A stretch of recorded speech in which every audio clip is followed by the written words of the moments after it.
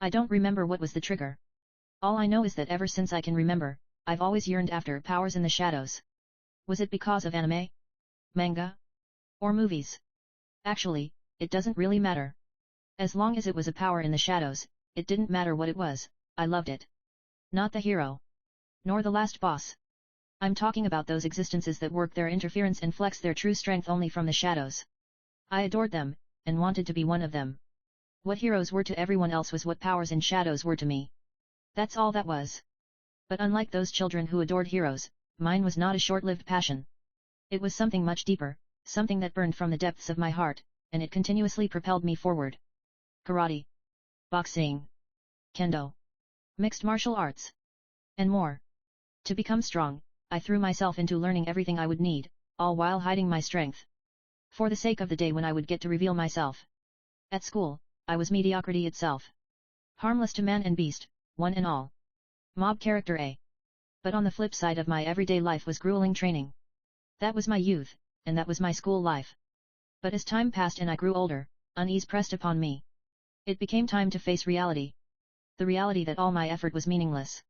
No matter how many martial arts I master, I would still be far from the overwhelming power possessed by those powers hidden in shadows depicted in stories. The most I could achieve would be the strength to beat up a few punks. If firearms came into the picture, things would get tough. And if I got surrounded by soldiers wearing full equipment, well then, that'd be game over. Power in the shadows that gets beaten up by soldiers. How laughable. Even if I spent several more decades in training, even if I became the world's strongest martial artist, if I got surrounded by soldiers, I'd still get beaten up. Or maybe I would be able to handle it somehow. Perhaps, with enough training, humans might possess the potential to beat up soldiers even if originally surrounded.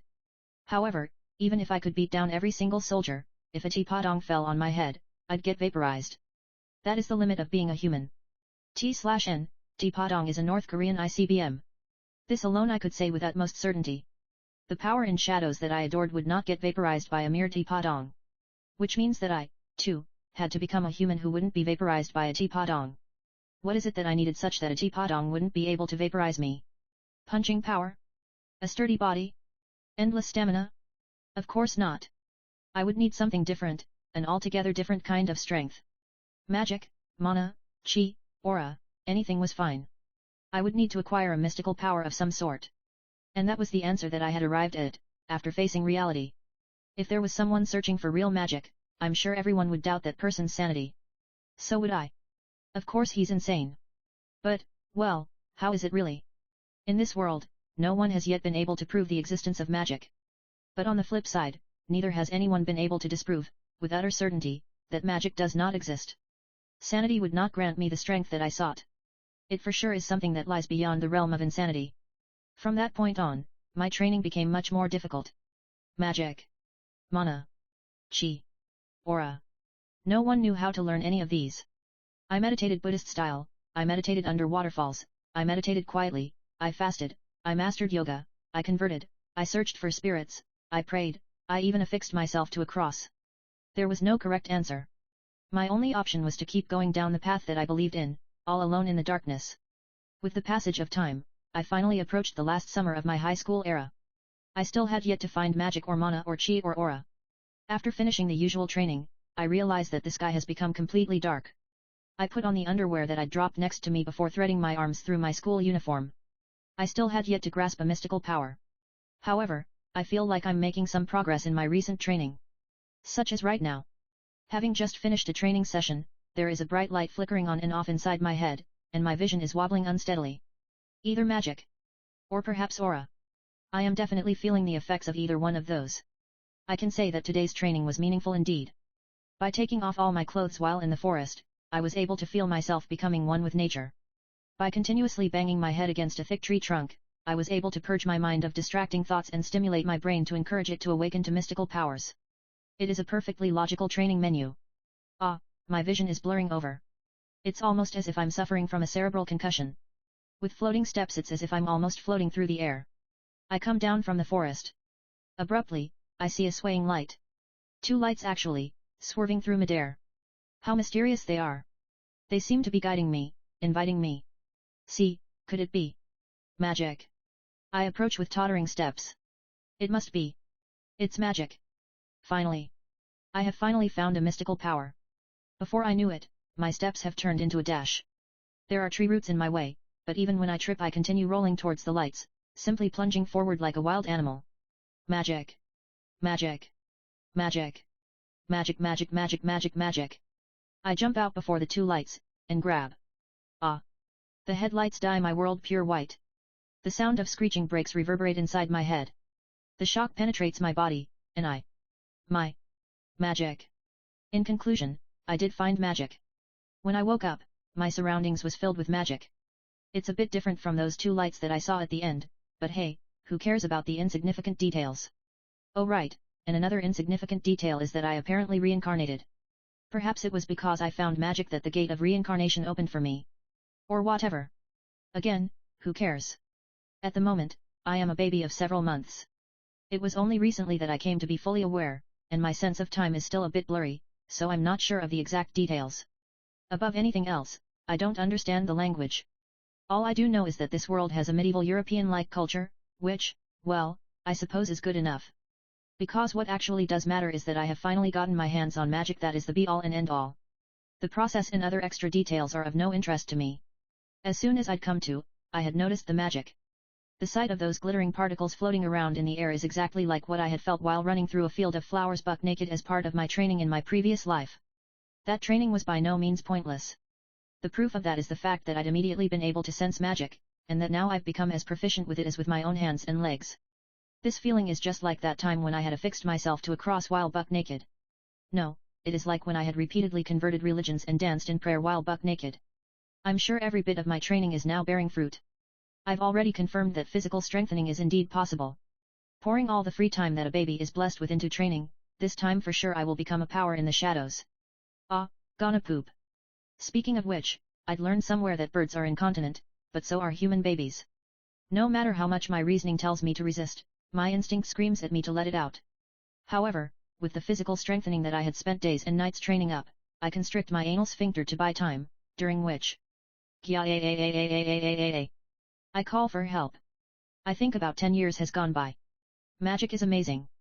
With it, I can easily make movements far beyond human limits. Crushing rocks? Easy. Running twice the speed of a horse? Totally. Jumping higher than houses? You bet. But I'm afraid a teapotong is still beyond me. Magic can up my physical resistance, but mighty are Earth's weapons. The thought that there is no teapotong in this world, so isn't it fine to drop this, did cross my mind, but what worth is there in a power in the shadows who attained his position by compromising? None, absolutely zero. Thus, I continue to strive towards attaining a body that can win over a teapotong. To that aim, I have poured my days into research and training. Recently, a certain possibility has surfaced in my mind, and I'm currently experimenting on it. Oh, and by the way, the family that I was born into is apparently a noble house. It's a lineage that has continuously spat out knights that fight while using magic to strengthen themselves, so-called magic swordsmen. And I was brought up as the family's heir with sky-high expectations and respect. Or not.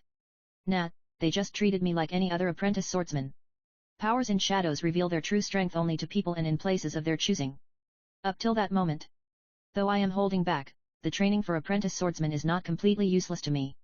I am able to learn how this world fights with magic, and it is also a chance for me to review my own fighting style. To be blunt, the fighting techniques that I had learned in my previous life are several folds more polished and rational.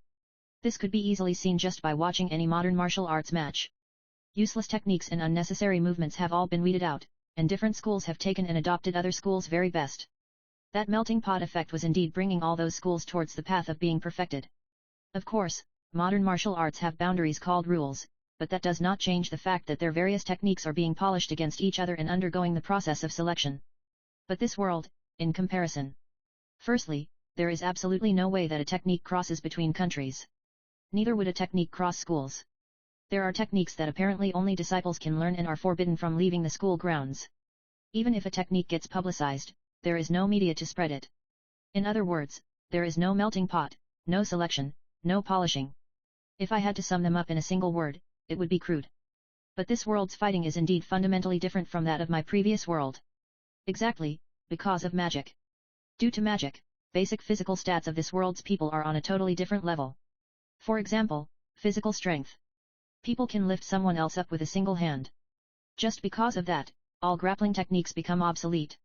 Even if I mount someone, they can jump into the sky just by flexing their abdominal muscles. Even if I put someone into the guard position, they can send me flying with just a single leg. So yeah, grappling techniques, all out the window. People fight the way that people fight, and goblins fight the way that goblins fight. That's all there is to that.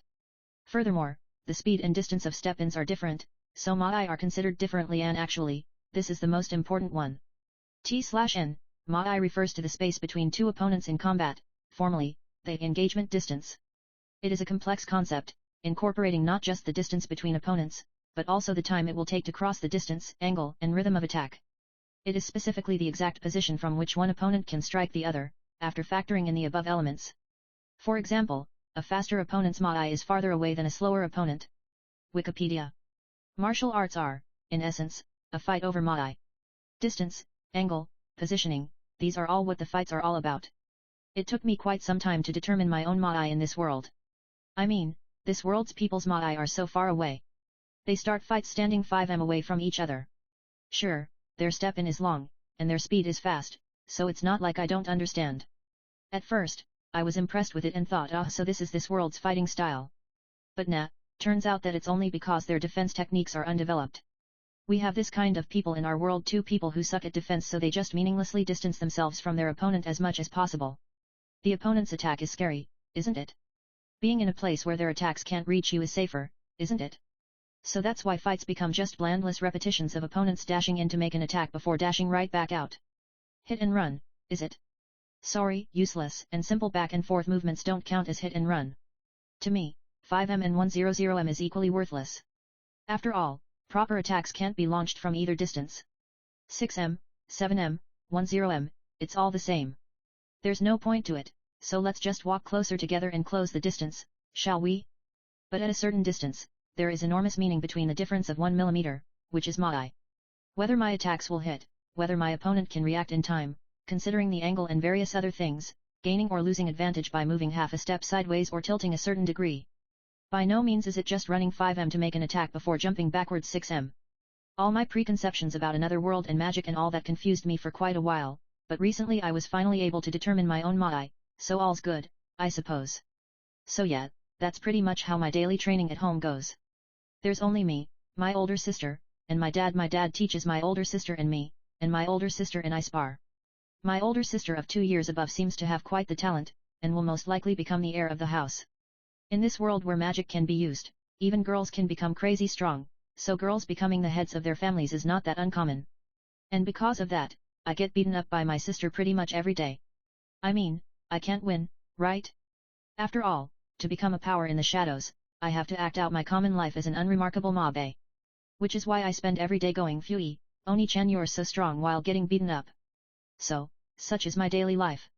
During the daytime, I also have studies related to being a noble, as well as various other tasks that I need to carry out as mabe, so I don't have much free time. Therefore, my personal training naturally ends up having to be carried out at night, after everyone else has gone to sleep. Of course, that means decreasing my sleeping hours, but by combining the effects of meditation and magic's recovery powers, I was able to develop a unique sleeping style that is super short but super effective.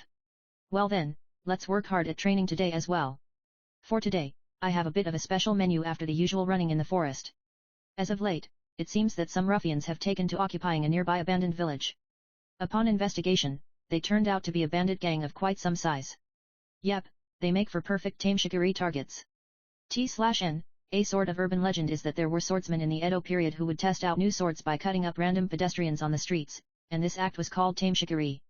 I do kill random scattered brigands whenever I come across them, but something the level of a full-fledged bandit gang is like a once-in-a-year event for me, so I'm quite excited. All year long I'm in lack of a proper sparring partner, so I love these kinds of criminals.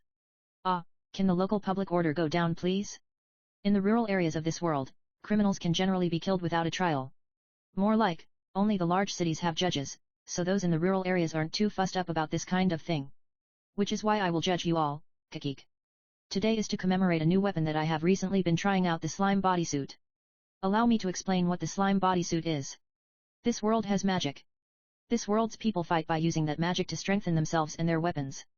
However, there is always some degree of loss when they use magic. For example, a normal iron sword would only have 10% efficiency. You pour in 100 points of magic, but the effect is only a boost of 10 points. Which means that 90% of the magic is lost in the process. Even for mithril, a metal lauded for its high conductivity, a sword capable of 50% efficiency would already be considered to be a high-grade item. So in short, there is always a huge amount of loss. Then I came to consider slimes. Slimes are, well, true to their appearances, magical beings. They change form and move around using only magic. When I studied them further, I realized that their magical conductivity is a mind-shattering 99%.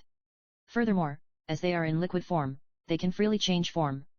So I hunted slimes, crushed their cores, and experimented on the leftover slime jelly. The number of slime cores that I have crushed are easily in the thousands. It was to the degree where the local area began suffering from a slime deficiency, forcing me to go on expeditions further afield. The slime jelly was quite easy to process. After strengthening and compounding it, I was eventually able to make a full-body bodysuit out of it. Unlike armor, it does not make any sound, is comfortable, and actually even provides support to any movements I make. And of course, its defensive capabilities are also guaranteed. At the moment, I'm wearing a completely black bodysuit made from slime jelly mixed with black pigments. There is no unnecessary adornments, the suit fits my body perfectly, and my vision and breathing is unobstructed. I pretty much look exactly like the villains in a certain detective manga. Perhaps I should also think of a more appropriate design in preparation for the day when I shall intervene as a power from the shadows. So with that, I've arrived at the abandoned village. Despite the late hour, they've got torches lit up all over the place. Apparently, they've just successfully assaulted a merchant caravan, so now they're having a feast. Yep, my luck is pretty good. Bandits generally have zero planning skills, so they have a strong tendency to immediately use up whatever they get their hands on. It's only right after an assault that they actually have things worth anything. What belongs to the bandits, belongs to me. This is how I'm saving up capital for becoming a power in the shadows in the future. With max tension, I crash into the feast. I don't play the stealth route, because then that wouldn't count as practice. Hi ha. Bring out all your money and valuables. So I yelled, standing smack dab in the middle of the camp. The fuck is with this little squirt? I'm 10 years old, so I guess the little squirt comment is not entirely undue. Alright, I said, to bring out all your money. After I kick away the rude guy who called me a squirt, the other bandits finally take up their weapons. Oi, if you look down on us too much, don't think we'll go easy on you just cause you're a. Alright. That guy's lines were just too cliché that I couldn't help but to cut off his head first. Naturally, my weapon is made of slime material, it's an exceptional weapon that I can take out only when needed. Furthermore, this slime sword still has several more handy functions. Handy function 1, it stretches. Ora ora ora ora ora a. I stretch the slime sword and swing it in a horizontal arc to take out all the nearby bandits. The elasticity of machi paired with the sharpness of an actual sword. It's the first time I'm using it in real combat, so I had been slightly apprehensive, but turns out it performs quite well. Ora ora ora ora a. After getting caught up in the moment and cutting every which way indiscriminately, I suddenly realized that the surroundings has become really quiet. There's only one guy left? Why, you, who the hell are you? Sigh, no other choice.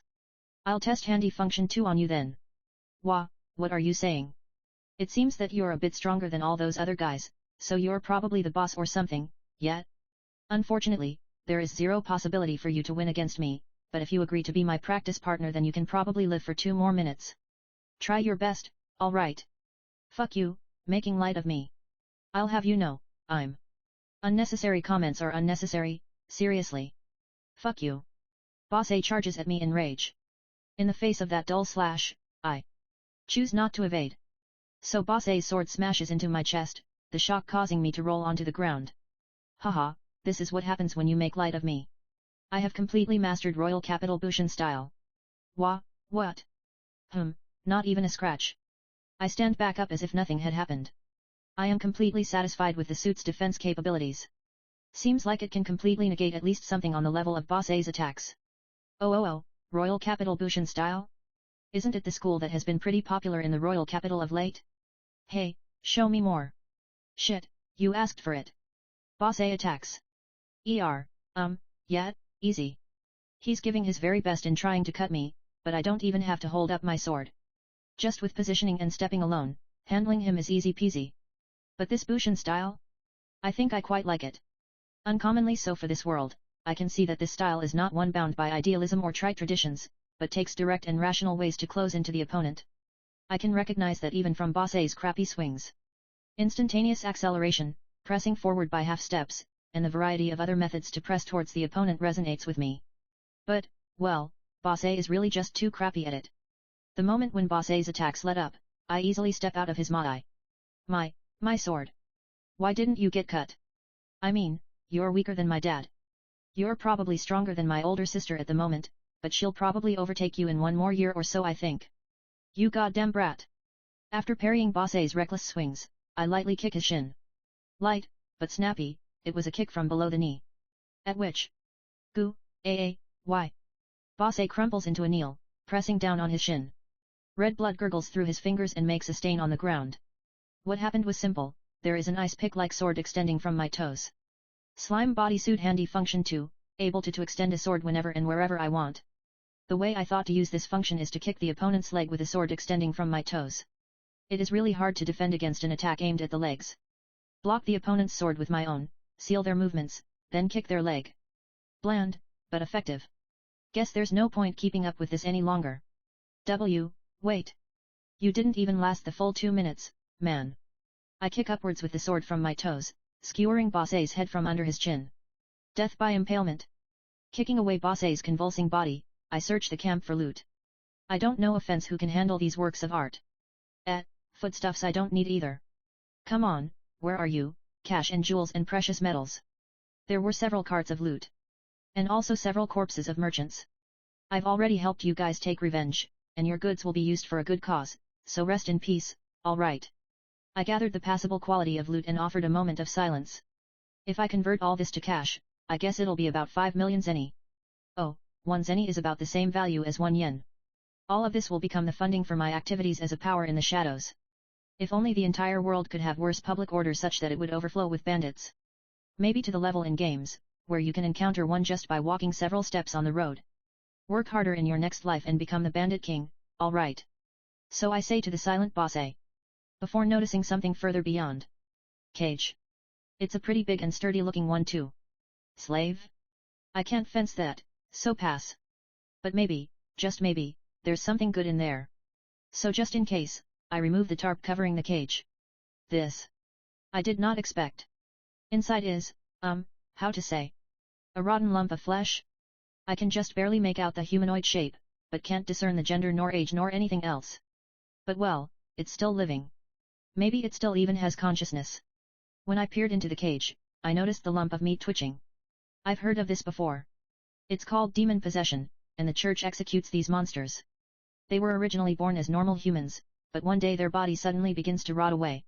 They would eventually die if left alone, but the church proactively buys them and executes them in the name of purification. This purification of demons is pretty much just genocide of patients, but the church gains acclamation from the populace for protecting the common populace from the demons. What can I say, it's medieval Europe indeed. If I sell this lump of meat to the church, it'll fetch a price higher than the combined worth of everything I looted today. But again, I can't actually go sell it, so there's no meaning to it. Guess I'll at least just put it to rest. I slide the slime sword in between the bars of the cage. But then suddenly realize something. There is an enormous amount of magic inside this lump of meat. Even though I've been training my magic ever since I was a baby, the amount I have still pales in comparison. What a monstrous amount of magic. And furthermore, this wave. Is it magic deviation? Is it possibly the case that the reason why this lump of meat became like this is due to magic deviation? Previously, I had also suffered from magic deviation. If I hadn't successfully brought my magic back under control that time, would I have also become like this? Magic has an undeniable effect on the physical body. A certain day, I thought of a certain possibility. Would it be possible that through magic deviation, I can train my body to become further accustomed to magic, such that it can become easier for me to control magic? But purposely causing magic deviation is too dangerous, so in the end I had shelved the idea. But if this lump of meat is truly the product of magic deviation, and if I can perform my experiments on this lump of meat, then I can get even closer to the strength of a power in the shadows with zero risk to myself. This meat can be of use. I reach out to the lump of meat, and begin to pour magic into it. Asterisk. It's been almost a month, I guess. While thinking of the day I got my hands on that lump of meat, I sigh deeply while standing in that same abandoned village. How did things become like this? The experimentation on the lump of meat went well until around halfway through. Since it was not my own body, I had no qualms about pouring in tons and tons of magic. Not this, not that, maybe this way, maybe that way. Oh, I just had tons of fun with the experiments day after day. Damn, it was fun. I got closer to the essence of magic, and felt my own strength growing at a visible rate. Everything was good. I improved on my magic control, making it denser, finer, and stronger, until the moment came that I was able to completely suppress the magic deviation. Then suddenly I found a young blonde elf girl in front of my eyes. I was too absorbed in controlling my magic that I didn't notice the lump of meat turning into a blonde elf until that moment. It's pretty amazing, being able to return from being that lump of meat. So I pretty much decided to send her off like, "You're free now, so return to your home, or may you be happy in the future." But then she was like, "I can no longer go home, and like I must return this debt of gratitude. I mean, seriously, I wasn't helping you, you're just a coincidental outcome, alright?" It seemed like a pain, and I considered just running away, but in the end I agreed to have her become my very first subordinate as a power in the shadows. Doesn't seem like she'll betray me, and she seems pretty smart, and kind of possesses an unnecessarily capable aura. Even though her age is 10 just like me, but apparently the rumor that elves mature mentally much faster wasn't a lie. Which is why, from today onwards, your name will be Alpha. Alpha, Alpha, either way is fine.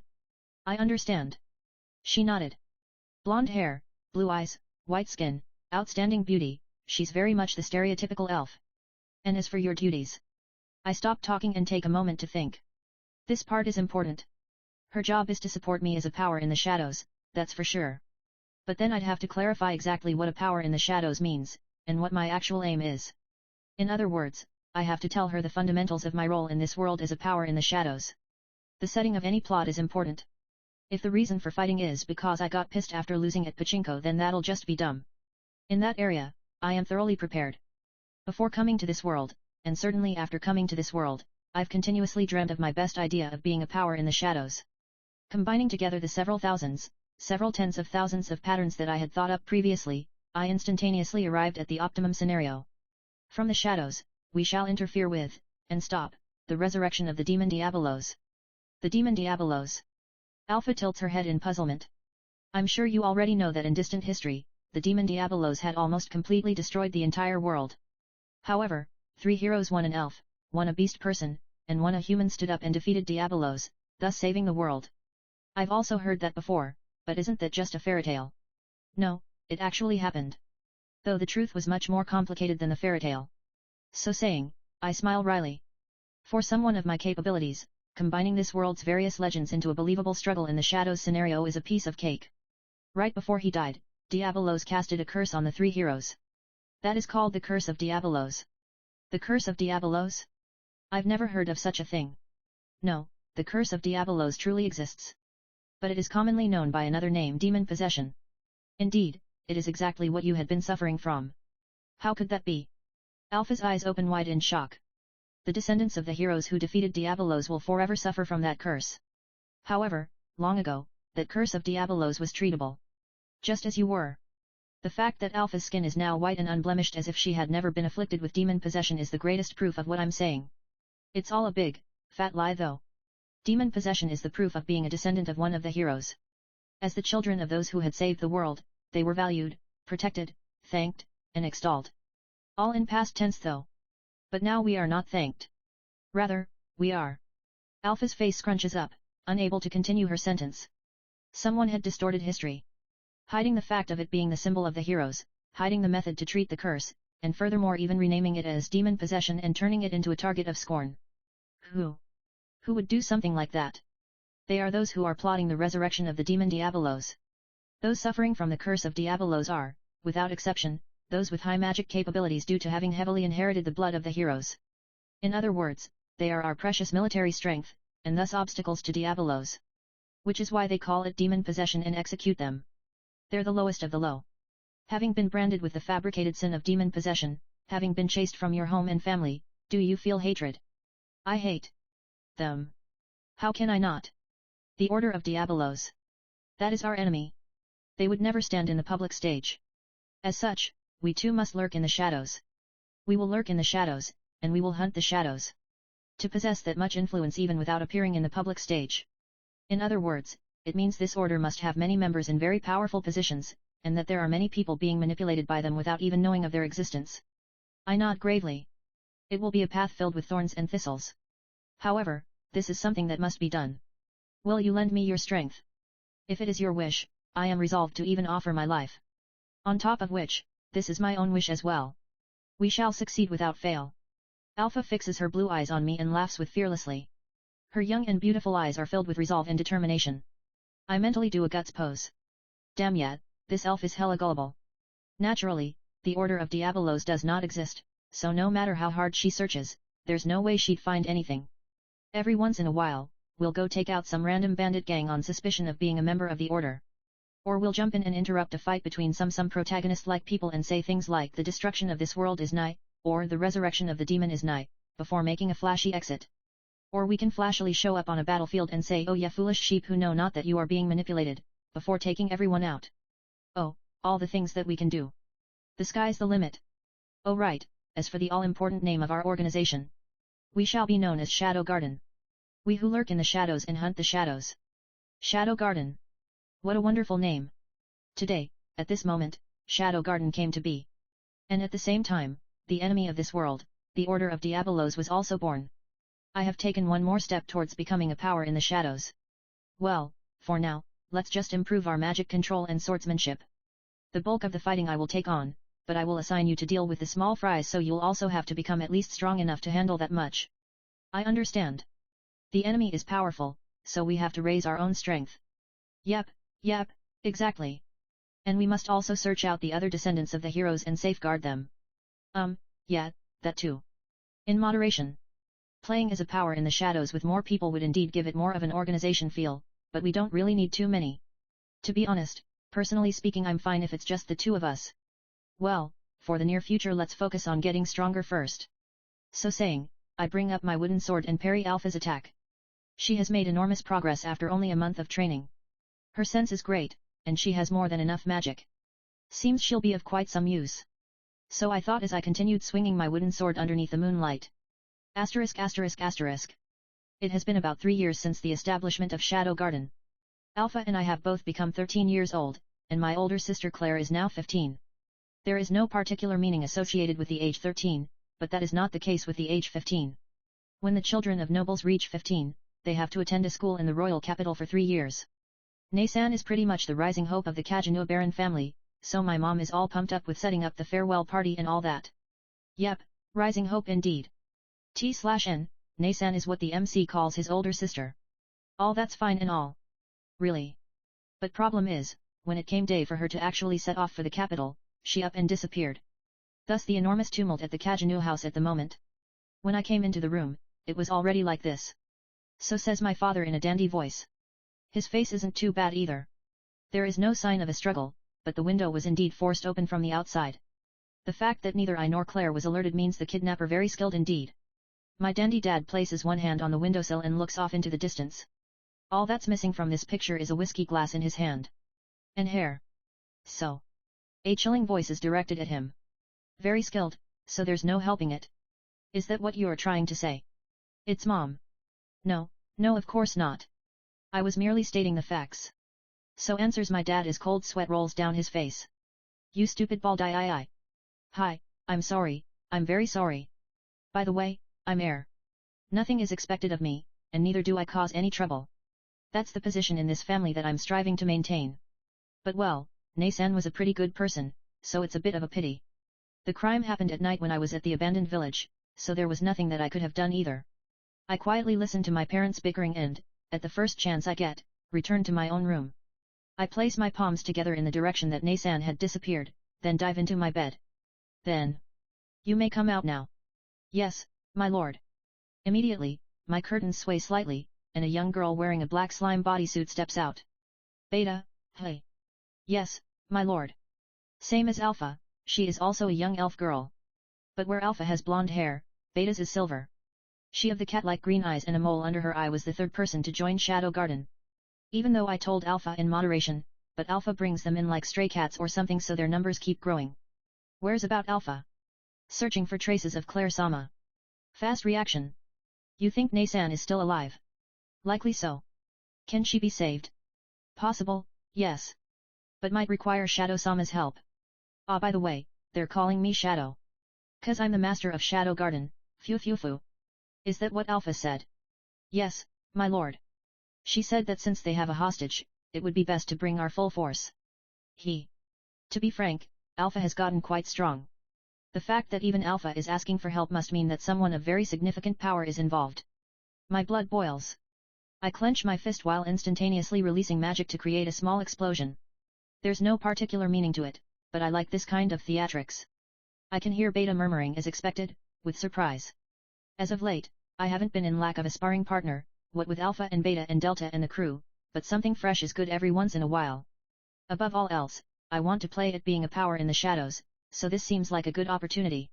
It's been a while since I last got serious. Just like so, I've also gotten used to exuding the aura of a power hidden in the shadows.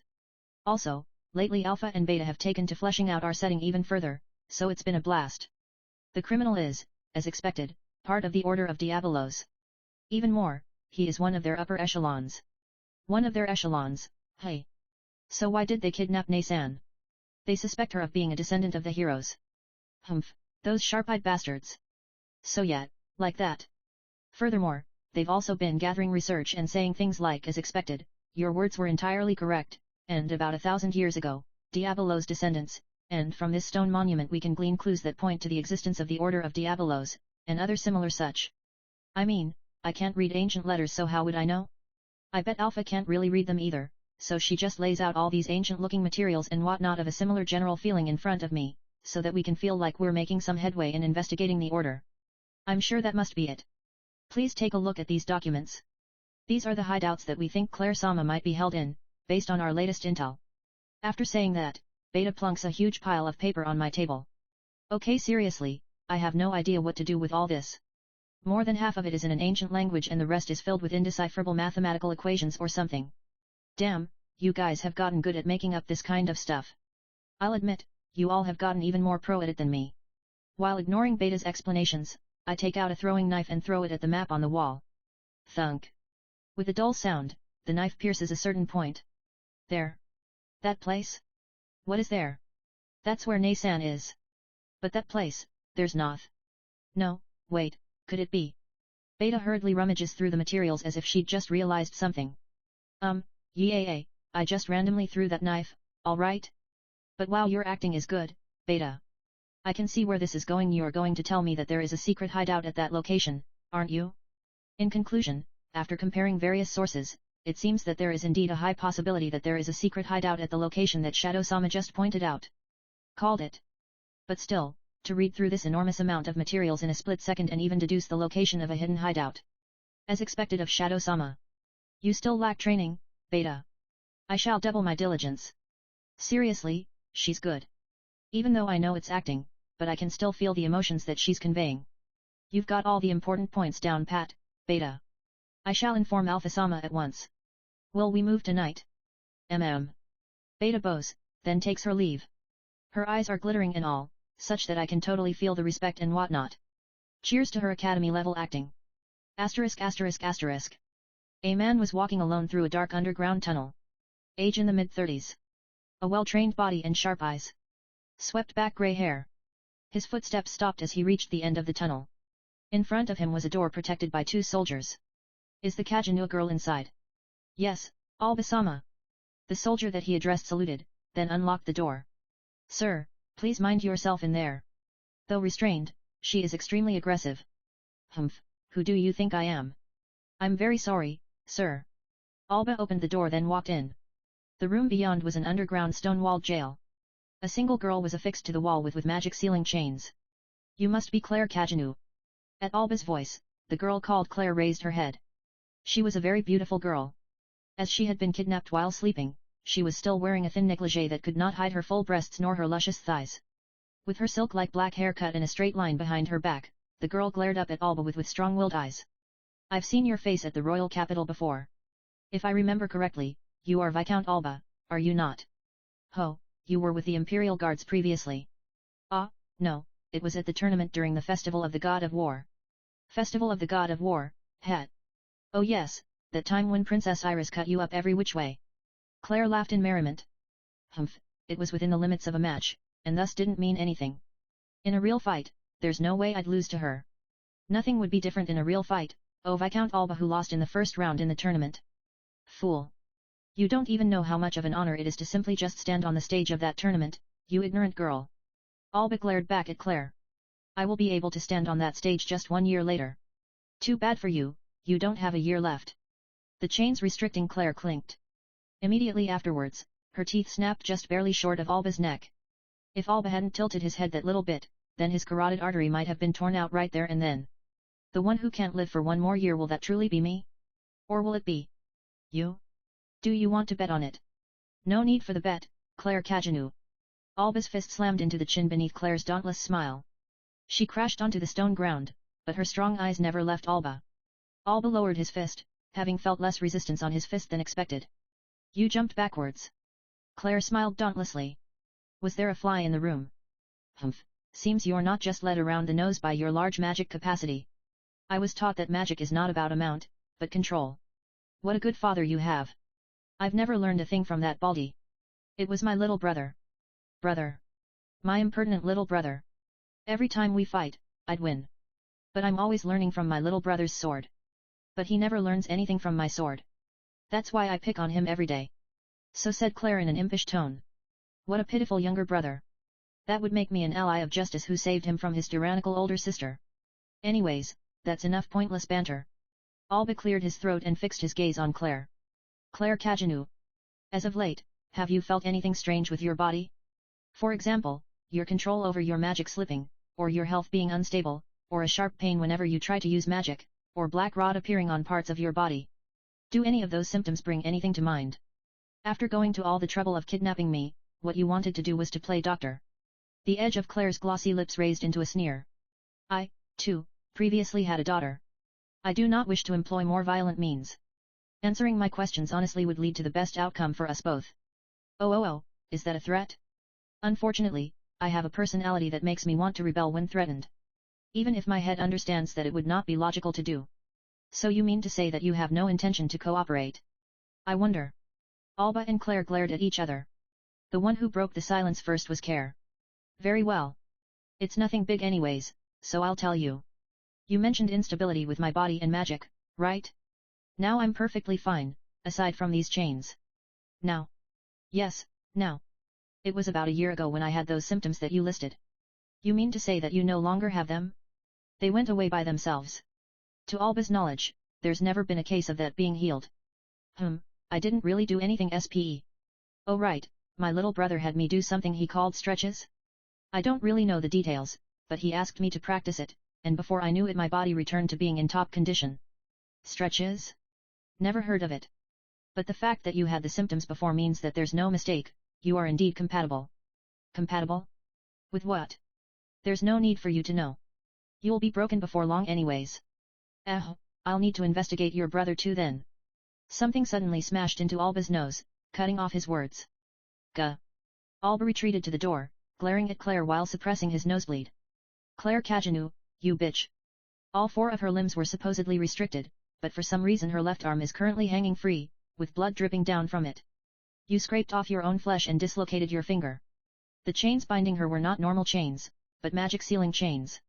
In other words, Claire had used pure brute strength to chafe off her own skin, crush her finger bones, and thus free her arm from the chain. That's how she was able to hit Alba. Alba was greatly shocked at that truth. If something happens to him, I will never forgive you. I will kill you, your loved ones, your family, your friends, and everyone else that means anything to you.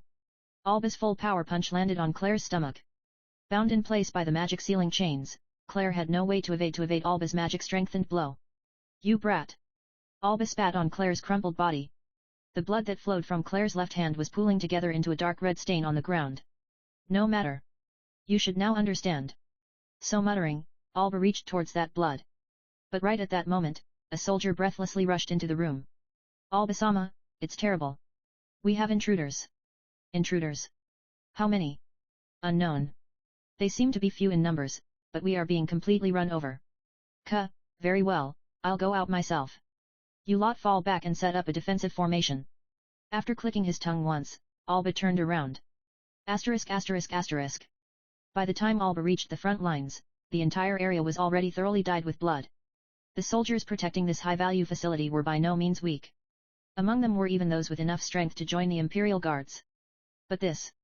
How did this happen? In the hall of this underground facility, at the only point where light could shine in from the outside, there is an entire mountain of corpses. All of them bore only a single sword wound. Completely dominated by an overwhelming difference in strength. It was you bastards. The target of Alba's glare is a group of individuals wearing black bodysuits. Judging from the bulges on their bodies, all of them are young girls of small stature. They number 7 in total. But in this location currently illuminated only by moonlight, their presence is so thin that Alba would lose sight of them if he let his attention wander for even a moment. The girls, through their uncommonly high proficiency with magic, are controlling their own presence. They possess power enough to match that of his own. Alba has no choice but to acknowledge this fact. Among them, a young girl drenched head to toe with blood looks Alba up and down under the light of the moon. That moment, alarm bells go off inside Alba's head. There is no particular reason, it is all instinct. Every fiber of his being is screaming at him that she is dangerous. While the blood of her bodysuit drips onto the ground, drip drop, she also begins to slowly approach him. All while slovenly dragging her blood-soaked sword over the ground, leaving a trail of blood behind. Who are you people? What is your aim? So asks Alba while suppressing his fear. Every single one of them has enough strength to rival his own, but there are 7 of them. How out of luck is he? To do battle would be sheer folly. Even while lamenting his own unluckiness, Alba continues to search for a way out of this situation. But the blood-stained girl does not seem to have heard Alba's question. She only laughs. Underneath her blood-stained mask, the blood-stained girl only laughs. I'm going to be killed. Or so thought Alba, when. Fall back, Delta. The blood-stained girl stops moving. Then she turns back as if nothing had happened. Alba watches her go with a sigh of relief. In exchange, a different girl steps forward. We are Shadow Garden. It is a voice so beautiful that if the situation wasn't as it is, he might have fallen in love with it. And I am Alpha. And suddenly, he realizes that she had taken off her mask. Under the moonlight, her skin shines a dazzling white. The girl takes one step forward. A blonde elf. Beauty enough to steal his breath away. Then she takes another step forward. Our aim is the destruction of the Order of Diabolos. She swings the black blade that had appeared in her hand out of nowhere through the air.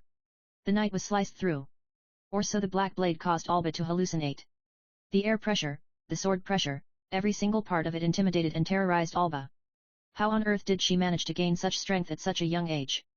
Alba finds himself shuddering with both jealousy and fear. But what he finds more shocking than her strength are the words that had come out of her mouth. You bastards! Where did you hear that name from? The Order of Diabolos. In this facility, there is only a small handful of people who know of this name. We know about it all. The demon Diabolos, the curse of Diabolos, the descendants of the heroes, as well as the truth of demon possession. How, what, that? Among what Alpha just said were things that even Alba learned of only recently. Those secrets are protected so carefully that there is no way they had leaked outside. Did you think that you people were the only ones chasing the curse of Diabolos?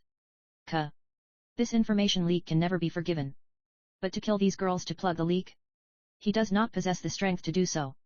In that case, what Alba must do is to survive. He must survive and warn headquarters of these girls' existence. Therefore, Alba charges forward. Alba draws his sword with vigor, and slashes at Alpha. How reckless! Alpha easily parries his sword. Her counter slashes Alba's cheek, causing blood to fly through the air. But Alba does not stop. Again and again, without regard for how many times his swings miss, Alba continues brandishing his sword, searching for an opportunity to escape. But she dodges every stroke by a paper's length. Exerting only the minimum amount of movement, she has already fully seen through his swordsmanship and dodges everything perfectly. In converse, it is Alba who is getting cut. Cuts on his arms. Cuts on his legs. Cuts on his shoulders. But none of the cuts are fatal. Determining that her intention is to subdue himself for interrogation's sake instead of to kill, Alba laughs. He has finally found the path to victory. After the nth time that his sword slices through empty air, Alba suffers a cut to his chest, and totters back in retreat. Seems that continuing this any longer would be a mere waste of time. Alba does not answer. Kneeling down while pressing down on his chest wound, Alba smiles. Then drinks something. What are you What? Abruptly, Alba's body doubles in size. His skin turns jet black, his muscles expand, and his eyes turn red. And above all else, the amount of magic in his body increases explosively. Without any notice, Alba's blade flashes in a mowing attack. Alpha manages to block in time, but the shock causes her to grimace. As a snap judgment, she decides to take some distance by riding the shock and jumping backwards. What an interesting trick! Flapping her slightly numbed hands, Alpha tilts her head. That wavelength is magic deviation, is it not? And you are trying to suppress it with brute strength. Alpha-sama, will you be alright? So asks another girl at the back, seeing Alpha retreat for the first time in this fight. Not a problem, Beta. It's merely gotten a bit annoying. When Alpha returns her attention towards Alba, he is no longer there.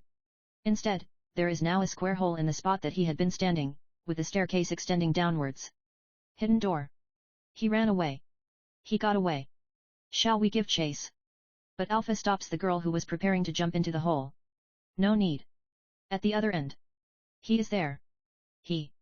Speaking of which, earlier Shadow-sama did say that he'd go ahead and split up from us. Could it be?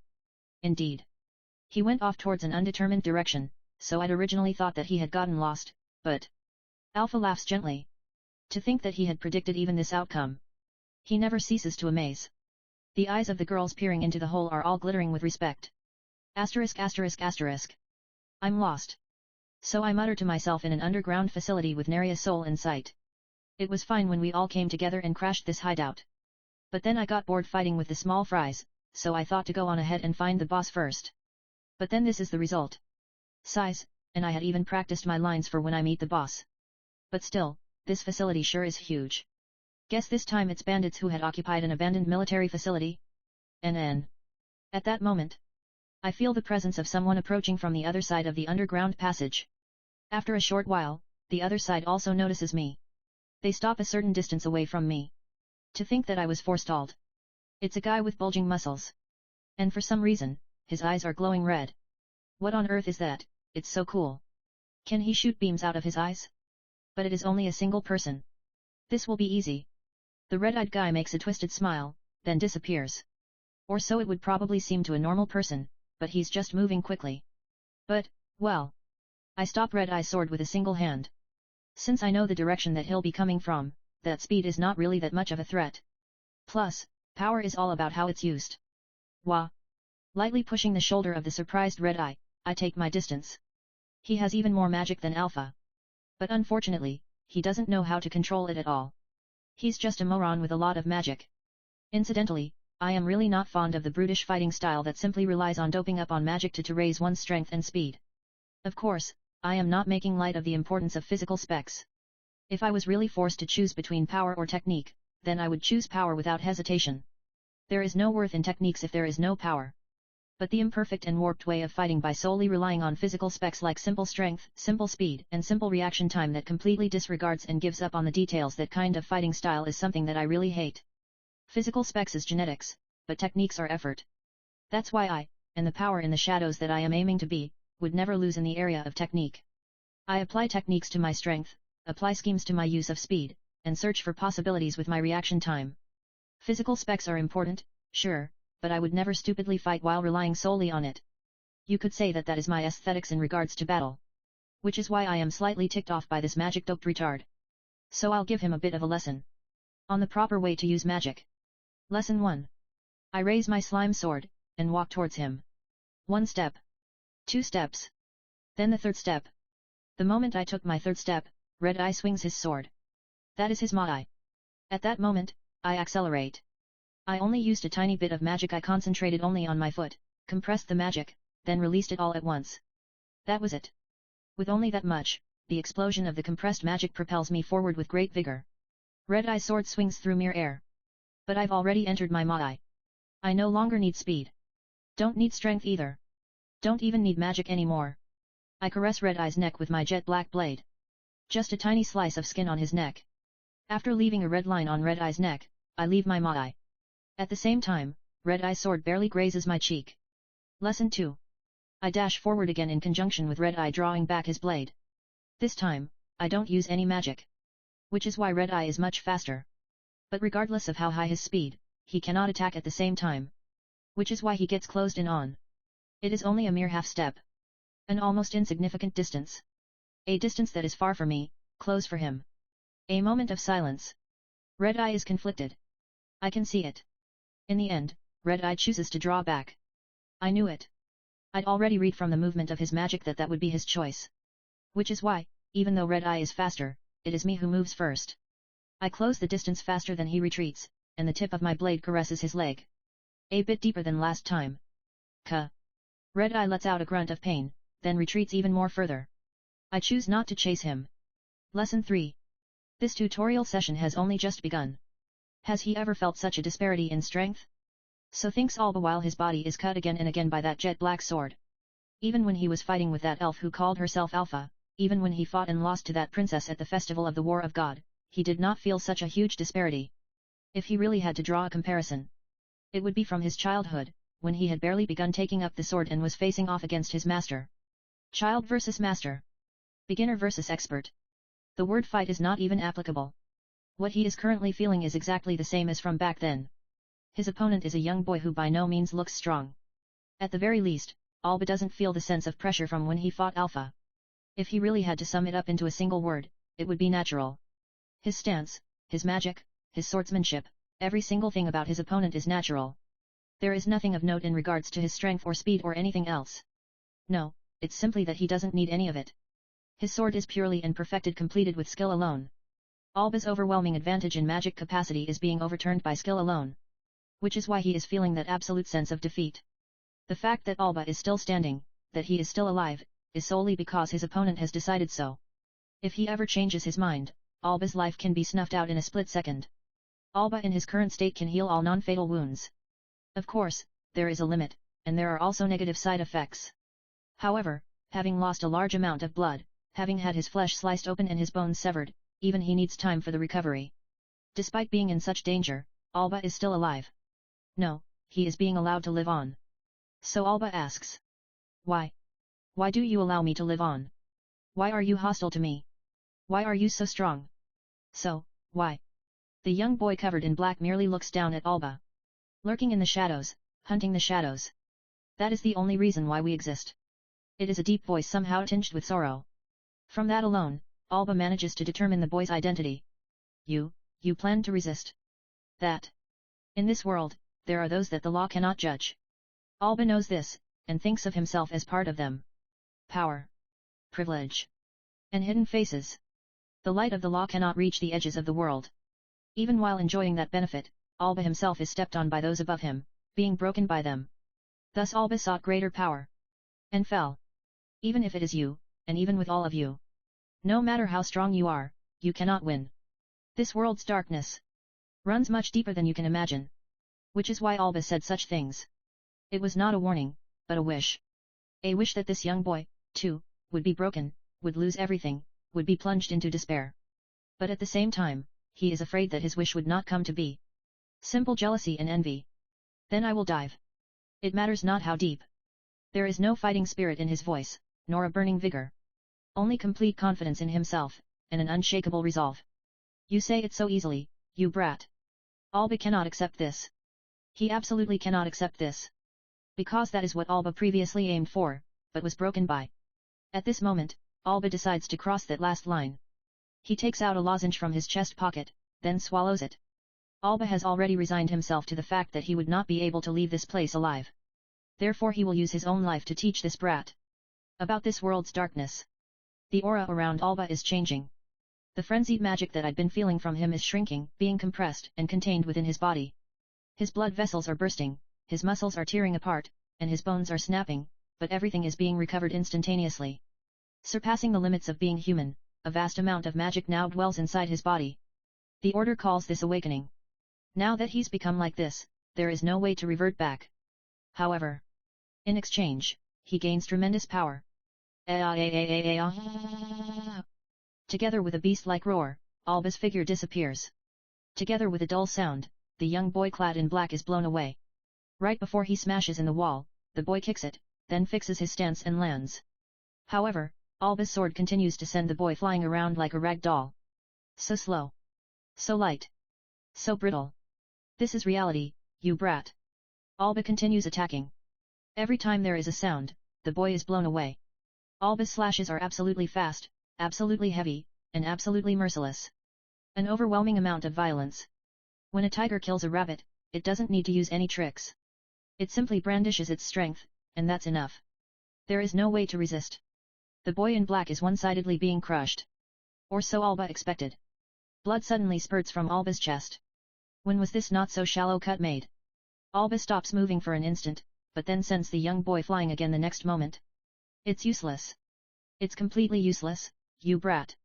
Alba's wound is supposed to be deep enough to reach bone. However, the wound bubbles, then regenerates in a split second. This is power. This is strength. Alba accelerates even more. The scene of him spurting blood while zooming through the air is almost like a red flash. Black versus red. The two clash. The black is sent flying, while the red spurts blood. The exchange of blows cannot be followed by the naked eye. Only the red after images and the sight of the black being sent flying indicate that there is something going on.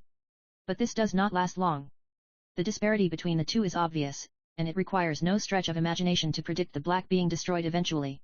It is supposed to be a fight that where there's no way for him to lose. Repeatedly he swings his sword, and repeatedly he demonstrates his dominance over the black. But, why? Why? How does the boy in black continue to stand back up again and again, looking none the worse? Why? Why can't I reach you? There is no visible change on the black. Having used almost no magic, having made almost no movement, simply allowing his body to follow the flow of Alba's attacks. Exactly like a leaf caught in a rapid current. But he was not only flowing along, but also using Alba's momentum to deliver accurate and precise strikes. There is nothing unnecessary, nothing extraneous. Just being natural, letting things be the way they are. How ugly. So says the black. Those eyes that seem like they can see through all things are focused on Alba. What do you know? What the fuck do you know? So screams Alba. With that, his sword, his body, his everything is poured into a mowing attack accompanied by a howl. Even if it costs him his life, he will erase this black. This strike is well and truly the greatest one that Alba has ever made in his entire life. But playtime is over. It is easily bisected. As if swinging through empty air, the black sword completes its trajectory without any resistance. Alba's sword, his immense amount of magic, his well-trained body, all of it was cut in half by a single swing. The jet black sword has no magic, no strength, and no speed. It was perfected with only pure skill. Or so Alba originally thought. But that wasn't it. What was that? It was indeed a stroke that could cut through anything and everything. As it sliced through his sword, his magic, his flesh, and his bones, Alba noticed it. That stroke contained a highly condensed amount of magic, a tremendous amount of strength, and an overwhelming amount of speed. And to top it all, there was skill. This is true perfection. Apparently the black had possessed everything from the very start. It was only that he didn't use it. There is absolutely nothing that stroke cannot cut. To think it was to this level. Blood spurts into the air. The upper half of his body falls off, while the lower half crumples. Even after being split clean in half, Alba's body continues trying to regenerate, but it's already gone past its limits. It begins to rot, dyeing the ground black. Alba looks up as his opponent looks down. Having crossed swords, Alba now understands the black. The black sword is a honest sword, a commoner's sword, a sword attained from effort filled with blood and sweat. He had thought him a mere brat who did not know anything. But that is wrong. He already knows everything, but regardless had made a conscious choice to fight, knowing full well the odds. Powerless. Alba's life was powerless from start to finish. What he tried to achieve, what he could not achieve. Lee. Alba reaches for a jewel-studded short sword, then closes his eyes. The last thing that comes up in his fading consciousness is the smile of the beloved daughter that he had lost. So that's basically how we wiped out that bandit group and saved Naysan. When we found Naysan, she was unconscious, so we freed her restraints and then just left her there. The very next day, she showed up back at the house, in high spirits. That person is excessively resilient, so her hand injury had already mainly healed up after just one night. After that was a whole week of recovery or investigation or whatnot before she finally left for the royal capital. And for some reason, during that 1 week she kept fussing over me. It was quite annoying. Alpha and the others were apparently busy with investigating the bandit gang and cleaning up the leftovers. Right, sorry, they're not bandits, but the order. Well, bandits by any other name are still bandits in the end. But damn, that red-eyed Asen sure had talent. It was partly his credit that I was able to use a cool-sounding line like "then I will dive." It matters not how deep. Too bad he died, otherwise I would have hired him as a supporting actor. And my power in the shadows play and ad-libbing was a must-see. It's a pity that there was no audience, but I only have to bear with it for 2 more years. 2 years later, I will also be going to the royal capital. It's the royal capital, that capital. One of few great metropoli of this world, the only city in this country with a population higher than 1 million. I can bet that there would be both protagonist-like characters and last boss-like characters there. There would be an abundance of incidents, conspiracies, and intricacies that could never occur in a backwater place like here. And thus opportunities for me to make an appearance as a power in the shadows. Ah, in that light, then the current me who is making do by only taking out mere bandits is but a frog in a well. My story so far was only the prologue. As I continued to build up my strength in preparation for 2 years later, Alpha and the 6 others requested to meet with me together. Apparently they want to report on their investigation into the order and the results of their research into the curse. Lately they've all gotten quite busy, so it's rare to see all 7 gathered together at the same time. There's no actual point to investigating and researching, so you guys should keep it to a moderate level, alright, is what I'm thinking as I listen to their reports. To sum it all up, all of the heroes who fought Diabolos were female. That's why the curse of Diabolos only manifests in females. What a novel idea. But unfortunately, the general consensus is that they were all male. Oh, because Shadow Garden only has girls, except for me, so they're making that their pretext? Next, the largest percentage of those who manifest the curse are elves, then beast people, and finally humans. This is related to the lifespans of the races. For example, humans have the shortest lifespans, so the blood of the heroes flows the thinnest in them, which makes it hard for the curse to manifest. Elves, in contrast, have the longest lifespans, so it is the opposite for them. Then the beast people are in the middle of the spectrum. Speaking of which, I am the only human in Shadow Garden, and I didn't even have demon possession. As for the 7 of them, 2 are beast people, and the remaining 5 are elves. All of them previously had demon possession. Wow, you guys, good job thinking up a setting for even something like this. Alpha and the girls also reported a few other things to me, but it basically just went in one ear and out the other. And with that, they moved on to reporting about the Order. Supposedly the Order is an enormous organization that has grown roots all over the entire world. Nice, I like that you girls think large scale. The Order calls those suffering from demon possession, or the curse, you can call it what you want, as matches, and prioritizes the capture and execution of such people. It became that in order to mount a resistance against the Order, members of Shadow Garden also have to scatter across the world, leaving only one person to stay with me on a rotation basis. The rest will focus on reaching out to and sheltering those suffering from demon possession and also continue digging into the Order or run interference where opportunities arise. Hearing that, I got it. They have realized that the Order of Diabolos does not actually exist. Which is why they are trying to say that they can't play along with this farce any longer, that they want to be set free. That's what scatter across the world means, right? But because I really did cure them of demon possession, so to repay that debt they'll take turns to accompany me, and for me to be content with that much. That is the message between the lines that they are hoping for me to read. I found myself feeling a little sad. Even in my previous life, everybody adored heroes when they were children. And I adored powers and shadows in the same way. But eventually, everybody grew up, and before I knew it, they'd all forgotten about their heroes and left me all alone. These girls have also grown up, that's all there is to that. Despite feeling a bit sentimental about it, I quickly agreed to let them go. In the first place, I didn't even plan to gather so many of them. It would be enough with just me and one assistant. I saw off the girls who all teared up at the parting, then swore to myself that I'll definitely become a power in the shadows, even if I become the only person left in the entire world. Asterisk asterisk asterisk. I have finally become 15 years old, and have matriculated into the Midgar Magic Swordsman Academy. It is known as one of the top leading magic swordsman academies in the continent, gathering talents from both inside and outside of our country. In the 2 months that I've been here, I have purposely maintained my grades somewhere slightly below average, the most optimum position for a mob character. And in the meantime, I have been keeping an eye out for protagonist-like characters. Among the few that I have my eyes on, Princess Alexia Midgar. The most promising one is her. Even a chimpanzee would be able to figure her for a big potato just from hearing the title Princess Midgar. Incidentally, above her is someone even bigger and more famous called Princess Iris Midgar, but unfortunately she has already graduated from the academy.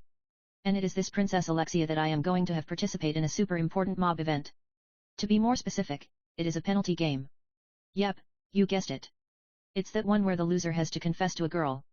Thus, I am now on the school roof, standing a certain distance away from Princess Alexia and facing off against her. She has shoulder-length silvery white hair, and her red eyes are enchantingly arc. Anyways, she has pretty eyes too, and her brows are, screw this, I give up. In short, she is really beautiful in the well-featured cool beauty kind. Unfortunately, thanks to Alpha and the others, I've gotten used to seeing pretty faces. I think it would be better if you let some of that tension out of your face, you know? Showing a bit more emotion would make you look a bit more human. Well, let's set that aside for now.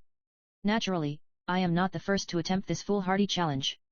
After entering the school for 2 months, already more than 100 retards have approached her and gotten shot down with the same emotionless phrase. Not interested.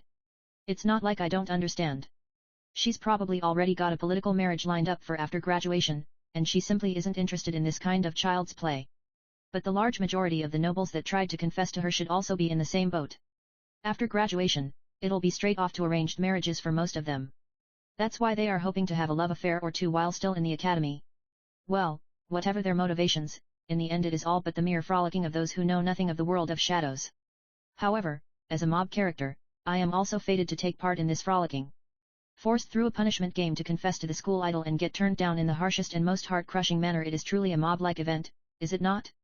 By completing this event in the most mob-like method possible, I would get one step closer to the most ideal image of a mob character inside my head. And that, in turn, would bring me that much further down the path towards becoming a power in the shadows. For the sake of this moment today, I stayed up all night deep in thought. What can I do? How can I confess to make this into the most mob-like confession ever? Word choice is of course important, but there is also articulation, pitch change, and vibrato, to list only a few. After the whole night of research, I have attained the ultimate mob-like confession, and am now standing at the decisive battle. Battle. Exactly. For a mob character, this is nothing short of a great battle. Power in shadows have power in shadows battles to fight, while mob characters have mob battles to fight. And thus I, at this moment, as a mob character, must give it my very best. With resolve in my chest, forward I face. Princess Alexia. You might be standing there looking composed and all, but if I really wanted to cut you down, your head would leave your body before you even know what happened. In the end, that is your limit as a person. Therefore, watch closely. This is the world's most mob-like confession. P. Princess Alexia. I reveal the stutter attack card, then display my nervousness through the articulation of princess, followed by a pitch change when saying her name. I like you. My eyes leap away from Princess Alexia to swim all over the ground, while my whole body trembles at a barely perceptible degree. Please go out with me. My word choice is kept to the basics, with no fancy additions, while my pronunciation, pitch, and articulation are flying off to God knows where. Then I ended it all with a rising inflection to exhibit my lack of confidence. It was perfect. Now this was the perfect mobness that I have been aiming for. Satisfaction. I feel pure satisfaction. Very well. Please take care of me. NN. Feeling satisfied, I was preparing to go back when I heard an auditory hallucination. What did you just say? Please take care of me. Okay. Something doesn't seem right here. For starters, let's go back together after school. Still not fully wrapping my head around this development, I meet up with Princess Alexia after school, we walk back to the dorms together, and part smilingly with a promise to see each other again tomorrow. Then I go back to my own room, dive into my bed, bury my face in my pillow, then scream. How the fuck did I enter the MC route of a goddamn love comedy? Asterisk. Isn't it strange? That's strange all right. That's so strange. Lunchtime the next day, I am having lunch with my mob friends while going over how yesterday went down. Consequently, all three of us are of the same opinion, that it was strange. To be honest, you simply don't have the specs to go out with Princess Alexia. Even I would be barely at the acceptable level, you know. So says Hiro. He is the second son of the Baron Gali family. His appearance is tall and thin, and it might seem like he is kind of fashionable and puts some effort into his appearance, but he has terrible sense. From afar, he could perhaps somehow pass off as handsome. Or not, scratch that last part, I can't see it at all. Of course, this Hiro Gali does not have the specs to go out with Princess Alexia. Why? Because he is someone that I've acknowledged as a mob friend. If even Cid could pull it off, then even I could have succeeded. I should have done the confession myself. And this is Jega. Second son of the Baron Imo family. His appearance is small and bony, like that extra guy in every baseball club. He is outstandingly talented in that even when looking from afar, no matter the angle, he wouldn't even have the atmosphere of being a handsome guy. Naturally, he is also a mere mob character who would never be a good match with Princess Alexia after even 1,000 years. Oh, and by the way, my name is Cid. Cid Kagenou. When I go by this name, I am your average, everyday mob character. Seriously, this is not as good as it sounds. It freaks me out that there is probably some deeper circumstances here, and in the first place the worlds we live in are too far apart. You got that right. After all, your caliber is even less than mine. I bet the longest this would last would be a week. I say 3 days max. Take a look around. At Jega's words, Hiro and I glance around, Almost everybody in the cafeteria are looking my way and whispering furiously to their respective companions. Look, he's the one. No way. His looks are so average. Is there some misunderstanding here? Damn, then even I could have. etc. etc. I heard that he discovered a secret of hers and is blackmailing her. From that guy called Hirogali. Are you serious? I'm gonna kill that bastard. Act like it was an accident. How could we call ourselves men if we don't stand up here? etc. etc. I have good ears, so I can pick up pretty much all of it. But for starters, I glare at Hirogali. NN, what's the matter? Nothing. Such is the friendship between mob characters. But seriously, what am I to do? It would be super suspicious if I turn around and dump her the very next day after confessing. In the first place, it is not mob-like to break up with a princess. But then again, I was forced out of being mob-like the moment she said yes. Why not just go along with it? Who knows, maybe you can even get a good memory or two out of it. So says Hiro with a smirk. I agree. Even if it was a mistake, you are currently officially going out with a princess. It would be such a waste to chicken out due to a few minor obstacles. I can't actually do that, now can I? The longer this state of affairs lasts, the farther that rumors about me would spread, and the further I would be from a mediocre mob-like life. But now that things have developed to this level, we absolutely cannot let slip that it was just a penalty game. So says Jega. Agreed. The moment it becomes leaked, things will descend into absolute chaos. So I'm begging you guys, alright? Especially you, Hiro. Me? Pfft, no one would be able to make me talk.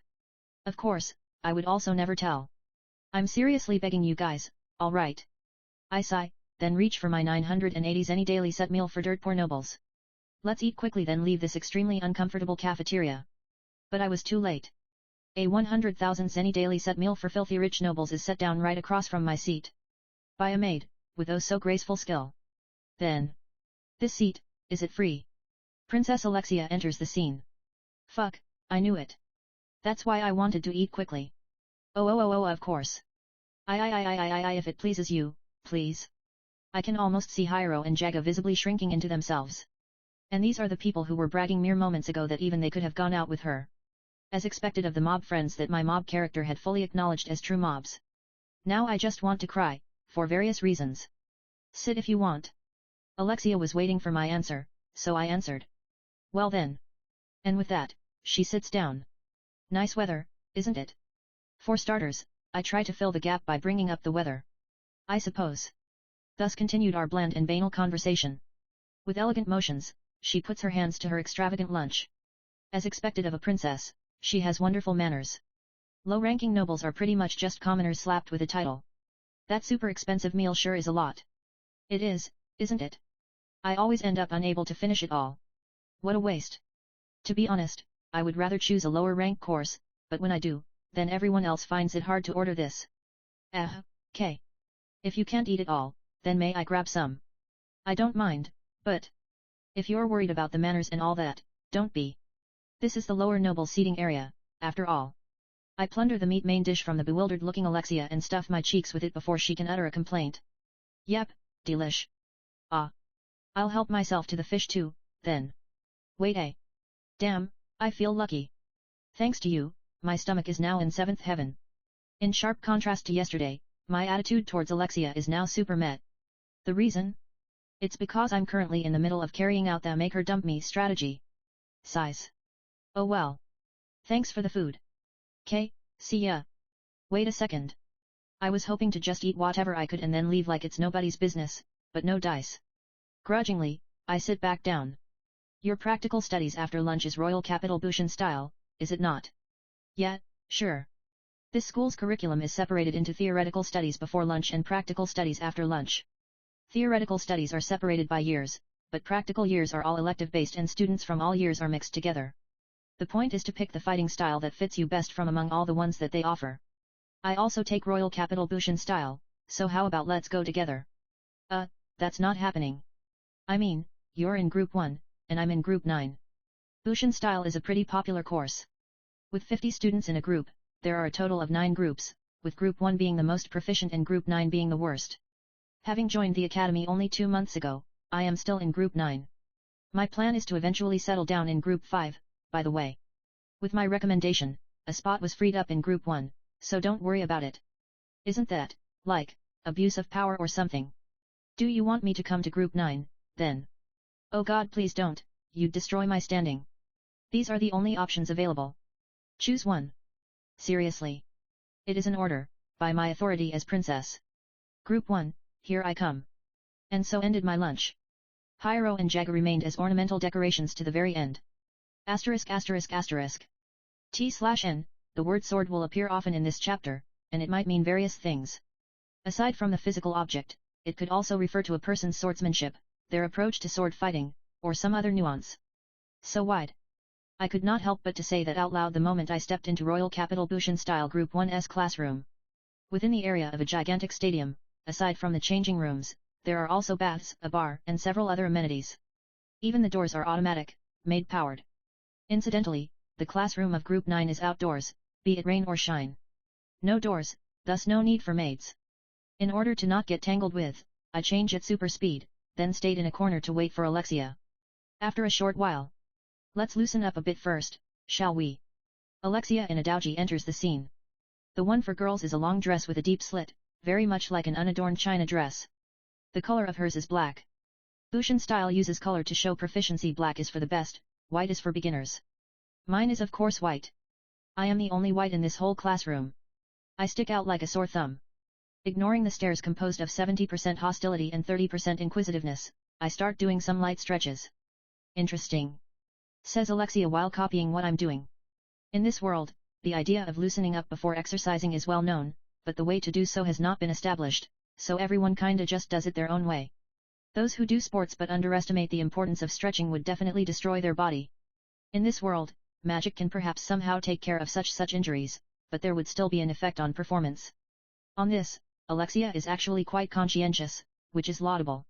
I, too, am extremely conscientious when it comes to anything related to combat. I have as much confidence as I do in the taste of that drink that I always drank at the East Coast. TN, I have no idea what this is a reference to. After a short while, class begins. Today onwards, a new friend will be joining us. Was the way that the teacher in charge introduced me. My name is Cid Kagenou. I will be in everyone's care. Then came the barrage of stares from people who absolutely are not thinking of me as a friend. Ah, as expected of Group 1. Just by taking a quick glance around, I see super important people here and there. That Eichmann over there is the second son of a duke's family, that beauty is the daughter of the current leader of the Magic Swordsman Knight Order, and even the class instructor is our country's swordsmanship instructor. He is even a blonde Eichmann and merely 28 years of age. Everyone, get along well. After which then began practice. Starting from magic control through meditation, all the way to basic training like practice swings. Good, this is good. The basics are important. In Group 9, we only did a short time of practice swings before everyone started just banging their swords against each other. Guess the truly strong really do understand what's what. Everyone here seems high level, so this is honestly a really good environment. Above all else, this Royal Capital Bushin style is one that makes a lot of sense. It's wonderful that every ounce of effort poured into it would never go to waste. Do you like the Royal Capital Bushin style? So asks the blonde Eichmann while approaching me. If I remember correctly, his name is Zenography. Do I look like I do? Oh yes, you look like you enjoy it very much. In response to my answer, Zenon-sensei gives a refreshing laugh. As you probably already know, Royal Capital Bushin style is a new branch off of Bushin style. Traditional Bushin style was originally already the most popular style in our country, so the reformed Royal Capital Bushin style had a strong start. Then with the patronage of Princess Iris, it became the second most popular style in this country, behind only the traditional Bushin style. I've heard that sensei is also quite an influential proponent of the style. What I've done is insignificant in comparison to what the princess has done. But even so, I feel like I was a part of nurturing Royal Capital Bushin style to where it is today. That's why when I see someone else liking this style, I get so happy that I can't help myself. Sorry for interrupting your practice. With that, Zenon-sensei goes off to watch the other students. I, too, fully understand how he feels. I like seeing Alpha and the girls swinging my sword. My sword is something that I had built up myself, so the feeling of being recognized when seeing someone else use it is an exceptional kind of happiness. What were you two talking about? So asks Alexia. About Royal Capital Bushin style. Phew. Anyways, it's mass next, so let's pair up. Mass refers to light practice of actual fighting forms. The point is to confirm the feeling of using certain techniques and parries, all without actually touching your opponent. Isn't our mastery too far apart? Won't be a problem. So we take a stance across from each other with our wooden swords. I make a move, which Alexia parries. Then she makes a move, which I parry.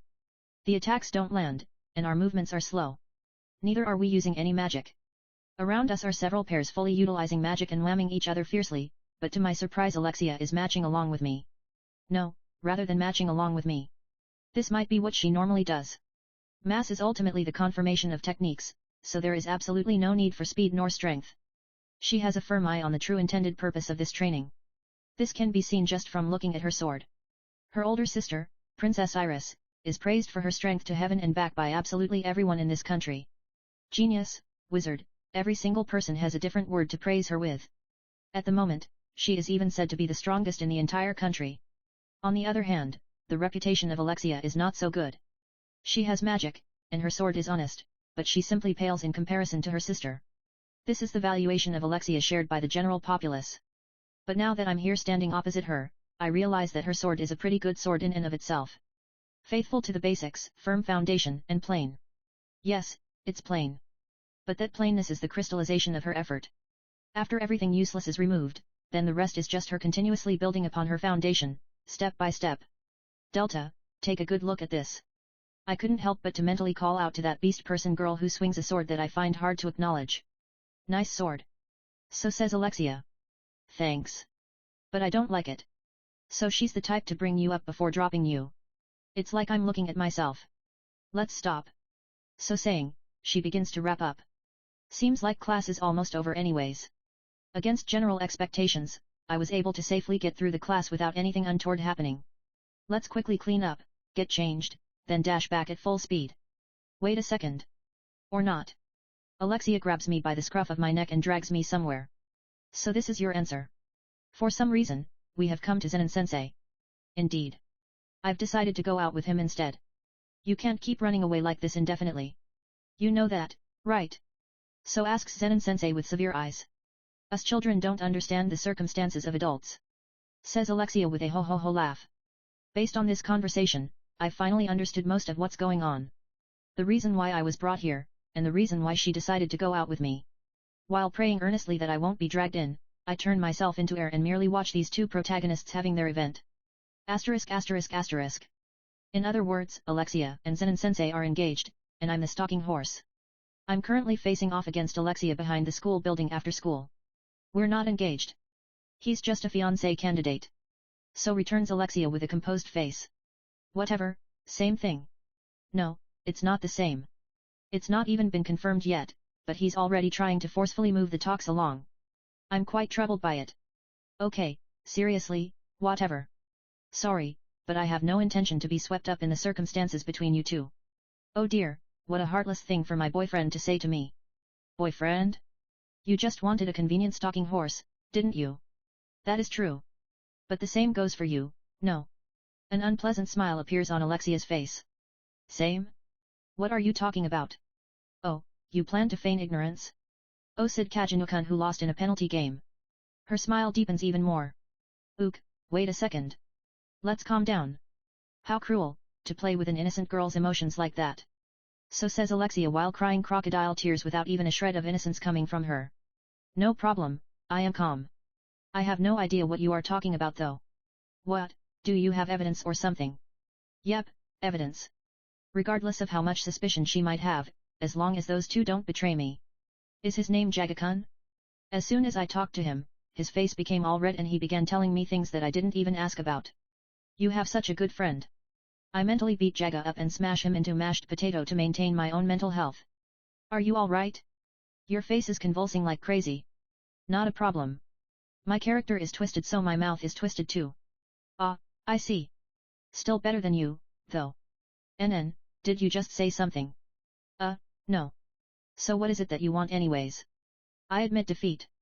The reason for my loss is my choice of friends. Let me see. Alexia crosses her arms and leans against the school building. For now, continue pretending to be my lover. Time duration is until that man gives up.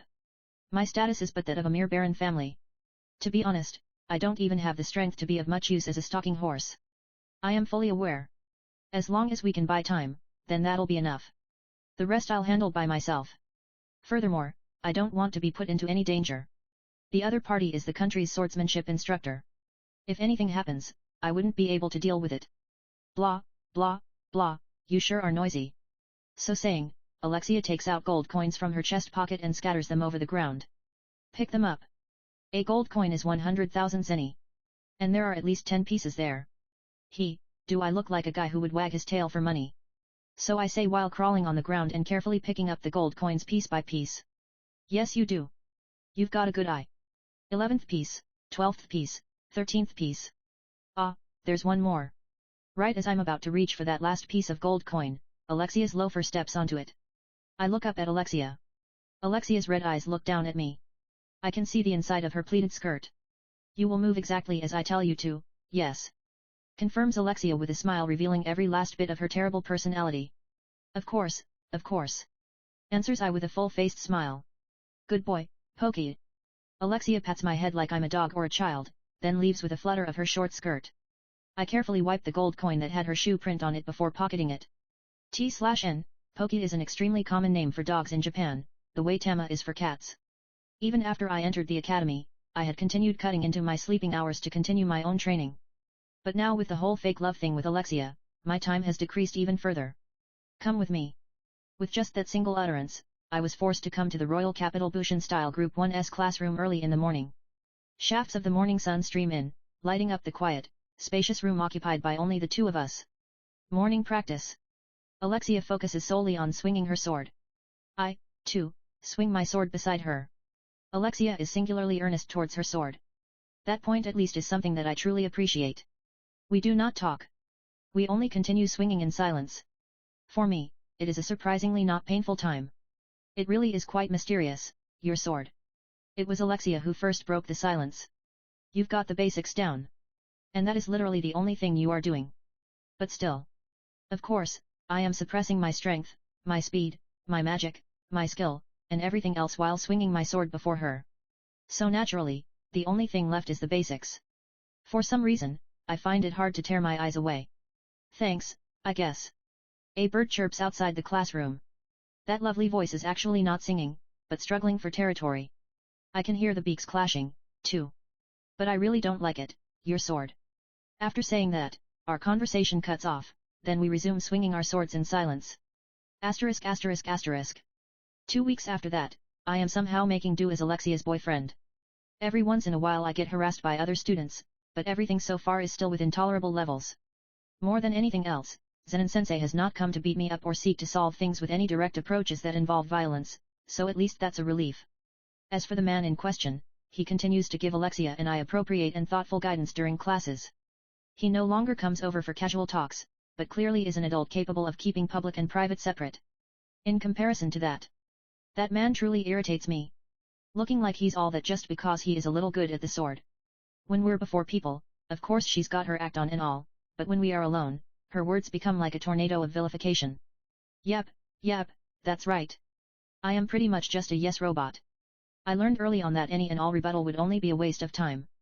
Pokey, you also saw that absolutely shady smile of his, did you not? Yep, I did.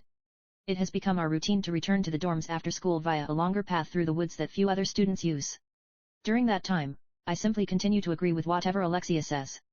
Not even 10% of it actually enters my brain. We continue walking slowly down the path as the sun sets above. Whereas walking normally would get us through to the other side in 10 minutes, we easily take longer than 30 minutes. Some days, I can already see the stars by the time we get through, but patience. Some days I feel like yelling at her to just find a random wall to talk to instead, but patience. I can bear it. Patience, and more patience. But even I have one thing that I really need to say. Can I ask you something? What, Pokey? Alexia sits down on her favorite tree stump and crosses her legs. Why the hell are you sitting down? Get the fuck up and continue walking is what I really want to say, but I know I have no choice but to also sit down next to her. In the end, what is it about Zenin-sensei that you dislike so much? Objectively speaking, as a marriage partner he seems like a pretty good catch to me though. Were you even listening to what I was saying? Alexia looks slightly displeased. Everything, all right? I dislike his very existence, and everything about it. He is handsome, is the country's swordsmanship instructor, has a high social status, has money, and is able to clearly demarcate between public and private. Everything about him seems good. In actual fact, he is quite popular among the female students, I hear. My words are only met with a scornful laugh. That's all just his outward appearance. Appearances can be fabricated and kept up as much as wanted. As a prime example, me. I see, damn, that's a convincing example. Speaking of which, Alexia is also highly popular. Since she's putting on so deep an act that it makes me want to puke sometimes when I see it. That is why I do not evaluate people based on appearances. Then how do you evaluate people? By their flaws. So says Alexia with a self-satisfied look. A truly negative judgment method. Fits you to a T. Why, thank you. Incidentally, the fact that you are only composed of flaws and that you possess absolutely no virtues whatsoever scores you relatively highly in my book. Thank you, it's my first time receiving such a compliment that does not make me happy at all. Alexia smiles wryly. It's good that you are an easily identifiable piece of trash. And that is why I dislike that man. Since we're on the topic, tell me some of Zenin-sensei's flaws, then. From what I can see, he has none. Then isn't he just perfect? There isn't a single human alive who is perfect. If there truly is, then that person is either a big, fat liar, or there are screws loose in their head. I see, I see. Thank you for that totally jaded and prejudiced reply. I truly learned something today. You are very welcome, O Pokey of the endless list of flaws. Go fetch. With that, Alexia takes out a single gold coin and throws it. I dash out at full speed to catch it. Damn straight, just done earned me 100,000 zeni. I put the gold coin into my pocket, then return to Alexia, who is clapping her hands in delight. Good boy, good boy. She is patting my head. Patience. You're hating this so much. While being patted, once more I think to myself that she is a terrible human being. It's showing in your face, you know. I'm letting it show in my face. With a fearful laugh, Alexia stands back up. Well then, about time to get back. Yes, yes. Pokey, tomorrow I'm going to smash that annoying face of his with a wooden sword, so make sure you watch carefully. Upon hearing Alexia say so, I couldn't help but to ask. That thing. Are you seriously going to do it? What are you implying? Alexia turns around and glares at me. I really shouldn't have asked that. But it is something that I truly cannot turn a blind eye to. Zenin-sensei is indeed stronger than you. But from what I can see, the difference between you two is not so great that you'd be single-sidedly done in. I like Alexia's sword. Because it is a sword built up from days and days of accumulation, one step at a time. But when it comes to the real thing, actual combat, there is one unnecessary element mixed in. And I really cannot stand seeing a sword that I had recognized being tainted by that one element. Easy for you to say. What do you know, white robe? Sure, it's the nonsense of a white robe. There is no need for you to pay any mind to it. Fine, I'll tell you. Things are not as simple as you think. Is that so? I have no talent. I was born with a large magic capacity, and I'd like to think that I've also put in a fair share of effort. I think myself relatively strong. But even with all that, I can never win against a real genius. You sure? I've always been compared to Iris Ne-sama. There were expectations from the people all around, but even more than that, I myself also greatly respected Iris Ne-sama and wanted to catch up to her. But I could not do things the way Iris Ne-sama could. What each one of us had from the very start was too different. So I decided to find my own way to become stronger. But as a result, do you know what people call my sword? When the sisters' swords are raised in comparison, there is a certain phrase that comes up with almost guaranteed certainty. The commoner's sword. T/N, commoner here refers to a common person. As opposed to a genius. This is completely unrelated to her status as a princess. Yes, that. Oh, and by the way, yours is also the commoner's sword. Too bad, eh? Alexia laughs in self-derision. I don't think it a bad thing at all. I like your sword, after all. Upon hearing my words, Alexia's breath stops for a brief moment, then she scowls at me. Previously, someone else had also said those words to me. It was Iris Ne-sama, on the stage of the Festival of the God of War, after my unsightly defeat at her hands. I really do like your sword, Alexia. With curled lip, Alexia attempts to imitate Princess Iris's voice. I'm sure that person didn't understand even a fraction of my feelings. How wretched I felt at that moment. Even since that day, I've hated my own sword so much. Then Alexia laughs. I don't know what is contained in that laugh, but at the very least it is not a happy laugh. I have something that I really must say. If I don't say it, then it would be akin to denying my very self. I am an extremely facetious person. If something happens and a million people suddenly die, I wouldn't really care. If you go mad and become a serial killer going around indiscriminately slashing people left and right, I wouldn't really care either. If I go mad, the first person I cut would be you. I've just decided. But there is one thing that I would never compromise on. Even if it is worth absolutely nothing to other people, to me it is the most important thing in my life. And the way I live my life is to protect only that single thing that is important to me. Which is why, what I will say next, I fully mean with all of my heart. Just one sentence. I like Alexia's sword. After a short period of silence, Alexia replies. What meaning is there in those words? None. But if I really had to say, it's because I got angry hearing something that I like being denied. That's all there is to it. Is that so? Alexia turns around. Today, I will go back alone. And then walks off. Asterisk asterisk asterisk. How long has it been since we last had a meal with just the three of us like this? So says Jaga the traitor. Since this guy eats with the princess for literally every single meal. And that was Hiro. What choice do I have? Me. For the first time in quite a while, we three are eating together in the cafeteria. Alexia is, for a surprising change of pace, not present. Cid-kun, can you forgive me already? Here. Men don't hold grudges over insignificant things. I even treated you to a 980 zeni daily set meal for dirt poor nobles, didn't I? Here. He already treated you, so just let bygones be bygones. Gah, alright already. I heave a huge sigh. Thank you, Cid-kun. Yet. So, how far have you actually gone? So asks Hiro in a subdued voice. Gone where? I'm talking about that and Princess Alexia. You two have already gone out for 2 weeks, so you've been getting some of that, haven't you? Seriously, stop saying that. Oh my god, what a retarded conversation this is. Nothing has happened, and nothing will happen. What a useless wimp. If it was me, I'd have reached last base already. Agreed. I would have at least gotten to the kissing stage. As I keep saying, we're not like that. I half-heartedly fend them off while continuing to eat my lunch. But then all of a sudden. May I sit here? The blonde-haired Ikemen Zenin-sensei enters the scene. Yes, of course. All yours. With that, the two once again turn into ornamental decorations. What business do you have with me? I am slightly on my guard.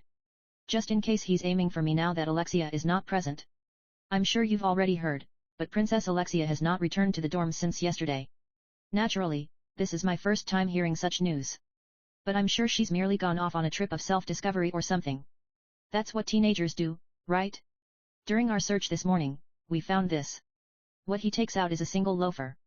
It's Alexia's. There were signs of a struggle nearby. The Night Order is considering it to be a kidnapping case, and investigations are underway. What? How could this be? Is what I shout out loud in a grieving voice, but inside I'm shouting, hell yeah, serves you right, while making a guts pose. When we were narrowing down the list of suspects, the last person confirmed to have been seen with her came up. So saying, Zenin-sensei looks at me. The Night Order would like to ask you a few questions. Standing at the entrance of the cafeteria are members of the Night Order wearing their full equipment and projecting bloodthirst. You will cooperate with us, yes? Oh, I can see where this is going. Fuck me. After that, I was brought to a place like a police cell, where I answered a few questions before being released in the evening. 5 days later, that is. Get a move on, you fucker. My back is pushed roughly as I am effectively evicted from the building. Then my belongings are thrown out right after me. As I am now only in my underwear, I pick up my clothes and shoes and put them on right there and then. Because I no longer have fingernails on either hand, it takes a bit longer than usual. After I finish arranging myself, I heave a sigh then walk off. The pedestrians going to and fro that I pass all stare at my scratches and bloody appearance. I heave another sigh. Stay calm, me. Stay calm. What's the point of flipping out over a few small potatoes? I try my best to not remember the face of the knight who interrogated me while maintaining calm. They were merely doing their job. My wounds are all only superficial, and I can grow my fingernails back whenever I want. The only reason why I don't is to fully act out my mob character. Yes, I am the very definition of calm. Tranquility. I take a deep breath. My vision widens back up. Probing with my senses, I notice some suspicious presences. They put two tails on me. Hey. The kidnapper is yet to be found. Naturally, Alexia's safety is still unconfirmed. My head is not so full of daisies that I think I have been acquitted. They didn't have enough evidence, but my name is definitely still on the list of suspects. I keep my face down and pretend to be haggard and exhausted while making my way back to my dorm. Along the way. Later. A really, really tiny voice reaches my ears. Accompanied by the faint smell of a familiar perfume. Alpha, Hey. The avenues are extremely crowded in the evenings. Her figure is nowhere to be seen. Having returned to my dorm room, I turn on the lights. From the shadows, a young girl reveals herself. You wanna eat? She is wearing a tight bodysuit that seems to be emphasizing her recently acquired assets. In her hand is a thick sandwich filled with tuna, bought from the famous store McDonald in the royal capital. T/N, Maguro in Japanese means tuna. Thanks. It's been a while, hasn't it, Alpha? What happened to Beta? I haven't had anything proper to eat for 5 days straight, so I attacked the sandwich with gusto. Beta was the one who had been supporting me recently.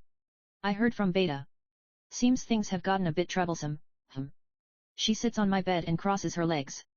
Both her silky blonde hair and long slitted blue eyes seem somehow nostalgic. In the short time that she's left my sight, she has grown up so much. Guess so. I throw the last scrap of the sandwich into my mouth. There's water in that. THX. I drain the large cup in one breath.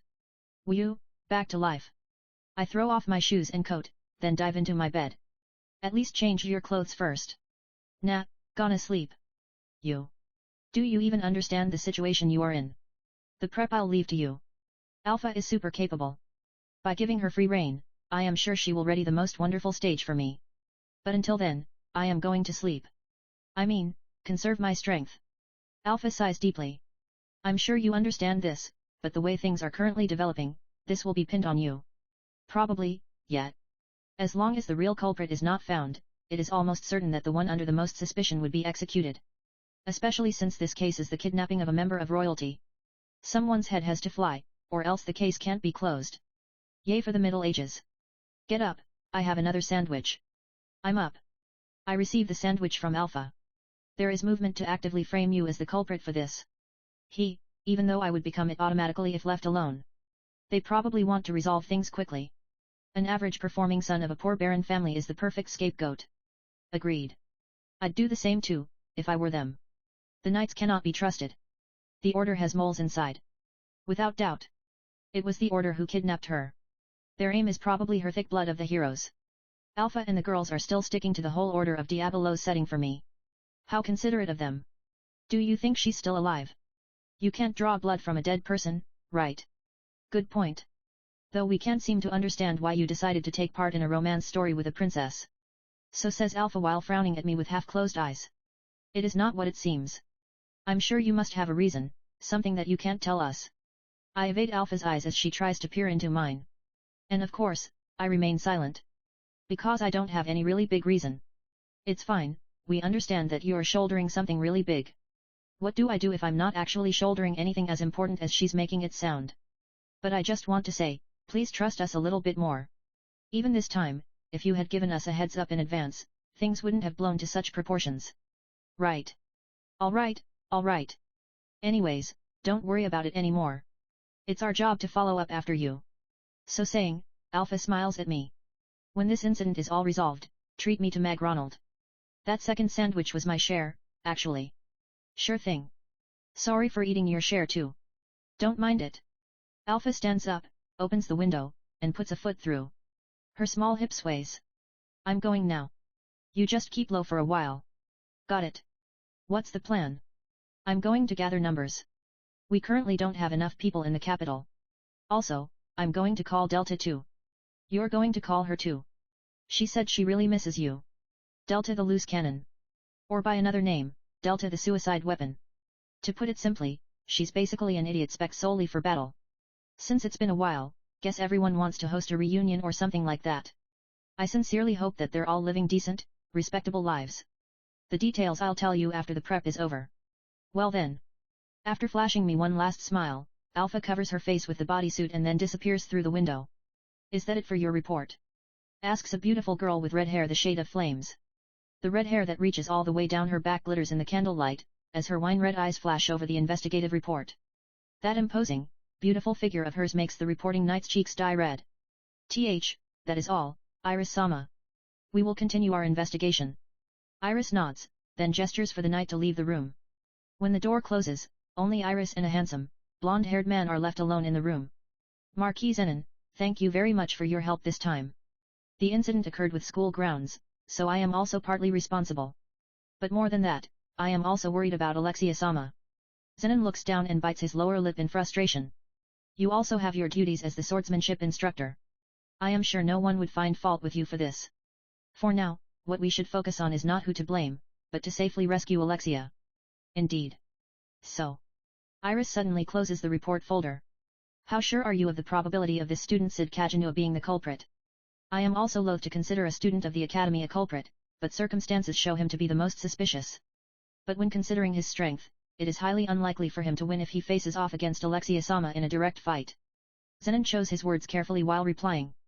In which case, it would either mean that he has an accomplice, or that he had to have used drugs of some sort.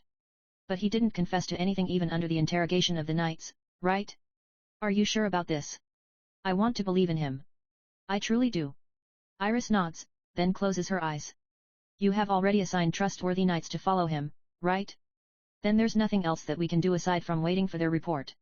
I shall pray for Alexia-sama's safety. With a bow, Zenon turns to exit the room.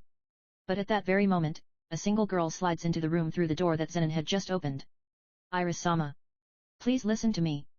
Claire-kun, what do you think you are doing? Please pardon her rudeness, I'll bring her back out immediately.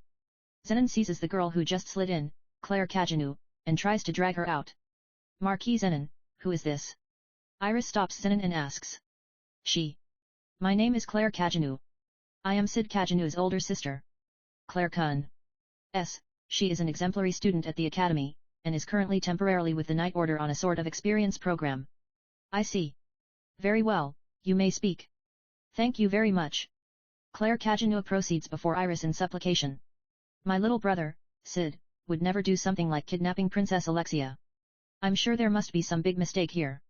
The Knight Order is conducting their investigation with the utmost caution so that there would be no mistakes. It is still not yet confirmed that your younger brother is the culprit. But the way things are currently going, if the real culprit is not found, it will be him who gets executed. The Knight Order is being very careful. They will not mistakenly execute the wrong person. But still. Claire-kun. Zenon stops Claire as she frantically tries to press closer to Iris. Claire-kun, leave it at that. Any more would be an affront to the Knight Order. Claire glares first at Zenon, then at Iris. If anything happens to that child. Claire-kun, don't you dare finish that sentence. Covering Claire's mouth with his hand, Zenon drags Claire out of the room. Bam. Staring at the forcefully closed door, Iris sighs deeply. So our love for our family is the same, hey. She murmurs. Alexia, please be safe. Long ago, these two sisters were very close. But when was it that they began to pass by each other? How many years has it been since they last talked? Could it be that they would never again be able to talk with each other? Alexia. As she closes her wine-red eyes, a single tear rolls down her cheek. When Alexia opened her eyes, she found herself in a dim room. No window, and only a single lit candle. The walls are stone, and a sturdy-looking door is right in front.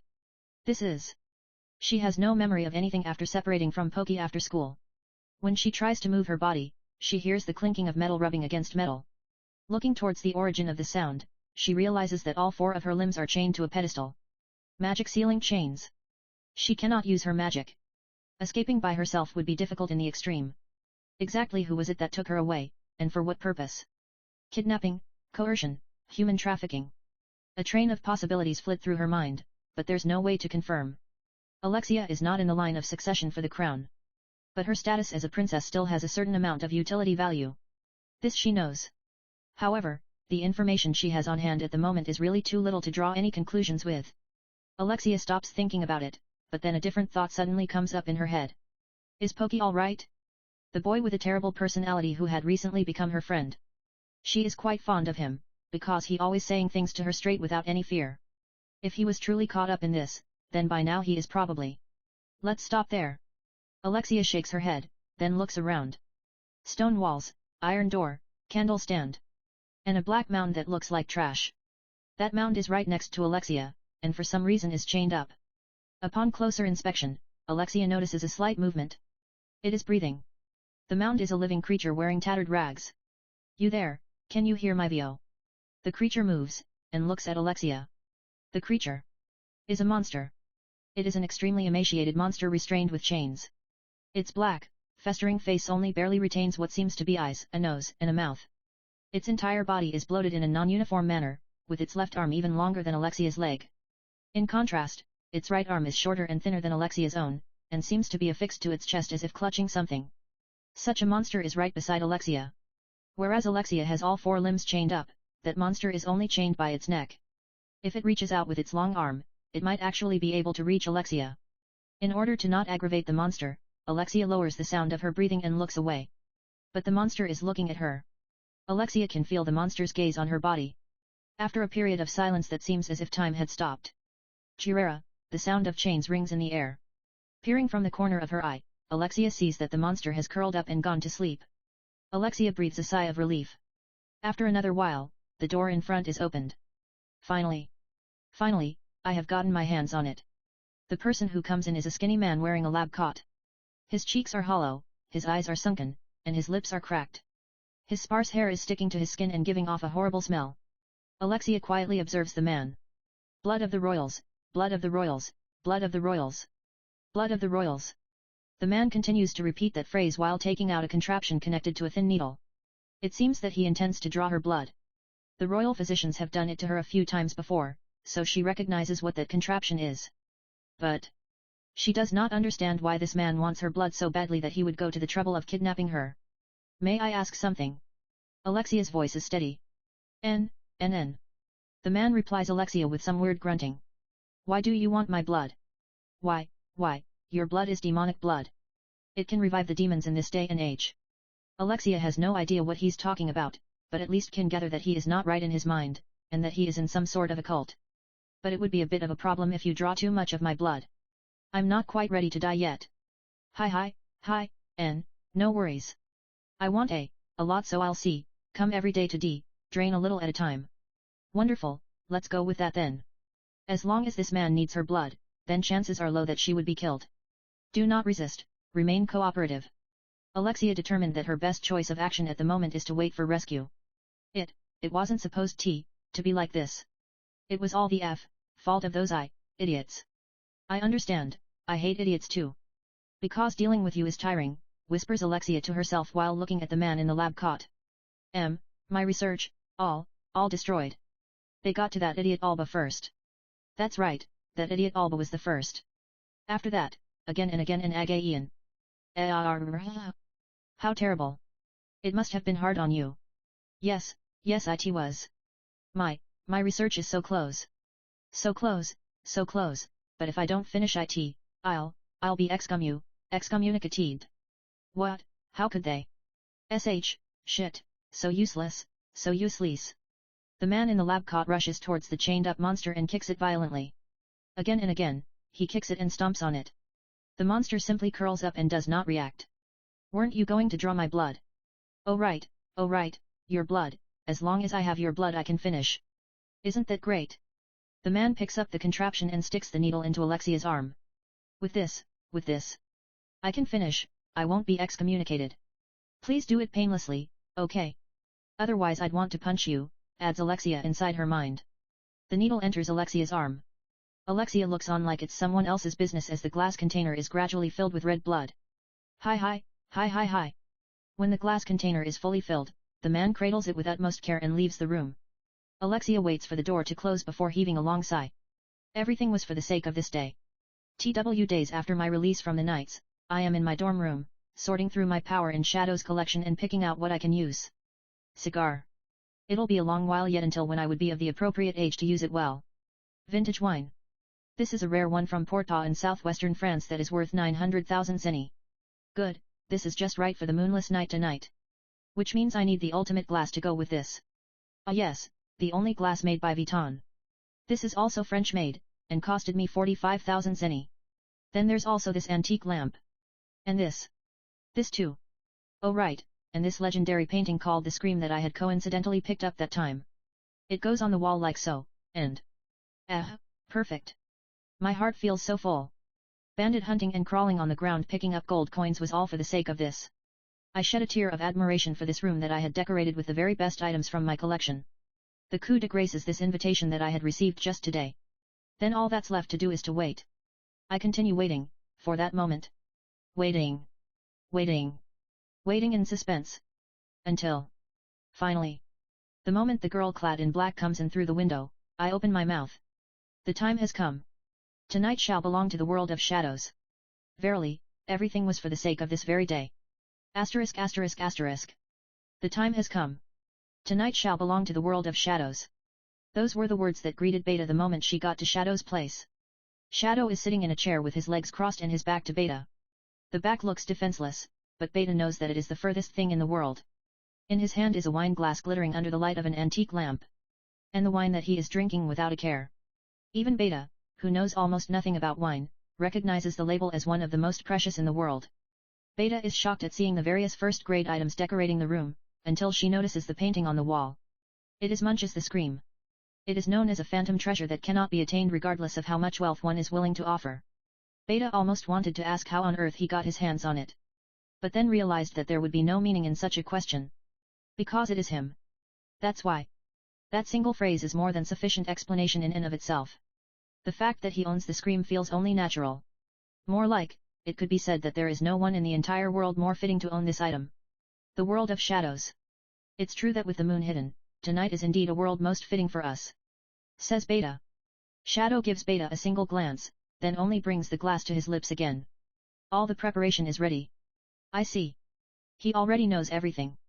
So sagacious is his voice, that Beta feels herself almost hallucinating so. Actually, he most definitely already knows everything that Beta will tell him now. But even so, Beta will say them.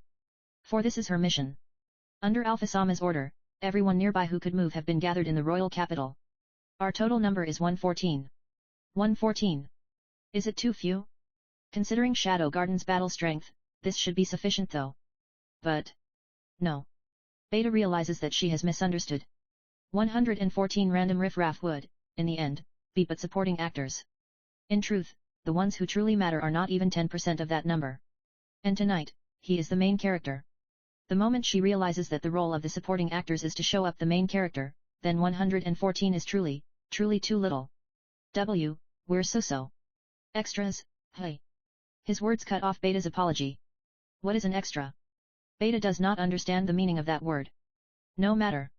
Don't mind it, that was just me talking to myself. Yes, my lord. Beta knows better than to ask any further. Every single thing he says contains meaning so deep that Beta cannot even imagine how far it goes. She has neither the privilege nor the strength to ask. But, still. One day, she will stand next to him, and she will be strong enough to support him in everything he does. That goal is what fuels Beta's very being. One day. For the sake of that day. Beta continues speaking. The strategy is to simultaneously attack all hideouts of the Fenrir branch of the Order of Diabolos that are scattered across the royal capital. While attacking, we will also search for Princess Alexia's magic signature. The moment her position is confirmed, we will immediately change gears towards her protection and extraction. Shadow only nods, as an indication for her to continue. Overall command will be handled by Gamma, but the unseen command will be taken by Alpha-sama, with me as support.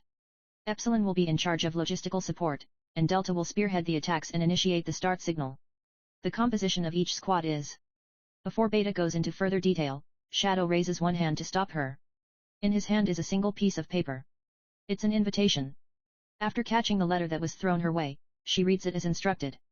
This is an invitation that was written so badly that it makes Beta both exasperated and furious.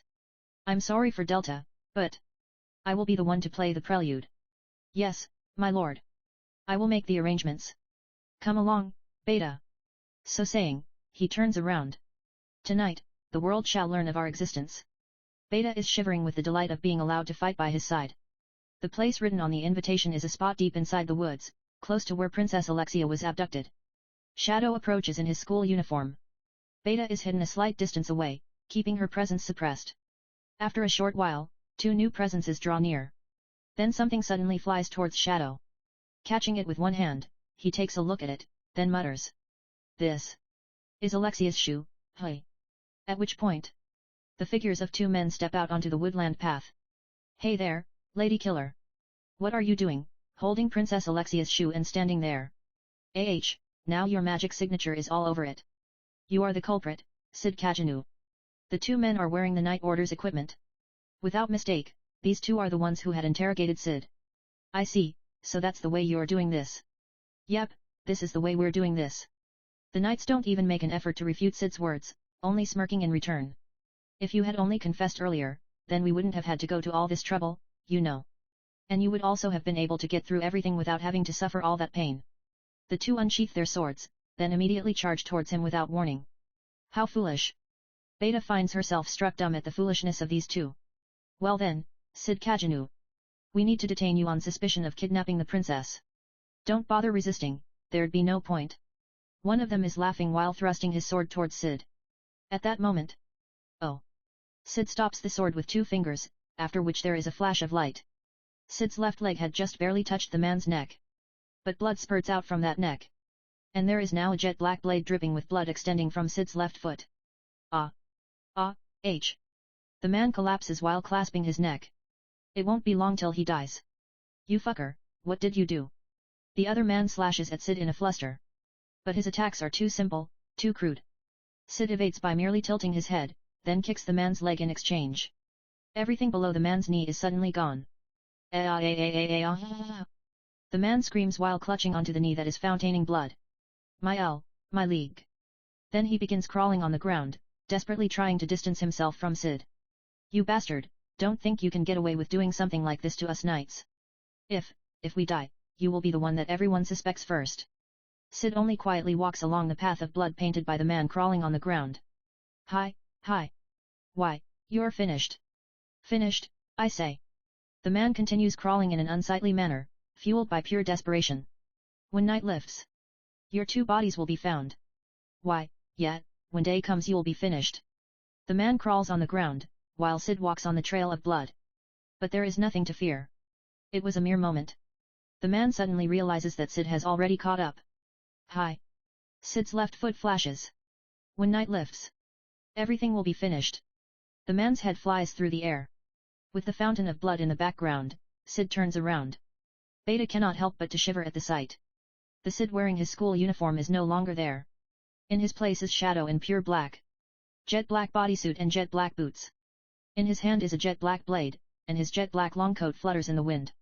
With the hood of his long coat pulled forward, the top of his face is hidden in shadows, revealing only the bottom half. And even that face is covered with a magician's mask, such that the only visible part of his actual face is the red eyes glowing within the darkness. Beta almost faints at the sight of that imposing and beautiful figure, but gathers herself together and takes out, from between her cleavage, the memopad of the book that she is writing, the War Chronicles of Shadow-sama. With a shabba-ba-ba-ba, her pencil flies over the paper as a sketch takes form. Right beside the sketch, she adds today's Shadow-sama's analects. All done in merely 5 seconds. This is a digression, but in Beta's room, there is a whole wall covered with sketches of Shadow-sama and compilations of his analects.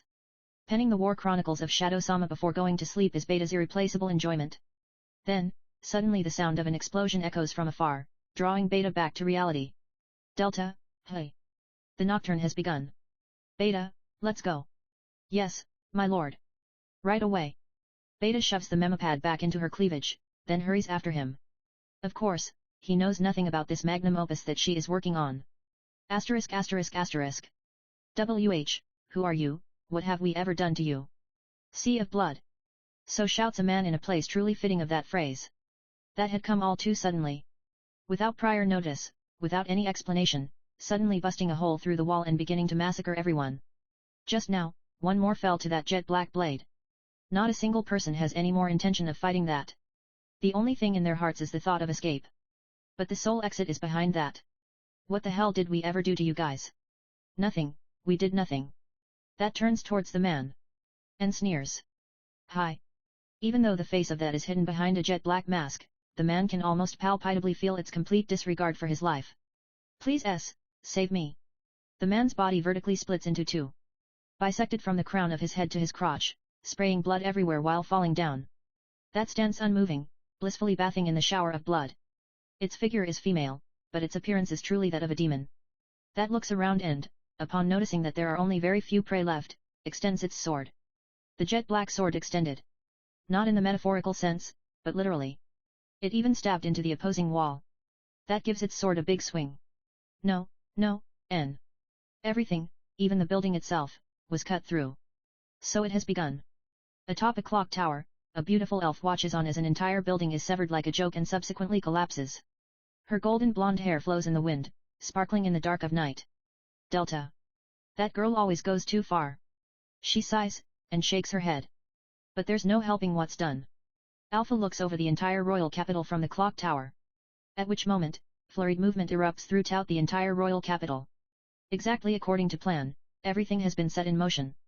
But most of the attention has been drawn towards the building that Delta had cut apart. It is a fact that thanks to Delta, it will be easier for the others to move, but still. As long as all the collateral damage is ignored, then it can be said that she has completed her mission with a perfect score. It's about time for me to move out as well. So murmuring, Alpha covers her face with her jet black mask. The outside is very noisy. Alexia opens her eyes.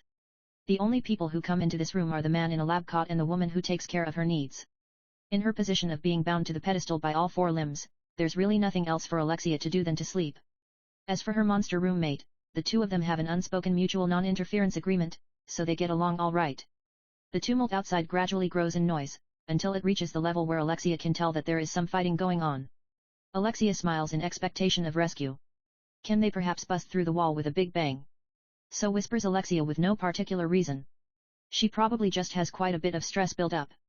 She shakes her chains hard to make them ring, even while knowing that such an action would be of no meaning. At which time, "Oh, I'm sorry, I must have woken you up."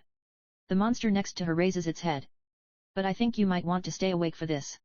I'm sure it's going to get fun." Though Alexia knows that she would get no reply, she still couldn't help but to speak to it. Boredom makes people go mad.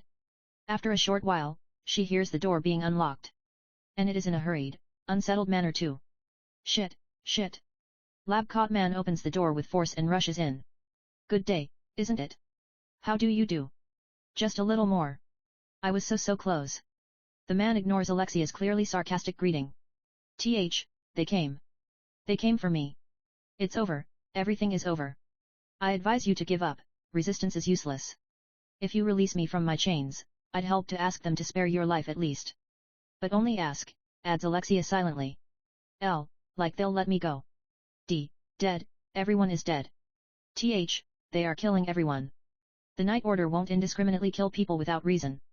If you don't resist, then they won't take your life. Since when have they been so nice? Alexia laughs at her own lie inside her mind. Night Order? What do I care about the Night Order? No, they're killing everyone. Everyone. It's not the Night Order. If that's true, then who is it? No, there is the possibility that this man is just confused. Either way, you're finished.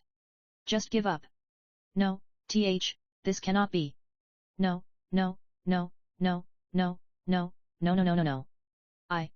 As long as I finish this. Tearing at his hair, the man then turns his bloodshot eyes towards the monster. Prototype, right. With this, even a failure like you can be of use. With that, he picks up a contraption with a needle, which he inserts into the monster's arm. I think you probably shouldn't do that. I'm getting a really bad premonition. So says Alexia in a serious tone. Of course the man ignores her and injects some sort of fluid into the monster's arm through the needle. Behold. This is AF, fragment of Diabolos. Oh, fun. Almost immediately, the monster's body rapidly swells up. Its muscles begin to fill out at a visible rate, and even its bones begin to lengthen. Its originally thick left arm turns even more fiendish, even more sinister, and the claws attached to it grow to the size of a human foot. Its right arm, however, remains unchanged in both size and position, still making it look as if it is cradling something to its chest. The monsters lets loose a high-pitched roar. How wonderful! How splendid! This is shocking indeed. But of course, the monster's restraints were unable to withstand the monster's sudden gain in size. With a clang, the chain ring around the monster's neck snaps open and flies off. And that is precisely why I warned you to stop. And then, squish. The man wearing the lab coat was smashed into a pulp by the monster's left arm. Well then. Alexia and the monster stare at each other. Alexia is paying full attention to the monster's movements. Having all four limbs restrained, the things that Alexia can do are extremely limited. But the list of options is not entirely empty. She has no intention of dying from being mere collateral due to someone else's idiocy. The monster brandishes its left arm. Immediately, Alexia twists her body as far as she can. As long as she avoids a fatal strike. The monster's left arm misses Alexia, and instead pulverizes the pedestal under her. The shockwave still hits her though, slamming her against the far wall and leaving her groaning with the pain. Gah! But none of her bones are broken, and none of her wounds are serious. She can still move. After confirming her own physical condition, Alexia quickly stands back up. But the monster is no longer here. The destroyed pedestal, and busted wall. Could it be that it helped me? Even though Alexia could not move, the blow had still missed. But if that's so... No, there is the possibility that it had just misaimed. Anyways. Alexia searches for the key for her shackles from the squashed pile that used to be the lab-caught man, then frees herself. Finally, she can use magic again. After stretching her body a few times to warm up, she exits through the hole left behind by the monster. It is a dim hallway. The soldiers that the monsters seem to have killed by running over are lying in heaps on top of each other. Guess you won't be needing this sword anymore. Alexia seizes a mithril sword from one of the corpses. It's a cheap mass-produced item, but it would have to do for now. T/N, wow, a world where mithril is cheap. She continues proceeding down the corridor, until she turns a corner. Oh dear, this cannot do. Things would get quite troublesome if you escape. Why are you here? Alexia's eyes open wide in shock. Asterisk asterisk asterisk. What on earth is happening? Iris is dashing through the royal capital at full speed in the dead of night, her red hair fluttering after her. A building was cut. She doubted her ears when such a report came to her. But while heading towards the scene torn between belief and disbelief, successive reports reached her continuously. Large-scale attacks are occurring simultaneously all over the royal capital. It did not take long to draw such a conclusion. But problem is, the targets of attack share no point of commonality that they can determine. A trading firm, a warehouse, an eatery, a noble's private residence. The fact that these attacks were premeditated is clear to see, but their aim is unclear. But it is actual fact that the entire royal capital is currently shaking. All members of the Night Order have been dispatched as emergency response, and the evacuation of important people are underway. Many citizens are watching from their windows despite the late hour, and not few of them are even approaching the attack sites in curiosity. Iris continues rushing towards the biggest scene, all while shouting at any citizens she passes by to return to their homes. This is definitely no simple incident. Iris' intuition is telling her so. Then abruptly, a scream reaches Iris' ears. Monster. It's a monster, we need reinforce. It is a knight's voice. He is not far. Iris changes her direction and heads straight for the origin of that scream. She turns the corner, takes an alleyway, then comes out onto a main avenue. A monster is there. A gigantic, ugly monster. It is swinging around its bloated, blood-stained left claw, reducing the nearby knights into meat patties. What is this? Though surprised, Iris does not stop moving. Fall back. Unsheathing in a flowing motion, followed by a flash of white in the darkness that runs through the monster's torso. All the way through. The huge monster was cut down, just like that. Are you all right? Not even bothering to look at the falling monster behind her, Iris immediately addresses the knights. Thank you for saving us, Iris-sama. As expected of Iris-sama. To bring down such a monster with only one swing. All of the knights turn out to be largely unscathed. The ones that are still alive, that is. We lost 8 men. Only 1 blow per person, that's all it took. Iris' wine-red eyes are shaking at the sight of their gruesome corpses. You all go on ahead and retrieve the remains. I will report to your squad leader. Iris-sama. Abruptly, one of the knights raises a shout. The others also point behind her with voiceless shouts. Wah! Iris brandishes her sword even while turning. At which time, her sword clashes with the monster's left arm. Ka! Finding herself being pushed back, she immediately releases an enormous amount of magic to reinforce herself, which gives her enough strength to fully receive the blow. Riding the momentum, she dashes into the monster's chest and severs its legs. Keeping her eye fully affixed on the monster this time, she retreats from its maw. The very next moment, the monster's left arm mows through her previous position, flying past so closely that the wind pressure severs several strands of her red hair. It is regenerating. The bisecting wound that she had inflicted earlier is already nowhere to be seen, and its legs are also already regenerating at a visible rate. Impossible. To be cut in half by Iris-sama but still regenerating. You're joking, right? All of you, fall back. Iris calls out to the shaken knights while stepping forward to receive the monster's follow-up attack. That attack has speed, has strength, and has weight. But it is too simplistic. A mere monster in the end. There is no mercy in Iris' counterattack. Cutting up its arms, severing its legs, and detaching its head. Her attacks rain upon the monster in unceasing fashion, as if to say if you can regenerate this, then let's see you do it, in brazen challenge. No resistance is allowed. The monster can only stand in place and be one-sidedly cut up. But, even with that, you're still regenerating. The monster still lives. Taking advantage of a brief moment between Iris attacks, it brandishes its left arm, forcing Iris to jump back. Then, it lifts its face towards the night sky and lets out a high-pitched roar. Almost as if in the response, the empty, black sky begins to rain. It starts off as a drizzle. Then gradually it grows heavier, causing white steam to raise up wherever the rainwater comes into contact with the monster's blood. Seems this is going to take a while. Iris gives up on a quick conclusion, and readjusts her stance while deciding on how to fight. She does not think she will lose. In fact, up till this point, Iris has yet to feel even once the possibility of her losing. However, this seems like it'll take quite some time. Bringing her sword up, Iris once again dashes towards the monster. But at that moment, with a shrill sound, Iris finds her sword flying out of her hands.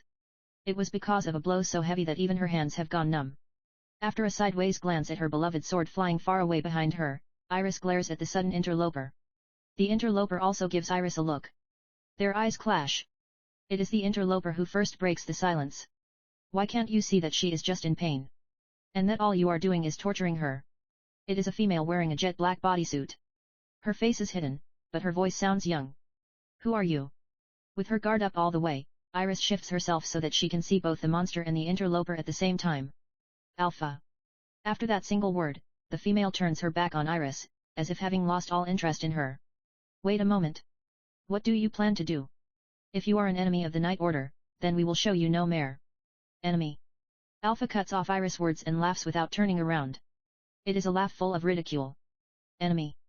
To think that the princess would be capable of such a joke. To mention the word despite not knowing anything. Know your presumptuousness. What did you say? Iris' magic swells up. The almost explosive increases causes a wave that blows away even the rain and raises a wind. But Alpha does not spare even a glance. She still has her back to Iris. The audience should just keeping watching from below the stage like the audience they are and not get in our way. Leaving behind only these words, she begins walking towards the monster. There is no hostility in her back profile. It is clear that Iris is not even in her mind anymore. Audience. Clenching her still numb fists, Iris can do nothing aside from silently glaring at that dismissive back. You poor thing. It must have hurt a lot, didn't it? Alpha continues walking towards the monster while talking to it. You no longer have to suffer. Neither do you have to be sad. Her jet black blade extends to a length greater than Alpha's own height. That's why, don't cry anymore, Kay. Then with the most natural of movements, she takes one more step forward, and the monster's body is bisected again. No one could react. Not Iris, not even the monster, could do anything before it was cut. It was all too natural. There was no killing intent. The cut seemed to have simply manifested as if it was the most natural thing in the world. The large body collapses. The rain comes into contact with its blood, raising a huge plume of white smoke. The body itself shrinks, until it reaches the size of a young girl. Then from its right hand, a short sword falls out. It is a short sword inset with a red jewel. To my beloved daughter, Amelia. That was carved into the handle. I pray that you find peace in your next life. So saying, Alpha disappears into the white smoke. Thunder roars in the distance. Iris simply stands dumbstruck. The falling rain flows along over her hair and her face. But her body is shivering. Iris does not know the meaning of this shivering. Alexia. So whispers Iris. Her little sister is in the middle of this entire incident. Iris' intuition is telling her so. Alexia, please be safe. Coming back to her senses, Iris picks up her sword, then runs off. The rain continues to fall heavily. Why are you here? Upon turning a corner, Alexia finds before her a face that she is quite familiar with. There's no why about it. This facility is mine, after all. I made an investment in that man. That's all there is to it. Blonde hair, a well-featured face, and that confident smile. It is none other than Zenin-sensei. What a relief. I've always thought that you must have some screws loose in your head. Feels good to be proven right. So says Alexia while slowly backing up, one step at a time. Behind Zenin is a flight of stairs. Most likely, that is the way out.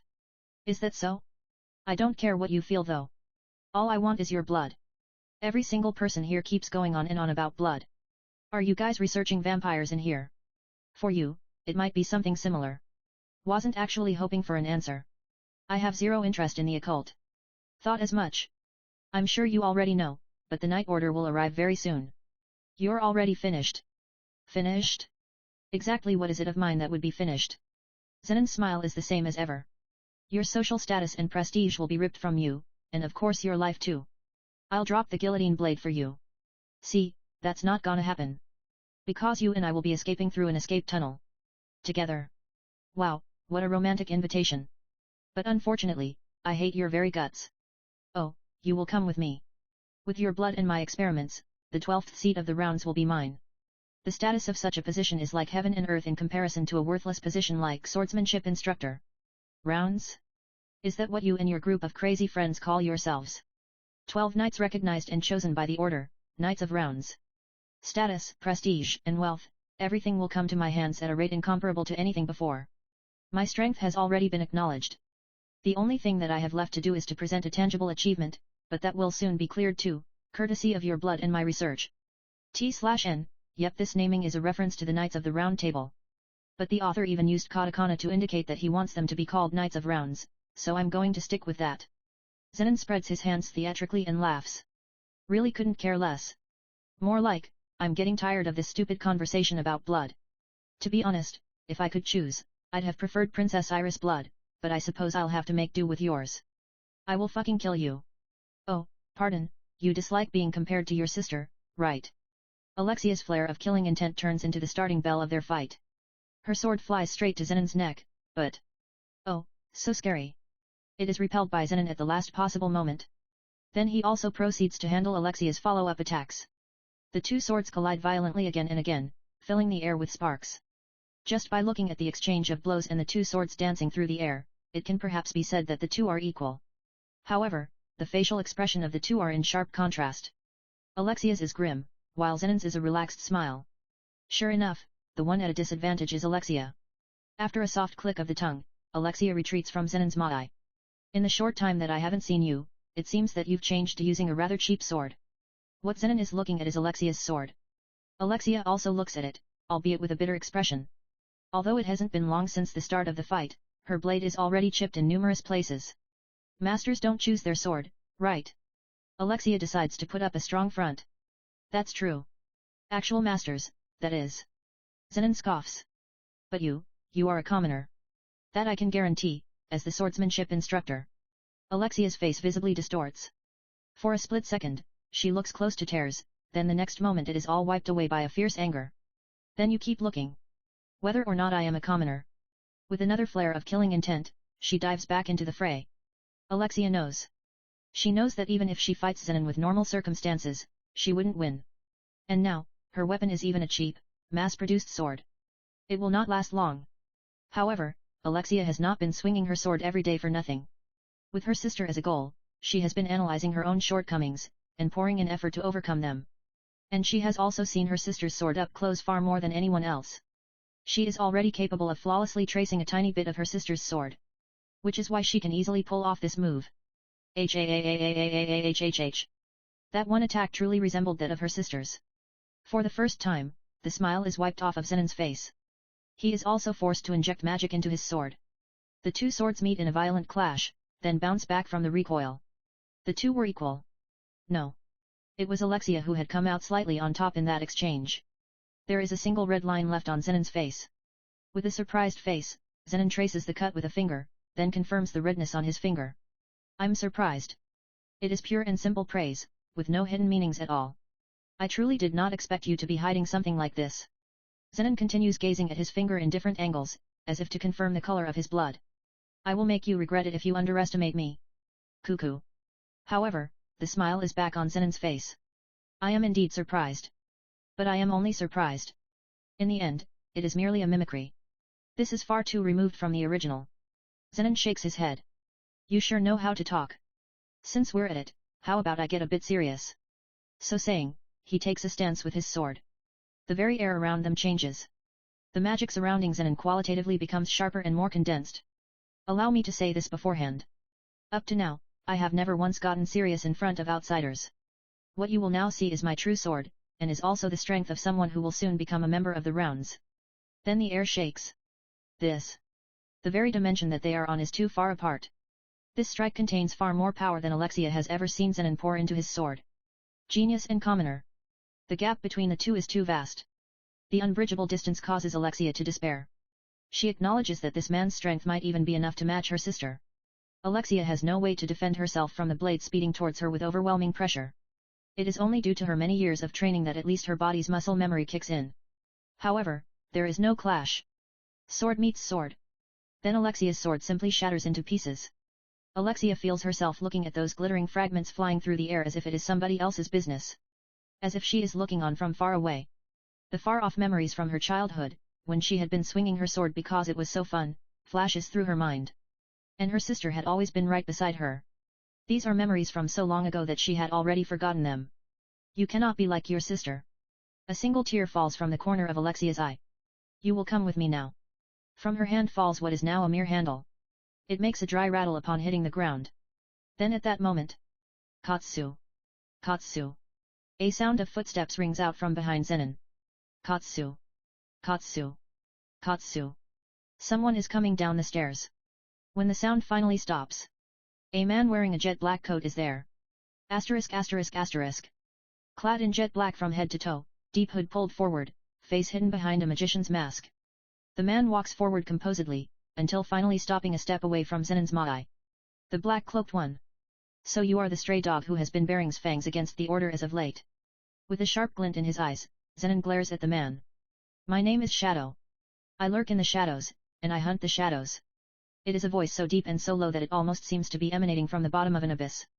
I see. You might be feeling full of yourself after crushing several of our small hideouts, but I shall enlighten you.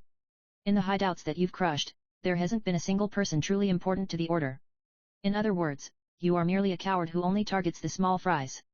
For some reason, the man who called himself Shadow is enemies with Zenin. For Alexia, this is great news. However, she can't imagine this man being her ally either. Who I hunt, and where I hunt, it is all the same. Unfortunately, it is not all the same. A core power of the order is here. Today, you will be the one to be hunted. Such is your fate. Zenin turns his sword towards Shadow. I am Zenin Graffi, the person who will soon become the 12th seed of the rounds. Taking your life shall become my achievement. Then he flies towards Shadow with the force of a hurricane. However, Shadow's figure disappears, causing Zenin's thrust to pierce through empty air. Wah! Immediately afterwards, Shadow is standing behind Zenin. In a mere moment, his back had already been compromised. He cannot move. As if forgetting about the flow of time, Zenin holds his sword still, and even stops breathing, concentrating every last drop of his concentration towards his back. No one moves. Indeed, Shadow is only standing back to back with Zenin. With his arms crossed, no less. Then comes a single question. So, this core power or whatever. Where is he? Zenin's face distorts with the burning humiliation. Immediately, he turns round with a sharp mowing attack. But there is no longer anyone there. How cool! The rustle of a coat flutter turns his head. He realizes that Shadow is now standing in his original position, looking as if nothing had happened. Even as someone looking from the outside, Alexia could not catch what had happened. If there was no trickery or contrivance involved, then that would mean this man is someone of quite some skill. No, one could even call him an aberrance. Zenin pushes down his shaken heart, and slowly turns around. It seems that I had underestimated you a bit. Though they were small, it seems that you do indeed possess the strength to destroy several of our hideouts. This time, he has his guard up, and boosts himself with magic before facing Shadow again. The magic gathered around him is making the air vibrate. And at a scale much larger than that attack that he had used to shatter Alexia's sword. Shadow is certainly powerful. However, Zenin is no pushover either. Growing up amidst the furor of being called a wonder child, having taken the championship of several tournaments, until finally climbing to the position of swordsmanship instructor. In this country, there is no swordsman who doesn't know the name of Zenin Graffi. I shall show you. This is the strength of someone a mere step away from becoming a member of the rounds. So fast. Alexia's eyes could only barely catch up with Zenin's sword. The white blade cleaves the air, flying straight towards Shadow's neck. However, what a dull sword. With a jet black blade that he seemed to have drawn out of nowhere, he easily receives Zenin's attack. Zenin tries to lock their swords together into a pushing contest. But Shadow instead lets all the strength out of his sword and uses Zenin's momentum to fling him away. The last possible moment before smashing into the wall, Zenin performs a Nyokimi, then he recovers his stance. But the disturbance in his heart is now clear on his face. Neither of them move. For Shadow, he is simply choosing not to move. For Zenin, he cannot move. Because he is under the illusion that every single one of his moves has been sealed. Not coming, rounds wannabe. Zenin's face is dyed with rage. Anger towards his opponent, but even more than that, anger towards himself. Don't you dare to belittle me. Along with his roar, he swings his sword. Thrusts with the speed of a hurricane. Continuous slashes with the fierceness of a raging fire. But not a single attack lands. His battlecry echoes around the room emptily. It is almost like a practice session between an adult and a child. Alexia watches this fight with enormous shock. Has Zenon ever cut such a sorry figure before? With both his composed smile and his mask of being a person of character ripped off, but still he cannot reach. The strongest existence that Alexia knows is her sister. But even her sister would not be able to deal with Zenon so handily. Kansas can. The sword sounds ringing out are so light as to be out of place here. It is unmistakably the sound of a practice session. The jet black and white swords draw their arcs through the air. Before she knew it, Alexia found herself mesmerized by the fight. She is drawn deeper and deeper into the jet black blade, unable to tear her eyes away. Why? Because it is the commoner's sword. It is the appearance of what lies beyond Alexia's own sword. It is the perfected state of the ideal sword that Alexia had been spending all her time thinking up. This is the sword for those without talent, without strength, without speed, a sword that can be reached solely by the accumulation of pure effort. But her sword was compared to her sister's and branded the commoner's sword, causing Alexia to lose her way. Despite that, she couldn't bring herself to give up on it. That commoner's sword is now completely repressing the genius Zenography. Amazing. Alexia likes this sword. By looking at someone's sword, you can see that path that they had trodden.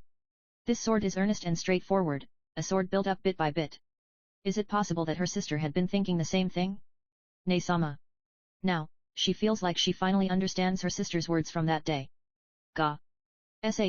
Shit. Zenon's body flies through the air, then crashes down. It is already the nth time. Zenon glares at Shadow while breathing heavily. His rage-filled eyes show that he still cannot accept this reality. Why, you bastard, who are you? Why do you hide yourself when you already possess such strength? With Shadow's strength, wealth and fame is but a fingertip away. And his strength would be known and feared across the world. But no one has ever heard of Shadow's sword. Even if he hides his face, those who've seen his sword only once would never be able to forget it. But today is the first day that both Zenon and Alexia learned of the existence of someone with such strength in the sword. We are Shadow Garden.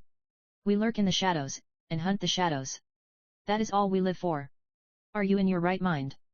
Zenon's and Shadow's gazes clash. Alexia is completely a mere bystander by this point. Why are these two fighting? She doesn't know either one's reason nor aim. Blood. Demon. And order. There are several keywords that she's already heard. But she is not able to connect the dots into a complete picture. Perhaps it's only the ravings of deluded lunatics. But, what if?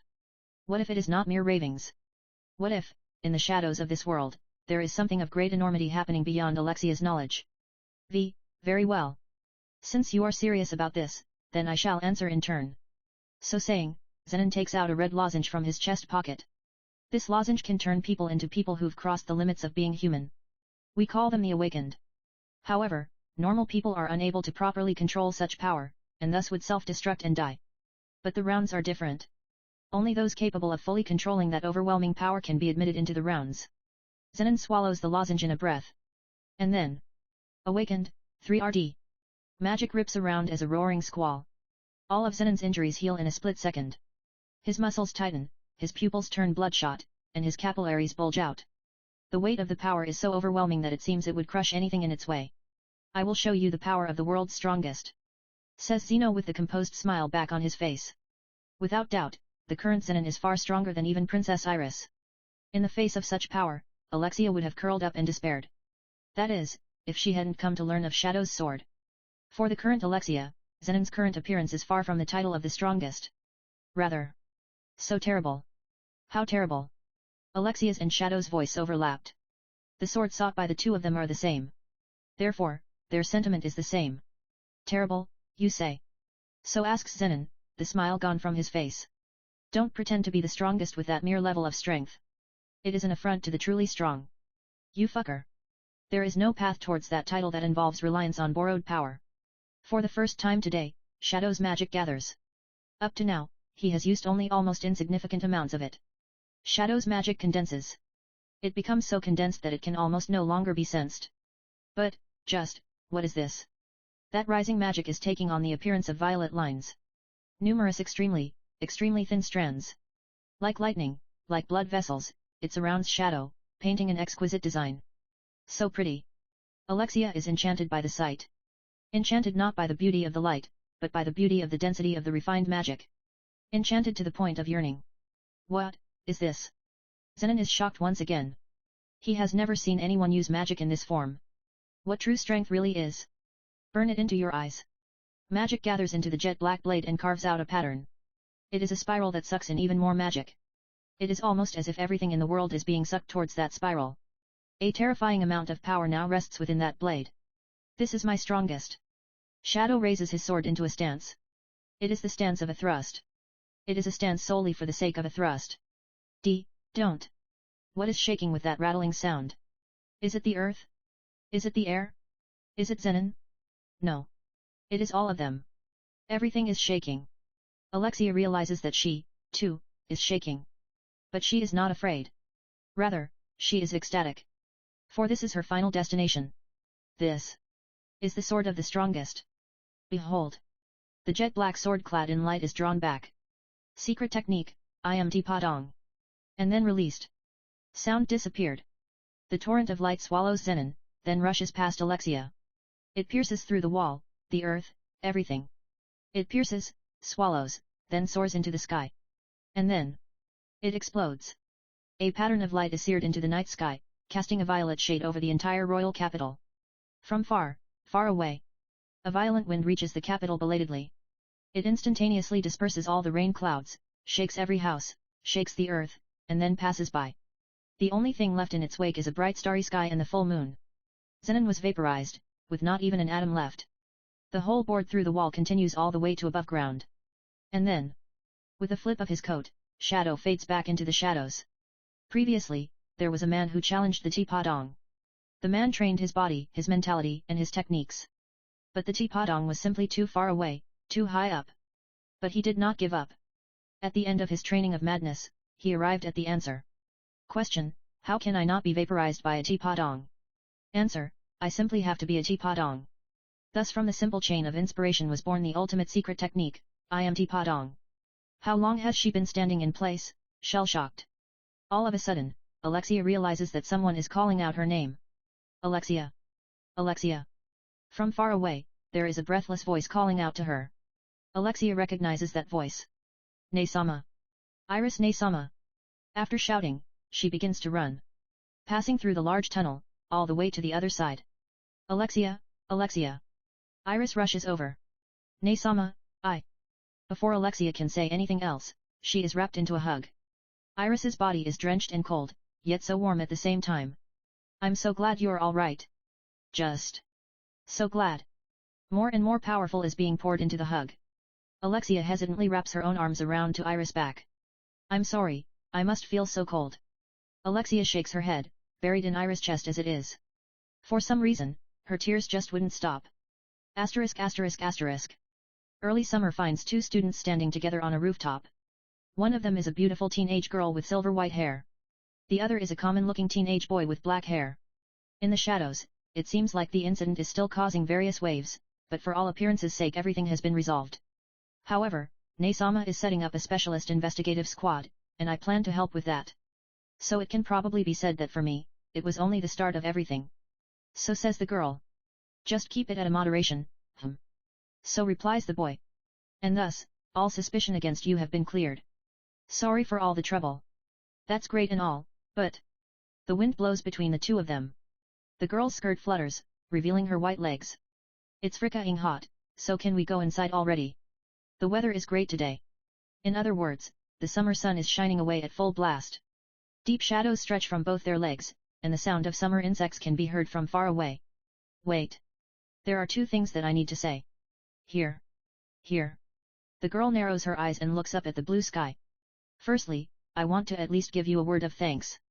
That time, you told me that you like my sword. It's a bit late, but thanks. It's fine, don't worry about it. I've finally come to like my own sword. None of the credit is yours, though. I think you said a sentence too much there. It's the truth though. The two's eyes clash. The one who looks away first is the boy. Well anyways, you came to like it, so good on you. Yep, good on me. The girl smiles. So what's the second thing? We were pretending to go out up to now, but Zenon went and died. Ah, so my role is finished? I'm fired. The second thing is sort of a suggestion, actually.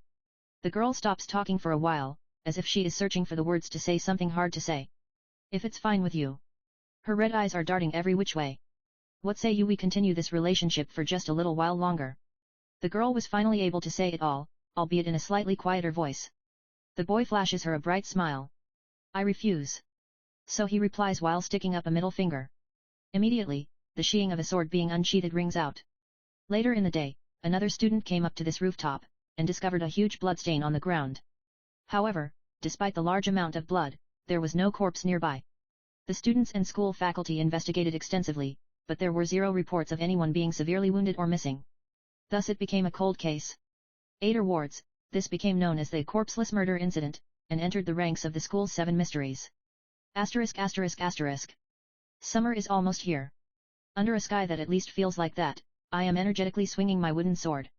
It is now the time period for the afternoon practicals.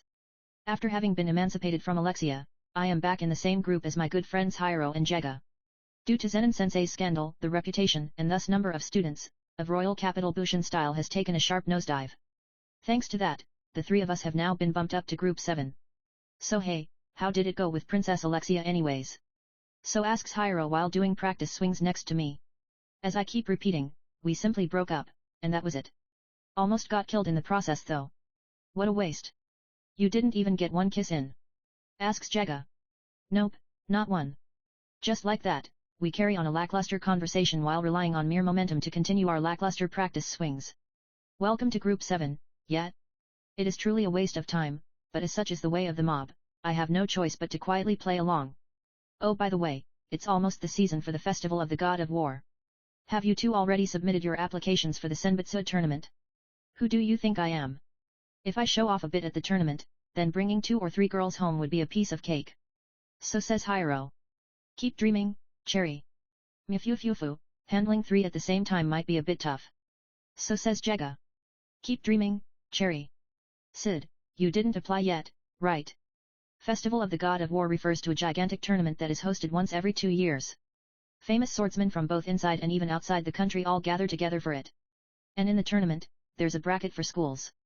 The Senbutsu tournament is our school's way to decide who gets to represent us. T/N, Senbutsu means selection. As in, the best is selected from among them.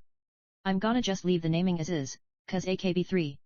Naturally, being the mob that I am, I have 0 intention of joining something like that and gathering attention to myself. It's absolutely unthinkable. Whoa. I helped you submit an application already, so thank em.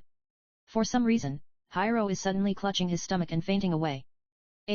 Hiro-kun. What is wrong all of a sudden? It was a extremely fast body blow. The kind that anyone other than me would overlook. Oi, Hiro. Why are you falling over like you just received a left hook that was aimed straight at your stomach? So I ask while unclenching my left fist. That was strangely specific, Cid-kun. This is no good, he's completely lost all consciousness. I'm going to carry him to the infirmary, so lend me a hand. Oh right, do you know if it's possible to cancel my entry to the tournament? No idea. Hiro is spewing bubbles. After reporting to the teacher that Hiro had fainted due to a sudden fit, we got permission to leave class to go to the infirmary. Along the way. What's that? I notice an important-looking group walking around the campus.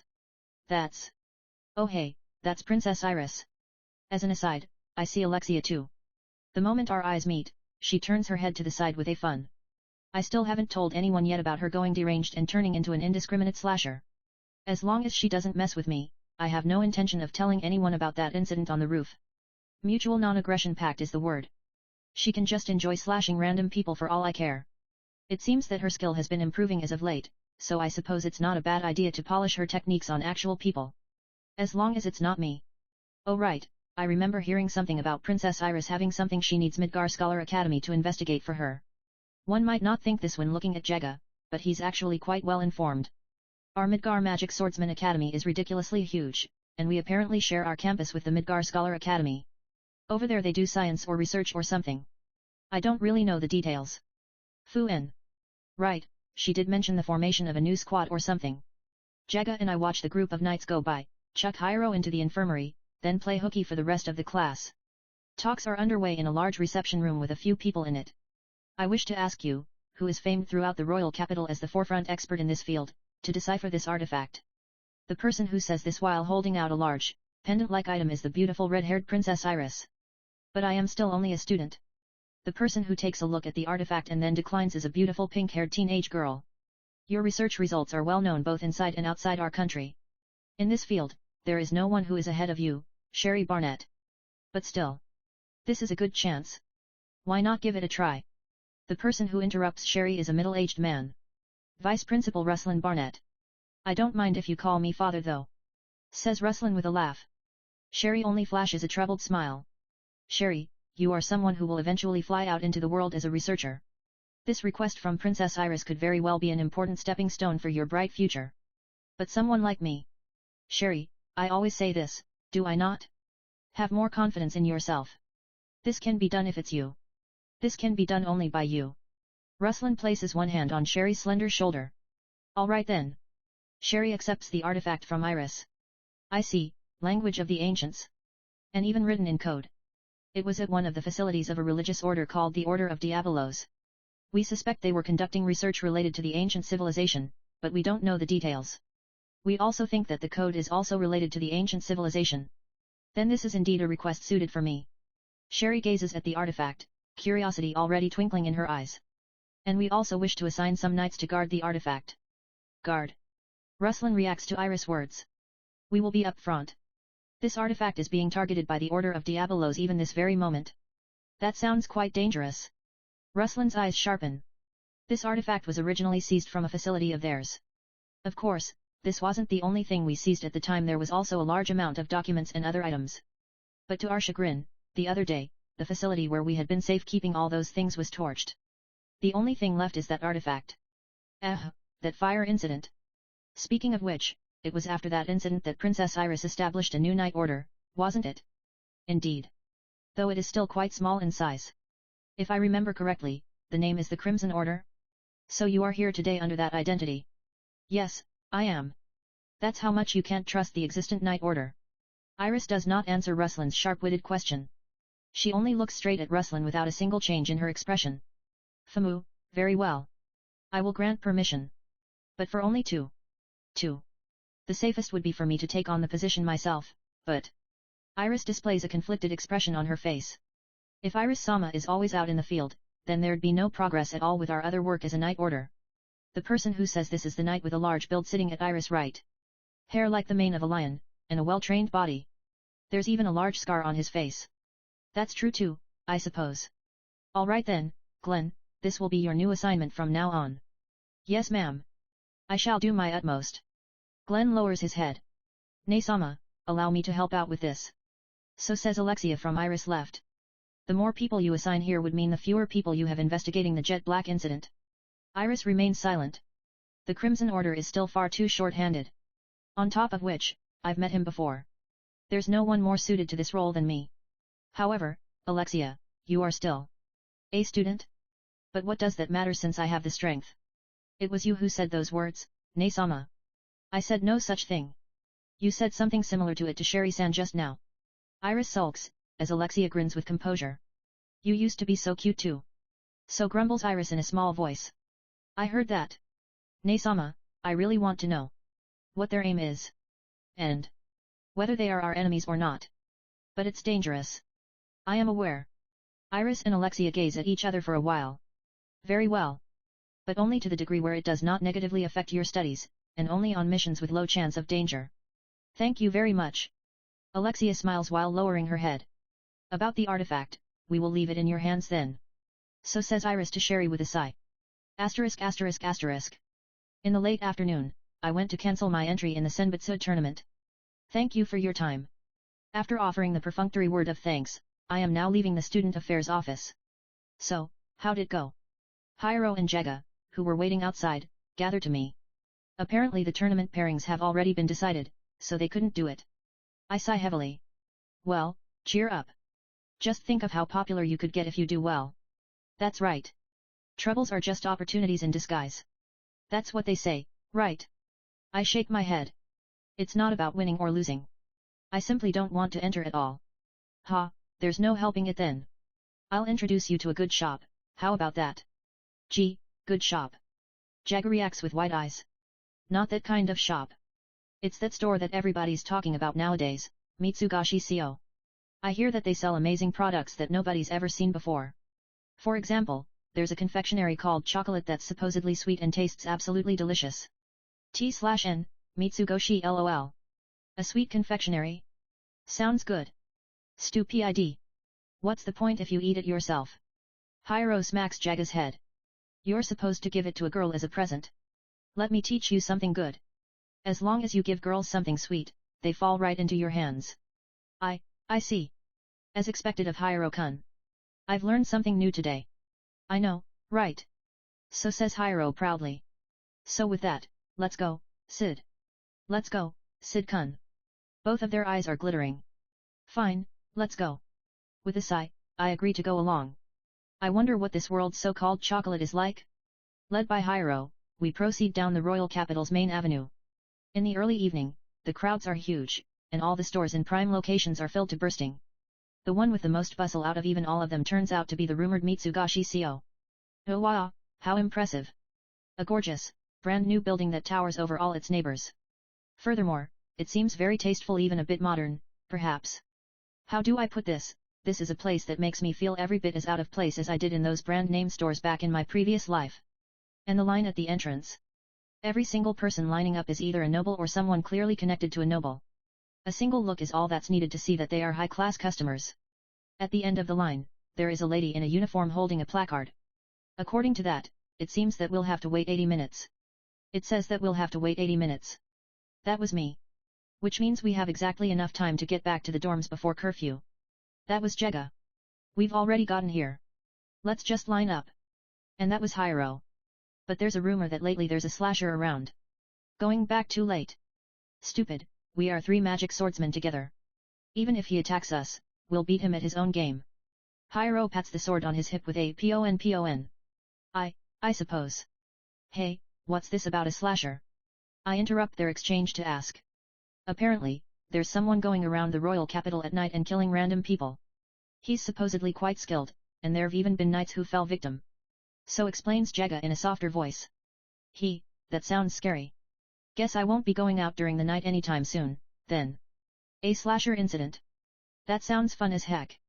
I definitely must take part. Oh, let's line up already. Else we'll miss our curfew. Hurried by Hiro, all 3 of us join the end of the line. Hey, L, lady. You're pretty. W, what's your hobby?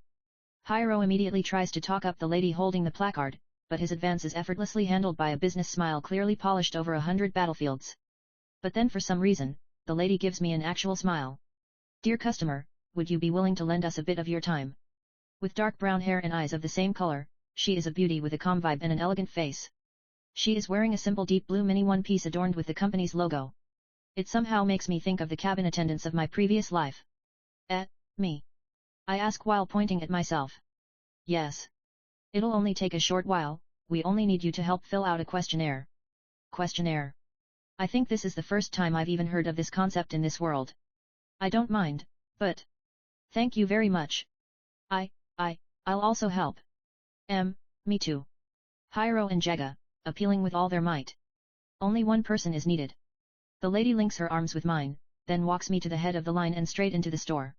When I take one last glance behind, I see Hiro and Jega staring at me with pure despair on their faces.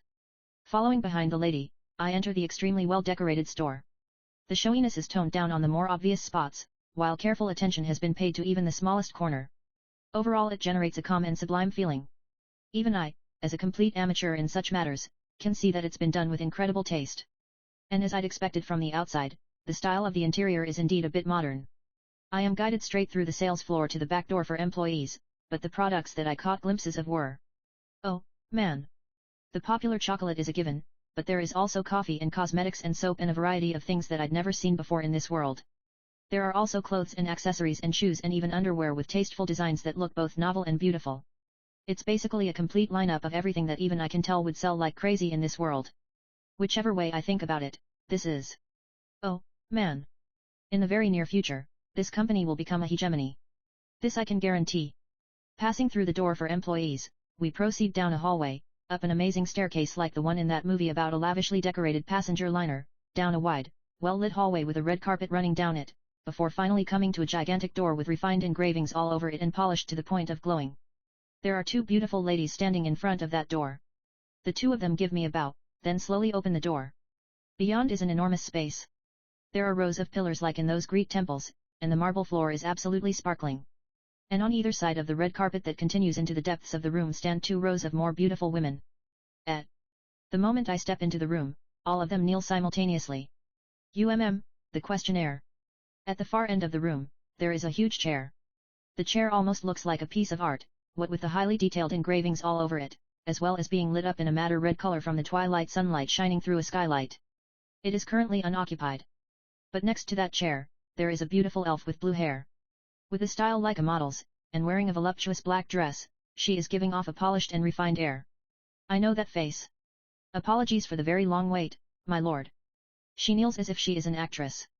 Gamma. After Alpha and Beta, Gamma was my third practice partner. With her wise-looking face and intelligent blue eyes, anyone can tell with a single glance that this girl definitely has a sharp mind. And she is none other than the brains behind Shadow Garden. Gamma is smart. She really is smart, but she also possesses an enormous weakness. Her nickname is Gamma the Weakest. Indeed. Within the 7 shadows, despite her seniority, her battle strength is at the very bottom. Oh, and 7 shadows refers to the first 7 who joined Shadow Garden. It sounds cool, so that's why I named them so. Among them, Gamma is the only one who possesses a fatal lack of hand-eye coordination and battle sense. If it is said that Delta is the one with the highest sense, then Gamma is the one with the lowest. But in my personal opinion, these two are the same. If I say this out loud, Delta would be super happy, and Gamma would give me a very wronged look, but these two are undoubtedly the same. While teaching Gamma and Delta the sword, I learned 2 things. 1. Regardless of how high someone's sense is, if they are an idiot, then saying anything would be a mere waste of time. 2. Regardless of how smart someone is, if they have no sense, then saying anything would be a mere waste of time. So that's why I ended up telling the 2 of them the same thing. Just pump yourself up with magic and cut your opponent. I ask no more of them. It is the dope up, rely purely on stats fighting style that I detest the most. Exactly. My conviction had met sound defeat the moment I met these 2. Even now, whenever I think of that day, I get a headache. No, that's enough. Let's wipe it from my memories. I shake my head. It has been a long while, my lord. Gamma walks towards me in an elegant model's walk. Swinging her hips seductively, with her high heels clacking with a crisp sound with every step. But... Pijia. She trips over literally empty air. These heels are pretty high, aren't they? Then she blames it on the heels. The moment she gets up while rubbing her nose, a nearby lady rushes right in with a shubba-baba and changes her shoes into low-heeled pumps in the blink of an eye. Well then, my lord. So says Gamma as if nothing had happened. That's fine with me. After seeing a lady's embarrassment, there are really only 2 choices, to pretend like you didn't see it, or to tease her about it. And I belong to the former faction. However, even so, there are things that need to be said. You have a nosebleed. In a blink, another lady rushes in with shubba-baba and wipes her nose. Please take your seat. Seeing the blushing Gamma, I had a thought. It's as if she'd never grown up. Allowing myself to be led by Gamma, I end up sitting in the large chair. The view from here is great. This is really great. Large, spacious hall, with the madder red sunlight shining through the skylight, and the rows of kneeling beauties on either side of the red carpet. It's as if I've become the king of the world of shadows. What a truly wonderful job Gamma has done, preparing such an expensive set. I am deeply touched, my very heart quivering with delight. Thus I cross my legs, prop my chin with my right hand, and raise my left hand. Then I gather violet-colored magic into my left hand, and release it into the air. Receive your reward. The magic explodes into a rain of light. When the rain touches the kneeling women, their bodies flash violet for a brief moment. Well, to be honest, the effects of this light is merely something like alleviating fatigue, improving magic flow, healing very minor injuries, things to that level only. This day shall be my lifelong treasure. So says Gamma in a quivering voice while kneeling beside me. Nice acting. But thing is, Gamma is not the only one quivering. The beauties kneeling on either side of the carpet are all quivering, with some even shedding tears. The lady who guided me here is also sniffling. It seems that Gamma also has quite the talent as a director. Well done, Gamma. So, now I have a few questions regarding this trading firm. Seriously, this company. Chocolate, and all those products I saw while passing through the sales floor, and even this building's design. None of it is stuff from this world. Please ask me whatever you wish. Could it be that the products of Mitsugashi Co. are the things I talked about previously? Ever since long ago, for some reason Gamma has been extremely curious in regards to my knowledge. Every time after getting beaten up by Delta, she would come to me with a half-crying face to badger me to tell her more. During those moments, I would just tell her about random things in Japan in a dramatic manner and wrap it all up as wisdom of the shadows. Yes, my lord. Despite my meager means, I have attempted to realize a fraction of the heavenly knowledge that my lord had bestowed upon me. I see. I mean, all I told you was merely on the level of there's something sweet called chocolate that's made of bitter beans and a ton of sugar hardened together. How on earth did you reproduce it from that? Is this intelligence? Is it that I merely lack the intelligence to do so? But well, fine. Let's just let that go. In all worlds, there are geniuses, and there are idiots. That's all there is to that. But there is something that I really must ask. Do Alpha and the others know about this company? Yes, of course. Which means, this is that. The pattern where I'm the only one to be left out. I get it, I really do. I'm the only guy, so it's probably hard to include me in their girl circle. And are you profiting quite a bit? Currently we are setting up branches in the main cities in this and the surrounding countries. The expansion is going smoothly. But of course, the more important point is how deep we can plant our roots through the company. Nobody needs that forced tie into the shadow world. In other words, the girls left me out, used my ideas, and are raking it in. If they had given me even a tiny cut, I wouldn't have had to crawl on the ground picking up gold coins, nor would I have had to pretend to be a dog and chase after gold coins. But it's fine, they did prepare such a large-scaled set for me. Let's be satisfied with this. But just a little bit? I'm just asking, but could I borrow a few gold coins? I'll eventually return them. Maybe. Yes, my lord, at once. After giving me an immediate reply, Gamma signals the lady who had guided me in. In a short while, a cart laden with gold coins is pushed in. A whole mountain of it.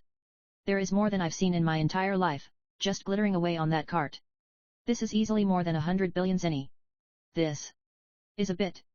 Even I'm not shameless enough to borrow this much without paying it back. Is it too little? I'll immediately have them bring more. No, it's fine.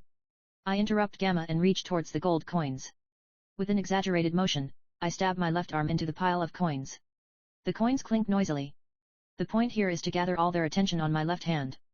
I concentrate with every last one of my nerves. And then, humph. I grab about 15 coins with my left hand, then make a show of putting it into my left pocket. That is 1.5 million zeni. The moment they had all focused on my left hand, I had exercised the very limit of my right hand's hand speed to also grab some coins and pocket them without anyone noticing. Alpha and Delta would be one thing. There's no way Gamma would have caught that. Are you fine with only that little?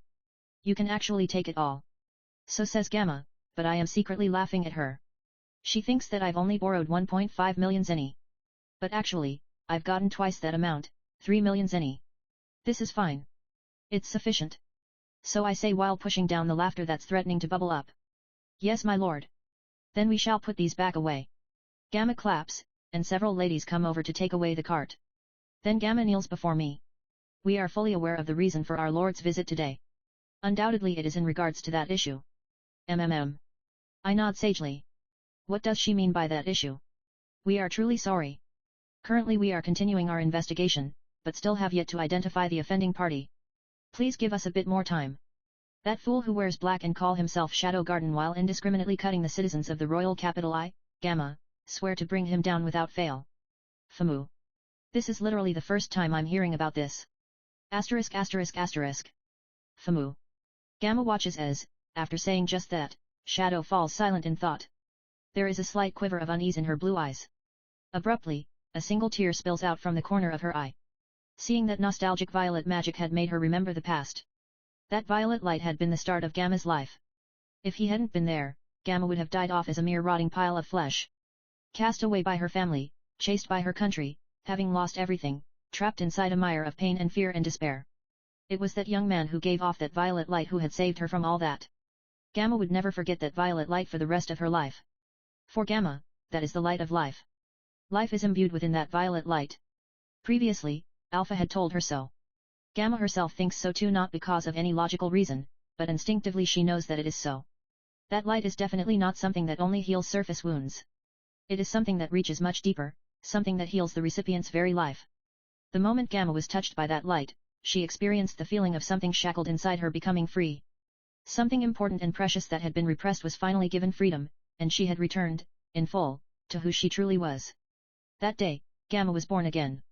When she was given the name Gamma, she resolved to dedicate her new life to him. But in contrast to her resolve, she turned out to be the weakest among the 7 shadows.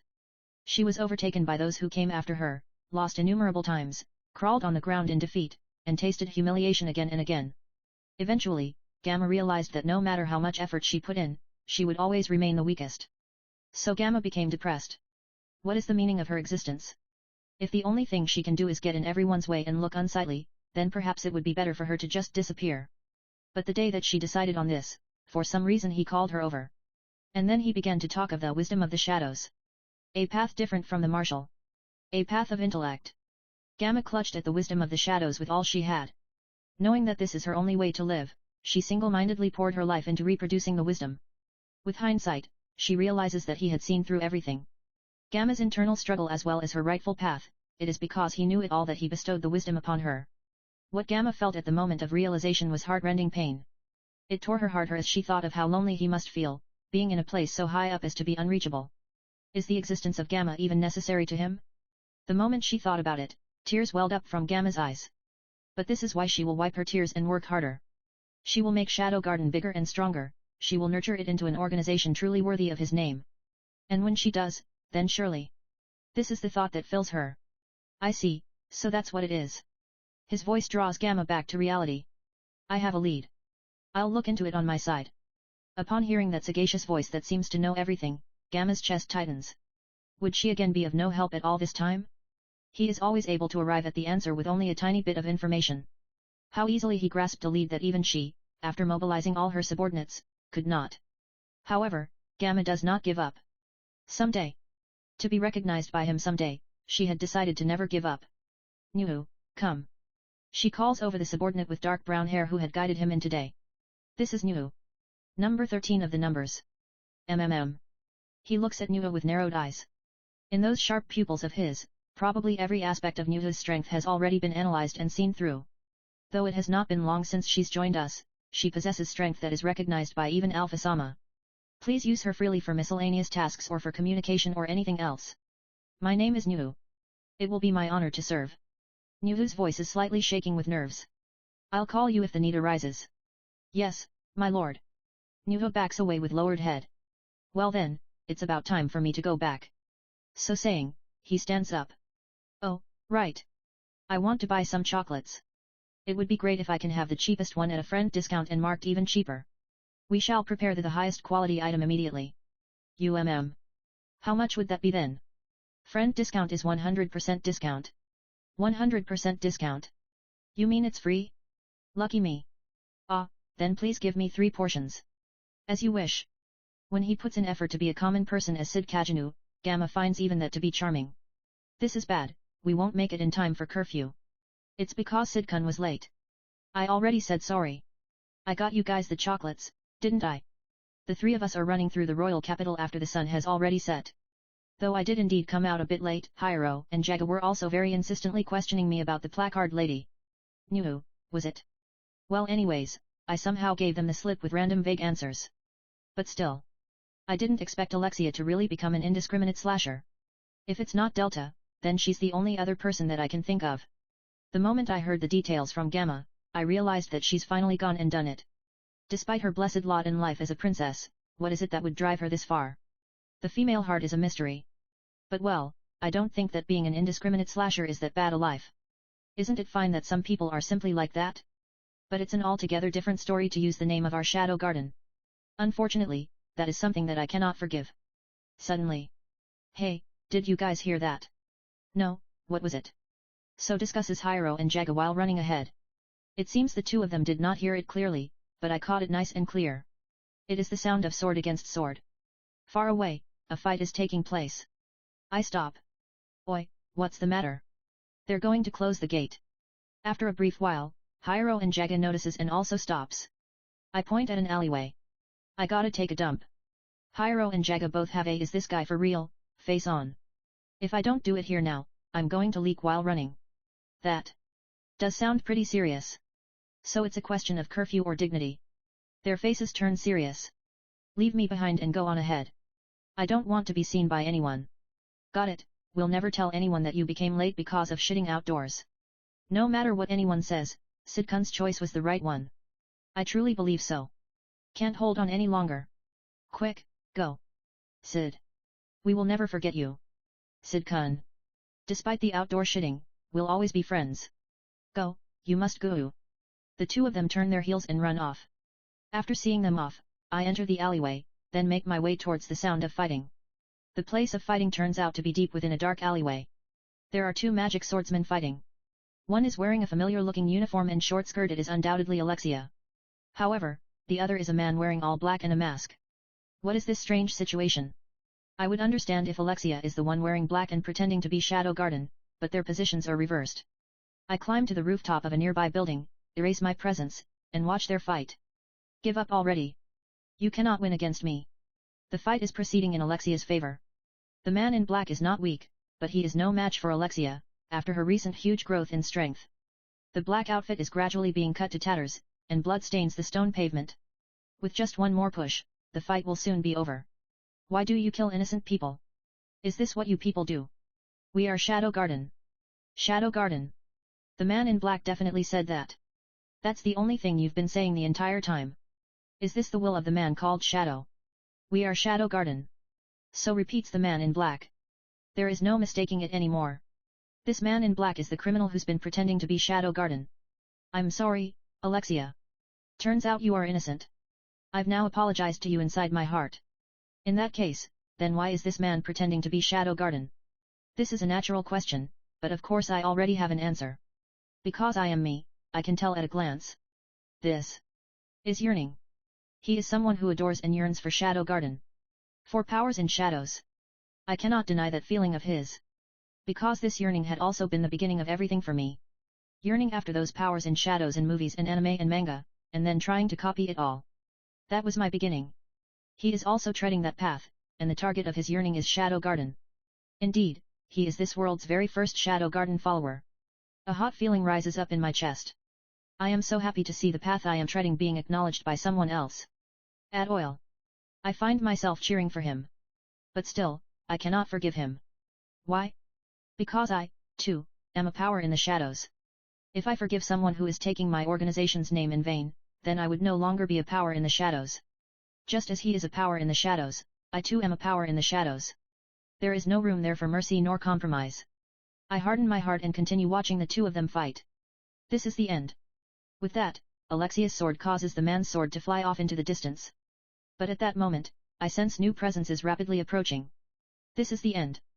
Alexia sends her opponent's sword flying. With a garron, it clatters onto the stone pavement a long ways off. But at that moment, the sudden cutting attack from the back forces Alexia to roll away in evasion. She blocks the follow-up attack, then kicks her new opponent's torso to take a distance. While settling her slightly disarranged breathing, Alexia sizes up the interlopers. Two more magic swordsmen have joined the fight. And both of them are also wearing full black. Seeing the first man pick his sword back up, Alexia clicks her tongue. So now there are three of them. And none of them seem weak. If it's only one, she can win. If it's two, she won't lose. But if it's three, to gang up on a frail lady with three big men, how horrible. Please let them be willing to pick up the conversation. Oh, I have a good idea. How about let's have a one-on-one 3 times? Sound good? They are slowly circling around to encircle her. Alexia continues to readjust her positioning while making sure that her back isn't taken. Oh, the moon is just so pretty tonight. Take a look behind you. She attempts to restrain the enemies trying to circle around with her eyes alone. With minute movements of the sword, both sides attempt to probe the other. Come on, you won't look? But I think it'd be better if you did look. Alexia smiles. Beneath the moonlight, her red eyes are sparkling. Because Naisama is behind you. They fell for it.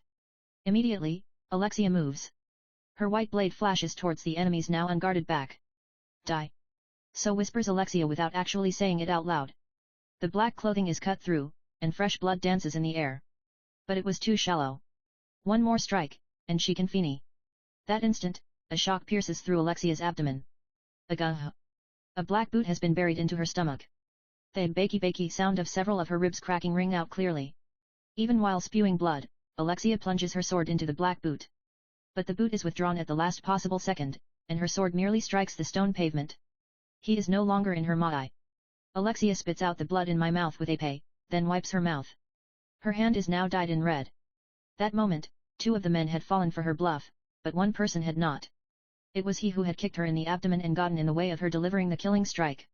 Alexia glares at the 3 of them with enmity in her eyes. 3 vs 1. The numbers are still unchanged. But the situation has worsened. 2 of the enemy are uninjured, 1 is heavily injured but still capable of swinging his sword. None of them can be ignored. In contrast, she now has a few broken ribs, at least one of which has pierced a lung. I'm going to be killed, thinks Alexia. Which is why there's no helping it. Alexia takes out a red lozenge from the chest pocket of her uniform. It is a drug that she had secretly pocketed even before the arson incident. It is against her will to brandish such a terrible sword, but it's still better than dying. She brings the drug to her lips. While reassuring herself by telling herself I'm the type that does well even without prior practice, she makes to swallow the drug. But at that moment, jet black descends from the skies. Without a single sound, as if like a crow that flies through the night. In the same motion, a jet black blade bisects one of the men, causing a vivid red flower to bloom in the night. A cloying scent of blood fills the alleyway. The man in jet black. Shadow swings his sword to get the blood off. With a splash, a horizontal red line is drawn onto a nearby wall. You fools who take the name of Shadow Garden in vain. Shadow. The most powerful existence that Alexia can never forget, he who had showed her the perfected form of her sword. He is enemies with these men? It seems that he is not allied with these men in black. That sin. Shall demand your lives as recompense. The moment Shadow speaks, the remaining men in black move. It was a split-second decision. They kick the stone pavement, kick the walls, and ascend to the roofs, aiming to get away. But how foolish. Shadow chases them. Wait a moment. Alexia's voice causes Shadow to stop. He slowly turns around, then looks at Alexia. Her sword is clattering audibly. That what she is doing is sheer folly. This Alexia is well aware. My name is Alexia Midgar. I'm a princess of this country. Shadow merely silently continues to look at Alexia. If he feels like it, he could reap Alexia's life before she even knows that it happened. Tell me what your aim is. For what do you wield your strength, what are you fighting against, and do you intend to bare your fangs against this country? Shadow turns around. Don't get involved. It's better for you to not know. Wait. If you truly are an enemy of ours, what would you do if I am? His killing intent slams into Alexia. She instinctively shrinks back in the face of this existence that she knows she definitely cannot win against. However, to fight against one's instincts is what it means to be human. I will fight. You will definitely kill my Nae-sama. And I cannot allow that to happen. The only sound from Shadow is the flutter of his coat. I understand your sword. Even if it's not possible now, someday, you will kill me. Leaving that question hanging in midair, Shadow disappears into the shadows. Alexia whispers to the empty darkness. Yes, I will. Silence has returned to the night. Now alone by herself, Alexia falls to her knees while clutching her abdomen. Her sword falls from her shaking hands. She has done a foolish thing. She knows this full well. However, Alexia has recently finally understood why she swings her sword, what is precious to her, what is that which she truly wishes to protect. It is for that one person who is her sister, and for that one person who is her friend. Alexia had resolved to protect only those 2. This is pretty bad. Her consciousness is fading. If she faints in an alleyway like this, Alexia knows that nothing good is going to happen to her. Somehow, she manages to rely on the wall to stand up. At that moment, Alexia, Alexia. She hears her name being called from far away. Nae-sama.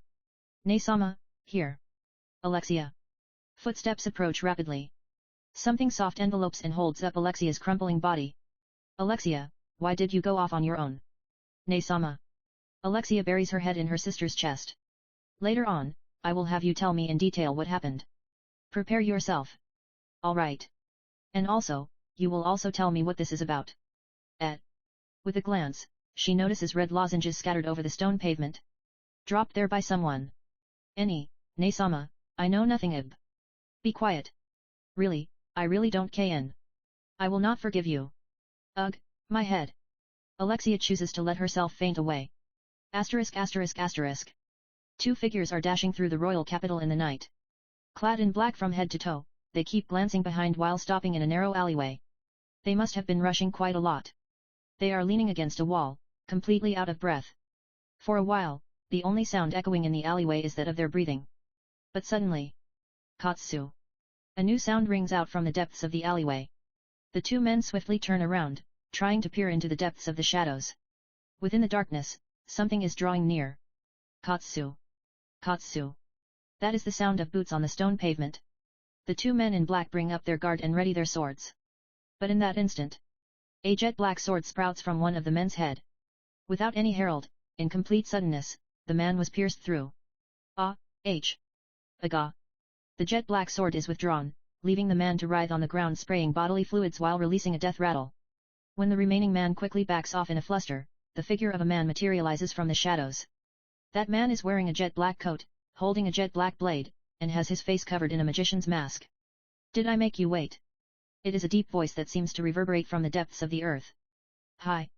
Finding himself struck dumb with fear, the man in black can only continue to back up. Why so serious? So he says. Could it be that you actually thought you can escape? The man in black turns around and dashes off. However, as expected of Shadow-sama, before him is a single girl. Wearing a mini one-piece, she seems like a very classy woman. To think that you could apprehend him this quickly, as expected indeed. New, is it? Yes, my lord. The two of them are talking over the man's head. The man has his back against the wall and is beginning to hyperventilate. Please leave the rest to us. We will draw the information out of him. He puts away his sword. I want no mistakes. Yes, my lord. With that, he turns on his heels and disappears into the darkness. The woman sees him off with her head lowered. Then only the man in black and the woman are left in the narrow alleyway. Whereas the man is wearing full body gear, the woman is wearing a one-piece and high heels, with not a weapon on her. The man's decision is swift. With a very fast mowing attack, he kills the empty-handed woman. Or so he intended. The hem of her one-piece flutters, and her white, shapely leg slices through the darkness. Karen! The man's sword falls to the ground. Belatedly, 8 of the man's fingers fall alongside his sword. Is it his fingers that he is trying to pick up, or his sword? He reaches out with a hand that only has a thumb left. However, that hand is stepped on by the still toe of a high heel. Iji! At the tip of the heels is a jet black blade. The blood flowing from the stumps of the man's fingers pool on the ground. I am not as merciful as Shadow-sama. Her chilly voice descends from above. When he looks up, he sees sharp, freezing eyes staring down at him. Do not think that you can die an easy death. The hem of her skirt flutters again, and her knee smashes into the man's jaw. The next morning, a gruesome corpse is strung up above one of the royal capital's main avenues. There is a message written out in blood on the corpse's abdomen. The end of a fool. The corpse's face is frozen in agony and terror. Asterisk asterisk asterisk. Alexia is lying in a clean bed, looking up at her older sister's very serious face. I understand. So says Iris from her position beside the bed. So the slasher incident was not actually Shadow Garden, but some other group that was using their name. That's what Shadow said. Shadow. In the end, we are still no closer to their true identity. Iris ponders a bit while looking down. During that previous royal capital incident, I also came across a very powerful swordswoman who also seemed to be a member of Shadow Garden. You said that she named herself Alpha, right? Iris nods. Judging from various other reports, we know that the organization called Shadow Garden possesses extremely high fighting strength. Then from your report, we also know of the man called Shadow, and the name of their organization. But those are literally the only facts we know. Everything else is wrapped in a mystery, including the aim of the organization. I saw that Shadow is hostile against the Order of Diabolos. Perhaps their aim lies with the Order. So the lead lies with the Order. Iris heaves a sigh. Nay-sama. I had thought them to be a mere gathering of eccentrics who worship the demon Diabolos, but their roots seem to be much deeper than expected. You're talking about the arson case? The arson too, but actually the budget for the Crimson Order is not being approved. I'm going to have to shoulder our expenses out of my own pocket for a while. Alexia frowns. So they have infiltrated not only the existent Night Order, but also the civil officials. I do not know. Maybe it's people from the Order, or maybe they're merely being controlled by money. The establishment of our Night Order was also a bit forced, so I can't insist too vehemently either. I can also help you with the expenses. Thank you, but the thought is enough. You know how many people we have in the Crimson Order, right? 8 people. Exactly, we only have 8 people. My personal assets can easily last us more than a decade. But in this state, we cannot expand the Night Order. At the moment, there's no point in us expanding. We still don't know who else we can trust. Ne-sama, Alexia looks up at her sister, clearly having difficulty getting out her next words. Who is our Crimson Order enemies with Shadow Garden or the Order of Diabolos? Iris smiles while answering. Both. As long as they are within our borders, I will not allow them to do as they please. Ne-sama. We must not fight against Shadow. Alexia grabs her sheets tightly. Alexia, there you go again about that. It is only because Ne-sama has not yet met Shadow that you can say that. Didn't you also see that attack that colored up the royal capital's sky? It has been determined that that was an artifact going berserk. I clearly saw Shadow release that attack. With my own two eyes. Iris draws closer to the bed and looks into Alexia's red eyes. It is physically impossible for a human to control that much power. Either your memory is muddled due to your long period of captivity, or else you were hallucinating due to being drugged. I know you're not lying, but you were indeed very tired at that time. Ne-sama. Iris wraps Alexia's hand with both of her hands. Even if it was indeed an attack released by that man called Shadow, I still cannot run away. If I run away, who will protect our country? Ne-sama. Iris pats Alexia's head, then stands up. Rest up and get well soon. Once I recover, I'll come back to help. There will be no need for that. I forgot to tell you, but you're under house arrest for a while. Theft of evidence. Iris takes out a red lozenge, causing Alexia to be struck dumb. Properly reflect on your actions. The door shuts with a pattern. I'm being stared at. The moment I step into the classroom, I feel stares boring into me from every which direction. Everyone is looking my way and whispering up a storm. It's him, it's him. Leaking shit while running. I heard that he did it right there on the road. I glare at Hiro and Jega, whose eyes start swimming all over the place. Hey there, quite the misfortune yesterday at. Gee, good morning. Bad day yesterday, wasn't it? T/N, I tried so hard to refrain from using shitty day since it's not in either of their character, but at least I gotta put it here in a T/N. Good morning indeed. I wonder why I feel like today is going to be even more of an ordeal. The smiles on their faces are so stiff. I heave a huge sigh. So, did you all bring your chocolates from yesterday? So says Hiro while taking out his package of wrapped chocolate. Yes I did. Says Jega. So far as it goes, I did too, I guess. Say I. Alright, then let's all give it out during lunch break. Mifufu, isn't it so exciting? Yet. Thus, lunch break. Hiro claimed to show us how it's done, so at the moment Jega and I are just going along with him. We are currently near the second year's classroom. Hiro is on standby around the corner. The two of us are watching on from a bit farther away. An upperclassman. As expected of Hiro-kun. Yet. After a short wait, a cute girl comes out. Please accept this. Hiro holds his chocolate out to her. But in that instant. Oi, what business do you have with my fiancé? A hand lands heavily on his shoulder. Behind Hiro is a macho-looking upperclassman with bulging muscles. No, that is. Let's have a talk right over there, shall we? Hiro sends us an SOS with his eyes, but we pretend to not see it and turn around. Let's go. Yab. Hiro's wail reverberates behind us. Jega's battlefield is apparently the library. As this library is also shared with the Scholar Academy, it's quite large. And of course, the muscle brains of the Magic Sword Academy almost never come here. Which includes me, of course. So your opponent is a student of the Scholar Academy? Yes. I will not make the same mistake as Hiro-kun. I've already researched my target thoroughly. I know everyone she associates with and her relationship with every one of them. I know her favorite foods, her dorm room number, the toilet she frequents, the size and smell of her shoes, the color of all the underwear she owns, her 3 sizes, and from a cup that she used. That's enough. Go. I push Jega into the library, then immediately turn around and leave. This person is a stalker. A high-pitched scream reverberates behind me.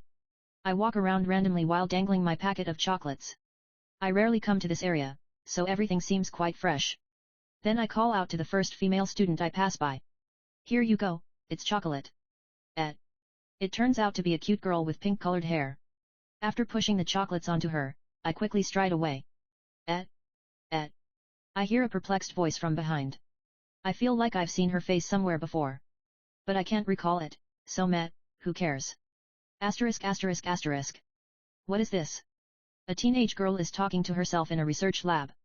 She is a cute girl with pink-colored hair. What her cool eyes are currently fixed on is a box of brown-colored objects. Even when she lifts it up and smells the sweet smell wafting from it, she doesn't know what it is. If she remembers correctly, the boy who handed these to her had called it chocolate. Sherry, what is the matter? The person who calls out to her is a middle-aged man. He has salt and pepper hair in a swept-back style. Vice Principal Ruslan. You promised to call me father when we are alone. Stepfather. Sherry gives an embarrassed laugh. So then, what is up with those chocolates? Chocolate? A boy from the Magic Swordsman Academy gave these to me. Hat. Ruslan strokes his mustache. That is an expensive confectionery that's all the rage among girls nowadays. I'm sure it's a present for you. But I didn't know him. Then it must have been what they call love at first sight. The one you have there is supposedly a phantom product that even lining up from the break of dawn might not even guarantee you the opportunity to buy it. It seems that that boy has gone to quite the lengths for your sake. Love at first sight. So Sherry whispers, her cheeks slightly dyed. What reply will you give him? Reply. He must be waiting for your reply. But I'm.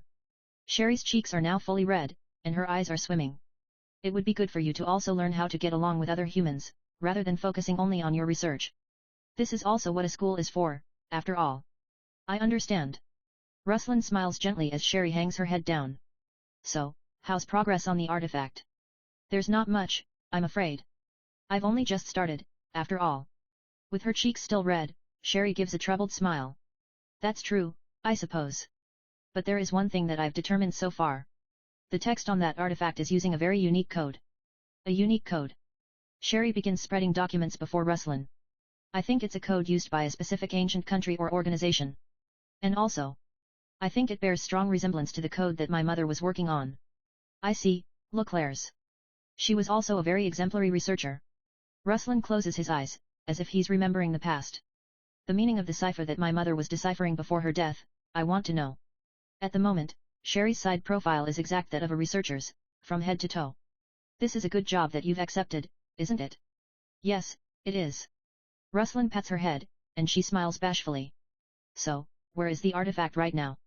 Oh, the knights in the other room are holding onto it. You don't need to have it in hand. Only at times. Since I need to spend time thinking, and I get a bit nervous when I'm with the knights. ISE cough, sorry about that. Ruslan turns around and coughs. Stepfather. Are you all right? Sherry hurriedly rubs Ruslan's back. Ruslan's body is thin, and his cheeks are hollow. I'm fine. Ruslan slowly gets his breath back. I even seem to be doing a bit better nowadays though. I guess that's just how sicknesses are. Stepfather. Don't make that worried face. Rather than that study abroad offer from Academy City has come again. Academy City Rawegas. The world's top brains have already acknowledged your research results. If you go to Rawegas, you can grow a lot more, learn a lot more. I think it's a great idea to go. Sherry shakes her head. You're still sick, there's no way I can go. Sherry, you don't have to worry about me, really. After my mother died, if you hadn't adopted me, I would definitely have died somewhere. I want to help you, just as you helped me. Sherry's eyes are tearing up. Sherry. I have such a good daughter indeed. Ruslan smiles gently. Do well with your research then. Also, make sure to eat those chocolates. Yes, I will. Ruslan exits the research lab. Left alone, Sherry reaches out for a piece of chocolate, her cheeks blushing. So sweet. So delicious. And then she reaches for a second piece. I am enjoying a perfectly peaceful day absent of Hiro and Jega and Alexia, just walking back to my dorm. After I leave the garden that is currently dyed by the setting sun and the number of students near me drops, a female student suddenly approaches me. She is wearing a second year's uniform, has dark brown hair down up in buns, and is wearing lame-looking glasses over her similarly colored eyes. But I can tell, with my long history as a mob. That is actually a beautiful person who is only pretending to be a mob to not stand out. Hey there, do you have some time? I recognize that voice. Nuhu, hey. So I say in a low voice. She nods. To think that a classy lady can change this much with glasses and cosmetics and a different hairstyle. We continue talking in low voices. You attend this academy? No, this uniform is borrowed. So I can blend in. I see. The academy is so large that the faces you know would be far less than the faces you don't. As long as the other person is wearing a uniform, then why would you give them a second look? Where shall we talk? How about that bench over there? There is currently no one near that bench that has an unbroken view of the beautiful garden. At that place where the setting sun is a bit blinding, the two of us sit next to each other. Asterisk asterisk asterisk. Looking down at the academy garden, Nyuhu's eyes narrow behind her glasses. Originally, she is supposed to be attending this school as an actual second-year student. Up until that day when she had been discarded due to demon possession, she had not doubted even for a second that her future would be smooth and peaceful. Bulletin in the end, all of it turned out to be mere fantasy. Everything that Nyuhu had believed in and taken for granted, be it family, friends, or peace, turned out to be a tower built upon a very, very thin sheet of ice. Not knowing what lay beneath the ice, she had been merely frolicking around as an ignorant child. She gazes at the students in the garden with both envy and pity mixed in her eyes. Down there is a face that she recognizes. Nyuhu used to be the daughter of a marquis family, and she had been quite well known in the social circle. Those days had been glittering. But even that is merely in the past now. She was erased from her family genealogy, turned into someone who never existed. How many of those people who had been her close friends actually still remember her? Oh right, there was that person, wasn't there? Like that. Probably rather than nostalgia, only disgust would be involved if she comes up in a conversation now. That's what demon possession is. It was not necessary for her to go to the trouble of coming to the academy in the daytime to meet Shadow. However, it's just that she has a tiny fragment of hope that she has never been able to completely discard. In some corner of this peaceful academy, there is still a place for her. She merely wanted to see that foolish dream for a brief moment. Noodle laughs. Even though she might no longer have a place in the world of light, she now has comrades who share her will.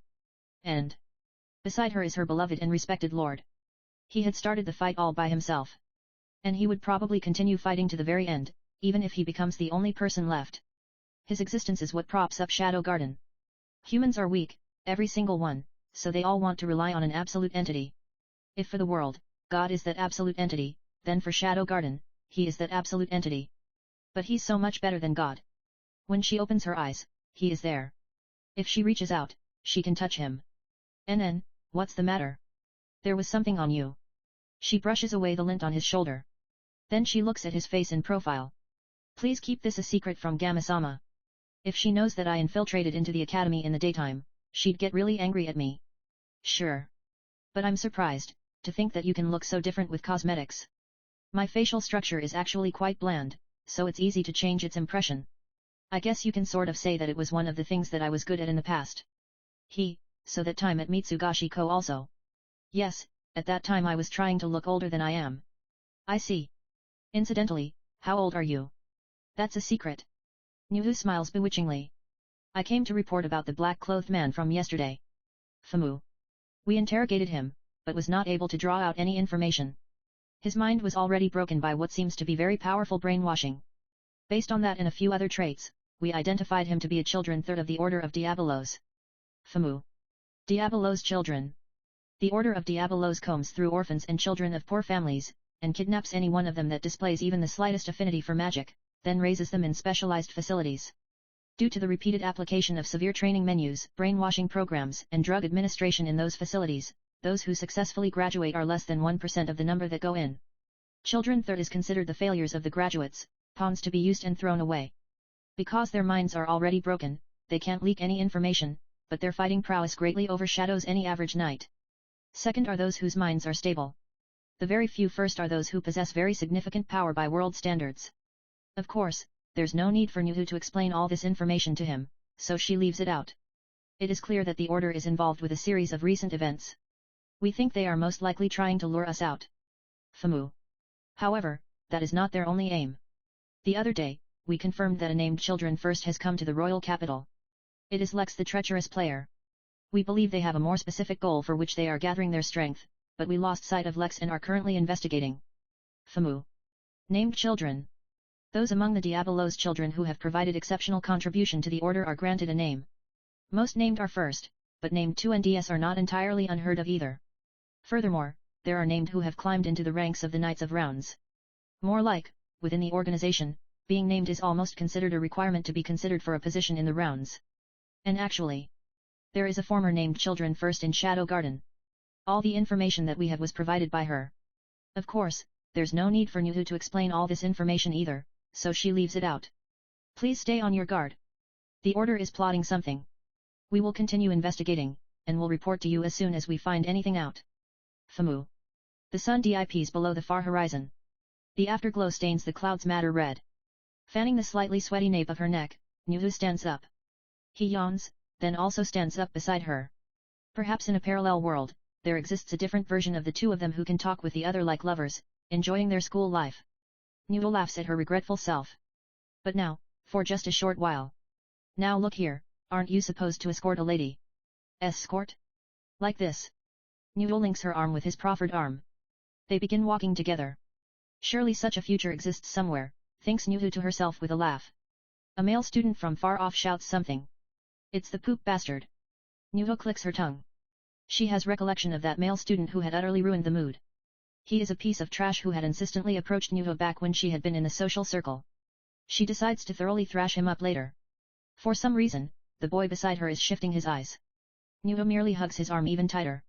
Asterisk asterisk asterisk. If someone asks who is the strongest in the academy, a year ago, the unanimous answer would have been Iris Midgar. But after she graduated, the seat of the ruler of the academy became empty. Or so everyone had thought. But the next ruler appeared out of the blue. In a way that no one expected, a person that no one had expected came to reign over the entire Midgar Magic Swordsman Academy from the very top as the absolute ruler. Her name is Rose Oriana.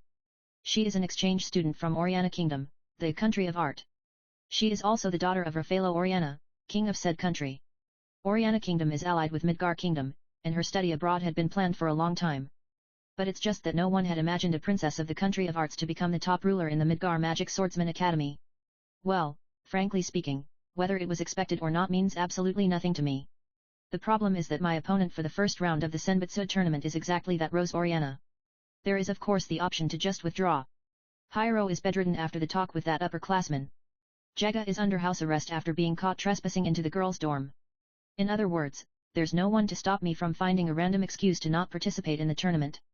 But when I thought about it more, I realized one thing: to lose in an unsightly manner to the school's absolute ruler in the first round of a tournament, doesn't that seem really mob-like? Yep, it's definitely mob-like. Perish the very thought of withdrawing. As a mob, I have the duty to show the world how a mob loses in a mob-like way. And so, here I am, drawing my sword in front of the huge audience. Standing before me is Rose Oriana. With her elegant honey-colored rolls, her fashionable battle clothes, and her thin sword. She has a soft-looking face, and first-class style, and is anyways very chic. As expected of the country of art. Furthermore, on top of being an exchange student in a second year, she is also the current student council president. Due to her looks, her strength, and her popularity, the cheering in the venue has already reached incredible levels. Not a single person is shouting my name. A small part of me thinks support your home country's side, but whatever. This is exactly the stage of a mob. It is the best. My sword is clattering audibly. Have I ever been this nervous in a fight? What is requested here is not a simple ending where victory, murder, and even dust is vaporized into a cloud. What is requested here is my mob-like defeat. What does it mean to be mob-like? This question steps into the realm of philosophy. But there is no need for worry. For the sake of this day, I have perfected the 48 mob-style secret techniques. Rose Oriana vs Cid Kagenou. The referee announces our names. Rose's ice blue eyes and my mob-like eyes clash in a shower of sparks. Oh, Rose Oriana. Can you keep up with me? In this battle against a mob who has reached the utmost limits. Fight. The instant the fight starts, Rose's thin sword dances. It draws a sharp, beautiful arc headed straight for my chest. A normal mob would not even be able to see this attack. I can see it. I can, but I choose not to react. I must not display even a hint of a reaction. Why? Because I'm a mob. I will not move even a muscle until the instant the sword makes contact with my chest. The swords being used in this tournament all have their blades dulled, but taking a head-on blow would still lead to quite significant injuries. Her thin sword stabs my chest. That instant, I spring into action. Without showing any outward indication of moving, I fly backwards with only the strength of my toes, and incorporate the pushing power of her sword to add a spin to my flight. Furthermore, I secretly take out a packet of blood that I had collected yesterday, and break it. All this happened in less than a fraction of an instant. I am sent flying backwards with a tailspin while spraying blood like a fountain. Pet-ue-ee. The red tornado of blood paints a beautiful picture in the air. Mob-style secret technique, tailspin bloody tornado. Then I crash into the ground, bounce once, then roll across the stage. A huge roar of cheering shakes the arena. Goo, gah, vo-ee. Then I break another pack of blood and pretend to vomit out its contents. Perfect. Every single person in the venue is believing thoroughly in my mobness. Not a single person is doubting it. I feel a strong urge to smile ear to ear at my full score performance, but I push it down. Because this is not over yet. It is not over yet. Gega, ge. I spend 10 more seconds pretending to struggle to stand up while near death. Indeed. There are still 47 techniques left in the mob-style secret techniques. Why, how, is he standing back up? Rose Oriana shudders at the boy who keeps standing up again and again no matter how many times he falls. He is covered with blood from head to toe, and it seems doubtful whether he can even swing his sword properly anymore. He is no shape to be fighting. Or rather, the fact that he can still stand is already a miracle. Rose's sword may be thin, but it is by no means light. Though the blade is dulled, the magic imbued into it is real. It is very possible to render someone incapable of further combat with just a single strike. However, how many times has this boy eaten her attack? It is not only once or twice. Despite having been bathed by her attacks for more than 10 times, still he stands back up with persistent fighting will. Why is he going to such lengths? Even though his physical body must have already exceeded its limits, his eyes are still not dead. They are vividly telling her that there is still so much more that he wants to do. Rose is incredibly impressed at his figure. Exactly how much emotion did this boy bring with him when he stepped onto this stage? He has a reason why he absolutely cannot lose. There is no comparing the difference in strength between Rose and him. There isn't even a 1 in a million chance of him winning. In spite of that, he does not give up. His burning eyes are glaring at Rose. It's not over yet. It's not over yet, with only this little. Rose can only sigh in admiration at the sight of him surpassing the limits of his body through his unbending will, continuously challenging an opponent that he can never win. In Rose's heart is profound respect for this boy, Cid Kagenou, but also a deep apology to him. At the start, she had looked down on him, thinking him an easy opponent that she can quickly defeat. Indeed, it might be true that in a fight of only sword mastery, he wouldn't last even 1 second against her. However, in the fight of the heart this is Rose's complete defeat. The next one will be the end. Which is why Rose decides to quickly end this. If this continues, he would probably continue standing up until he really dies. She doesn't want to kill this boy of such promise. The cheering in the arena has stopped some time ago. Everyone is creeped out by him. Rose imbues more magic into her sword than she has for any other strike today. The air vibrates, and the audience buzzes. However, even so. As I'd thought, you still won't give up. His eyes are burning with searing flames. There isn't even a shred of fear towards her coming attack. There is only an infinite amount of fighting will in his eyes. In which case, then she has no choice but to go all out. Rose's sword begins to hum, but at that moment... Stop. Stand down, the match is over. The referee interrupts and declares the match to be over. It is because he determined that it would be dangerous if he allowed things to proceed any further. Rose sighs with relief. However, it is the opposite for the boy. What? But I still have 33 left. His eyes are still conveying that he can still fight. Winner, Rose Oriana. Thunderous applause falls upon Rose. Rose shakes her hand in response, then bows deeply towards the crumpling Cid Kagenou. ******. After the match, it seemed that I was going to be forcefully brought to the infirmary, so I gave them the slip and escaped. That was dangerous. If someone sees that I'm pretty much unscathed, how could I explain it? I almost had to cut myself back there. I exit through the participants-only door, then walk down an empty hallway. I guess the remaining 33 techniques would have to be saved for next year. Hopefully a good opportunity comes before then. NN. Suddenly, a student that I'm not familiar with calls out to me. It is a cute girl with pink hair wearing the school uniform. I feel like I might have seen her before. Or maybe not. Not sure. Your injuries. Are you all right? Just barely. Avoided any deep wounds. I think. I nonchalantly take the pose of pressing on the wound on my chest. That's a relief. I saw your match. I see. I don't watch matches often, but the way you kept standing back up, I thought it was really cool. It was cool. Yes. She nods with a slight blush. What a strange girl she is to find a mob cool. Well, there were indeed a lot of people in the audience, so I guess it wouldn't be strange for 1 or 2 to have such eccentricities. So, this. The girl timidly holds out a small package. This is. I baked some cookies. In return. Is this like a gift for a good match? Thanks. Since she already went to the trouble, then might as well. The girl smiles happily. If it's alright with you, can we start as friends? Friends? Sure. Aside from a certain exception, I generally live by a policy to not cause girls embarrassment. Yes. Stepfather, we became friends.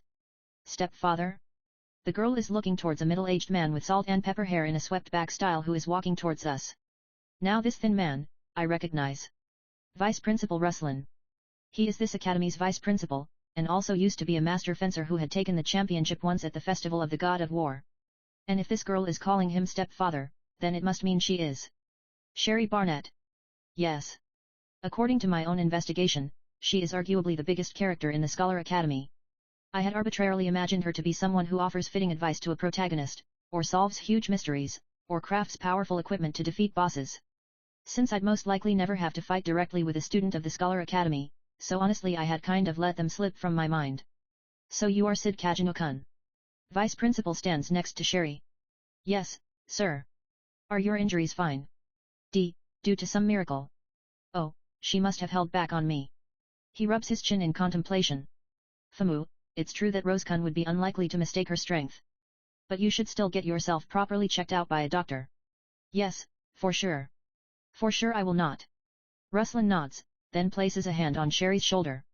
This girl only knows how to do research, and doesn't have any proper friends. Stepfather. Ruslan laughs jovially before continuing.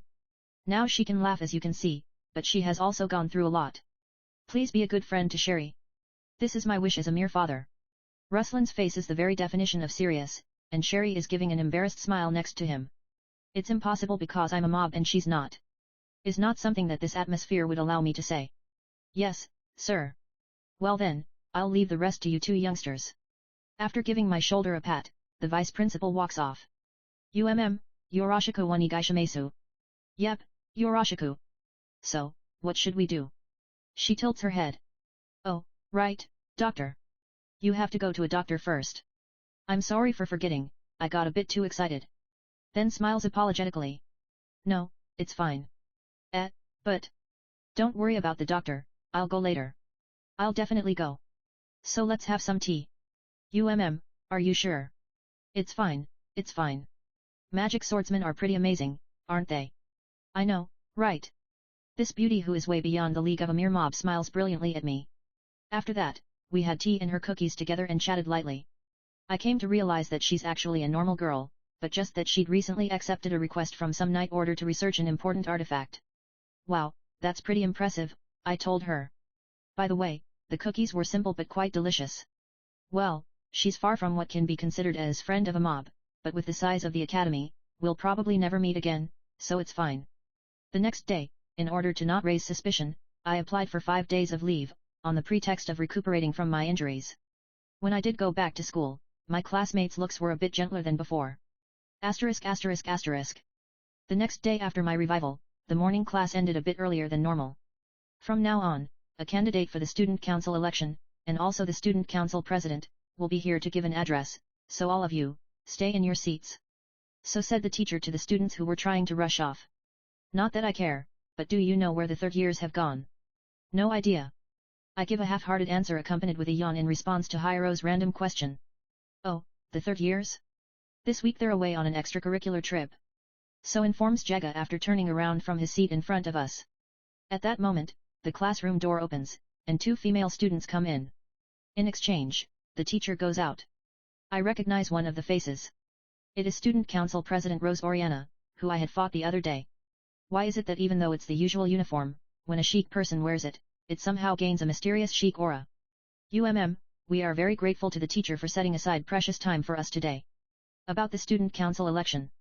The first-year girl, clearly still not used to this, starts speaking in a stiff voice.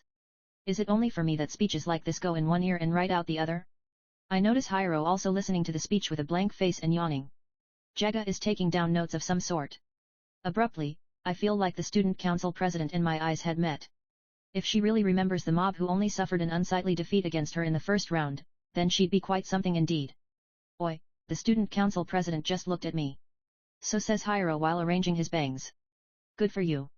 Oi, I might get scouted by the student council. Good for you. Oi, I really don't want to get involved with bothersome things. Good for you. And that's pretty much how the time is going by. But suddenly, I felt a disturbance in my magic. What happened? I am constantly manipulating and controlling my internal magic as practice, but as of just now, I suddenly can't seem to feel that magic anymore. It feels like something is obstructing the flow of magic. I can either push through it with brute force, or I think I can also circumvent it by making my magic extremely fine. As these thoughts go through my mind, I feel some presence approaching the classroom. They're coming. I just felt like saying that. But at that moment, abruptly, an enormous explosion echoes out. The door to the classroom is blown away, and the entire class is rendered dumbstruck. Immediately afterwards, men in black holding naked blades march into the classroom. Nobody move. We are Shadow Garden, and we have occupied this academy. So shouting, they stand in front of the exit. No way. My mutter is drowned out in the surrounding commotion. There is not a single student who can move. Is this a drill, a prank, or real? Almost all of the students are having trouble coming to grips with the reality that the Magic Swordsman Academy is under attack. I am the only one who has fully grasped the situation. That these men are for real, that all magic in the surrounding has been blocked, and that the same thing is currently happening in all the other classes. Awesome! Words of appreciation automatically spilled from my lips. These guys, they're truly gone and done it. They've actually done it. That thing that every boy in the world has dreamt of. That thing that has colored a page of our teenage fantasies. That thing being having the school being attacked by terrorists. I am shivering with emotion. Exactly how many times have I fantasized this situation? Several hundred, several thousand. Several 100 million times. I've explored all the innumerable patterns that such a situation can turn, and finally, it's actually happening in front of me. Stay in your seats, and raise your hands. Seeing the students gradually coming back to their senses, the men in black threaten the students with their swords. I thought I'd prefer to be on the terrorist side, but it already got chosen by them. No worries, being on the student side is more common. So, what should I do? How should I move? Infinite possibilities are spread out before me. It seems like you lot fail to understand what kind of place this is. At that moment, a gallant voice rings out. A single girl places her hand on the sword on her waist and confronts the men in black. You wish to occupy the Magic Swordsman Academy? It seems that you are not in your right minds. Only one person, Rose Oriana, is standing out to face against the men. We told you to discard your weapon, little girl. I refuse. So saying, Rose draws her sword. Humph, you'd be just right as a prime lesson. One of the men in black raises his sword in a fighting stance. This is bad. She still hasn't realized that she can no longer use magic here. What is happening? Agitation colors Rose's face. So you finally realized it. The man in black laughs behind his mask. Bad, this is bad. This cannot continue like this. But it's already too late. He swings his sword towards Rose. There is no way that a girl whose magic has been sealed can ward off that sword imbued with magic. I jump up from my seat and dash forward. Stop, this isn't how it's supposed to go. My brain processing speed accelerates, and the world slows down. Right now, my heart is filled with a bottomless impatience and rage. AAAAAAHHHH. At this rate, she will become the first one to be killed by the terrorists, victim number 1. That must not happen. It definitely cannot be allowed to happen. The first person in the class to be killed by the terrorists is always a mob character. Stop. Along with the roar from my very soul, I manage to slip in between the two of them. Watching the naked blade drawing close, Rose foresees her own death. With a weak body that cannot manipulate magic, she can neither block nor evade the attack. In order to make the wound as shallow as possible, she tries to turn her upper body, but even that feels extremely sluggish. She will not make it in time. Death is there, a simple reality. But at that moment, a cry pierces her eardrums. Stop. Immediately afterwards, something crashes in from the side and sends Rose flying. Kia. By reflex, she lands with a nyokimi. And when she looks up, a shocking sight greets her eyes. How could? There is a blood-covered boy lying limp on the ground. The blood flowing over the floor is making a puddle that is growing larger by the second. It was apparently a fatal blow. Kaya. Someone's scream reverberates around the classroom. Rose rushes over to the boy's body, not caring the slightest about the blood staining her clothes. This boy is someone who had left an extremely deep impression on her only very recently. Cid Kagenou-kun. In response to Rose's murmur, the boy faintly opens his eyes. Baka, why did you cover me? She had met him only just so recently.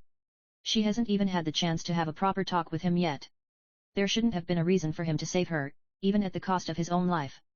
The boy opens his mouth, seemingly trying to say something. Geho, gaho. But only manages to cough up a large amount of blood. Cid-kun. Some of the boy's coughed up blood splatters on Rose's white cheek. The boy smiles with his blood-covered face. then breathes his last. His dying face is one filled with accomplishment. Why?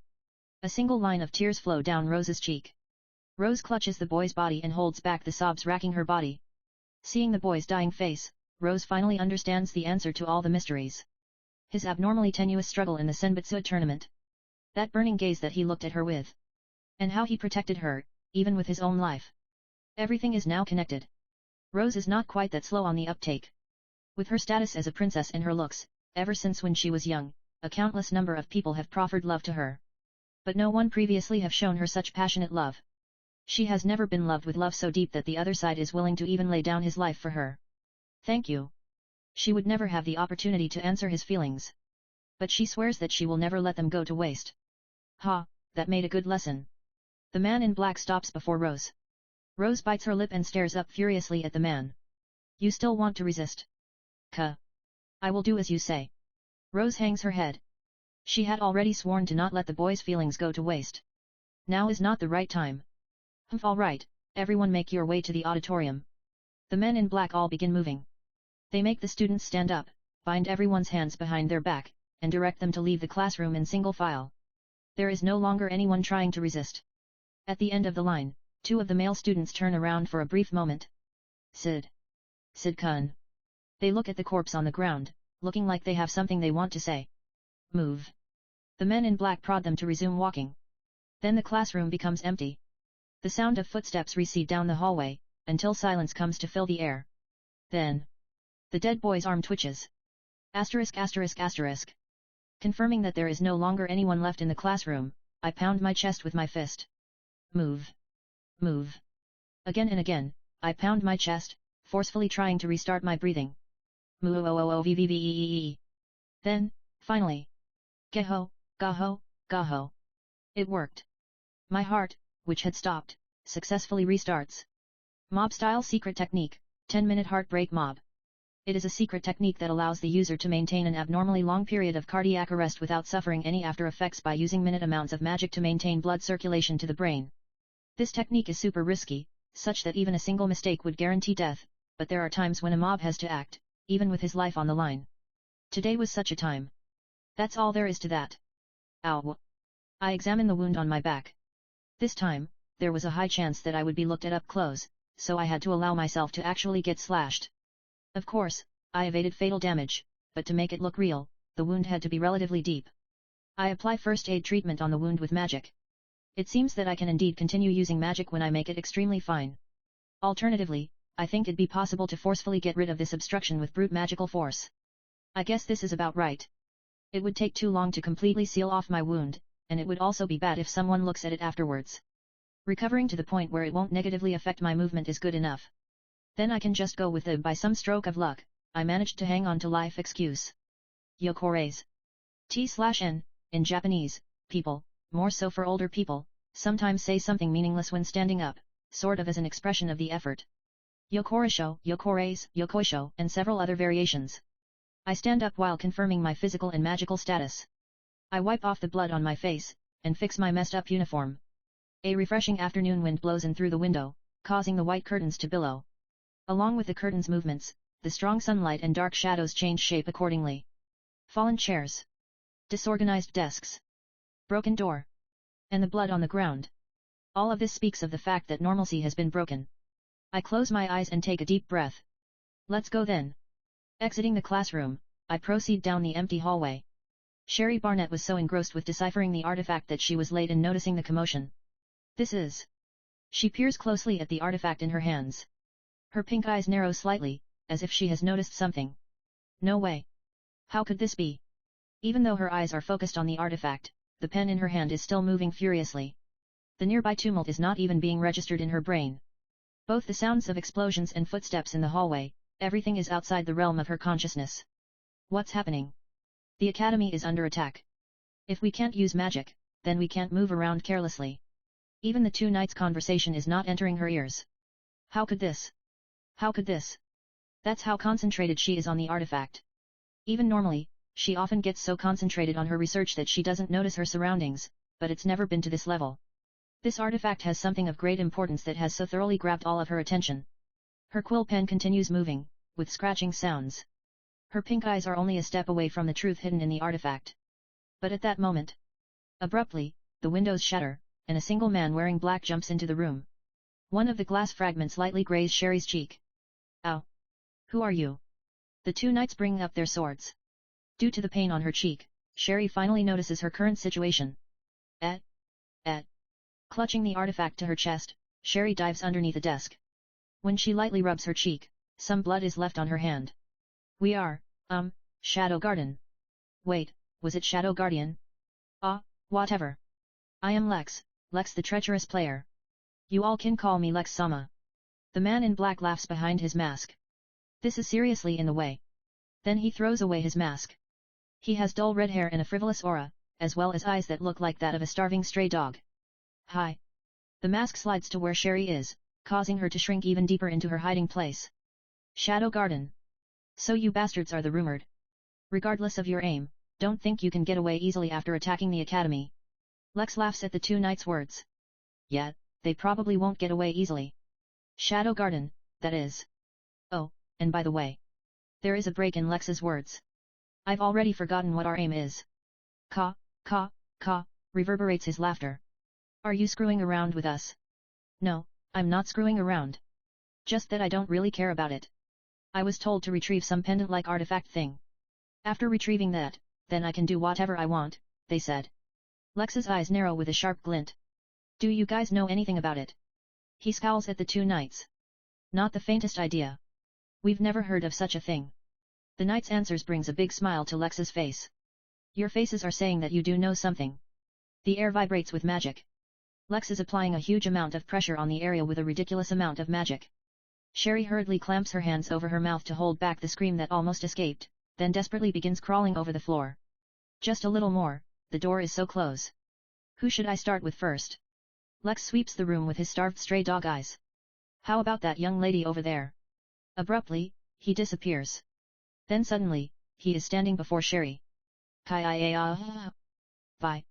No. Sherry clenches her eyes shut and curls up while clutching her head. But we won't let you. Lex's downward swing hits the floor. When Sherry slowly opens her eyes with trepidation, she sees a knight with hair like a lion's mane holding his sword and standing in front of her. To be able to move this well even without magic. Magic is not everything. With the difference in our strengths, warding off your attacks is a walk in the park. Difference in our strengths. Don't tell me you actually believe that you are stronger than me. Lex glares at the large knight with a vicious glint in his eyes. I do indeed. Let's at least hear your name. Vice Commander of the Crimson Order, Glenn of the Lion Mane. The other knight stands up beside Glenn. Marco, also of the Crimson Order. No one asked for your name. Then Marco looks back at Sherry. Run. Then the fighting begins. Sherry scrambles over the floor, manages to exit to the hallway, then runs away at full speed. The dying screams echoing from behind her causes her to clamp both hands over her ears. ******. I am now on a roof, looking out over the entire academy. I can see everybody in the school being shepherded towards the auditorium. The auditorium is so huge that it can easily fit everybody. The school entrance ceremony is always held there, and sometimes there are plays or speakers or whatnot that are also held there. I can see many knights crowding around outside the academy, drawn here by all the noise. But they are maintaining a certain distance away, probably because that's the boundary beyond which magic is sealed. There are almost no more presences within the rest of the school grounds. There's only men in black scouring the rooms for any students who are still hiding. While looking at the state of the academy, a laugh escapes my lips. I've always wanted to do this. School under attack, students under capture, mysterious terrorist organization, and me, looking over it all from a rooftop. I got to check off one item on my to-do list. Me looking down from a rooftop. Been there, done that. Well then, what should I play to occupy my time until night falls? Actually, I've had a thought ever since those men in black rushed into my classroom. That these terrorists have zero sense of aesthetics. It is now afternoon. The sun is shining brightly, the sky is clear with not a cloud in sight, and there's a refreshing wind blowing. Then there's these guys, wearing black long coats. How ridiculous. They have made a crucial mistake. That is, they have underestimated TPO. Everyone is free to choose their own fashion, but disregarding TPO would turn it into mistaken fashion. As such, now, they just look dumb. Black long coats are only for nighttime, day. But well, I want to enjoy this for a while longer, so it's not a problem that they're taking their time. What a waste it would be for this to end quickly. I have decided on Operation Take My Time Till Night. While looking over the academy with such thoughts in my head, I spy two men in black walking down a hallway. Yep, black long coats in broad daylight really do look dumb. Hey, let's play sniper. I cut out a thumb-sized piece of slime from my slime suit. I roll it into a ball and imbue it with magic, lie down on the rooftop, then take a finger flick pose. You fool, you're in my line of fire. So muttering, I flick. Sun. Leaving behind the sound of something slicing through air, the slime ball pierces through the man's forehead. Ah. Then the slime ball also pierces the other man's heart. To think that I'd get the one-shot 2 kills achievement here. Come on, I wanted to shoot one more time. Oh well, let's look for another target then. I ready another slime ball, then close one eye and curl my fingers over my other eye, as if I'm looking through a scope. I spy a defenseless idiot walking around the school building that I'm facing. Target confirmed, pink-haired girl. Isn't that Sherry? What is she doing? She's walking around while restlessly looking all around, but she's actually already been found. Sherry-chan, they've noticed you. I see a man in black rapidly approaching Sherry from behind her. I take aim. Then flick. Sun. The man's head bursts. Mission complete. Sherry continues walking on, oblivious to what had happened, until she turns a corner and leaves my sight. Famu, she's involved with all this. My mob sensor is telling me, with utmost certainty, that the main scenario is proceeding right now. When the main scenario finally reaches the climax, then I appear gallantly as a power from the shadows. Noise. Alright. I gather magic in my legs, confirm that no one is looking, then jump. TOU. T/N, in Sentai shows, jumping while saying TOU somehow makes it cooler lol. I land on the roof of that other building. Then I slip into the building through an open window on the top floor. I proceed down the hallway and... Spotted. That pink hair looking around restlessly like a suspicious person. As I said, they've noticed you. There is another man in black behind Sherry.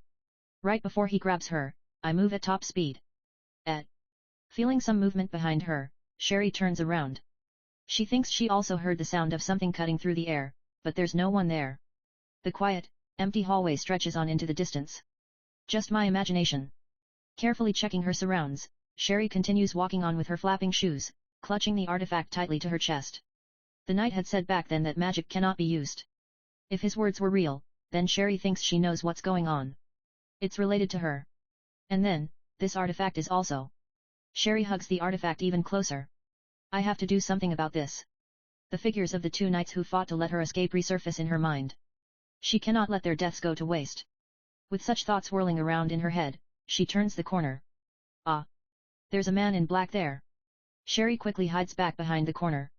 What to do? It seems that their eyes had met. There's that sound again, of something cutting through the air. It's fine, I wasn't spotted, I wasn't spotted. So praying, she slowly peeks around the corner. Oh he didn't see me. The man in black is gone.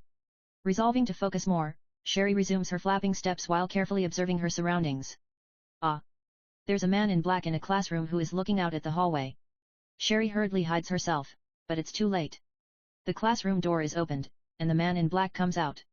Hi! Sherry clutches her head, and clenches her eyes shut. Again there's the sound of something cutting through air. Sherry opens her eyes with trepidation, and realizes that the man in black has disappeared. Oh I wasn't spotted. Sherry focuses even more, then flaps on. She checks all corners, the inside of all classrooms, and even behind her. Looking here, looking there, looking everywhere. Having to confirm everything in her surroundings naturally means that her process becomes extremely slow. Ah! She trips. Falling flat on the ground, she watches the artifact flying through midair. The artifact falls on the ground. Or not. Right before it does, it is caught by someone. Looking upwards, she sees her recently made friend standing there. Cid Kagenou. However, he is covered with blood. Are you alright? You're hurt. I'm alright. By some miraculous stroke of luck, I managed to pull through. So don't worry about it. For some reason, he seems really tired, and is looking at Sherry with a half-opened eye. There is a lot that I want to say. Firstly, please stop walking while immersed in your thoughts. Secondly, please stop talking to yourself out loud. Thirdly, please pay attention to the ground. Then he sighs deeply. But before anything else, please take off your really noisy flapping loafers, alright? Sherry nods. With me supporting Sherry, we make our way to the vice principal's office. Incidentally, along the way, I secretly took care of 5 more guys. We open the slightly heavy door and go inside. The interior is decorated quite tastefully, and one of the walls is covered with bookshelves that reach the height of a normal person. There are stacks of documents on the vice principal's desk, and sunlight is gently shining through the north-facing windows. It has a really composed atmosphere, and truly feels like an adult's space. Sherry begins going through the drawers with familiarity. Please don't make loud noises, all right? The pink hair on the other side of the table nods silently. Phew. I throw myself onto the 2-person sofa and let out a long breath. I'm so tired. There is no doubt that Sherry is this time's main character, but it's beyond her. There's absolutely no way she can clear this scenario by herself. In situations like this, the main character always has a partner character, but there isn't even the shadow of such a presence. This is a really crappy scenario. So after thinking about it, I decided to take up the assistant mob character position myself. As a mob, I must never take the position of a main character. Never ever. Found it. Sherry comes back over to this side of the table with a bunch of documents in her hands. Then she spreads them out over the coffee table. What's this? It's all symbols and figures and equations. I haven't the faintest idea what any of this is. This is an artifact called the Eye of Avarice. I'm almost certain that this is what's interfering with all the magic in this place. She is pointing at a circular, ominous-looking design roughly the size of a ping-pong ball. This Eye of Avarice sucks up all nearby magic and stores it. So when it is activated, it becomes extremely difficult to use magic in its vicinity. The men in black are using magic as usual, though. They must have registered their magical signatures with the Eye of Avarice beforehand. It's already been confirmed that the eye doesn't suck magic from registered signatures. Extremely fine magic and extremely vigorous magic, the eye cannot absorb, but in the first place, no one can handle such magic. Famu. This ability alone is already quite troubling, but actually, the magic stored in the Eye of Avarice can also be used. I believe that the original purpose of this artifact is to be used so, but due to the fact that it cannot store the absorbed magic for a long period of time, it was deemed as a faulty artifact.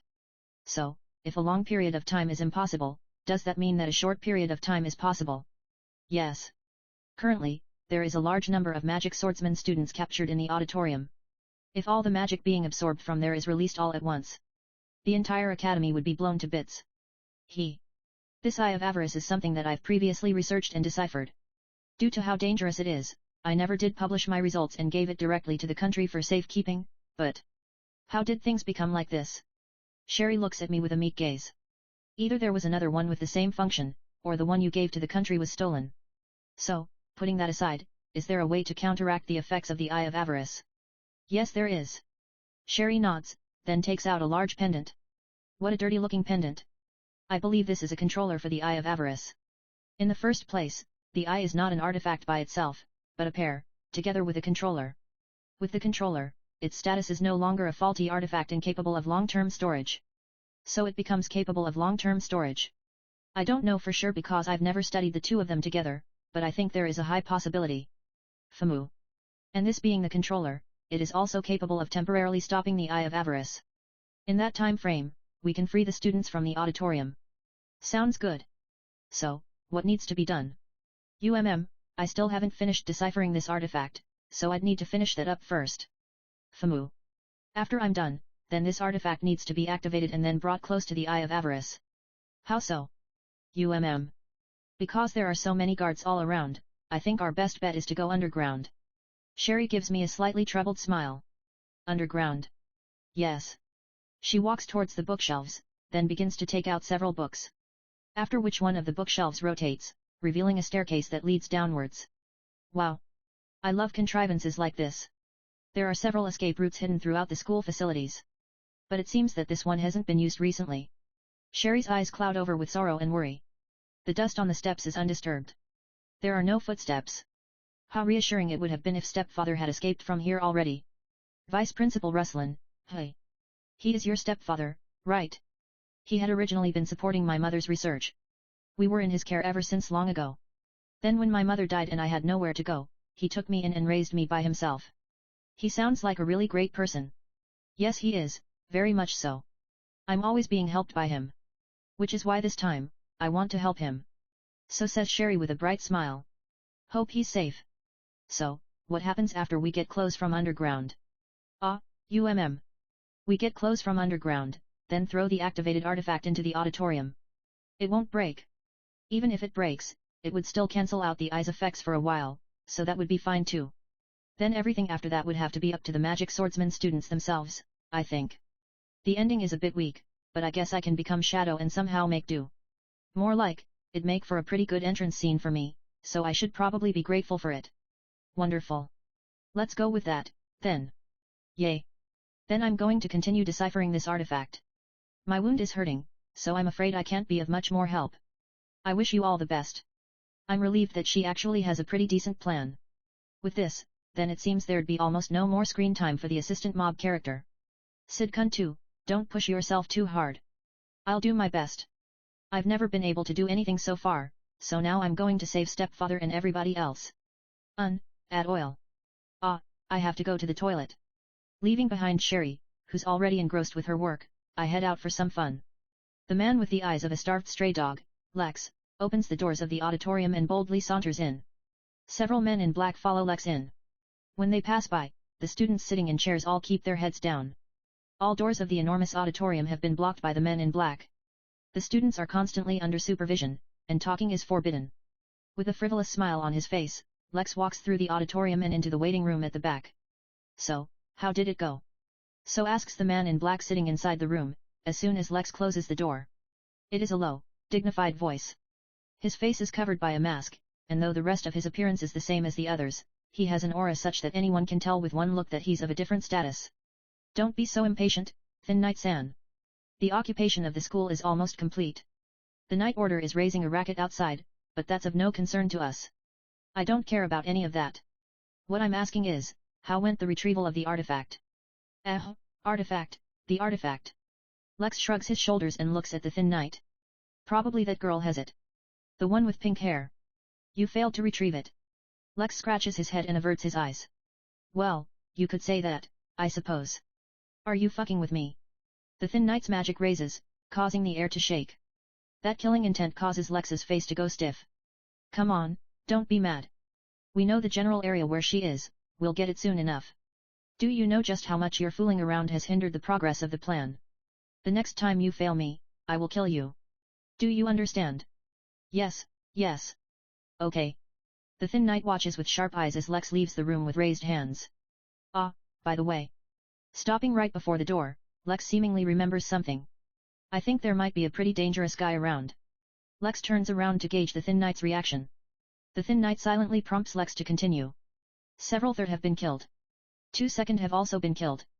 Most of them died with their hearts directly crushed, or had a fatal point pierced by a small hole. The latter is most likely from a rapier. All the bodies had only a single wound. Which means the opponent must be extremely skilled. So saying, Lex smiles like a starved wolf. Oh. So Shadow Garden is moving. We've successfully lured them out. Probably. You should probably watch your back too. Cuckoo. You are telling me to watch my back. Well, you'll probably be fine, former Round-san.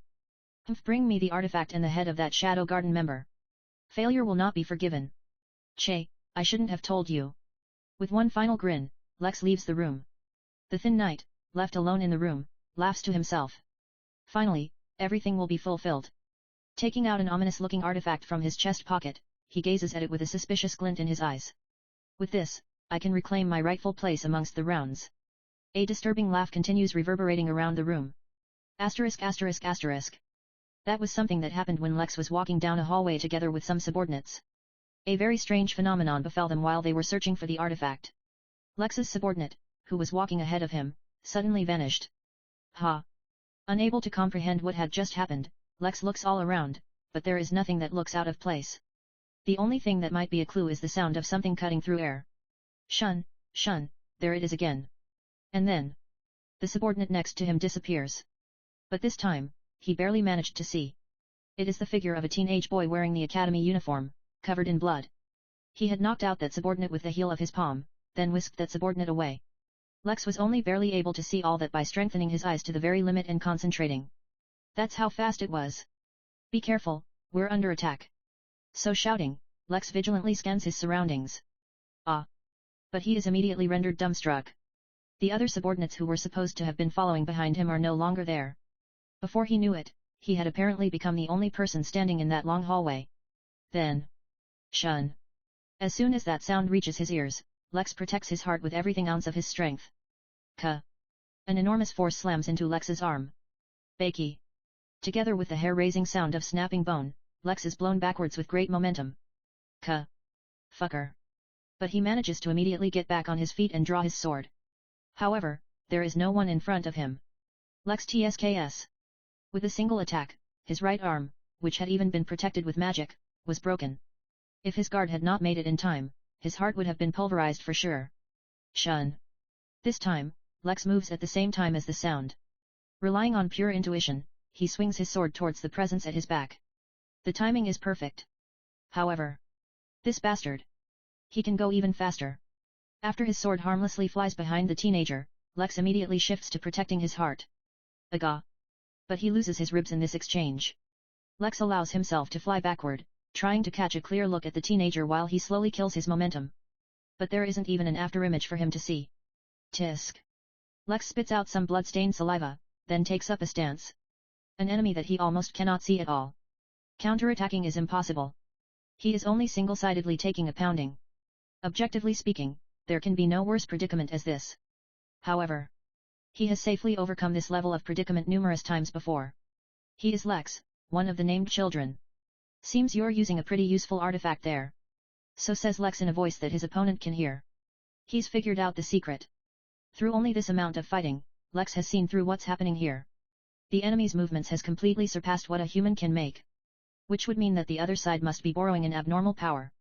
At first glance, it might seem like I am at a disadvantage. But actually, you're also pushing yourself quite hard, aren't you? To gain inhumanly speed would require a corresponding amount of sacrifice. The proof of this did not slip by Lex's eyes. Your uniform is already soaked with blood, isn't it? Indeed. It is thanks to the blood-stained uniform that Lex was able to solve this mystery.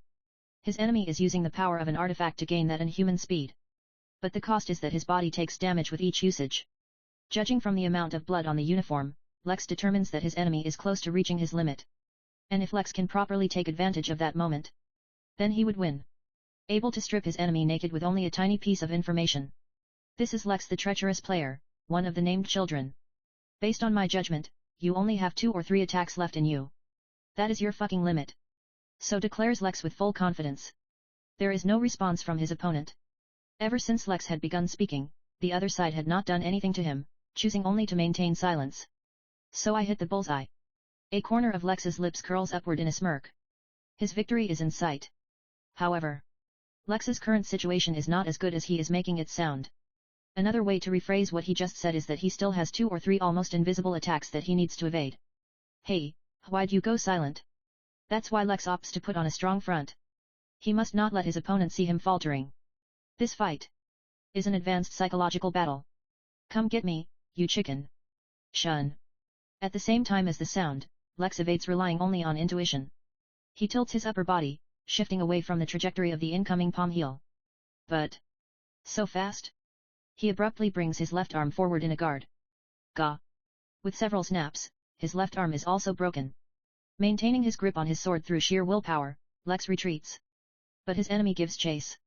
This enemy who had only been making burst attacks so far is giving chase.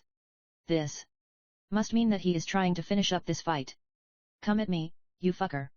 Along with a roar, Lex pours everything he has into protecting his vitals. His enemy is at his limit.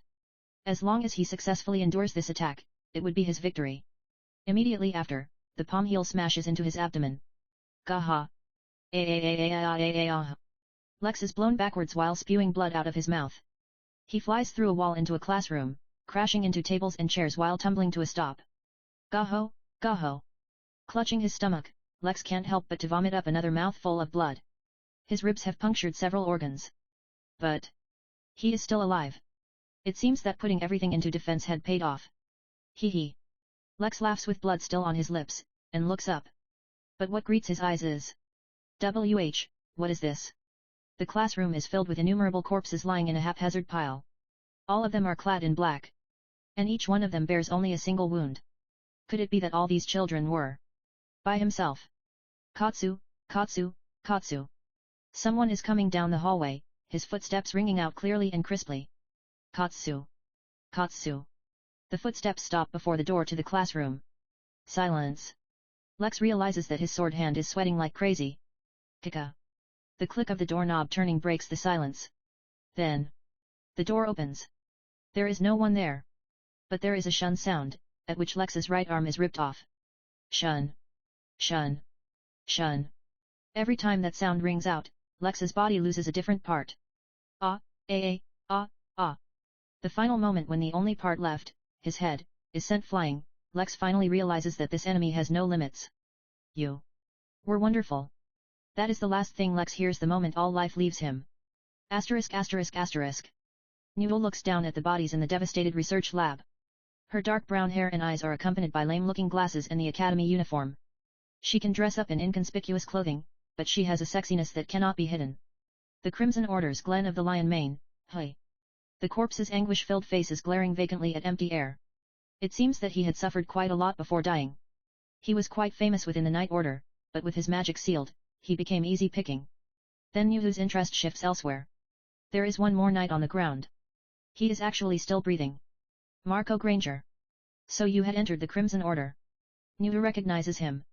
He has beautiful blue hair and a handsome face, and is also quite skilled as a knight. There were even rumors that he might be elected as the Grand Commander of the Night Order in the future. Now that she's thinking about it, she remembers that he has also had a strong sense of justice ever since he was young. In what seems like a lifetime ago, Marco had been Nuhu's fiancé. They've exchanged many letters, and have danced together in many balls. But in the end, he was only the partner that her parents had decided. Nuhu doesn't know what he had thought of her, but to the very end, she never did come to fall in love with him. But then again, she didn't particularly hate him either. She didn't love him, but she did think of him as a nice person. She didn't feel averse to the idea of marrying him in the future, and had actually thought that by marrying this person who everyone praises, she might have a shining future ahead of her. Path, decided by someone else. Partner, decided by someone else. Future, decided by someone else. Back then, Nuhu had a very thin sense of will. She merely followed along with the values espoused by those around her, and obeyed the orders from those in a position to order her. Even now, she doesn't think such a way of living is that bad. It's just that in comparison to her current life, it seems so very constrained. While looking at Marco's face, Nuhu recalls the memories of them dancing together. Remembering herself being brought around like an accessory by the handsome Marco, Nuhu smiles wryly. Memories that she wants to forget, but cannot forget. Nuhu, what are you doing? Nuhu turns around at the voice that suddenly addresses her. She feels no presence, but there's no need for alarm. Because she recognizes that voice. Shadow-sama. There is a black-haired teenage boy with a common-looking face standing in the research lab. The boy walks past Nuhu, then opens a cupboard in the lab. This person used to be my fiancé. What are you going to do about him then? Personally speaking, I have no reason to save him, nor any reason to kill him. Isn't that fine to just leave him be, then? So saying, the boy continues looking for something in the cupboard. Nuhu leaves Marco and stands beside the boy. Shadow-sama, I'm sorry for the delay, but I have something to report. Currently, Shadow Garden is lying in wait in the vicinity of the academy. They can move as soon as you give the order. However, there would be a certain risk with fighting under this magic restriction. The only ones who can move as usual are the 7 shadows, but the only one of them currently in the capital is Gamasama. And, Gamasama is not very suited for this kind of. Yep, she's got 0 sense. That's. Yes, sir. As for me, I can only use about 50% of my usual strength. I see. Gamasama is currently taking general command. She predicts that this state of magic restriction would not last long, so her standing order is for us to stand by until it is lifted. The men in black have barricaded themselves in the auditorium, then shown no further movement. They have also not made any demands. The Night Order has the academy surrounded, but the only one of them who has enough strength to fight these men is Iris Midgar and the Grand Commander. Due to the fact that the two of them are usually at each other's throats, cooperation between them is highly unlikely. Do you have any further instructions for us, Shadow-sama? If not, then we'll continue being on standby. Will that be all, sir? Wait a second. Yes, sir. I'm looking for a few things, give me a hand. Mithril forceps, earth dragon powdered bones, ash magic stones. As the boy continues to rattle off a list of utensils and ingredients, Nuhu takes them out from the cupboards and shelves. Thanks, you were a great help. It was my pleasure. May I ask what you are going to do with all these? Nuhu asks the teenage boy who has both hands full. This? It's for modifying an artifact. Modifying an artifact. It is beyond her expectation that he would be proficient even with artifacts, but then again, his existence being what it is, it would not be surprising if he is. But it's just, why this during the current situation? What's causing the magic interference right now is an artifact called the Eye of Avarice. These are for the final modifications to a different artifact that can temporarily cancel out the effects of the Eye of Avarice. How? As expected of Shadow-sama. To think that he's already determined the cause of the magic interference, and is even already in the process of preparing a countermeasure. But to prepare something that can counteract an artifact capable of causing such an enormous magic interference would require an abnormal amount of knowledge. In fact, it would be impossible without knowledge on par with the top minds of the country. Nudo shivers at his unfathomable brilliance. It should be done around when the sun sets. Then we will ready ourselves to begin moving in concert with that timing. It's gonna be fun, isn't it? Yes, sir. After seeing off the teenage boy with utensils and ingredients in both hands, Nudo reconfirms her former fiancé's consciousness. Her jet black blade touches his neck. His breathing and heartbeat are both normal, with no tremor. He is indeed alive, but unconscious. Guess you got lucky today. Leaving only a shallow cut on his neck, Nudo turns around and leaves. I'm back. Seeing Cid coming back with utensils in his arms, Sherry smiles. She takes each item from him and lines it up on the table. Thank you very much. With this, I will be able to finish it. Gonbet. Sherry immediately goes back to working on the artifact. Cid takes a seat on the sofa and reads a book. The time passes by in silence. The sunlight shining through the windows gradually takes on a madder red shade. Every once in a while, Cid gets up to go to the toilet. Seeing Cid going to the toilet so often, Sherry hands him some digestive medicine, which he accepts with a complicated look on his face. Then the sun sets. The madder red color grows darker, and the shadows begin to grow thicker. When Sherry lights a lamp, the outside of the room has already gotten another shade darker. The sun has already completely disappeared when Sherry's work is finally finished. I'm done. Sherry looks up at Cid with the pendant in her hands. Cid, who is reading a book with his legs crossed elegantly, looks up. That's amazing. Yep, I did it. The sun has also set, so it's good timing too. The future of the academy is in your hands. Cid stands up and gives Sherry's back a few pats. There's no longer anything for me to help you with. Go and save the world with your own hands. I'll do my best. After replying in a slightly nervous voice, Sherry picks up the lamp and heads towards the staircase leading underground. Really thank you so much, Cid-kun. It's all thanks to you that I can go save my stepfather. Right before she reaches the staircase, Sherry turns around and lowers her head. All I did was lend you a tiny bit of help. Everything else was your own effort. Hope your stepfather is safe. Yep. Sherry flashes one last smile, then descends the staircase. The damp staircase continues downwards for a while, until it stops in front of a tunnel with different air. Her lamp is the only illumination in these dark underground passages. If she makes one wrong turn, she could very easily get lost. Sherry opens her map and confirms the route to the auditorium. I have to go straight, then take the third right. Her progress at the beginning is slow and fearful. She remembers having taken these passages before with her stepfather. Even though he was busy with work, she had selfishly begged him to play with her. It is a precious memory for Sherry, one that she'll never forget. She has no memory of her actual father. He had died soon after her birth. Her memories of her mother is also fading. She had been killed in the night by a robber when Sherry was 9. That night, Sherry had been hiding in a closet and peeking out from a crack. She remembers the black shadow of the robber, her mother's scream, and that disturbing laughter. Even to this day, sometimes they still plague her dreams. For several years after that incident, Sherry wasn't able to speak at all. She rejected everything around her, and focused solely on the artifact that her mother had left behind. She immersed herself in research, as if to follow her mother's footsteps. The one who saved her was her stepfather. He adopted her, supported her research, and showered her with the love of a father, until she finally regained her voice. For Sherry, memories of family are mostly all with her stepfather. She has been supported by her stepfather all this way.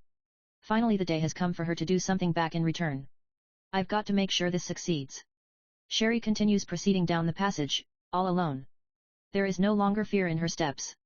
After a short while, she reaches her destination. So this is underneath the auditorium. There are several paths here.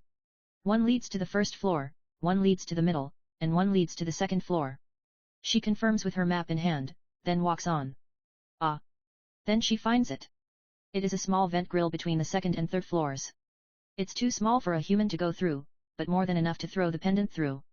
Sherry furtively peeks through the vent grill. The main trick to erasing her presence is to let all the strength out of her body. Cid had told her so. She lets out all her strength, and slows down her breathing. There are many students sitting in the auditorium. There are also quite a few teachers. The number of men in black are actually not that high. Sherry thinks that as soon as the magic interference is gone, escape should indeed be possible. Alright. Sherry backs away from the grill, then takes out the pendant. Then she places the prepared magic stone into the slot on the pendant, which then begins to give off white light and letters. Firmly gripping the shining pendant in her hand, Sherry throws it into the auditorium through the vent grill without any hesitation whatsoever. Asterisk asterisk asterisk. Rose observes the men in black with her ice blue eyes. It has already been quite some time since she's been brought to the auditorium. The sun has already set, and the auditorium is illuminated by warm lamp light. She had already cut the constraints tying her hands together with a small hidden knife that she had on her. While pretending to be still tied, she had passed the knife to the student next to her, after which the knife continued being passed on to each successive student. She herself can move at any moment. But she fully understands that her moving wouldn't mean anything. The men in black are not high in numbers, but each and every single one of them are quite strong. And they are also following a clear chain of command. There is that one called Lex, and also that thin knight who seems to be the highest in command. Both of them are stronger than the others by several notches, and the teachers who had mistakenly gauged the difference in strength and tried to resist had been slaughtered without being able to achieve anything. Even if she can use magic, she is not sure that she can win. Fortunately, Lex hasn't come back in quite a while. It would be great if he was defeated by the Night Order outside, but she can't imagine someone with Lex's strength making such a big blunder. Honestly speaking, Rose really hopes to be able to do something before he returns. The thin knight is frequently holed up in the green room at the back of the hall, but every once in a while he would come out and look around. Then when he sees that Lex hasn't returned yet, he would curse a bit, then go back inside. From the thin knight's dense magic and posture, Rose can tell that he has skill far beyond that of any normal master. He might be even stronger than that Iris Midgar. Well, she hopes not. If he really is, then even if she regains her magic, her chances of winning against him are extremely slim. Either way, now is not the time to move. However, it is also true that time is running out. Along with the passing of time, Rose can feel the magic inside her body gradually being drained away. It is very likely related to the phenomenon of not being able to use magic, but she cannot determine the cause. Rose herself can still hold on for a while longer, but the students with small magic capacity are already beginning to struggle. In several hours, they would begin to suffer from magic deficiency. Then the chance for a counterattack would be lost forever. Unease and impatience whirl inside her heart. But what helps her to rein herself in is the figure of a certain boy. Every time she remembers the gallant figure of Cid protecting her at the cost of his own life, something hot wells up within Rose's chest. She must not let his feelings go to waste. Rose endlessly repeats that to herself while continuing to wait. Then that moment arrives all of a sudden. A brilliant white light suddenly illuminates the auditorium. She does not know what it is. However, she is already moving before any coherent thought is formed in her mind. It doesn't matter what that light is. All she knows is that her instinct is shouting at her that this would be the only opportunity she would ever have. When everyone is still blinded by the brilliant light, Rose dashes towards the man in black closest to her. The moment her hand reaches his unprotected neck, Rose realizes she can use magic. In an instant, Rose severs the man's neck with a hand chop coated with magic. She doesn't know why she can suddenly use magic, and she really doesn't care.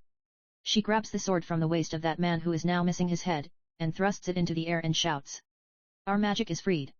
Arise, the time for the counterattack is now. The auditorium erupts. Boys and girls standing up, instantaneously breaking free of their bonds.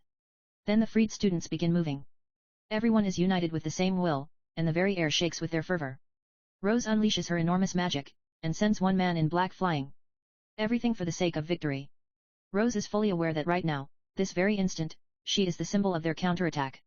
As long as she continues to fight, everyone else will fight.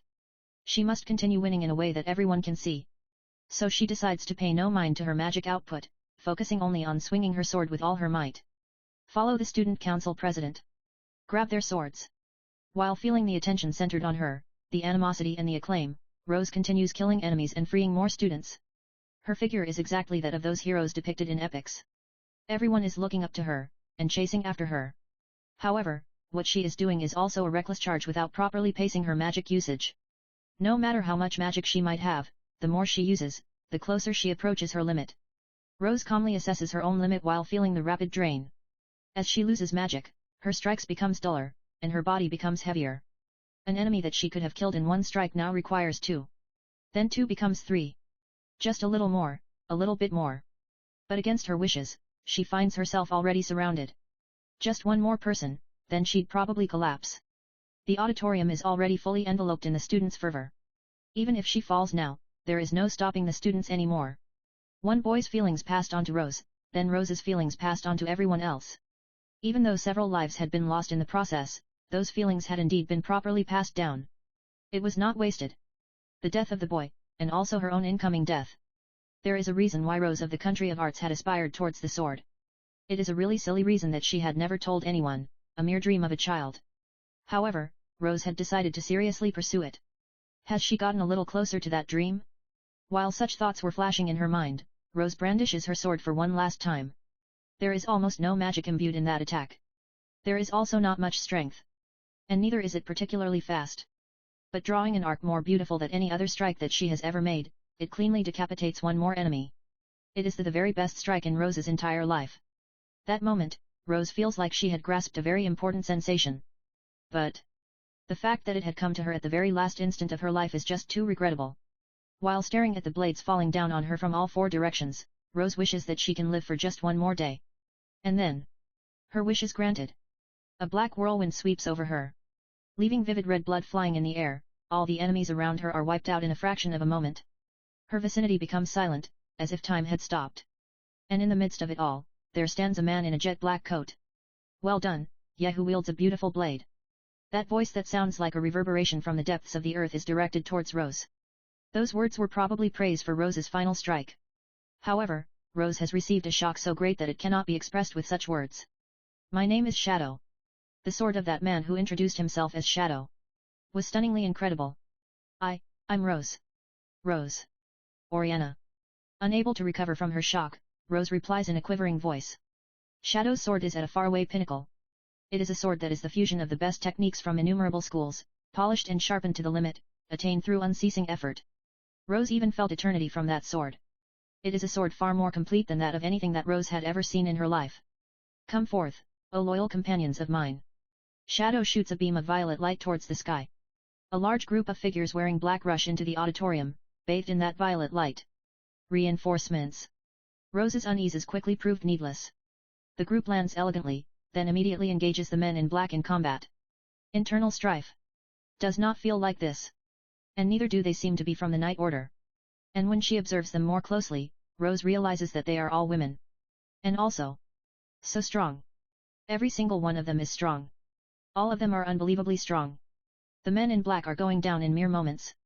All of these women's swords are the same as Shadow's. There is no doubt that Shadow is the one leading all of these paragons of strength. Shadow-sama, we are glad to see you unharmed. Nyu, hey. One of the women kneels beside Shadow. Their ringleader has set fire to the academy and is making to escape. How foolish. I leave this place to you. Yes, sir. Do they actually think they can run away? Shadow laughs in a low voice. Then he turns around, slices the auditorium's door into bits with a single swing of his sword. The men in black in the way were also reduced to mere pieces of meat by the same swing. That swing had been quite similar to Rose's, as if he was showing it to her. Then he calmly continues walking onwards, until his figure melts into the night. In Rose's eyes, every single one of his movements had been the greatest lessons of her life. Are you all right? The woman who had been called Nyu is calling out to Rose. Yes. That was a really good strike back there. After saying that, she brandishes her own jet black blade, and dives into the fray. However, Nyu's own sword has also reached outrageous heights. The men in black are only being single-sidedly cut down. Rose's common sense. No, everything that she knows of being a magic swordsman has been destroyed. The swing brandished by this group in black is not that of any existent school. It is a completely brand new school. Where on earth has such a group, of such a school, appeared from? It is beyond strange that she had never even known of them until today. Fire, there's a fire. That shout brings Rose back to her senses. There is indeed a fire coming from the back of the auditorium that is spreading quickly. Starting from those close to the exits, calmly make your way out of the auditorium. So shouts Rose as she takes on the role of guiding the students. Thanks to the group in black, casualties are minimal. The fighting is already reaching the end. Rose lends her shoulders to 2 severely wounded students and escorts them to the exit. The Night Order is here. That shout causes everyone to sigh in relief. Rose also feels the strength leaving her such that she nearly falls, but she quickly regathers her focus. She continues to help students out of the auditorium. The fire is growing, and all the men in black are dead. And before anyone realized it, the group of women have also disappeared. As if they had never been here in the first place, leaving no trace behind, without anyone noticing, their brilliant figures disappearing into thin air. Rose helps the last student out of the auditorium, then turns around to look at the auditorium that is enveloped in roaring flames. Exactly who were they? All of a sudden, Rose thinks back again to Nu's voice. For some reason, that voice sounds so nostalgic, as if it is a voice that she had heard long ago. In the nighttime, the light from the faraway fire dully illuminates the vice principal's room. In that dim room, there is a figure moving around. The figure pulls out several books from the bookshelves, and throws them to the ground and sets them on fire. The small fire is fed more and more books, until it grows to the point where the room is brightly lit. The now illuminated figure is revealed to be a thin, black-clad man. What are you doing in such an outfit? Vice Principal Ruslan. The thin figure shivers. He thought he had been alone in the room, but without him noticing, he apparently has company in the form of a teenage boy. The boy is sitting on the sofa, legs crossed, calmly reading a book. He is a black-haired boy with a face that can be found anywhere. However, the boy is not sparing even a glance for the man in black nor the spreading fire, focused only on his rather thick book. The sound of him turning a page seems unnaturally loud. So, you noticed? So says the man in black. Then he takes off his mask, revealing the face of a middle-aged man. With his salt and pepper hair in an swept-back style, he is undoubtedly Vice Principal Ruslan. Ruslan throws his mask into the fire, then takes off his black costume and throws that in too. The room becomes brighter by a notch. Just for reference's sake, can you tell me how you figured it out, Cid Kagenou-kun? Ruslan sits down on the other sofa facing Cid's. I could tell with a look. Cid gives Ruslan a glance, then returns to his book. A look, you say? Then perhaps it was my stride, or my posture. Well, either way, you have a very sharp eye. Ruslan studies Cid, while Cid continues reading his book. The shadows of the two of them generated by the fire flicker and shift. For reference's sake, can I also ask you something? So asks Cid while still keeping his eyes on his book. Ruslan wordlessly prompts him to proceed. Why are you doing this? I didn't really peg you as having this kind of hobby. Why, hey. The story is going to have to go quite a while back. So murmurs Ruslan as he crosses his arms. Long ago, I had stood at the pinnacle. It was before you were even born. I've heard of you taking the championship at the Festival of the God of War. The festival is a far cry from the pinnacle. The real pinnacle is a lot farther down the road. Though I don't think you would get it even if I told you. Ruslan laughs. There is no scorn there, only an indistinct sense of weariness. Right after I reached the pinnacle, I became ill, which forced me to step back down. After all my effort clawing my way up, my glory lasted only for the briefest of moments. Then I had to focus on searching for a method to heal myself, until finally I saw the possibility for it in an artifact researcher named Leclerc. Is this story going to be long? A bit, yes. So, Leclerc was Sherry's mother. She was far too smart, such that she was hated by the entire academic world at large. However, her knowledge and ability as a researcher was arguably the top in the world, so she was in a position very convenient for me. Thus I decided to support her research, and we managed to gather many artifacts. Leclerc would research the artifacts, then I would use her results. She had no interest in wealth nor fame, so we had a good relationship. Then one day, I came upon the Eye of Avarice. It is the artifact that I had been searching for this entire time. But Leclerc, that silly woman, she called the Eye of Avarice dangerous and tried to apply to the country to take custody of it. That's why I had to kill her. I started stabbing her from her extremities, then gradually worked my way inwards, until I finally stabbed her heart and even gave it one last twist. Cid closes his eyes to listen, with his book still open. So I managed to keep an Eye of Avarice, but the research was not yet complete. However, I quickly found another convenient researcher, Leclerc's daughter, Sherry. She did not know anything, did not doubt anything, and merely devoted herself to me. All while remaining ignorant of the fact that I'm the one who ripped her mother from her. My sweet, sweet, foolish stepdaughter. Thanks to the efforts of mother and child, the research on the Eye of Avarice was eventually completed. All that was left was to prepare a stage for absorbing magic and find a convenient scapegoat. And today is the best day of my life, the day when my dream shall finally be achieved. Coo, laughs Ruslan. So how was it, did it make for a good reference? Cid opens his eyes at Ruslan's question. Alright, I get the general gist of it now. But there's just one thing that I want to confirm. Try me. Is it really true that you killed Sherry's mother and are only using Sherry? Cid takes his eyes off his book and looks straight at Ruslan. Of course it is true. What, are you mad, Cid-kun. I wonder. Actually, I am someone who very clearly differentiates between things that are important to me, and things that are not. Cid casts his eyes down slightly. May I ask why? To not be distracted, I think. I have something that I really want to achieve, and that something is extremely far away. That's why I kept on whittling. Whittling. As most people live on, things that they deem important grow in proportion. They make friends, find a spouse, get a job. In that way, it grows. But I did the opposite. I kept on cutting things off as I lived on. Don't need this, don't need that, like that. In that way, after whittling myself down to the very core, I finally determined that which is truly important to me. Now I live only for the sake of that single, tiny thing, so I don't really care much about everything else. Cid closes his book with an audible snap. He stands up, then throws the book into the fire. So you mean that you don't care at all about the foolish mother and daughter pair? Not exactly. I said that I don't really care, not that I don't care at all. Right now, I feel a little chafed, I suppose. Then Cid draws the sword on his waist. It's about time we get started. I have a feeling that we will get interrupted if we take too long. Good idea. Well then, I guess it's time for us to part. Ruslan stands up and also draws his sword. The two white blades glitter in the light of the fire, and the outcome is decided in an instant. Ruslan's sword pierces Cid's chest, sending fresh blood flying. Cid's body crashes through the room's door from the momentum of the attack, straight into the now burning hallway. The boy's body is immediately swallowed by the crimson flames, disappearing from sight. Farewell, young man. Ruslan sheaths his sword. The fire from the hallway is beginning to invade his room, its might growing with every passing minute. But the moment Ruslan turns his heels and is about to leave. Where are you going? A voice that sounds like a reverberation from the depths of the earth reaches him. When Ruslan turns around, he sees a man in jet black standing there. His face is covered with a magician's mask, and the hood of his long coat is pulled forward deeply, but that coat is now burning with red flames. However, the man shows no sign of it bothering him at all, only silently drawing his jet black blade. You are. Ruslan raises his own sword. I am Shadow, he who lurks in the shadows and hunts the shadows. So you are that shadow bastard. Ruslan, who is holding his white blade up, faces off against Shadow, who is carelessly dangling his jet black blade. After staring at each other for a while, it is Ruslan who first stands down. I see, you are strong indeed. Oh.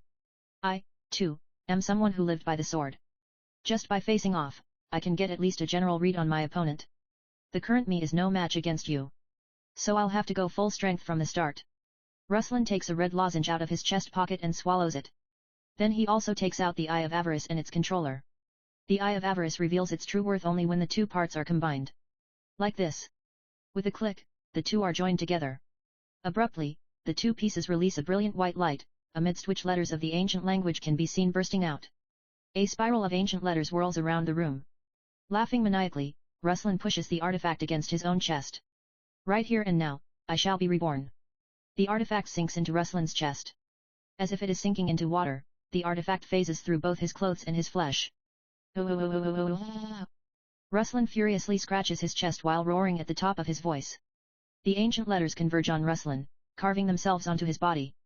The white light grows increasingly brighter, until it dyes the room pure white. And then, after the light subsides, there is Ruslan, on one knee. He slowly stands up, as white smoke rises from his body. When he raises his face, it can be seen that there are tiny, shining letters branded onto his face, looking like a tattoo. Yes. This is the feeling.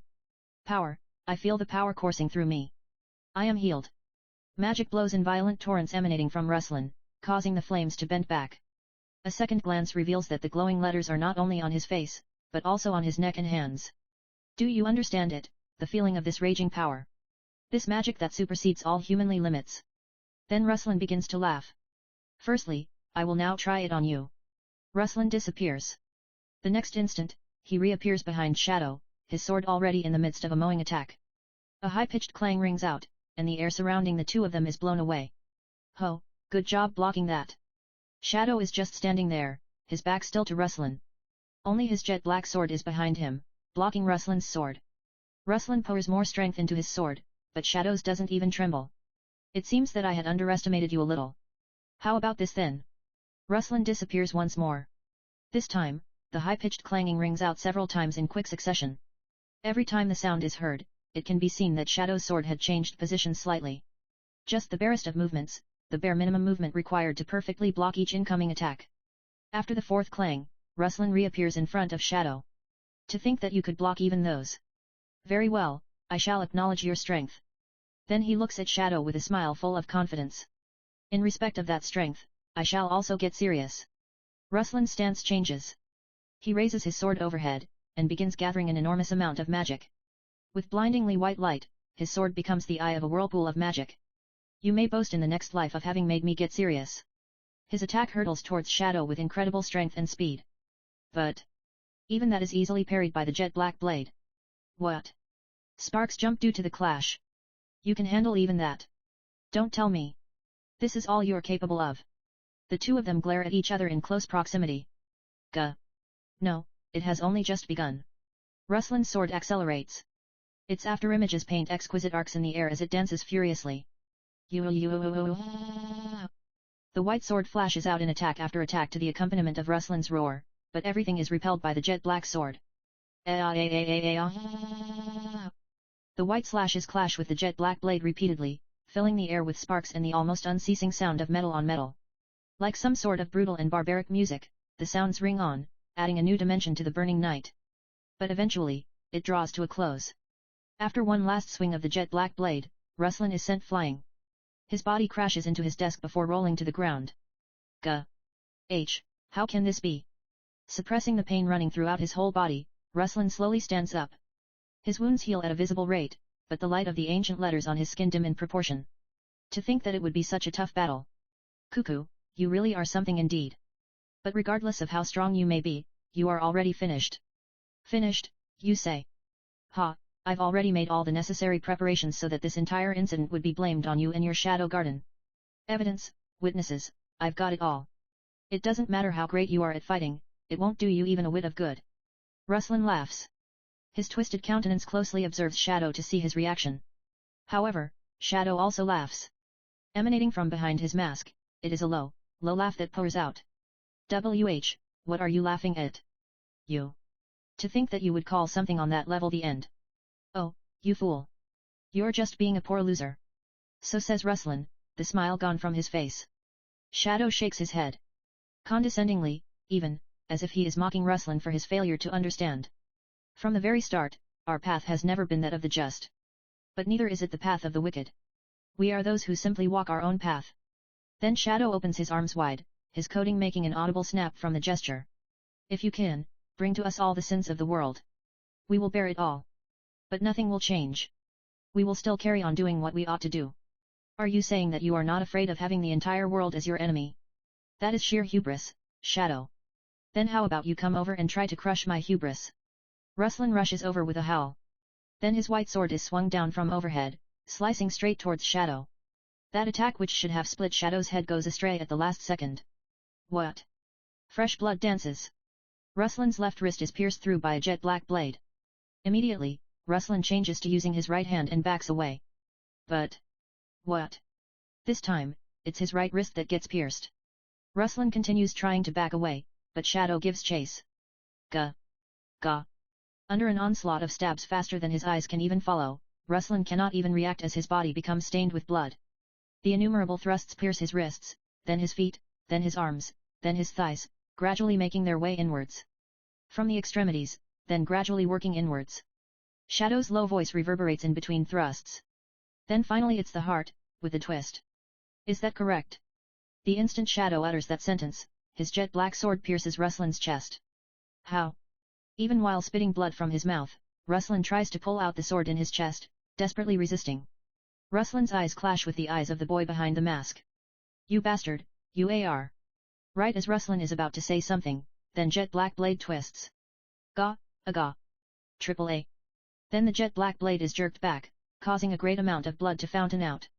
The light in Ruslan's eyes and the ancient letters on his skin both gradually fade away. All that is left is the gaunt corpse of a middle-aged man. At that moment, a small scream pierces the air. Stepfather. Shadow turns around in his clothes dyed with Ruslan's blood. And sees a pink-haired teenage girl by the door. Stepfather. The pink-haired girl runs past Shadow, making a beeline for Ruslan's corpse.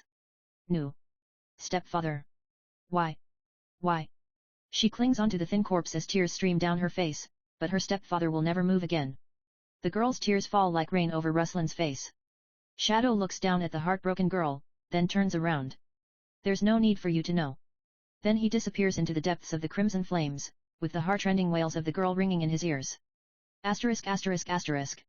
What do you think? The one who asked that while holding out a single sheet of paper is a blonde elf beautiful enough to turn anyone's head. She is wearing a dress as dark as the night, and standing in the Mitsugashi-ko building in the deep of night. Gamma accepts the offered piece of paper and struggles for an answer. Alpha-sama. I don't really. Sorry, it must be hard for you to answer. The elf called Alpha laughs lightly. The paper in between them is a wanted poster. On it is a sketch of Shadow's figure in a jet black coat. Sworn enemy of the kingdom, Shadow. Charged with indiscriminate murder, confinement, arson, and robbery. What a terrible person this is. There is also a wanted poster for Shadow Garden with Alpha-sama's name on it. All they have is your name, though. Let me see. Alpha reads the other wanted poster taken out by Gamma. Shadow Garden. This is a pretty terrible organization too, isn't it? The light of the fireplace illuminates her from the side, giving her beauty an almost fantastical edge in the darkness of the night. But what a pity. I hurried back as quickly as I could, but almost everything was already over by the time I arrived. Alpha throws the wanted posters into the fireplace. She watches as the dark stain at the corners of the papers spreads. Bring to us all the sins of the world. But nothing will change. We will still carry on doing what we ought to do. What wonderful words indeed. As Alpha continues watching, the wanted posters gradually turn into ash, and crumble away. Somewhere in my heart, I had thought us to be on the side of justice. But apparently it was not so for him. Her beauty as illuminated by the flickering fire changes along with the shifting shadows, her expression giving off differing impressions accordingly. At times like a goddess, and at times like a devil. Back and forth and back and forth. Whimsically, capriciously, thickly. It is our duty to answer to his resolve. Alpha turns around, the expression on her face causing Gamma to swallow her breath. Gather all of the 7 shadows who are free. Yes ma'am, immediately. Gamma bows her head. Cold sweat slides down her neck, slowly making its way down until it disappears between her cleavage. Then after a slightly chilly gust of night wind, Gamma raises her head to see that there is no longer anyone there. All that is left is the flames in the fireplace flickering vigorously. Hearing a voice calling out to him in front of the half-burnt academy, the common-looking teenage boy with black hair turns around. Sorry, I was thinking about something. So, what's up? Someone told me that I would be able to meet you if I waited here. Because I have something I wanted to tell you. The pink-haired girl looks straight at the boy. Sure, I still have time until it's my turn for the witness interview. And since classes would be off for quite a while. So, thank you very much for the other day. The pink-haired girl bobs her head. Cid-kun was really a huge help. Nah, I didn't really do that much. If I was alone, I wouldn't have been able to accomplish anything. Don't worry about it, really. So actually, what I wanted to tell you today, is that I'm going to study abroad. That explains the luggage. The pink-haired girl is holding a large piece of luggage. Yes. I'm going to get on the next carriage. I'm going to Ruega's. The Academy City, hey. Wow. I've found something that I really need to do. And the amount of knowledge I have at the moment is far too little to do that thing. I see. Hope you get to learn a lot over there, then. And also, I no longer have a reason to stay here anymore. The girl looks back at the school with a sorrowful face. I really wanted to talk with Cid-kun more, but... Let's meet again, someday. Yes, let's. The pink-haired girl smiles, then walks past the boy. Oh right, wait a second. Yes. The girl turns around at the boy's voice. Can I ask what it is that you need to do? The girl gives him a slightly troubled smile. It's a secret. I see. But, just that, if everything finishes. Would you care to listen to my story? Anytime. The two exchange smiles. Then they both turn around and begin walking off. The burning summer sun is suddenly obstructed by a large cumulonimbus. The tepid wind brings with it the smell of rain. I definitely will. All of a sudden, the wind carries the girl's voice to the boy's ears. That small whisper that normally would not have been heard by anyone was clearly heard by the boy. He turns around, gazing at the girl's dwindling back. Then plop, plop, comes tiny raindrops from the sky. It slowly wets that pink-colored hair. The boy walks on as if nothing had happened. The two of them never turned back again. Asterisk asterisk asterisk. What started it all was a single letter from Alpha. There was only one sentence on the letter. If you're free, then come to the Holy Land. That was it. Due to half the academy being burnt down, summer holidays began early, so I am indeed quite free.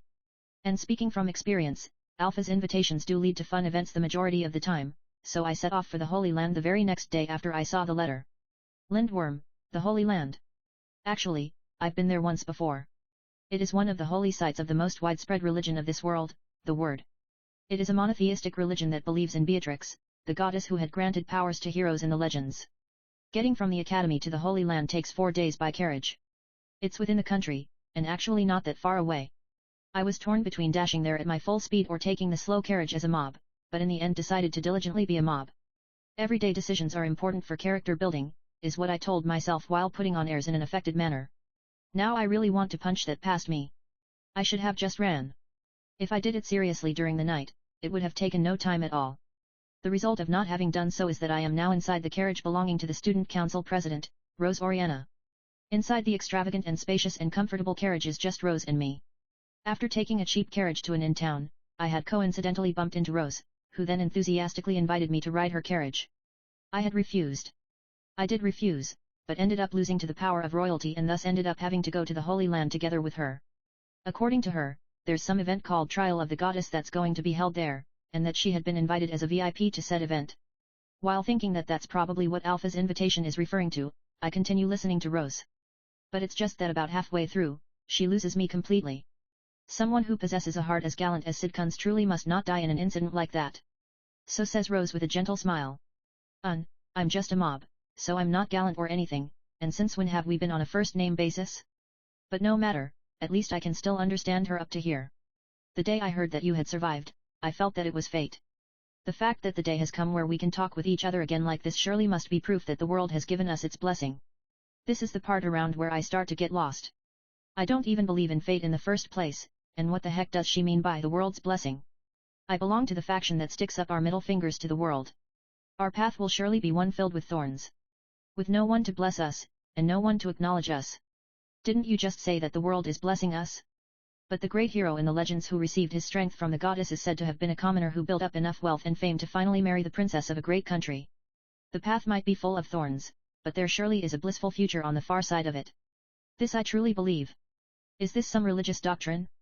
The part where an extreme example, the hero in this case, is raised in order to bewilder the average person is really religion-like. Overcoming this time's trial of the goddess would be sure progress down that road of thorns.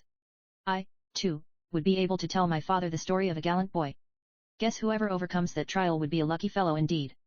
That path of thorns must be traversed, one step at a time, but as two people together. And thus each step would engender deeper and stronger love that is tied all the tighter. So, like a three-legged race? That mentality of helping each other really does sound like a religious doctrine. I haven't told anyone else yet, but let's work hard, for a happy future. Sounds good. Rose offers me her hand, so I shake it. I really don't know about all that religious mindset or teachings, but I do agree with the part about the happy future. Happiness is important, yep. For me, I mean. What do I care about other people's happiness? While feeling Rose's fiery gaze and slightly sweaty palm, I silently consider taking a distance from this girl. I don't mean to reject religion, but it's just that the difference in temperature is a bit hard to bear. I think everyone would be happiest if people on fire stick to hanging out with others similarly on fire. Today's weather is pretty good, isn't it? So I say while looking out the carriage windows at the clear blue sky and rolling green grassland. When you want to steer the conversation away from a troublesome topic, the weather is often a safe bet. It sure is. Though the sun is so strong that it must be quite hot outside. Rose is now also looking outside. It is shady inside the carriage, but even so we are perspiring a bit. There is a shining sheen of sweat on Rose's porcelain white neck. Her elegantly curled honey-colored hair sways gently in the wind, and her dazzling, pale-colored eyes narrow in enjoyment. For a while, we continue talking about the weather and the school and whatnot, until we gradually lapse into silence, both searching for a next topic. The thing about silence is that there are many different kinds of it. But they can generally be split between comfortable silences and uncomfortable silences.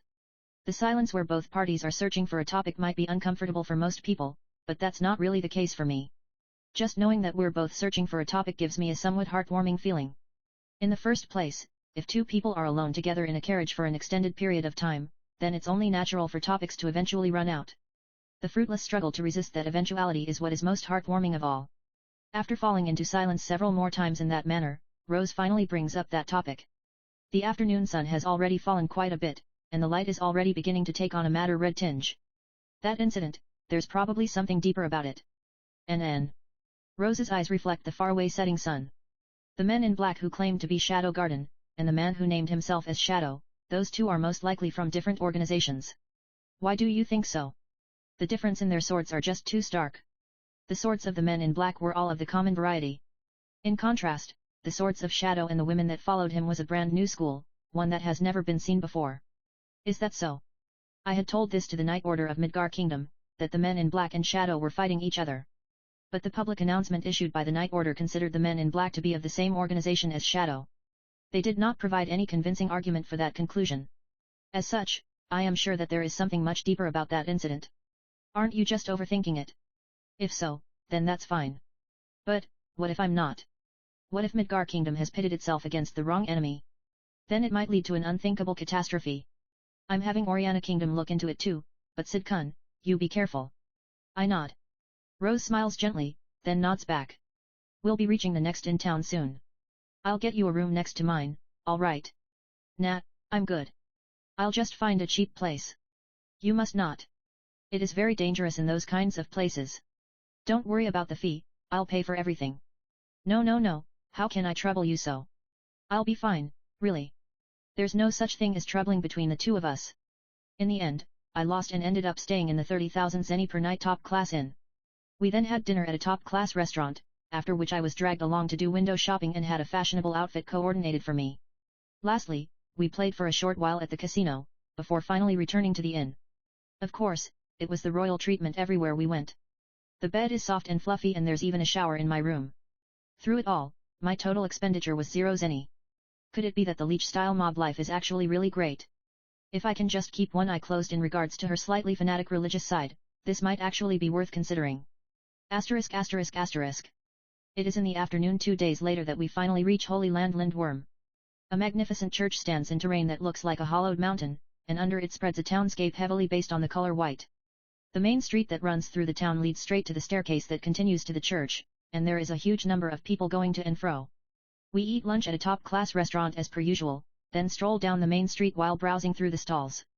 I find some souvenirs that look like those small accessories of a dragon wrapped around a sword that can be commonly found in tourist sites in Japan, and wryly thinking about the fact that they have these even in a different world. But it's just that for some reason, the ones here are of a sinister-looking right arm wrapped around a sword. Slightly interested, I pick one up. Caught your eye? A bit, I guess. So, why the right hand? Rose peers at my hands. It's just hot if you stick so close to me that our shoulders are touching. The altitude here is high so it's a bit better, but you haven't forgotten that it's summer right now, have you? Ah, that's the sword of the hero Olivi and the right arm of the demon Diabolos. It is said that long ago, Olivi had severed and sealed Diabolos' right arm in this land. Over there, that's the place. Where Rose is pointing to is a spot even farther behind the church perched above the long staircase. On that steep mountain surface is an ancient ruin called the Holy Ground, and that's where Diabolos' right arm is sealed. Or so goes the myth, at least. Rose smiles before continuing. I believe that souvenir is quite popular among guys. Yeah, I can imagine. Excuse me, I want one of these. This will be high Rose souvenir. It costs quite a bit at 3,000 zeni, but this I really can't let Rose pay. Jaga had given me an entire shopping list of what he wants. It's a pain so I haven't looked at it yet. I put the souvenir into my pocket, then we continue walking. The stream of tourists flowing by and the liveliness around all the stalls somehow feels nostalgic. Then suddenly, Rose pulls my hand. Over there is an autograph session by Natsume-sensei. I'm a huge fan of hers. The place we are heading towards is an enormous crowd. It's in front of what seems to be a bookstore, but I can't even see the shop's signboard. May I go line up for this? It might take quite a while though. So asks Rose with upturned eyes. I'll wait for you, so go on ahead. Thank you. How about you also come and meet Natsume-sensei? Nah, I'm good. Rose buys one of the books on display shelves that are for sale, then joins the line. Having nothing to do, I also take up a book and flip through it. I am a dragon. As yet I have no name.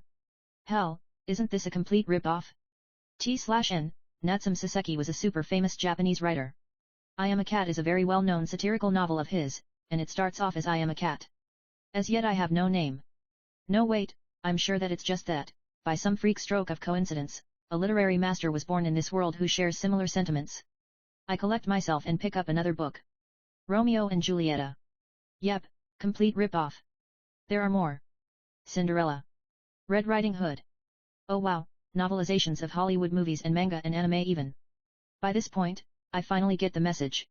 Apparently, there are reincarnators here aside from me. I buy one book and get in line to meet Natsume-sensei. For starters, I'll take a look at this person's face. I'll think about my next step after that. While engrossed in such thoughts, I have apparently reached close enough to the front of the line to lay eyes on Natsume-sensei. It's a bit hard to see due to that large hood, but that figure is definitely female. Beautiful silver hair cropped close to the shoulders, cat-like eyes, and a mole under an eye. The open top of her blouse is revealing a very deep cleavage. Seriously. How can I not recognize her? That person right there is someone I know very well indeed. I pinch the bridge of my nose and turn to quietly leave the line. That person over there, where are you going? I got stopped. It seems that the other side noticed me before I could leave. I am escorted straight to the front of the line, face to face with this beautiful silver-haired elf. Yep, she is an elf that I am extremely familiar with. It's none other than Beta. Pass me your book. Beta smiles at me, but I just hand her the book and try my best to act like I don't know her. But while watching her sign my book with a practiced hand, I can't hold myself back from asking. How's business? In a super tiny voice. So. I'm steadily spreading my name. ET2, Beta. Here is another person making a profit by using my knowledge from my previous life. I did previously tell Beta stories from my previous life. She seemed to like literature, so I told her the ones I remember in a cool way, just for the heck of it. To think that she'd rip everything off almost verbatim and make a killing off it. Beta-kun, you have disappointed me. I look down at Bera with cold eyes while receiving my now signed book. I've been invited as a VIP. I can leak information from the inside to some degree. I've written the full details of the plan in your book. The instant before I turn away, Beta says all that by moving her mouth a tiny bit. We part just like that, without looking at each other anymore. I love it, it's like we are in a spy movie. Beta-kun, you have redeemed yourself. After I exit the store, for some reason a really happy Rose is waiting for me. I knew it, you're also a fan of Natsume-sensei, aren't you? No, I'm not Rie. Don't worry, I understand. You saw all the female fans, so it became hard to admit it, right? But though it's true that it's mostly female fans who come to these kinds of events, she actually also has a lot of male fans. I see. The greatest thing about Natsume-sensei is that absolutely amazing imagination of hers, isn't it? All her works are completely original, have startlingly novel worldviews, and are filled with characters possessing such unique values. Oh yeah, it's all original and novel and unique, sure. Romance, mystery, action, children's tales, and even pure literature. There is no genre that she has not mastered. Every single work is as different from the one prior, almost as if it was written by an entirely different person. That great diversity is what has enabled her to have an iron grip on so many people's hearts. That's probably because they were written by entirely different people. Look at this, this is my signature. Then I asked Natsume-sensei to sign her name right next to mine. So saying, Rose spreads her book open, showing me her signature and Natsume Rip-off-sensei's signature. Speaking of which, she had said that she wrote the details of some plan in my book. I also open my book to take a look. This. Is it the ancient language? Comments Rose as she peers over my shoulder. I can't read a single word. Can you read it? No, the study of the ancient language is extremely difficult, so I only know a tiny bit. The lettering is indeed from the ancient language, but it seems to have been scrambled quite a bit also, so it wouldn't make any sense to read it as it is. But that makes it seem like a secret code, which is awesomely cool. As someone who had given up trying to learn the ancient language, I have a sort of admiration towards it. But why ever did she write in the ancient language? Because it's cool. It's cool. Guys sure seem to love this kind of thing. We then go on to check into a top-class hotel, after which we have to part because Rose has to go around making her greetings to important people. She tells me that she can't introduce me to them because we are still just school friends. What does she mean by still just? Does she actually have plans to convert me? I'm sorry, but I've already decided to not go deeply into any religion. *******. I'm the type of person who doesn't have a lot of likes nor dislikes. And most of those things I classify as whatever things. Even though they're just whatever, I still do have my preferences. They're not particularly important to me nor even necessary, but what I like is what I like, and what I dislike is what I dislike. No matter how hard I may try to make rational distinctions, it's not possible to rationalize even feelings. I call them my whatever likes and my whatever dislikes. Among my whatever likes are hot springs. In my previous life, there was a period of time when I did not bathe at all. At that time, I had thought bathing to be an absolute waste of time. But with that said, I did still have to keep up with my mob life, so I showered for exactly 3 minutes every day. It's the time for soaking in a bath that I dealt away with, opting instead to dedicate that time to further training. It was around that time that I had felt myself hitting the limits of being human, so even mentally speaking I had no room for baths. I was seriously considering how to punch back a teapotong with a right straight. After many things happened, I eventually realized that my head was in an unnatural state, so I did recover the habit of taking baths. What triggered it was hot springs. The act of soaking in hot water gives the heart composure. Composure is directly linked to the quality of training, and induces the flexibility necessary to sense magic and aura and all that. And so, I am now in a hot spring. Lindworm is apparently famous as a hot springs town too, so I'm enjoying it in secret. The time now is early morning, because I like entering hot springs in the early morning. Of course, it's not that I don't go in at all during nighttime, I just prefer early morning more. The reason is because almost no one else does this, so I get to feel like I'd reserved the whole place. Today I had also come in hopes of the full reservation, but it seems that there is a prior customer here who had the exact same thought as me. As my bad luck would have it, it turns out to be Alexia. With her silvery white hair tied up, she widens her red eyes for a second upon seeing me, but then immediately turns to look off at nowhere in particular. After that, we both pretend to not see each other, maintaining a mutual non-intervention policy. This spring is a place only for super high-class people to use, and in the early morning when there are very few users, the partition is removed and the entire place becomes a mixed bath. As I soak in both the spring and the rising sun, I think to myself how great it would feel if I really did have this place all to myself, what with this white spring, the sea of clouds under my eyes, and the beautiful sunrise. Alexia and I are occupying opposite ends of the outdoors spring with the best view, watching the sun climb up amidst a rather uncomfortable silence. In the corner of my eyes, I see Alexia's white skin shake and cause waves on the water surface. It's a bit of a waste, but let's get out a bit early. Or so I am thinking, when Alexia suddenly breaks the silence. Is your wound all healed? So she asks in a voice relatively soft for her. All healed. Wound? Which wound is she talking about? So I think to myself while answering. I got a bit emotional and reflexively cut you for real, but well, I'm glad that you're all right. Thanks, I guess. Oh, so she's talking about that wound. Having been together with her for as long as I have, I understand that this is her way of an apology. I had thought that she didn't know what an apology is because no one had taught her, but apparently this is an Alexia-style apology. I guess I'll also apologize then, for thinking that you turned into an indiscriminate slasher. After a small splash, several drops of water hit my face. Like hell I would. That's what they all say. So anyways, why are you in Lindworm? VIP for the trial of the goddess. You. I got invited here by a friend who told me there'd be a fun event. I'm starting to think it's probably the trial, but do you know what they actually do there? Alexia sighs audibly. So you came here without knowing even that? The trial of the goddess is a fight that takes place once per year, on the day when the door to the holy ground opens. Memories of ancient warriors are summoned from the holy ground, and challengers fight against those memories. Any magic swordsman can participate by submitting an application beforehand, but the ancient warriors might not necessarily respond.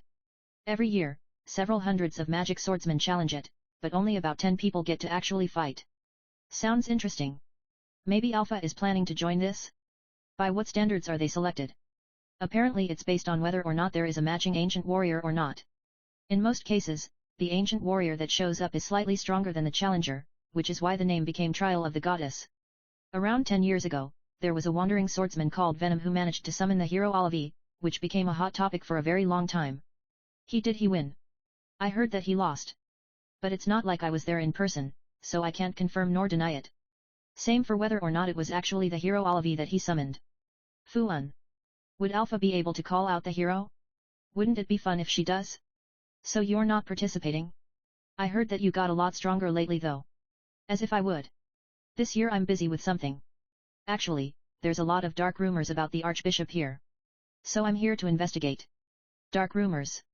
I'm not going to tell you. If you really want to know, come join the Crimson Order. Then I'm good, thanks. Come join after you graduate. I'm good, thanks. I'll fill out the application for you. Don't you dare. You're so stubborn. Then the conversation hits a lull. We are again wrapped in silence. Now it doesn't feel so bad. I had expected a stare like being licked all over, but it seems I'd guessed wrong. She did not specify a stare of what. That's quite some confidence. Being as perfectly beautiful as I am, the lust-filled gazes just never stop, so it's a bit troubling. So troubled that you don't bother covering up? When in a hot spring, I try not to look at other people, so that everyone can properly enjoy it. That's a good attitude. Which is why you should stop sneaking peeks at my Excalibur. PFT. Alexia laughs. She is laughing at me from the bottom of her heart. You call that Excalibur? You sure you didn't mean earthworm? If you think that it's an earthworm, then that is fine. I'm fine with both, whatever you want to call it. But just, a warning for you. I stand up with a splash, causing waves to spread. Never judge a book by its cover. What you thought to be an earthworm might be actually only still sheathed. Then I turn to leave the spring without covering myself up at all. Wah, what's that supposed to mean? So mutters Alexia with crimson cheeks. The holy sword, once drawn from its sheath, with naked blade released, would surely become the guide to the Garden of Chaos. So I say profoundly, before slapping my butt, Pechin, with my towel passed underneath my crotch. I like doing this thing that Asans do when they get out of hot springs. There's no meaning to it. But if I don't do this when I get out, it doesn't feel like I was in a hot spring. I do it 2 more times, Pechin, Pechin, before finally going to the dressing room. Around when I finish getting clothed, I hear 2 Pechins from the direction of the spring. Asterisk asterisk asterisk. The solemn cathedral is illuminated by the warm glow given off by lamps, which causes the scene to seem fantastical, even. The only person standing here in this cathedral is a stunningly beautiful elf. Her blue eyes are directed at the statue of the hero Olive, and she is wearing a jet black dress. The name of that elf who looks like brilliantly shining moonlight within the darkness of night is Alpha. All we wish for is the truth. It is as if Alpha is talking to the statue. Hero Olive. What is it that you actually did in the holy ground? Now truth and lie is mixed together so thoroughly, it is like reading the darkness of history. Then she begins walking, the sound of her high heels reverberating crisply throughout the cathedral. Gradually she approaches something red on the marble ground. Archbishop Drake. What was it that you had been hiding? If only your mouth was still functional, then I could have had you answer me. The red thing on the marble ground is a large piece of meat covered with blood. What used to be a corpulent man is completely cut up, with not a breath left in him. The high heels stop right on top of the puddle of blood. The knee-length skirt reveals her white, shapely legs. Who were you killed by? Who is it that could cut down someone in a position as high as yours? The eyes of the Archbishop's corpse speaks of the sublimity of the line on the boundary of death. The dark rumors of the Archbishop had reached even the royal capital. Yet when someone is being sent over to investigate, he is erased. We will await the opening of the door to the holy ground tomorrow. Alpha gives the statue of the hero Olive one last glance before turning away. From beyond the doors to the cathedral float voices looking for the Archbishop. Paying them no mind, Alpha opens the doors and strides out. As the sound of high heels gradually fade into the distance, knights surge in as if in exchange. Though they immediately see the corpse of the Archbishop, not a single one of them speak of the golden-haired elf. In fact, not a single one of them had even registered having passed by her. The only proof that she had been here is the trail of red heel marks stretching off into the depths of a white marble corridor. On the night of the Eve Festival, I am looking down on Lindworm from the top of a clock tower. The Eve Festival hosted the day before the trial is currently under full swing. Both sides of the city's main street are packed tightly with a huge variety of stalls, and the light of the lamps looks like a river winding into the distance. Rose apparently has a party with the church. Naturally, she did not invite me. If she did, I would have definitely declined though. With the wind ruffling my hair, I smile. I love scenes like this where a character looks down at the city and the people and all that from a high place like this. All the more so when the stage is night and there's something actually happening down under my eyes. So it started. So I mutter on the spur of the moment. So this is the choice of that side. T/N, this is the choice of Steins Gate. Then this is the part where I abruptly narrow my eyes. In that case, we shall resist. I change into the figure of shadow in an instant. For we cannot condone this. Then I jump into the night. My jet black long coat flutters, and I clinch the landing. Here is an alleyway removed from all the ruckus of the Eve Festival. In front of me is a man who has his face hidden behind a mask. I have been following this guy with my eyes ever since he had left the church in a really suspicious manner. I bet he's a thief. Actually no, there is a faint scent of blood coming from him. Did he end up having to hurt someone while inside? If he did, then that would make him a muggler instead. Did you think you can get away? The masked man backs up a step. In the night, all is obscured. And there the world that belongs to us. Masked man draws his sword. A world from which no one can ever escape. Masked man brings up his sword and faces me. I myself do not even touch my sword, merely standing in place, waiting for that. Then the moment right before he swings his sword, his head just flies off. I watch on wordlessly, waiting until a female walks up from behind the corpse. It has been a long while, my lord. So saying, she kneels before me. She is none other than Epsilon, the fifth member of the Seven Shadows. She draws back the part of the bodysuit covering her face and looks up at me. She is an elf with hair the color of a clear lake and eyes of a slightly darker color. When it comes to beauties, there are various types. And she is the glamorous type. Her finely chiseled face is glamorous, and her body style is glamorous. Everything shakes when she walks. She steals everyone's gazes, male and female alike, even if the person is not actually interested. However, I actually know her secret. Decapitation with a slice? Nicely done. I am honored. Epsilon smiles with slightly red cheeks. Her dignified-sounding voice might come across as overbearing to some people. But for me, it somehow makes me think of the sound of a piano, so I don't particularly dislike it. Among the Seven Shadows, she is the one with the highest precision in magic control. Normally, after magic leaves one's body, it becomes very hard to control. She, however, is able to not only control it without effort, but her best technique is to even send it flying as a slicing attack. Thus her second name is the Precise. Though she is quite prideful and has a rather prickly personality, she is always all sweet when it comes to me. She gets misunderstood quite often, but she's actually a very good girl who even poured me tea every day in the past. She also obediently listens to Alpha, and is someone who really respects hierarchy relationships. It's been a long time since I last saw her and so there's a ton that I want to catch up with her on, but I realize from her atmosphere that she is in Shadow Garden mode. Very well. Then I shall also respond in kind. What happened to that plan? Epsilon grimaces. She's probably desperately thinking up a story. The target was eliminated by the church's executioner. We took care of the pawns, but the executioner slipped through our fingers. Oh. So she's going with an executioner. Nice, I love it. So we will shift to the second plan.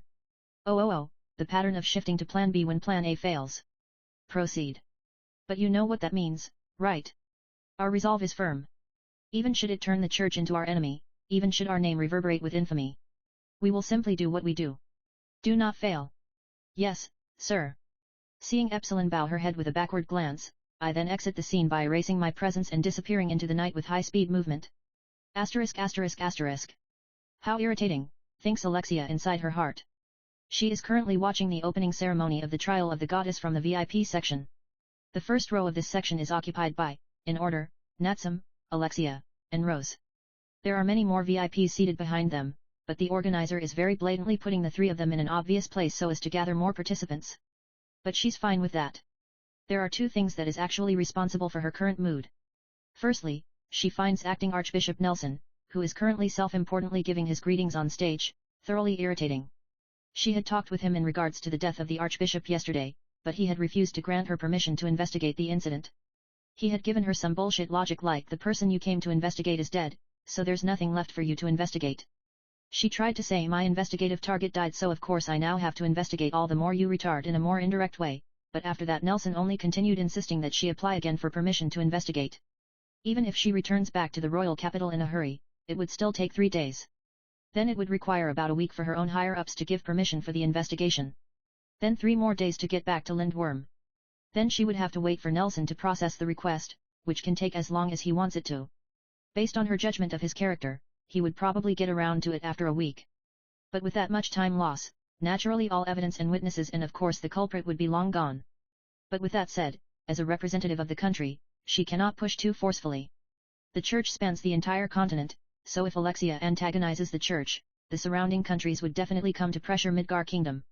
Above all, she, and the royal family by extension, would lose the citizens' support. Religion is extremely convenient as an ally, but makes for an extremely troublesome opponent. While glaring at Nelson, who is enthusiastically given his speech, Alexia mentally berates him for being a baldy who is not mourning as he should be. Even though the Archbishop's death has yet to be publicized. By the way, yes Nelson is actually bald. T/N, when Alexia calls him a baldy the first time she meant it as an insult, for some reason, calling someone a baldy in Japanese is an insult. Thus the follow-up clarification. Alexia sighs, then takes a sidelong look at Natsum-sensei at her right. Natsum is Alexia's second point of irritation. Natsum is sitting with perfect manners, smiling in response to the crowd's cheers. She has silvery white hair, blue cat-like eyes, and a well-featured face that includes a mole under an eye that increases her attractiveness. With perfect actions, Natsum is both smiling and waving her hand in thanks, gathering the love of the crowd with her beautiful looks. Alexia is only thinking she is shady as heck while watching on.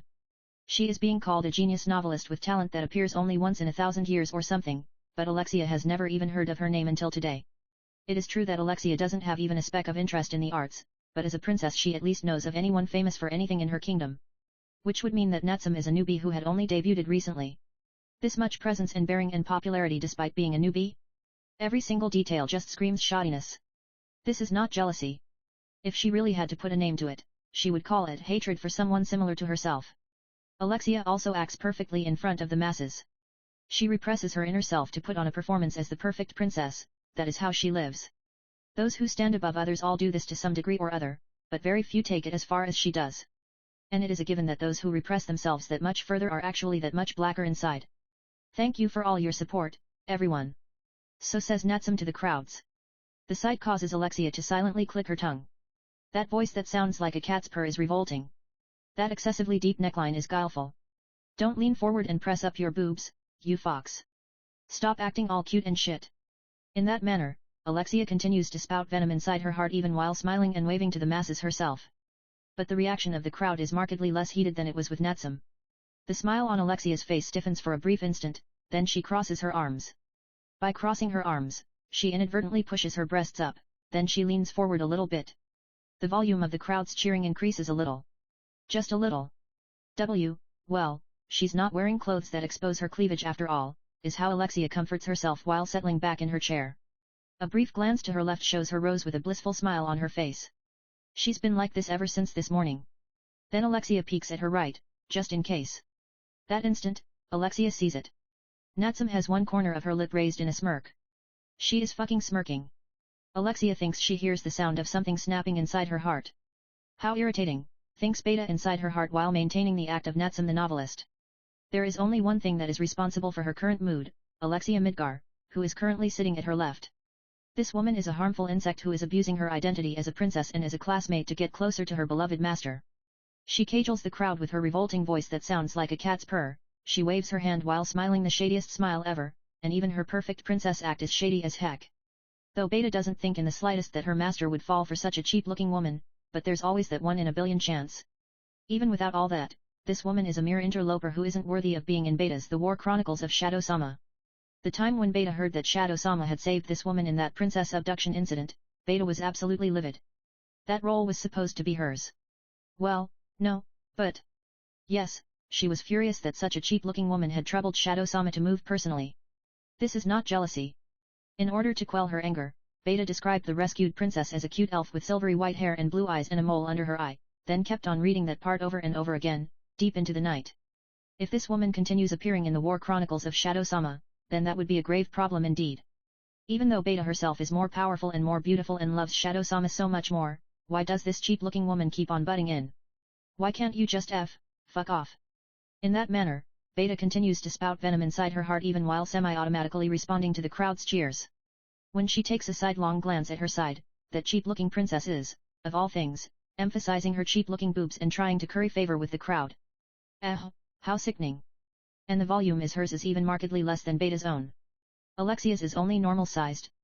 So I win in even this area, thinks Beta as she looks down at her prided deep cleavage and smirks. Oh oops, did she catch that? Beta opts to feign ignorance, but that instant, a sharp pain runs through her left foot. Oh you. Suppressing her voice, Beta looks over, and sees Alexia's high heel stepping on her left foot.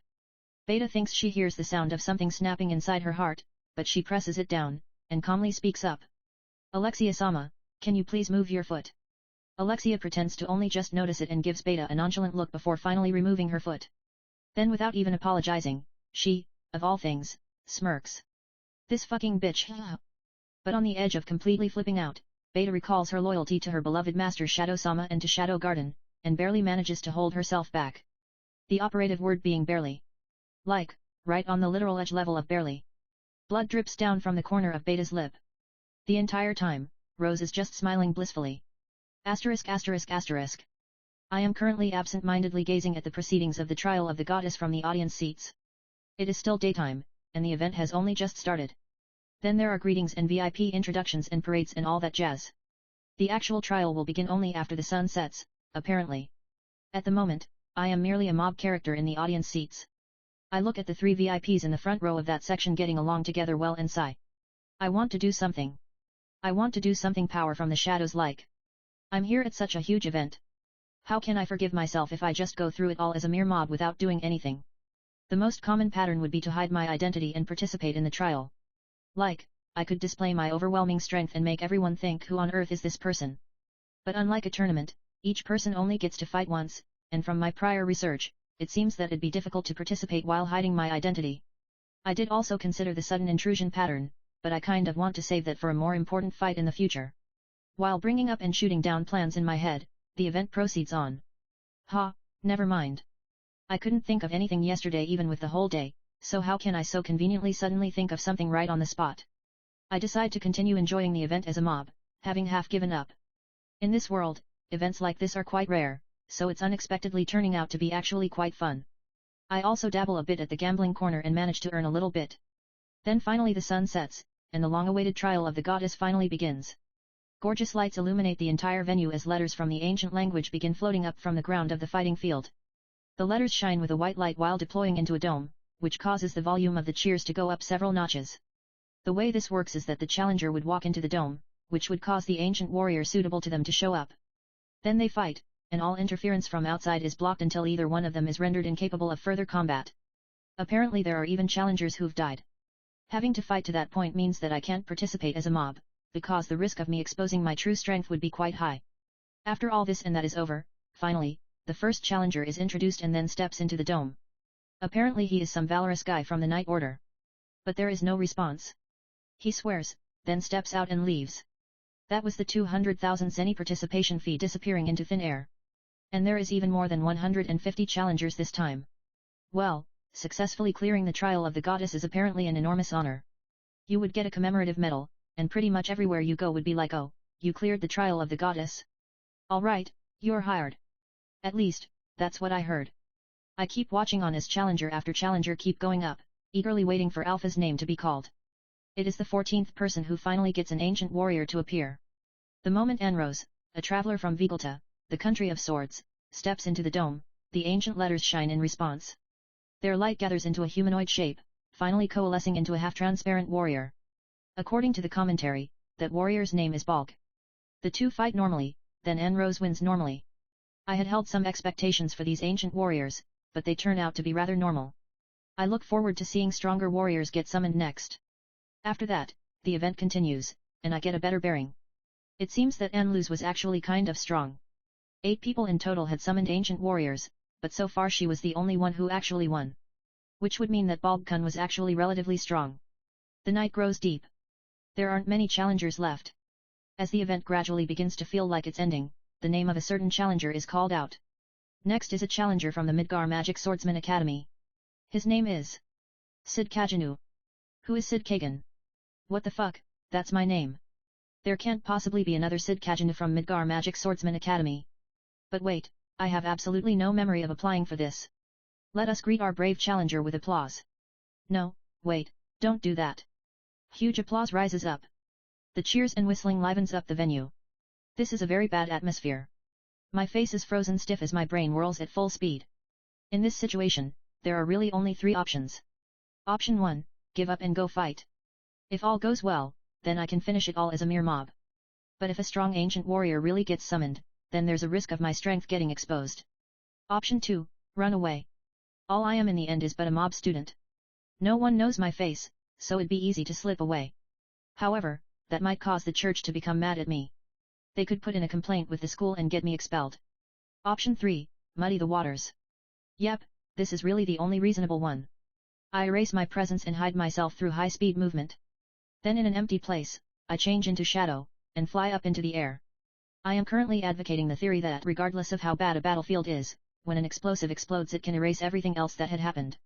And so, Operation Burst onto the scene as a mysterious power and muddy the fuck out of everything starts.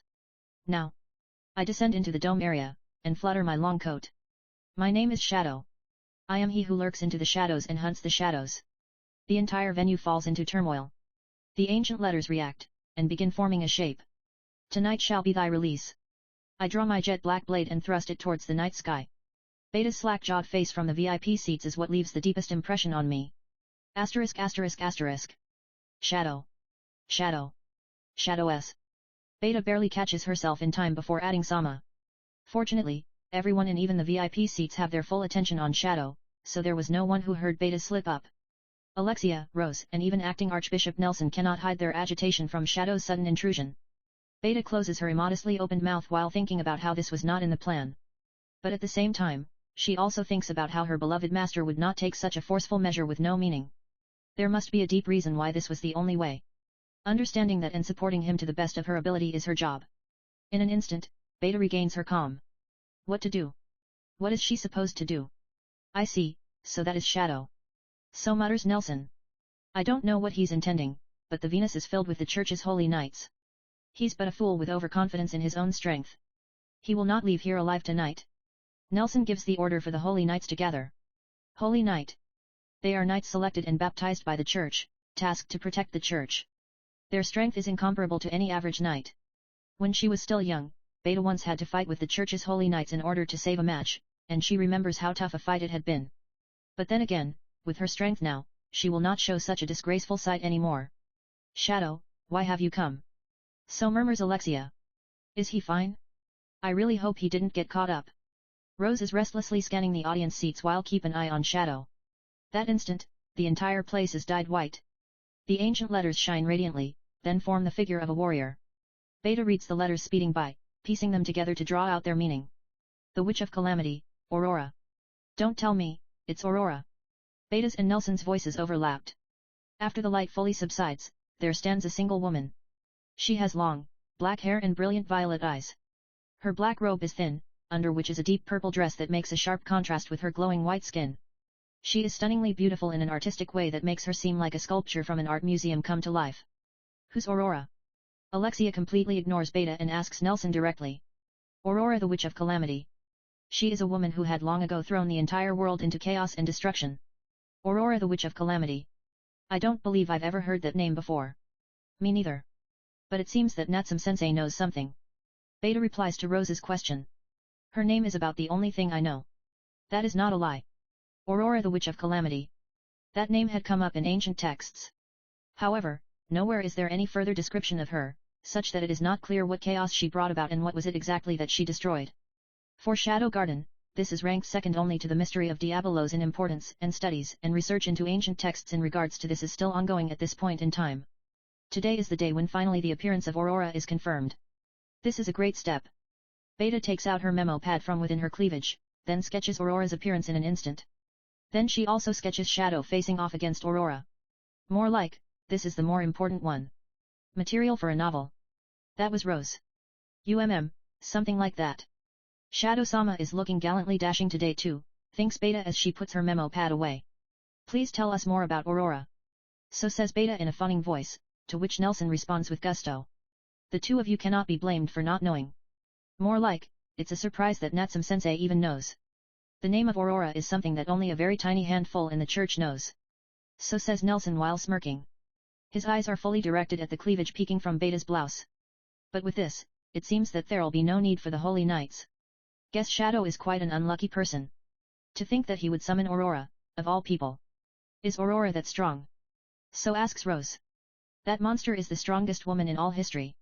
One hand would probably be enough for her to wipe the floor with the likes of Shadow. Unfortunately, this is all that I can share. Here Nelson closes his mouth, as if an indication for them to see everything else with their own eyes. Beta pouts slightly, as she doesn't think even slightly that her master would lose. But that does not mean that she's not worried. Aurora, the Witch of Calamity. She is someone who was powerful enough to leave her name in history. If her master gets tired in the fight against Aurora, and the Holy Knights take advantage of that, there's always a 1 in a billion chance. But by this point, Beta is beginning to roughly understand Shadow's intent. He had mentioned releasing the ancient memories sleeping in the holy ground. He had showed up to summon Aurora. It is because he had determined this to be of value. He has determined Aurora to be the key. And so, Beta can only follow. Beta touches the mole on her face. That alone must have alerted Epsilon, who should also be hidden somewhere in this venue. That is the signal that the plan has been changed.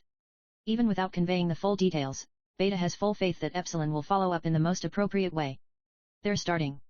Turning her eyes towards the fighting field as prompted by Nelson, Beta sees Shadow with his sword drawn, and Aurora standing there with arms crossed and smiling gracefully. That smile is so vibrantly beautiful that it is very difficult to believe that it is a mere memory. I can't imagine Shadow losing that easily though. It was Alexia who muttered that. She is putting her full attention on Shadow, with a serious look on her face.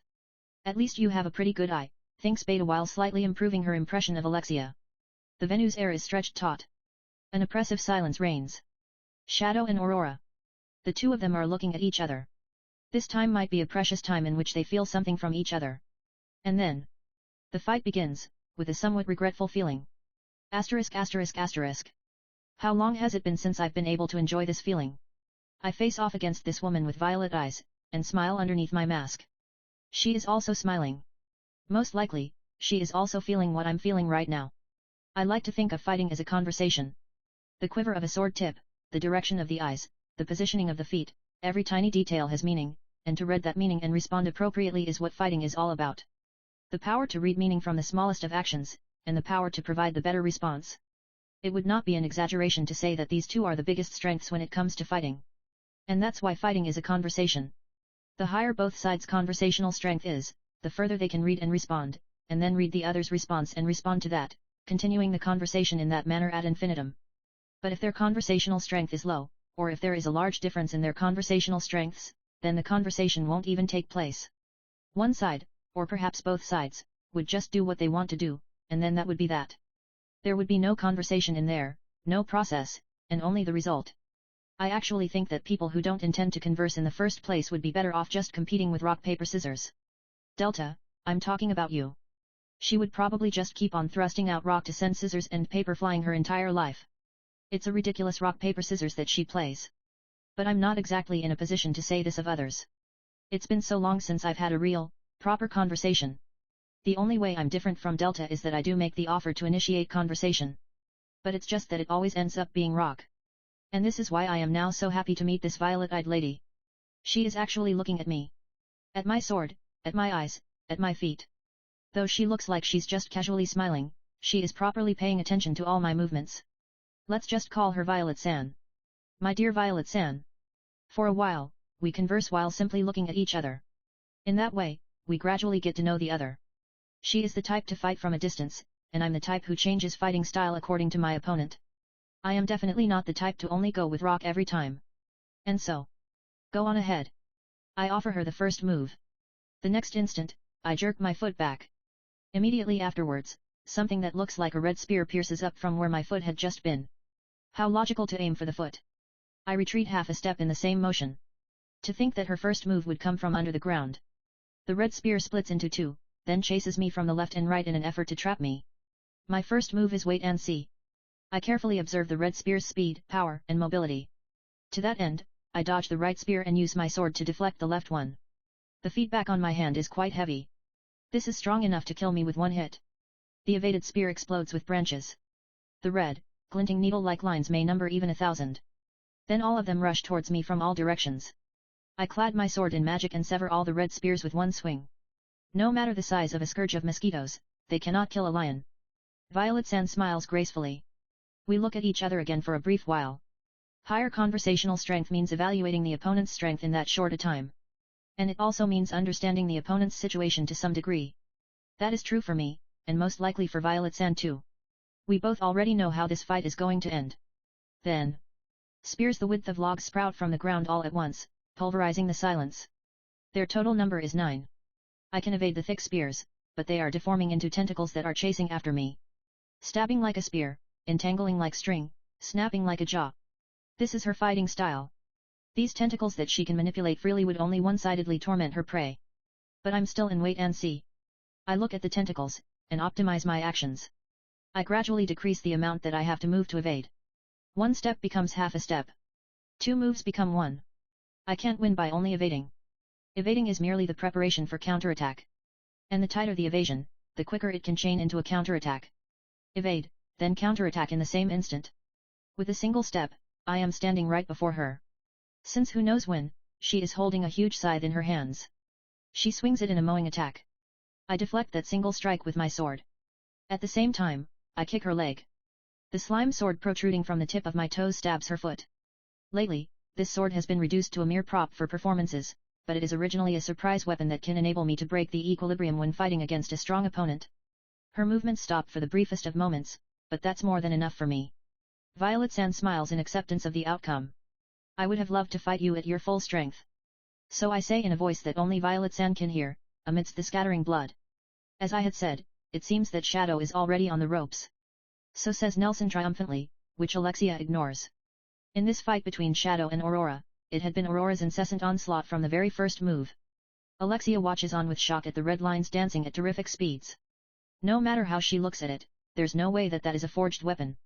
It is clear to see that its shape is freely changeable, and Aurora is controlling it as if it's a part of her body. Most likely, it is capable of spreading in a much larger range to pierce a large number of targets all at once. Someone restricted to a single sword is no opponent. This is a fighting technique of old. Alexia is well aware that this is definitely not something that she can even dream of standing against. He's clinging on longer than expected. But the difference in strength is all too obvious. That's not it. Alexia refutes Nelson's assessment in her heart. It may look like Shadow is being pressed by Aurora's fierce attacks, but that's only because he hasn't initiated a single attack yet. He is still only observing this fighting technique that he is seeing for the first time. Aurora is indeed strong, since she can fight with Shadow in the truest meaning of the word. However, it's just that the red spears have yet to graze Shadow even once. No matter the size of a scourge of mosquitoes, they cannot kill a lion. So says Shadow as he blows away those spears that number more than 1,000 with a single swing. Then the red spears become as thick as logs, assaulting him from all directions.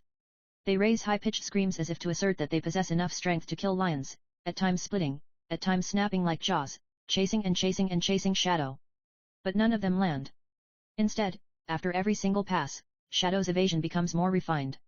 What seems to be the smallest possible movement is eclipsed the next moment by one even smaller.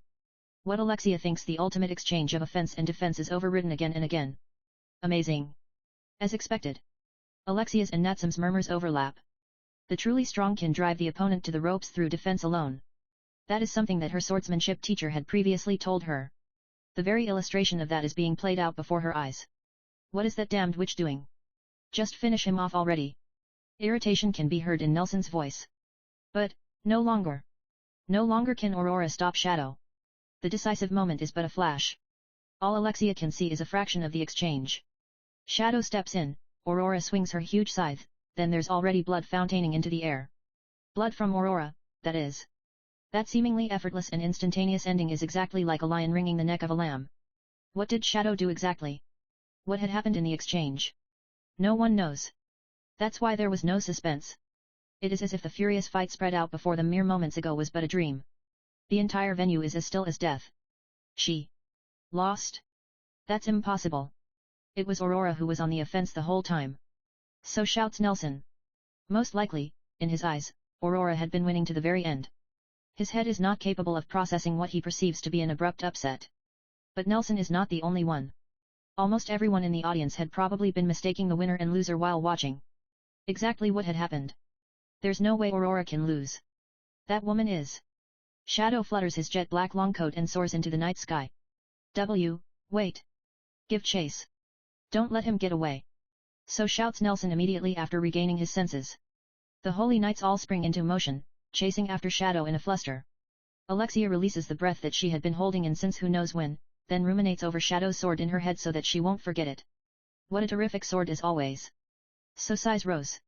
Right when Alexia is about to voice her agreement, the venue is once again filled with dazzling white light. Asterisk asterisk asterisk. Rose narrows her eyes, patiently waiting for the light to subside. When it does, there is a large, white door. That is. So Rose murmurs. It's opening. While giving off a faint glow, the door is indeed slowly opening. The sight is quite strange. Don't tell me, the holy ground responded. So mutters Nelson in shock. What does that mean? As you probably already know, today is the one day in the year that the door to the holy ground opens. I heard that the door is in the church proper though. Yes, it is indeed. But there isn't only one door. The door can be altered to specially welcome someone, depending on who is knocking. Other names for the door include the unbidden door, the door of convening, and finally, the door of welcome. And there's no way of telling what lies beyond that door aside from actually going in. Nelson answers Rose's question absent-mindedly while still looking at the door. Now that it's come to this, it is impossible to resume the trial of the goddess. Have all the audience leave. After receiving Nelson's instruction, his subordinate goes off to arrange the guiding of the audience. Those in the VIP seats also get up in turn. In that interval of time, the door has opened even farther. Do not allow anyone to get close to that door. So instructs Nelson. Then when the door has opened up enough for a single person to slip through, he turns to the three girls. Kindly also make your way outside the venue. So says Nelson. But in that instant, Rose draws her sword. At the same time, Alexia also draws her sword. Then the two of them stand back to back while holding up their swords. What are why? Flustered, Nelson looks around, and notices that the entire venue has been completely surrounded by a group in black. Even Rose and Alexia had failed to sense their presences until when it was too late. We apologize for the slight inconvenience, but we need all of you to stay put until the door closes. So declares a beautiful voice that sounds like the ringing of a bell. Then a single woman in a markedly different get-up appears before them. You people. Are you perhaps Shadow Garden? Among the group wearing black bodysuits, she is the only one wearing a dress-like robe. With elegant steps, she approaches the door. Along the way, she shoots a glance towards Rose and Alexia. The two's shoulders jump. Then they are frozen entirely stiff, with their shoulders still pressed tightly together. So strong. There was enormous pressure in that gaze. She possesses an overwhelming presence, almost as if she is a monarch over the night. The two of them acknowledge Shadow as the strongest. But this woman is someone who perhaps reaches his feet. That is what they felt. Epsilon, the rest I'll leave to you. As for those ladies over there, be good girls, all right. Understood, Alpha-sama. Wait, don't you dare go into the holy ground. Ignoring Nelson's shout, the woman called Alpha disappears into the door of light. So that was Alpha. So murmurs Alexia. Rose nearly blurts out at, you know her, but manages to swallow the words down. So then, what is your aim in doing all this? So Alexia asks the one called Epsilon. All we need is for you guys to stay put until the door closes. But acting Archbishop, you will have to come with us. So says the voluptuous woman. After being called by name, Nelson becomes even more flustered. What do you plan to do in the holy ground? It is not what we are going to do, but what is already there. Anyways, no harm will befall you if you don't act up. Then she silences Rose and the others with her eyes. Her beautiful, clear eyes that look like lakes simply continue to focus on them vigilantly. This woman is also very strong. Not to Alpha's level, but she does have that vibe particular to the truly strong. But, if push comes to shove. If you move, even I don't know what I might do to her. So says Epsilon, as if she had read Rose's and Alexia's hostility. At the end of her gaze is Natsum-sensei, who has been captured by several women in black. I'm so sorry. Natsum-sensei has her eyes cast down apologetically. Natsum-sensei. Rose's chest constricts at the sight of Natsum-sensei trying to hold back her tears. All her intention to resist leaves her. But abandoning her is also an option. So says Alexia in a voice that only Rose can hear. What? No. Rose vehemently refuses. We'll be better off abandoning her, she's too shady. I said no, so no. While the two of them are having that exchange, the door opens all the way, then begins to close. Slowly, ever so slowly. The group in black also enter the door one by one, with the captured Natsum-sensei and acting Archbishop Nelson also being dragged along. Rose and Alexia can only watch on, powerless to do anything about it. Their enemy has no openings. Everyone in the group in black is strong individually, and also follows a clear chain of command. They are also in teams of 3 to follow up after each other. Even when someone has an opening, they are immediately covered by their team members. Their teamwork is extremely polished. The door is still steadily closing. No, it hurts, you're hurting me. Natsum-sensei screams in resistance as she is forcefully strong-armed towards the door. Natsum-sensei. I'll be fine, don't worry about me. So Natsum-sensei shouts gallantly in a quivering voice, before she too disappears into the door. Rose is on the verge of tears while seeing her off. Am I the only who found that shady? So someone may have muttered, but Rose pretends to not have heard it. The only other people left is Epsilon and the bound Nelson. After Epsilon takes one last look around to confirm that there's nothing out of place, she turns around to push Nelson into the door. Nelson resists, which causes Epsilon's attention to stray. At that moment, a black figure suddenly swoops down and slashes Epsilon. Well done, Venom the Executioner. Nelson's loud laughter echoes out. Epsilon watches the blade slice into her own body. Despite having been caught completely off guard, the fact that she is able to shift her upper torso a bit is already worthy of merit. But all that does is lead to a tragedy. Epsilon's past flashes by within her brain, like a revolving lantern. She remembers how she had been born the daughter of an elven noble. And how she had manifested demon possession, and thus become discarded by her family and pursued by her country. And also that day when she had gained a brand new life. That day when she had been saved by Shadow, everything that she had believed in previously all fell away, and she had found a new reason to live. Epsilon had been a forceful person ever since long ago. She never doubted the fact that she was privileged, and it was her personality to flaunt that privilege wherever and whenever she could. In actual fact, her lineage was impeccable, she was beautiful, she was very smart, and she also had great martial talent. She was very prideful, but did possess ability befitting of that pride. Which was probably why, perhaps. The day she discovered she had demon possession, the moment when everything had crumbled away, she was probably the one who took it the hardest, beyond anyone else. She lost her reason for living, but did not have the courage to die. On a certain day, Shadow suddenly appeared before her, as she was dragging her rotting body up a mountain trail. "Do you wish for her power?" So he had said in a voice that seemed to reverberate from the depths of the earth. Epsilon, in her foggy consciousness, had thought that it was a demon that had showed up. But she was indeed thirsty for power. If she had power, she could take revenge on those who had abandoned her. She could torture every single one of them to death, and make them regret. "Then I shall grant it to you." Then she was enveloped in a sweet, violet magic. That light and that warmth, Epsilon remembers vividly even to this day. That somehow nostalgic, warm, healing light had caused her to break down into tears before she knew it.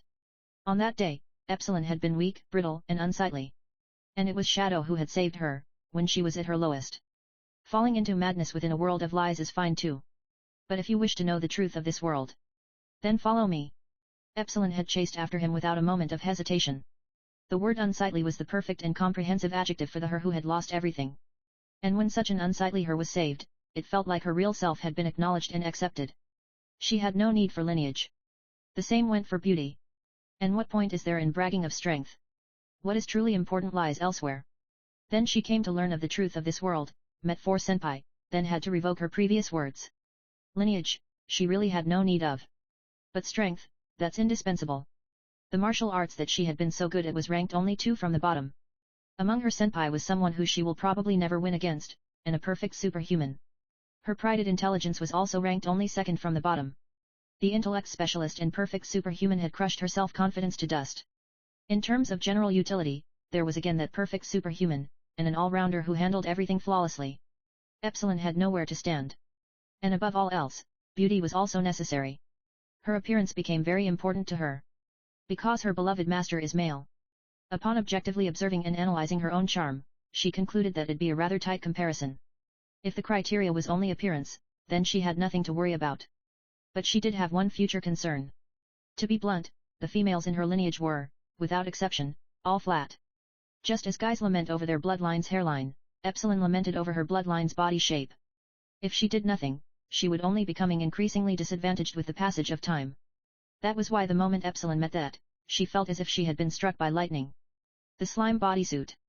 With but a single look, she saw its potential, and had her heart stolen.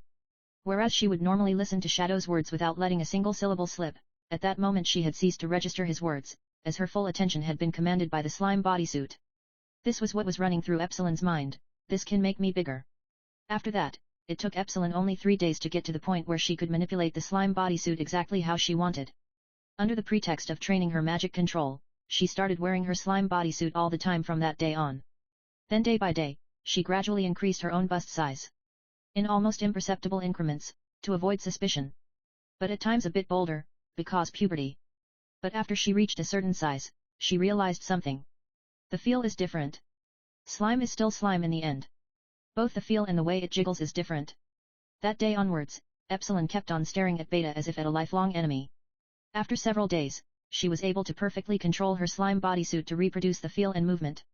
By this point, Epsilon's magic control had risen to a level that merited even Alpha's praise. Thus she came to be called Epsilon the Precise and was acknowledged by everyone, but she was already beyond caring about that. Rather than that, Epsilon continued observing Beta every day, and couldn't help but to shiver. This woman, she can grow even bigger. By this point, it has already turned into a full-out battle. A battle between the natural against the artificial. In conclusion, Epsilon just kept on adding more and more, until she won. Humans have always faced threats from nature and overcome them. But the price was great. The day she lost a tiny bit of that pride of hers, she looked into a mirror and thought this. The balance is terrible. Unfortunately, she has a slender and small-statured body. But after deeply pondering on the matter, Epsilon was able to come up with a solution. Why don't I make my butt bigger too, to balance it out. In conclusion, she did not stop with just her butt. She used slime to increase the size of her butt in a shapely way, then used slime to tighten her stomach, then used secret heels to increase her height and the length of her legs and attain the perfect hourglass figure, then there'd be no end if all the smaller details were to be listed out in full. In short, through the slime bodysuit, she had managed to attain the ultimate perfect body. It was only possible due to an incalculable amount of effort, constant high vigilance to not let anyone find out, and the existence of a worthy rival. But above all else, it was due to her love for her beloved master. Epsilon's precise magic control was but a byproduct. Her true strength lies in the unnaturally high physical defense due to the thick slime padding all around her body. Then the revolving lantern stops. The swooping figure brandishes his sword. Epsilon watches as the crystallization of her efforts is sliced. The two softest lumps of her slime bodysuit fly into the air.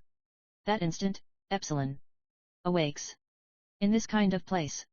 After coming this far. Hell if I let myself be exposed. Epsilon controls the magic remaining in the two lumps in midair to retain their shape. That ability to perfectly control magic that has already left her body requires such skillfulness as to make any observer faint in shock. At the same time, she draws in the magic, instantaneously reattaching the lumps to their previous position. That precision that would not allow even a millimeter of error, and the speed that accomplished all that in the blink of an eye. The feat was indeed worthy of being called divine. Then she ends the process with the reproduction of the jiggling motion. This is Epsilon the Precise. Well done, Venom the Executioner. Nelson takes a second look at Epsilon. She is supposed to have been cut, but is still standing there unharmed. Or rather. Did you see? What is with that overwhelming pressure? Nelson's knees are clattering audibly. Did you see anything? Hi. No, I saw nothing. You two over there. Epsilon turns towards Rose and Alexia. Both of them vigorously shake their heads. Then it's fine. Come. Epsilon grabs Nelson by the back of his neck and drags him along. Hi. What are you doing, Venom the Executioner? Help me. The Executioner? He's... Epsilon whispers into Nelson's ear. Already dead. Then the Executioner's head slides off. Epsilon then disappears into the door, with Nelson in tow. The door continues to close. At the last possible moment, she jumps up. Alexia-san. Ignoring Rose's cry, Alexia dashes into the door gap. Mao. Rose also chases after and dives in, immediately after which the door closes entirely. Then the door disappears, leaving behind only a faint glow in the air. Kaya. Rose falls on top of something soft. Shaking her head while getting up, Rose realizes that there are two girls pinned under her. So sorry. Rose-senpai, can you please get off? Alexia-sama, kindly refrain from touching anywhere weird. Alexia and Natsume are glaring at each other even while pinned down under Rose. When Rose gets up, the two immediately spring up and turn their backs against each other. Rose feels slightly saddened at seeing the two of them not getting along. You two, fighting is not good, Halfway through her words, Rose realizes all the gazes gathered on her. This place is a dim, large space. Surrounding them are all the women in black. Among them are even Alpha, Epsilon, and the captured Nelson. We're. Understanding that there's no way out of this situation, Rose raises both hands as a start. Then she forces a smile onto her face, trying to appeal to the enemy her lack of hostility. Next to her, Natsume-sensei is pitifully trembling in fear. The moment Rose thinks to herself that she must do something, Alexia smoothly steps forward. Apologies, we stumbled and fell. The door happened to be right in front of us, there was nothing we could have done. Today Rose learns that persuasion is all about having a confident attitude. Even if it is a bald-faced lie, by saying it with the confidence of a demon king, it becomes extremely troublesome to refute.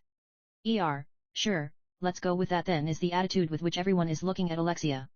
Very well, you all may come along. But stay quiet, do not touch anything, and do not stray off. Perhaps this is something that you all should know about as well. So says Alpha after giving Alexia a glance. Then she immediately begins firing off instructions, after which the women in black scatter. Alexia clinches a slight guts pose and murmurs did it. Now the only ones left are Alpha, Nelson, Rose, Alexia, Natsume, and a as yet unidentified woman in black who is not Epsilon. What are your intentions in doing all this? Nelson glares at Alpha while still restrained by the woman in black. For some reason, everyone is sure that Alpha is smiling underneath her mask. It is said that long ago, the hero Olivi had cut off the demon Diavolo's right arm and sealed it on this land. What about it? Did you come in search of the arm? Nelson scoffs. That sounds interesting too, but... That is not what we wish to know. We are here in search of information about the Order of Diabolos. Alexia reacts to the mention of the Order of Diabolos. Rose notices at the corner of her eyes Alexia's gaze turning grim. Whatever that means. We know that you can't answer us. That's why we're here, in person. In search of the truth that had been buried within the darkness of history. Alpha turns around, and walks towards a large statue. The clacking of her heels reverberates in the spacious area. So, a statue of the hero Olivier. Alpha's words cause Rose to tilt her head in puzzlement. Hero Olivier? But Olivier was a man, was he not? The statue that Alpha had identified as that of the hero is the figure of a woman brandishing a sword. A beautiful, gallant, almost divine even, figure of a woman warrior. We already have a general understanding of everything. All we were lacking was solid proof. The truth of the past, the true aim of the order, and... Alpha reaches out to the statue, and gently strokes its cheek. Why, I have the exact same face as the hero Olivier's. At which, she turns around, the mask on her face gone. Elf. No one knows whose murmur that was. However, every single person had their breath stolen by her beauty, all while coming to the same realization. Her face is indeed an exact copy of the statue's face. Don't tell me, you are the elves. But you were supposed to have manifested demon possession and died. So you do know something after all. Nelson hurriedly clamps his mouth shut. We already know the truth of demon possession. For the order that wishes to control the world order, our existence must be quite the thorn in your side, no. Nelson keeps his eyes down, remaining silent. Rose has no idea what they're talking about. But she sees that Alexia seems to have at least some understanding, and Alpha does not look like she's just spouting absolute nonsense. An organization with such power would not be dabbling in archaeology just as a mere hobby. There must be some enormous reason. The reason for Shadow Garden. And perhaps also, the reason for the Order of Diabolos. The recent Academy attack incident surfaces in Rose's mind. There is no way that that was unrelated. Two gigantic organizations are embroiled in an epic struggle hidden from the sight of the common people. Rose finds herself shivering at this realization. If there comes a time when their struggle grows in intensity, how can countries ignorant of their existence deal with the fallout? We also know that the aim of the order is not merely the revival of the demon. However, we had no proof.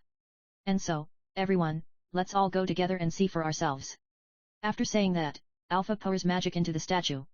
The rising density of magic causes the very air to quiver. This much magic. You really do have demon possession. Did you awake by yourself? That absolutely outrageous amount of magic causes shivers to run down Rose's spine. If this woman turns her spearhead against a country, how much would that country have to lose in order to stop her? Long, long ago, there was a great battle that happened on this land. The hero sealed the demon, and innumerable lives were lost. The magic of both hero and demon mixed and gathered into a whirlpool, which also sucked in and sealed the memories that had nowhere else to go. In short, this place is a grave where ancient memories and the grudges of the demon lies. The status begins to shine in response to the magic. Then letters of the ancient language float up, cladding the statue in a rainbow of colors. Hero Olivier. I thought that you would answer me. There appears the hero Olivier, looking like a mirror image of Alpha. What on? How can this be? Nelson's legs are shaking. Olivier turns her back on Rose and the others, and begins walking. The direction that she is heading towards is gradually dyed with a light that begins spreading everywhere. Come, let us take a trip into the world of fairy tales. Alpha's voice is the last thing left as the world disappears amidst a blinding light. Asterisk asterisk asterisk. After defeating Violet Sand, I dash at my full speed to throw off any pursuers. Just in case, I even leave Lindworm altogether, stopping on a mountain outside the city. I wait for a while, but it seems that I had successfully gotten away. Heaving a sigh of relief, I return to my usual appearance. I hope this was enough to gloss over the issue. At the moment, the venue must be bustling with talk of the mysterious intruder, and no one should even remember about the mob character from the Magic Swordsman Academy. I worked extra hard today, so let's go into a hot spring, then straight to bed. Or so I had thought while getting up, but then suddenly a strange door appears before me. This dirty and shabby-looking door is floating in midair, here in the middle of nowhere. There's a dark stain on it that clearly is dried blood no matter how I look at it. What is this? This is not even on the level of being suspicious. Even I would opt out of touching this thing. So I turn my heel. Oi! Then I turn around again. You gotta be kidding me. I jump backwards. Seriously. The door is following my movements with everything it has. I try to take a distance, I turn to a different direction, I somersault backwards with 100 spins, but the door appears in front of me after every single thing I do. Then what other choice do I have? Please cut it then. Immediately, I draw my sword and slash the door. But The place that I had cut returns to normal. I sheath my sword and take a moment to think. It's out of the question to return back to town with this dirty door in tow. It's going to make me stand out so badly. In the first place, what even is this door? There is no human presence anywhere in my current vicinity, so it's unlikely to be a prank. There's nothing behind the door either. Otherworld version of an anywhere door. I somehow feel a desperation in the way it keeps on following me, so perhaps everything would be resolved if I enter it. But today, I really feel like going to a hot spring and then straight to bed. After thinking seriously for 30 seconds, I come to a conclusion. Screw it, let's quickly get this over and done with. Opening the door reveals a deep darkness that seems to be sucking me in. Please don't let this be the pattern where going in means instant death. With that, I dive into the darkness. When I come to, I find myself in a stone-walled room. It is a dreary room, with a single door, and a woman bound to a wall by all four limbs. Oh, it's Violet-san. Hey there. I call out to her. She looks at me, then her eyes open wide in surprise. Then she copies my hey there. Haven't seen you since the last few minutes. Pretty much. So, was it you who called me here? Called? No, I had no such intention. But it was fun, wasn't it? Yeah, that was really fun. My memory is incomplete, but from the parts that I do remember, you are the strongest by far. How great it would have been if you had been there during my time. Well, that's an honor. So then, why are you here? She looks at me in puzzlement.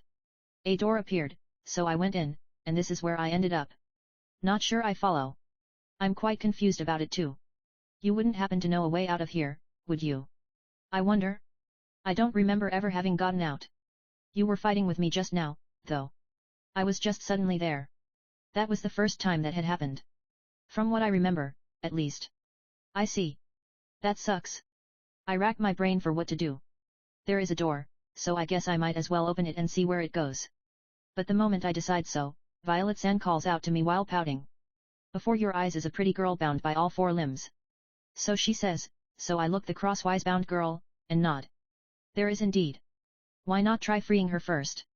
I tilt my head slightly, then realize that I had been under a misunderstanding. Ah, sorry. I thought you were in the middle of training. What? Why?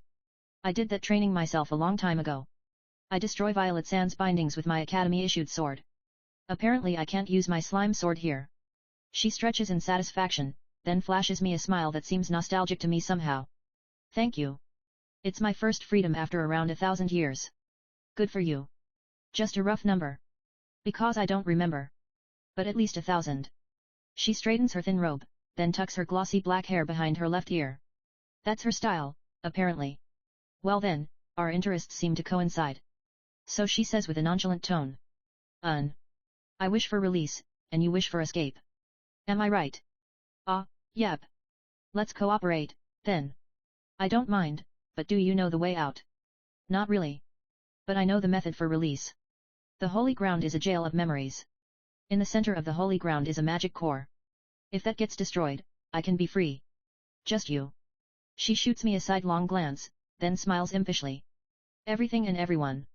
So, you too. Would the Holy Ground collapse? Who cares about that? It's not like it bother you, right? I ruminate over Violet-san's question in my head. Now that I think about it, you're right, I don't care. Alright, let's go with that then. So we're agreed. And I believe you've already noticed it, but magic can't be used here. This place is close to the center of the Holy Ground, so any magic you weave gets immediately sucked up by the core. So it seems. It's a much more powerful version of what the terrorists had that time. The moment I weave any magic, it immediately disappears. I'm trying various things at the moment, but it seems like it'd take quite a while. No problem, I'm good at destroying things. How reassuring. So, I'm a fragile, dainty girl who can't use magic. I've always dreamed of being protected by a knight-sama. She smiles impishly again. That composure does not belong on a fragile, dainty girl. She proceeds forward as if to guide the way, and opens the door without hesitation. Hey, so after you are released, what do you plan to do? So I ask Violet-san's back. I'll vanish and disappear. I'm only a memory, after all. She does not turn around. The other side of the door is a forest in early morning. The light of the rising sun shines through the cracks between the branches and leaves, and morning dew glitters on the grass. It is a place that I have no recollection of. I look all around. We're inside a memory. So says Violet-san. Your memory. I do seem to remember it. So saying, she proceeds forward. I follow her so as to not be left behind. After quietly walking through the forest for a period of time, our vision suddenly opens up. There is an open plaza brightly illuminated by the morning sun. And in the middle of the plaza is a small girl sitting on the ground, clutching her knees. The little girl's hair is black. She's crying, isn't she? So it would seem. The two of us approach the little girl. I squat down to peer into her face, and notice tears flowing from her violet-colored eyes. She looks exactly like you. She only looks like me. Why do you think she's crying? Did she perhaps wet herself? So says Violet-san. I'm pretty sure that's not it. The girl is crying without letting her voice spill out. The bruises all over her body are plain to see. So anyways, what are we supposed to do? If we want to proceed, we have to end this memory. In other words, Violet-san lifts up the face of the crying girl. Crying won't solve anything. Then she slaps the little girl's face with a loud sound. Horrible. It's fine, it's myself. So you do acknowledge it. Then the world cracks. Just like a mirror shattering, the morning forest breaks into 1,000 pieces, then disappears into a deep darkness. Then we are in an empty darkness. But I can still faintly make out Violet-san's figure. Let's keep going. Sure thing. Inside the empty darkness, we continue towards the direction that our magic is begin sucked towards. There is no other feeling in this place. Even while walking, the feeling of my feet on the ground is vague, and I have almost no sense of up and down. As a test, I try to walk upside down, like when doing a handstand. Oh, it works. Violet-san looks at me walking upside down with half-open eyes. Don't peek into my skirt, alright. I can't see, so no worries. After walking for a while longer, we are enveloped in a madder red light. Oh wah. I almost hit the ground head first, but manage and Yokimi in time. That's what you get for fooling around.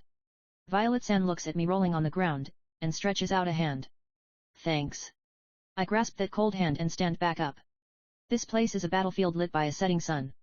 The blood-colored sun is shining right above the horizon. Oh wah, they're all dead. Fallen soldiers cover the land dyed black with blood. This continues to the horizon. Let's get going. Violet-san starts walking, as if she already knows where her destination is. Literal mountains of corpses.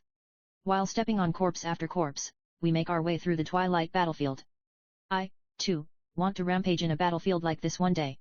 After a while, we find a blood-covered little girl crying in the middle of the battlefield. We stop before her. The girl is crying while clutching her knees, sitting on top of a corpse. Even without looking at her face, I can tell that she's Violet-san. You're crying again. I was a crybaby. Lend me your sword. Here you go. Violet-san raises the sword, and stands before the little girl. Her face is devoid of emotion, as if the emotions had been locked away somewhere else. Violet-san swings down the sword. That instant, I jump into motion. Grabbing her waist, I fly backwards. The corpses.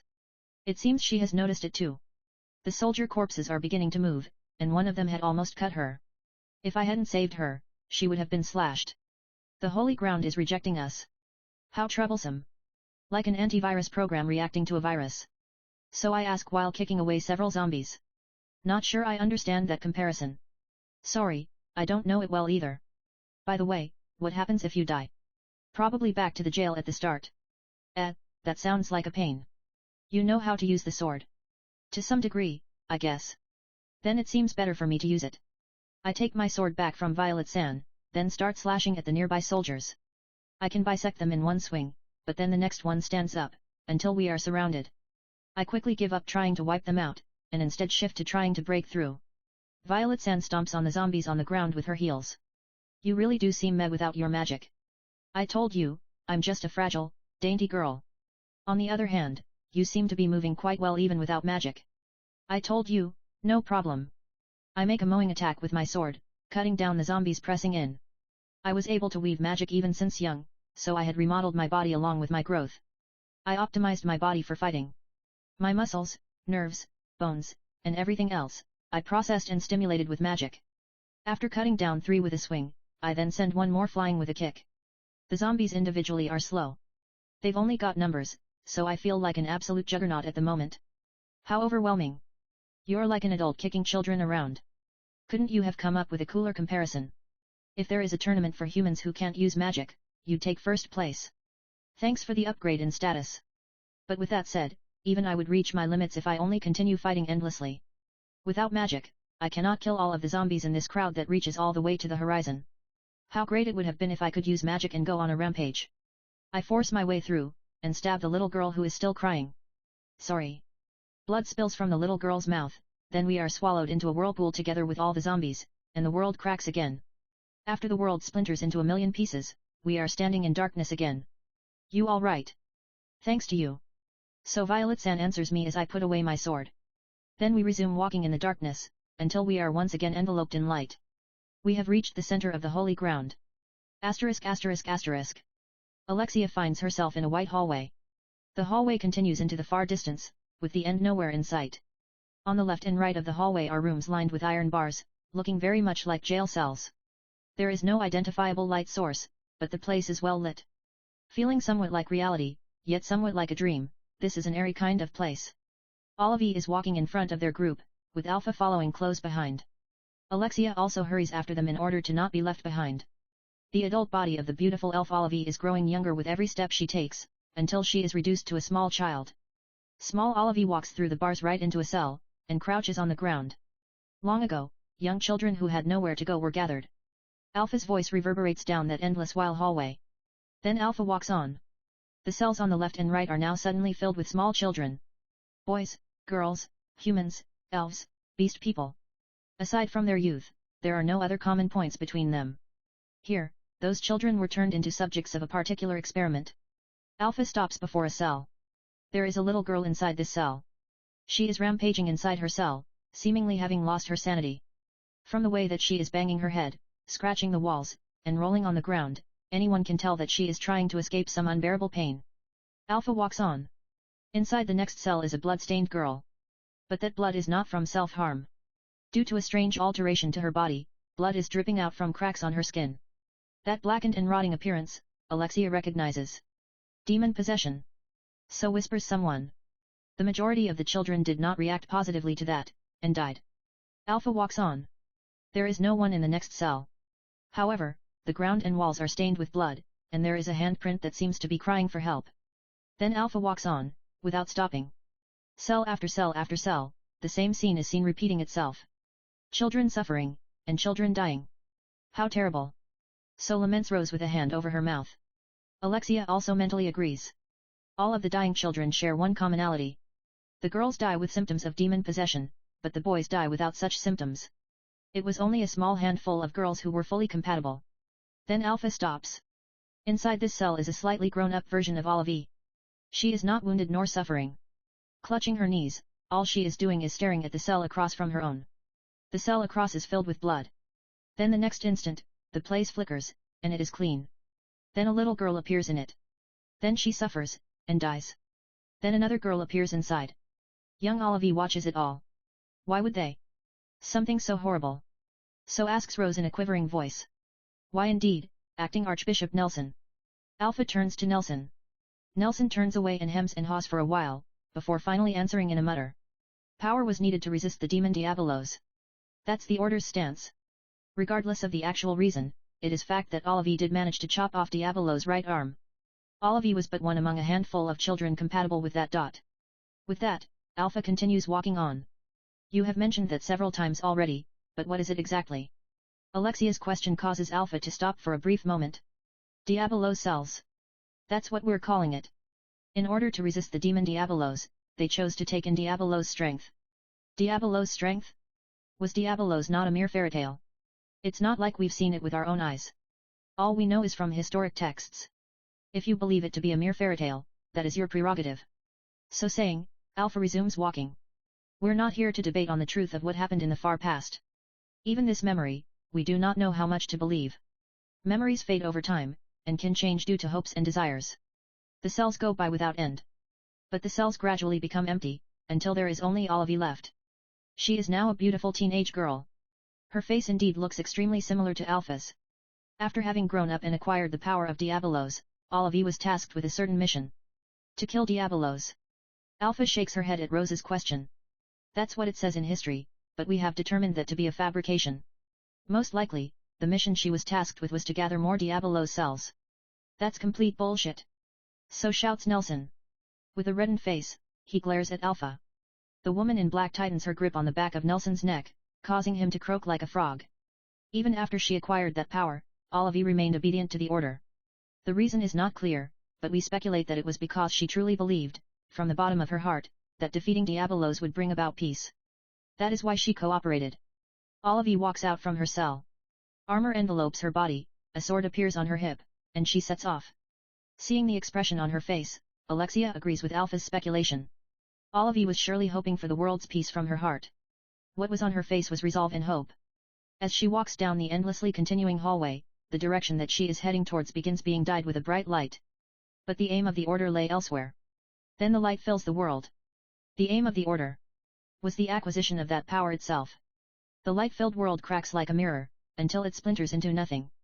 Then an entirely different world spreads out before them. Asterisk asterisk asterisk. The place is a battlefield. But there are no warriors here. In that battlefield filled with corpses colored matter red by a setting sun, there stand several men in lab coats around a black thing. Olivia is nowhere to be seen. Alexia and the others follow Alpha, who is already making her way towards that black thing. What is this? So asks Rose in a murmur. The black thing is revealed to be a gigantic arm. A very black, very thick, and horribly enlarged arm of a monster. The sharp claws extending from it are plastered all over with bits of flesh. That's Diabolos' right arm. Even though it was cut off, it is still alive, to this very day. Just as Alpha says, the arm is indeed still alive. One of the men in lab coats carelessly gets too near, and is instantly impaled by one of the claws. Though the arm is restrained with chains and stakes, a massive amount of magic is still leaking out from it. The order was able to seal Diabolos' right arm by using powerful artifacts. However, the sealing was imperfect, such that a distortion was generated, which eventually became the so-called holy ground. But that's a topic for another day. What is important here is that the order is after the astonishing vitality of Diabolos' cells. The men in lab coats are drawing blood and slicing off pieces from the sealed arm. The drawn blood and cut off parts regenerate after a short while. Through their research of Diabolos' right arm, the order is developing a medicine that can strengthen humans. At the current stage, that medicine still causes side effects, but it can be used by men. Alpha takes out a lozenge from her chest pocket, and flicks it into the air. After drawing an arc in the air, the lozenge rolls on the ground, until it bumps into Nelson's shoe and stops. Alexia recognizes that red lozenge. This has become a pillar of strength holding the order up, but it is not the real source of the order's strength. After sealing Diabolos' flesh, they spent numerous months and years researching it, until they finished a certain medicine. The scene changes. They are now in a white laboratory. More men in lab coats are huddled around a single table, fervently waiting for the moment when that is finished. Then a single drop of something falls into a small vial. That brilliantly red liquid is said to seem almost like the living blood of Diabolos. The liquid in the vial is indeed a beautiful, vivid red, not unlike real blood. The men can be seen rejoicing and cheering. Then the one who seems to be their leader licks it up. Anyone who licks that liquid gains enormous strength. And a body that does not age. Apparently our speculation was correct after all. Alpha looks at Nelson, who is looking downwards as if to hide his face. Now then, a question. Who here thinks that the man in a lab coat over there? So saying, Alpha points towards a certain person standing near the edge of the group in lab coats. Bears resemblance to acting Archbishop Nelson over here. Alexia hurriedly looks at Nelson's face. Just as Alpha points out, Nelson's face and the face of that man in a lab coat is the splitting image of each other. The similarity is so great that it's gone beyond the level of looking alike, to the point where it is almost certain that they are the same person. So what is the name of this wonderful medicine? The Tears of Diabolos. So mutters Nelson. Thank you. But actually, this Tears of Diabolos is also not a perfect product. In fact, it has two large flaws. Alexia has already realized one of those flaws. The current Nelson is bald. But the Nelson in the memory. Acting Archbishop Nelson had hair in the past. It seems that the unaging property is imperfect. Alexia laughs. That is incorrect. Alpha denies Alexia's speculation. Me being bald is because of stress. So declares Nelson with certainty. Oh, I'm sorry. Alexia apologizes. The first flaw is that the Tears of Diabolos must be taken regularly, or else its effects will be lost. Is that correct? Once a year, yes. As we'd speculated. And the second flaw is that its production is extremely limited. 12 drops every year. 12 drops. And if I remember correctly, there are exactly 12 seats in the Knights of Rounds. Humph. Nelson barks out a laugh while still looking down. The order has 12 knights possessing exceptional power called the Knights of Rounds. Everyone in the order aims to join the rounds, seeking the eternal life that such a position promises. Isn't that so? Nelson continues laughing, a disturbing laugh emanating from the back of his throat. The order is putting an enormous amount of resources into the research to perfect the tears of Diabolos. The key to that research is the sealed body of Diabolos, and the hero's descendants who have strongly inherited the blood of their hero ancestor. Like me, for example, who strongly inherited Olive's blood. Correct on all counts. And I am the 11th seed of the Knights of Rounds, Nelson the Avaricious. Nelson lifts his face up, revealing glowing red eyes. Feeling an enormous amount of magic swirling into motion, Alexia drops into a stance. That instant, a jet black blade pierces Nelson's chest. That woman who had been restraining Nelson had reaped his life without any hesitation whatsoever. Nelson falls to the ground, all strength leaving his body. Sorry, Alpha. But Delta felt that this man needed to be hunted down. T/N, Delta refers to herself in third person. This is something mainly done by children, so when a non-child character does this, it is an indication of relative mental immaturity. It was a voice that sounded somewhat soulless. Delta. Delta is good at hunting. Just recently, there were these boars on a mountain. Be quiet. Delta clasps her hands to her mouth and looks around ruefully. Too late. And also, look at your prey carefully. Nelson's body is crumbling. Starting from the side, it gradually disappears entirely into nothing. That is not the way a person dies. It is almost like a mirror breaking. Incoming. Alpha's warning and Delta's response happened at the same time. Right before being bisected by a great sword, Delta drops to the ground, then springs forward like a beast. Delta's fangs clash with the great sword. You beast! Delta is really good at hunting. So Nelson exclaims, to which Delta laughs wildly. Delta's canines are stained with blood, blood from the scratch on Nelson's face. However, Nelson merely wipes the blood off his cheek as if it's of no consequence. Indeed, the wound has already healed. Delta greatly extends her jet black blade, then crouches on all fours, ready to pounce at any moment. But right then. Delta, wait! Alpha's voice causes Delta to jolt in surprise. Your ears are showing. Ah! Delta's furry ears are protruding from a gap in her bodysuit. Incidentally, the bottom half of her face is also revealed. As she flusteredly covers back up, this time it's her white behind that gets revealed. Her bushy tail swings back and forth. Beast person! So gasps Rose. Alpha Sama, I feel like my magic is being sucked away. That's because we are close to the center of the holy ground. It is Nelson who answers Delta. The holy ground is our territory. The closer to the center, the more power you fools lose. Nelson's voice is blurred. Before anyone had noticed, Nelson had become two. Or so it had seemed, but now he is only one. I had wanted to make my move a bit closer, but no matter, this will suffice. Allow me to formally introduce myself once more. Lightly resting his great sword that is about the length of the average person's height on his shoulder, Nelson briefly bobs his head. 11th seat of the Knights of Rounds, Nelson the Avaricious. You all shall now learn to regret having bared your fangs against the order. His face is not that of a man of the cloth. Rather, it is filled with the ferocity of a warrior. ******. The scenery changes. This is an empty, white space that stretches on endlessly. The sky, the ground, and even the horizon, everything is a bland white color. Alpha and Delta are standing off against Nelson. Nelson's figure blurs, then there are two of him. Delta gradually inches forward, body bent low. Alpha merely stands in place with arms crossed, not even drawing her weapon. Instead, she has her gaze focused on the two Nelsons, carefully observing them. With a sharp exhalation, Delta makes a move. Her lowered body pounces forward like a beast. Riding that forward momentum, her jet black blade makes a horizontal slash. Her sword that is now longer than the average person's height is devoid of technique and heart, filled entirely with pure violence. The tremendous shock rocks the atmosphere.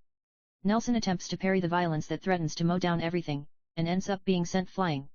It appears that he had barely managed to defend himself, but on his face is unmistakable shock. You monster! Delta laughs. But right as she is about to pursue him in a follow-up attack, the second Nelson steps in. His great sword attempts to intercept the advancing Delta. But one down. Even before he finishes his swing, the second Nelson's head has sprouted a jet black blade. Without anyone noticing, Alpha had circled behind him, and stabbed her sword into the back of his head.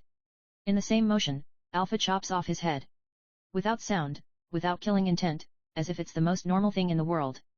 Blood fountains into the air, creating a striking stain on the white ground. But the next instant, that corpse shatters into pieces like a mirror, then disappears. The feedback was indeed human. The movements and smell were also human. This is probably a part of the Holy Ground's defense mechanism. So murmurs Alpha, as she looks at the blood on her sword also fading away. Indeed. Nelson hides his astonishment, then takes a stance. The next moment, he becomes 2, then 4. It seems that I had let down my guard a little. Now let's see how you two fare against 4 people. Leaving one behind, the other 3 Nelsons step forward. Delta plunges into their midst. The risk of being surrounded by superior numbers means nothing to her. The mad charge towards prey is everything. So a mere beast after all. Nelson laughs. Delta also laughs. She first slices down the foremost Nelson in one attack, sword and all. But then the 2 other Nelsons who now surround her assail her together. The horizontally mowing great swords converge from both her front and back. Left without an escape route, Delta parries the great sword coming from the front, then snaps her head around. And then she bites the great sword approaching from the back. Delta's canines pierce into the great sword, which then shatters with a dull sound. Ha! A stupefied exclamation escapes Nelson's lips. In the time it takes Nelson to rub his eyes, the 2 remaining Nelsons have already been killed by Delta. How can this? Alpha's and Delta's magic should be largely suppressed. Due to the effect of the holy ground, their control should also be unstable. That's no state to put up any proper fight. However, despite being under these conditions, these 2 have already killed several Nelsons. This is something that far exceeds the boundaries of common sense. Did you 2 awake by yourself? But the method to do so should have been lost long ago. Nelson's question is answered only by a smile from Alpha. Delta seems to be having trouble with controlling her slime bodysuit. In the end, she gathers it only around her chest and lower body, creating a simple bikini armor. With the barest minimum of her face and body properly covered, Delta nods in satisfaction. Well, this much is still within expectation. So says Nelson in a slightly shaky voice. Behold, then, my full strength. Together with those words, the number of Nelsons increase. Their number is a far cry from anything so far. Going beyond 10, approaching 100 even. Mountain of Prei. Delta laughs with delight, then plunges into their midst once again. Can you not even understand numerical disadvantage, you beast? But when Delta clashes with the Nelsons, it is Nelson's face that stiffens. Several Nelsons are sent flying through the air, like some sort of a joke. Delta's roar echoes like some bad quality laughter. Then begins the massacre.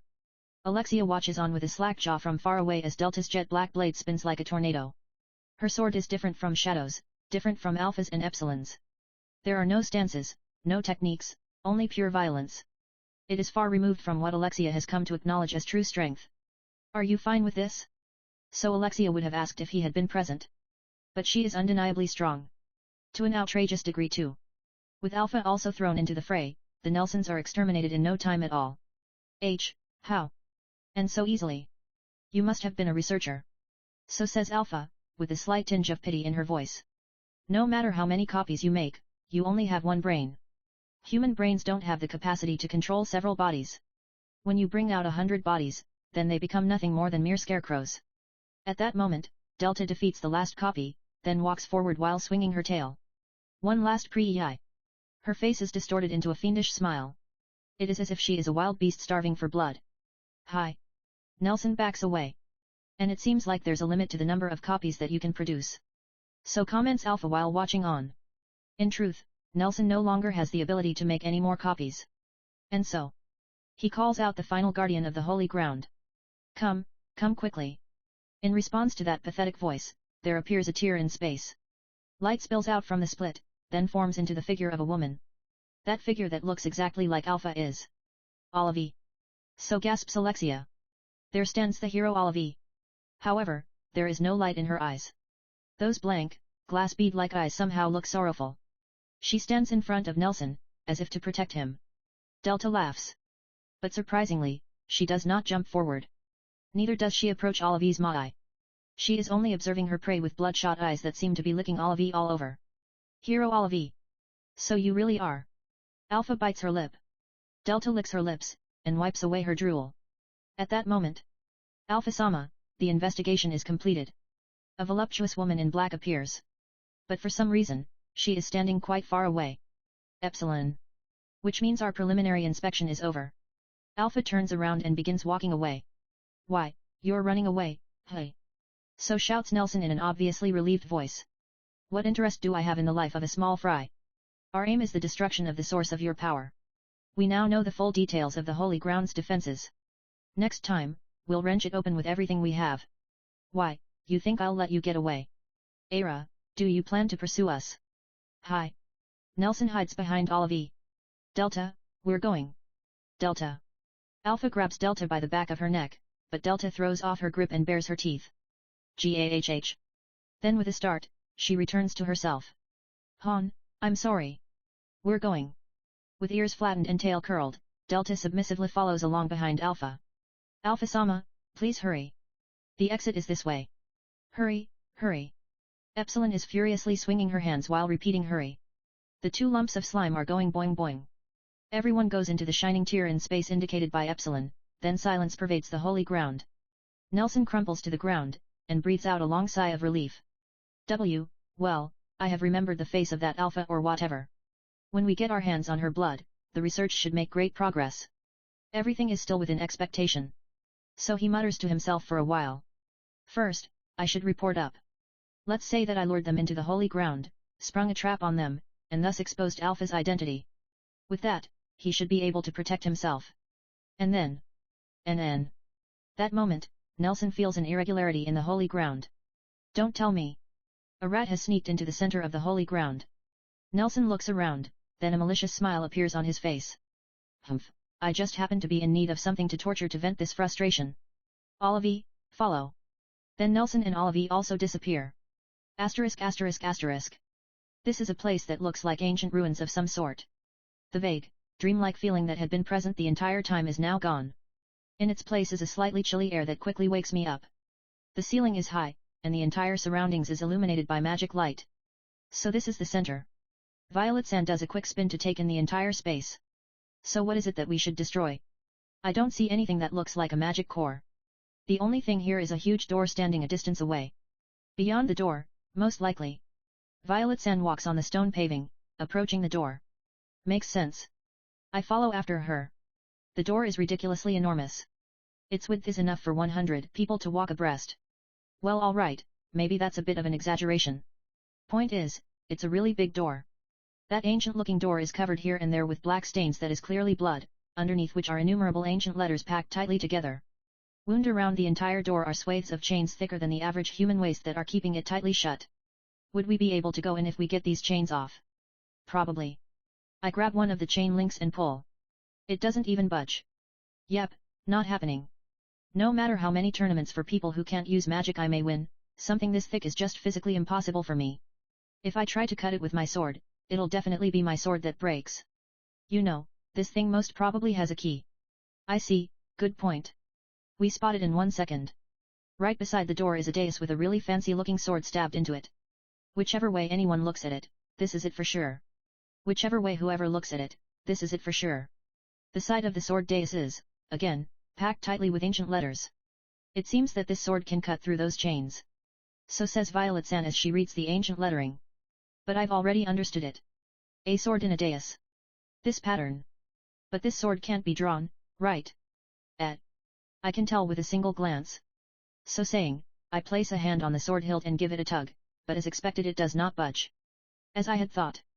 Here, too. So I mutter profoundly. This sword can only be drawn by the chosen. What? Violet-san hurriedly traces the ancient lettering on the dais with her fingers. And so, I let go of the sword. The sword is rejecting me. So I say on the spur of the moment, but the sword's not actually rejecting me. But the sword stuck in the dais being drawable only by the chosen hero is mere common sense, a cliché used well and well again. The holy sword can only be drawn by direct descendants of the heroes. That's indeed what it says here. I'm surprised you managed to read and decode this magic text in one look. Humph. Everything exists as clichés. So you're familiar enough with magic letter secret codes to recognize the various patterns as clichés. So that's how you knew. Something like that. I nod with satisfaction. A sword stuck in a dais, and a seal on a door that can only be undone with said sword. It's indeed extremely cliché, but actually I love contrivances like this. Isn't it great? Really feels like a fantasy world. How troublesome. Violet-san sits on the dais and sighs. Any other way? I sit down next to Violet-san. None recorded on here, at least. I see. I think for a while in the silence. Probably we're both thinking about the other. So I speak up first. You want to disappear. Disappear. Didn't you say that if the core is destroyed, you'd disappear? how should I put it? Rather than disappear, it'd be more accurate to say that I'd be freed, I suppose. Violet-san looks at me and smiles. What's the difference? Here is a jail where memories are repeated again and again without end, for eternity. It's a bit hard to bear for me, you see. So she murmurs in a voice that sounds like it might vanish at any moment. I see. Then let's wait a while. Wait. If we wait a while, we might be able to do something about the door. But before that, we have guests. Before the door appears a glowing rift in space. The rift gradually grows to a certain size, then a bald Asen and a beautiful elf girl comes out from there. What's the matter? Not much, just that elf-san's face looks really similar to a friend of mine. But they're different people. Their bone structure is different. So is their gait and manner too. Oh. To have brought Aurora all the way here. So says the bald Asen while looking at Violet-san. You know him. I don't remember having seen him before. But my memory is incomplete, so maybe I've met him before. The two of us are whispering to each other. But what a pity. The door cannot be opened by the likes of you. The bald Asen is smirking. You're quite an unlucky one, aren't you, lad? You're talking about me. I point to myself. I don't know where or how you've wandered into here, but because you were deceived by the witch's honeyed words, you will now have to die. Cut to pieces by this Olive here, to be specific. Under Bald Asen's instruction, the elf-san steps forward. Bald Asen is not much, but this beauty is strong. You can't, she is. I know, she's strong. Let's run. Why? We're whispering again. If you must hate someone, hate that witch next to you, not me. And also your foolish self. Kill him, Olive. Olive-san readies a sword that looks exactly like the holy sword. I draw my cheap academy-issued sword. Her glass bead-like eyes are looking solely at me. I can feel a smile spreading on my face. Wait, you can't fight her. Why? Violet-san's voice emanates from behind me. Asterisk asterisk asterisk. The fight begins with Cid being sent flying. He crashes into the stone-paved floor with incredible force, then vomits out blood. Olive shows no mercy to the faltering Cid. Her holy sword flashes horizontally, aiming for his neck. His head flies. Or at least, that's what it leads everyone to think, so fast is the swing. In actuality, Cid had squatted down, barely managing to evade Olive's sword. A deep mark is carved into the stone wall behind him. However, he knows that a follow-up attack is coming immediately. And so, he takes a step forward to eliminate their Mai. But his efforts prove to be in vain. Even faster than he can take one step forward, Olive takes half a step back. Olive's attack slams into the Cid caught defenseless halfway through a step. With a high-pitched Kian sound, his sword snaps. It seems that he had raised his guard in time, but the cost is half of his sword. And he still ends up slamming into the ground anyway, coming to a stop only after bounding several times. This can no longer be called a fight, as one-sided as it is. But this is only natural. This is no time to talk about technique and whatnot. Their comparative strength, speed, stamina, and general physical stats are like heaven and earth. Just like how a proper fight cannot be established between an adult and a baby, this tragedy is what results when a boy who cannot use magic crosses swords with a hero who can. It is already a miracle that the fight did not end in the first exchange. Olive, don't let a mere brat give you trouble. So says Nelson in a vexed tone, accompanied by a task. While Olive stops moving, Cid gets up. His attempt to wipe his nosebleed causes a streak to remain on his face.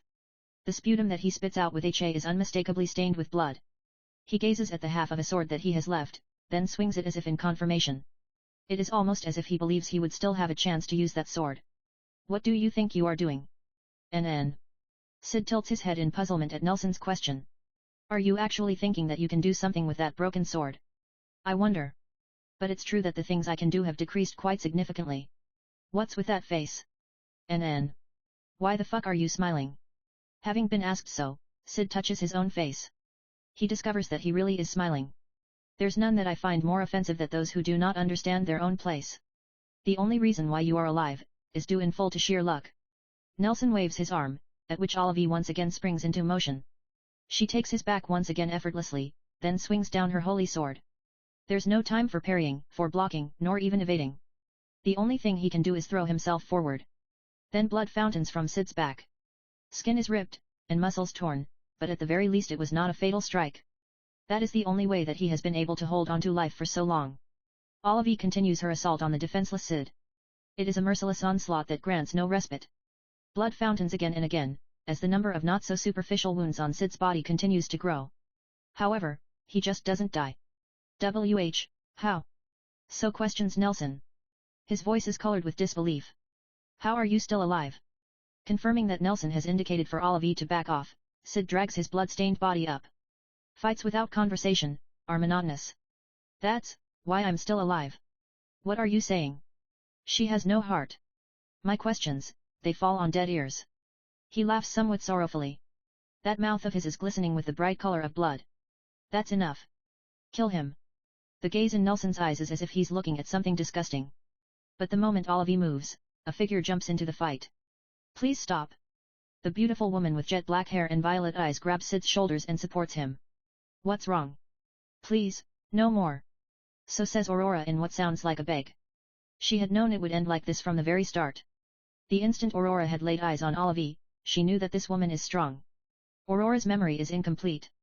Her memories only tell her part of what happened in her life. And Olive is nowhere in those memories. But for some reason, she knows that Olive is dangerous. There's no memory, but her heart is afraid, as if it knows. That's why she tried to stop this fight. But in opposition to her expectations, Cid chose to take up his sword. Maybe if it's him. Such a faint anticipation had caused her to be late. But this is already more than enough. In her entire life of being despised and scorned, there has never been anyone who stood up for her, even at the cost of their own life. Now she has a memory that she would never forget. It's already plenty. There's no need for you to die. I'll handle the rest somehow. What can a witch robbed of her magic do? So scoffs Nelson. I can at least help him to escape. Aurora steps forward, as if to protect Cid. To think that I'd see the day where the witch protects someone. Is there anything more laughable than this? But if you swear to cooperate with us, then I won't mind letting the brat go. Cooperate? Indeed, cooperation. It's all because you continue to reject us that we have been delayed so. What are you talking about? Humph, so you don't remember. Anyways, all you have to do is swear to cooperate. If you take too long, the brat may end up dying, you know. Aurora turns around and looks into Cid's face for a moment. I understand. Can you guys not proceed the conversation all by yourselves? Cid's laid-back voice thrusts in between the two's conversation. Aurora turns around again, this time to glare at Cid. Look here, it's for your sake that I... No need. Cid walks forward and stands in front of Aurora. I've been listening for a while, but why are you guys talking as if I'm going to lose? How disagreeable. I find you more pitiful by the minute, brat. To think that you don't understand the situation you are in. If you had kept quiet and stayed obediently, I might even have actually let you go. As I said, no need. Cid turns around, and looks at Aurora. And you, just stay there and keep watching. I'm tired of this.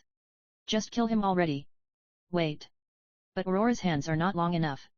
Cid steps in and collides into Olive. Olive meets his tactless and frank charge with her holy sword. Her choice is a thrust. That attack of unbelievable speed tears through the air, and plunges into his abdomen. With complete ruthlessness, her sword even reappears on the other side. Gotcha. While impaled, he smiles, exposing all his blood-stained teeth. Then he grabs Olive's arm and drags her towards him with all his strength. His muscles bulge and scream from exceeding their limits. For a split second, Olive's movement stops. This distance is just right for a half-broken swordswoman. Cid's sword aims for Olive's jugular, but she manages to avoid it by jerking her upper body backwards. However, in doing so, she loses her balance. Cid lets go of his sword, hugs Olive close, then pushes her down. Then he plunges his teeth into her jugular. His teeth stab into her thin neck, and rip her jugular vein open. Hugging her with all the strength he can muster, pinning down her flailing arms, and tearing her neck apart piece by piece. Every time he bites into her neck, her entire body convulses. Until finally, Olive shatters into nothing, like the way a mirror breaks. All that's left is the blood-stained Cid. What? But Olive. What the fuck are you? Why aren't you dead even though there's a sword piercing through your stomach? Nelson's question is only natural. The front-to-back wound in Cid's abdomen is fatal in all appearances. It's already baffling enough that he's not dead, but to even kill Olive with that wound? That's not something that a human can do. Humans die very easily. It's not rare for people to die just from a mere bump in the back of their head. I am no exception. Just a mere bump, in the correct part of the back of my head, and I might very well be gone. He stands up while examining his wounds, as if to confirm the state of his body. But if the vital points are protected, humans are quite tough. Even though my abdomen is pierced, since I protected my major blood vessels and the important organs, here I still stand. Don't you think that's just so wonderful? Wonderful. It is so. By counterattacking when the opponent attacks, it saves you the effort of getting close. When your face is punched, you can punch their face at the same time. If they stab your abdomen, you can rip their neck apart with your teeth. When attack and defense become one, the delay for countering is shortened to the absolute limit. It becomes a counterattack that borders on being nigh inescapable. Your head. Your head is fucked up. So you're alright. Cid nods in reply to the worried Aurora. Well then, Elf-san has disappeared. Does that mean my next opponent is now you, Asen? Nelson is extremely flustered. Oh, okay, you win. I never even imagined that all of you would lose. You're just too strong. Everything was my mistake, my fault, so please forgive me. Nelson hangs his head, but then begins chuckling. Did you actually think that I would say something like that? Sure, I'm surprised that a boy who can't use magic managed to defeat all of you. You really are something, brat, even if it was all due to luck. Regardless, a win is a win. Well done. Nelson looks up, clapping his hands. But don't get ahead of yourself after defeating a single low-quality copy. The amount of magic stored in the holy ground is beyond your ken. With it, I can do even something like this. Then Nelson flings his arms, causing light to fill up their surroundings. When the light subsides, it reveals Olive. To be specific, not one Olive. But rather, an innumerable number of Olives, enough to completely fill the ruins. How can this be? Aurora trembles. Though Cid has yet to receive a fatal wound, the ones he did receive are by no means light. His body cannot withstand a fight with one more Olive, let alone this many. This is the power of the holy ground. The countless number of Olives all leap towards Cid. Cid smiles thinly. That's quite a surprise indeed. But time's up.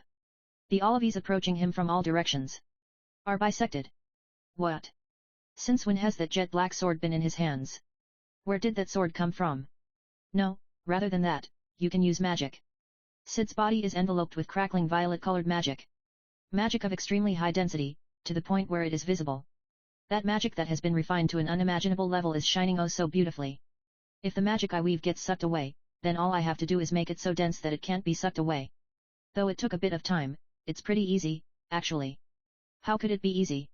Even Aurora, she is who called the witch, cannot accomplish this feat. That's impossible. As if anyone can actually do that.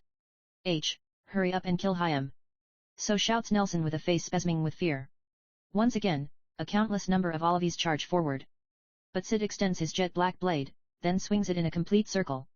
This has gotten be a fucking joke. Olive is, that Olive is, the Olives are. I told you, didn't I? That time's up. Again and again, the Olives rush towards Cid. They come, and Cid cuts them down. They come, and Cid cuts them down. Each exchange takes only several brief moments. But each time, more blood drips out from Cid's wounds, causing his face to distort with pain. This equilibrium will not last long. This is clear in everyone's eyes. Ha ha ha, that's the way, press him, keep pressing him. So laughs Nelson with the face of a cornered rat. As Aurora looks at Cid in his predicament, tears fall unbidden from her eyes. If it's him. That faint anticipation had once again risen in her heart. But any more than this. Please, be safe. Aurora prays for his survival. That moment. Hey, so we have to draw the holy sword, cut the chains, and destroy the core, right? In the midst of this desperate situation, so Cid asks Aurora. Yes. So confirms Aurora in confusion. If I skip all the annoying procedures and directly destroy everything, there shouldn't be any problem, right? There shouldn't be, but... Don't tell me, wait, you're joking right? Cid grins, then does another 360-degree sweep with his sword. The Olives are all blown away, opening up some space around him. Cid transfers his sword to his other hand, then holds it high above his head. His violet magic begins to whirl in a spiral, gathering towards his jet black sword. I am. What is that magic? No. The Olives dash at their full speed. The closest one thrusts with her holy sword. The strike with her entire weight behind it reaches his defenseless chest. Her sword accurately pierces the position of his heart. The blood-stained sword tip emerges from his back. Aurora screams, and reaches out with a hand. But... all range padong. Even with his chest stabbed straight through, he swings his sword down, and plunges it into the ground. Violet magic stains the entire world in an instant. All the Olives are vaporized, Nelson is vaporized, and the holy sword is vaporized. The violet magic swallows everything as far as the eye can see. What he had just used was the short-ranged all-direction annihilation secret technique I am all-ranged Padong. That day, the holy ground was erased. Previous chapter TOC download next chapter. ******. When he comes to, Cid finds himself in a pitch-black place. Even when he strains his eyes, he cannot see anything. It is a darkness that seems to have no end. In this darkness where there is no up or down, no left or right, and where even his sense of self seems to be fading away, something seems to be looming towards him. It is a grotesque right arm restrained by chains. It seems to be so far away, yet so close as to be within reach. Abruptly, the chains shatter. The fragments fall away, each piece breaking into even smaller pieces. The now freed right arm reaches towards Cid, as if to grab him. Cid raises his jet black sword in readiness, then. The world is enveloped in light. Cid finds himself standing in a forest in early morning. It is the exact same place where he had gone into the door. He quickly scans his surroundings, but that right arm is nowhere to be seen. The bright morning light enters his eyes, causing him to squint. So even with your heart pierced, you won't die. Hearing a voice addressing him from behind, Cid turns around. There stands a somewhat indistinct-looking Aurora. I shifted the position of my heart. But I am a bit tired. He looks up at the morning sky, sighs, then sits with his back leaning against a tree. You are a person of surprises. Way more surprises than even me, it seems. She sits beside him, then reaches out towards the wound on his chest. Blood does not get onto Aurora's hand. In fact, her hand cannot even touch him. It merely phases through. So you really are disappearing. So it seems. The two sit there, gazing at the beautiful morning sun. I did actually call you. Sorry for lying about it. Don't worry about it. I also lied to about a few other things. Don't worry about it. Birdsong filters through the leaves. Morning dew shines, glitters. I had always wanted to disappear. I wanted to forget everything. But now I have one memory that I really do not want to forget. Even if I disappear, I wish for this memory to remain forever. Then she smiles. Thank you, for this precious memory. But she is gradually fading away. The forced smile on her face is colored with sorrow. I had fun too. Thank you. One day, if you ever meet the real me. She whispers to him with her hand positioned over his cheek. But he can no longer see her. There is no one there, merely the morning continuing on in its silence. Please kill me, hey. He murmurs Aurora's final words, then touches his own cheek. For some reason, it feels like her warmth is still lingering. Alpha and Epsilon look down on Lindworm from a mountaintop.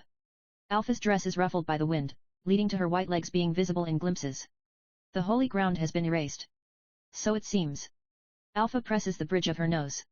Retrieval of the holy sword. The holy sword was evaporated. Alpha sighs. Sampling of the core. The core was also evaporated. Alpha shakes her head. The simplest and the surest solution. How like him. The only one who could actually accomplish it is Shadow-sama alone. So says Epsilon with pride in her voice. The path he walks, is the path we walk. Alpha's beautiful blonde hair glitters in reflection of the morning sun. While gazing at the faraway city of Lindworm, she narrows her eyes. Beta. Guiding the princesses. If all goes well, she should be able to plant herself. Noted. Investigation at the holy ground. We gathered all information that we could at the present stage. Tell me. Epsilon explains, while Alpha listens. Her brilliant mind instantaneously sorts through the information. Enough. That matter. Our hypothesis was, indeed correct. So answers Epsilon with the simplest word choice possible, but only after a brief moment of hesitation. Aurora the Witch of Calamity. By another name, the Demon Diabolos. Alpha directs her blue eyes towards the faraway morning sun. I see. So that's why he. The sound of a puzzle piece falling into place seems to reverberate in the air. Asterisk asterisk asterisk. The sound of rain can be heard. Rose's attention is slightly drawn by the sound of water reverberating from outside. While readjusting her breathing, she puts down her thin practice sword. Wiping off the sweat on her forehead with a single hand, she quickly runs her fingers through her disheveled hair. The sound of rain alone fills the dimly lit dojo. For a while, Rose closes her eyes and lends her ears to that sound. She drinks in a deep breath of the damp air. She has always found the sound of rain to be beautiful. Rose was born as the princess of the country of arts, Oriana Kingdom. She has been exposed to various arts ever since young, and her consciousness towards aesthetics is very high. The Oriana royalty all each decide on one art and spend their entire life perfecting it. Be it painting, music, theater, every single member of royalty picks one that they like. The young Rose showed great interest towards all arts, but was unable to choose a single one. In her eyes, all forms of art was beautiful and wonderful. Painting, music, theater, embroidery, sculpturing, everything was so wonderful, so how could she choose? And so she chose everything. And she was talented enough to receive acclaim in all of them. What road would Rose eventually choose? It was a question that every single artisan in Oriana Kingdom paid great attention to. However, what Rose came to choose was the sword. It was entirely abrupt, and with that choice came also her decision to abandon all other forms of art. She said that she would solely focus on the sword. Everybody asked Rose why the sword. Rose did not say much. Her only reply was that she saw beauty in the sword. But in Oriana Kingdom, the sword is scorned as something uncivilized. Not a single person would acknowledge the sword as a form of art. Rose threw off her family's restrictions, and went to Midgar Magic Swordsman Academy as an exchange student. The image of a certain beautiful sword is branded onto Rose's very heart. It is her most precious memory, one that she has never shared with anyone. The reason why she had decided on the path of the sword is because of her far-off aspiration towards a certain swordsman. Rose cannot forget the beauty of the sword that she saw that day. How can she imbue that same beauty in her own sword? This question is the foundation of her lifelong pursuit. No one in the country of arts acknowledges her art. But she does not mind. Beauty is not something to be chased for the sake of someone else's acknowledgement. Even without anyone's acknowledgement, she will walk her own path. So she had resolved. Rose was satisfied with that. But the other day, an envelope had reached her. Father is coming to this year's festival of the God of War. The murmur falls unbidden from her sakura-colored lips. The king that scorns swordsmanship coming to watch the festival of the God of War is unprecedented. Without doubt, he is coming to bring Rose back. A certain rumor that has been flying around lately had caught Rose's attention. That there has been a fiancé chosen for her. The day Rose heard that rumor, she had sent a letter home asking for clarification, but no reply came back. There is already someone in Rose's heart. That boy who possesses a beautiful, burning heart who would not hesitate to lay down even his life for her, that's the one that she had decided to be her lifelong partner. Which is why she must, at all costs, get her father to acknowledge that at the festival of the God of War. Firstly, her sword. Then, fingers crossed, him too. Rose slaps her own cheeks. Let's focus. So saying, she discards her shirt that had gotten heavy from soaking up her sweat. Her skin shines from the sweat. The sports bra purchased from Mitsugashi Co. that is holding up her ample breasts is the only article of clothing she is wearing from the waist up. Though her appearance is a bit immodest, Rose is the only person allowed access to this place, so there's no need to worry about it. Rose brings up her practice sword, then recalls that memory. The memory of the greatest sword swing that she had ever made in her life. That swing during the incident at school was undoubtedly the best one in her entire life so far. The festival of the God of War is soon. She has only a short amount of time to get that feeling back. Rose's thin sword cuts through the air. Sweat dances. Beautiful honey-colored hair comes unbound. Brushing away the hair in front of her face, Rose continues to swing her sword. The sound of rain continues reverberating the entire time. That feeling did not come back. Asterisk asterisk asterisk. The season for the festival of the God of War has arrived. I walk through the bustling streets of the royal capital. Everyone's faces are different from usual. The people going to and fro are of different races, different nationalities, and different occupations, but all share the common goal of enjoying the festival. Though they're not talking to each, and may never meet again, everyone seems to be bound together by a curious sense of unity. That's what festivals are. And I don't hate this atmosphere. If I had to say why, it'd be because I can do that. Where a large number of people have their attention focused on is precisely the greatest stage. Festival of the God of War. There's no choice but to ride this big wave, right? I can finally enact that item from my to-do list. By that, I am referring to, entering a tournament as a mystery entree and making the audience go oi, that guy's definitely going to die. To wait, that guy is that strong, to who on earth is that guy? In order to make it happen, I'm going to need everyone's help. I make my way through the crowds, heading for the royal capital branch of Mitsugashi Co. With the mentality of it's my friend's shop so it's okay, I ignore the line and go directly into the store. The place is enveloped in the flurried air unique to peak business hour, but it is not long until a pretty attendant spots me and approaches. This might sound like a lie, but I'm friends with the owner here. We have been informed. I am doubtful for a moment whether she's actually been informed, but quickly realize that she has indeed. I am brought to the room from the last time, the one with the fancy chair. I sit in that fancy chair. Omu, this chair really does make me feel like a king. A cup of 100% apple juice is prepared for me. They sure know their stuff. I am in the apple juice faction rather than the orange juice faction. This chilled juice is delicious in the heat of summer. Cheerin', cheerin', rings the sound of summer. Oh, Wind chimes. I look out the window to see wind chimes hung up, beyond which is the blue sky and a large cumulonimbus. Please wait for a brief while. I nod. The attendant lady goes off to call for Gamma, and another one arrives with a large fan and begins fanning me. While wearing a summer one-piece with high skin exposure. I'm feeling slightly peckish. Will bring something immediately. While staring at the cumulonimbus, I make up my mind to come leech off this place if I ever find myself troubled for food. The moment Gamma hears of her beloved master's visit, she delegates what she's working on to her subordinates, then hurriedly makes her way to the Chamber of Shadows. She has on a thin, black dress, with matching summer-like white heels. After spraying herself with a refreshing perfume, into the Chamber of Shadows she goes. Excuse me. Her master is seated on the throne of shadows with legs crossed, staring at the sky. Is his sharp gaze looking at the cumulonimbus, or something else altogether? Gamma cannot tell. I have one request. So saying, her master turns his gaze towards Gamma. Gamma's heart thumps at his gallant as ever eyes. The completely out-of-place thought of whether he notices her different hairstyle springs unbidden into her mind. Anything you ask for, my lord.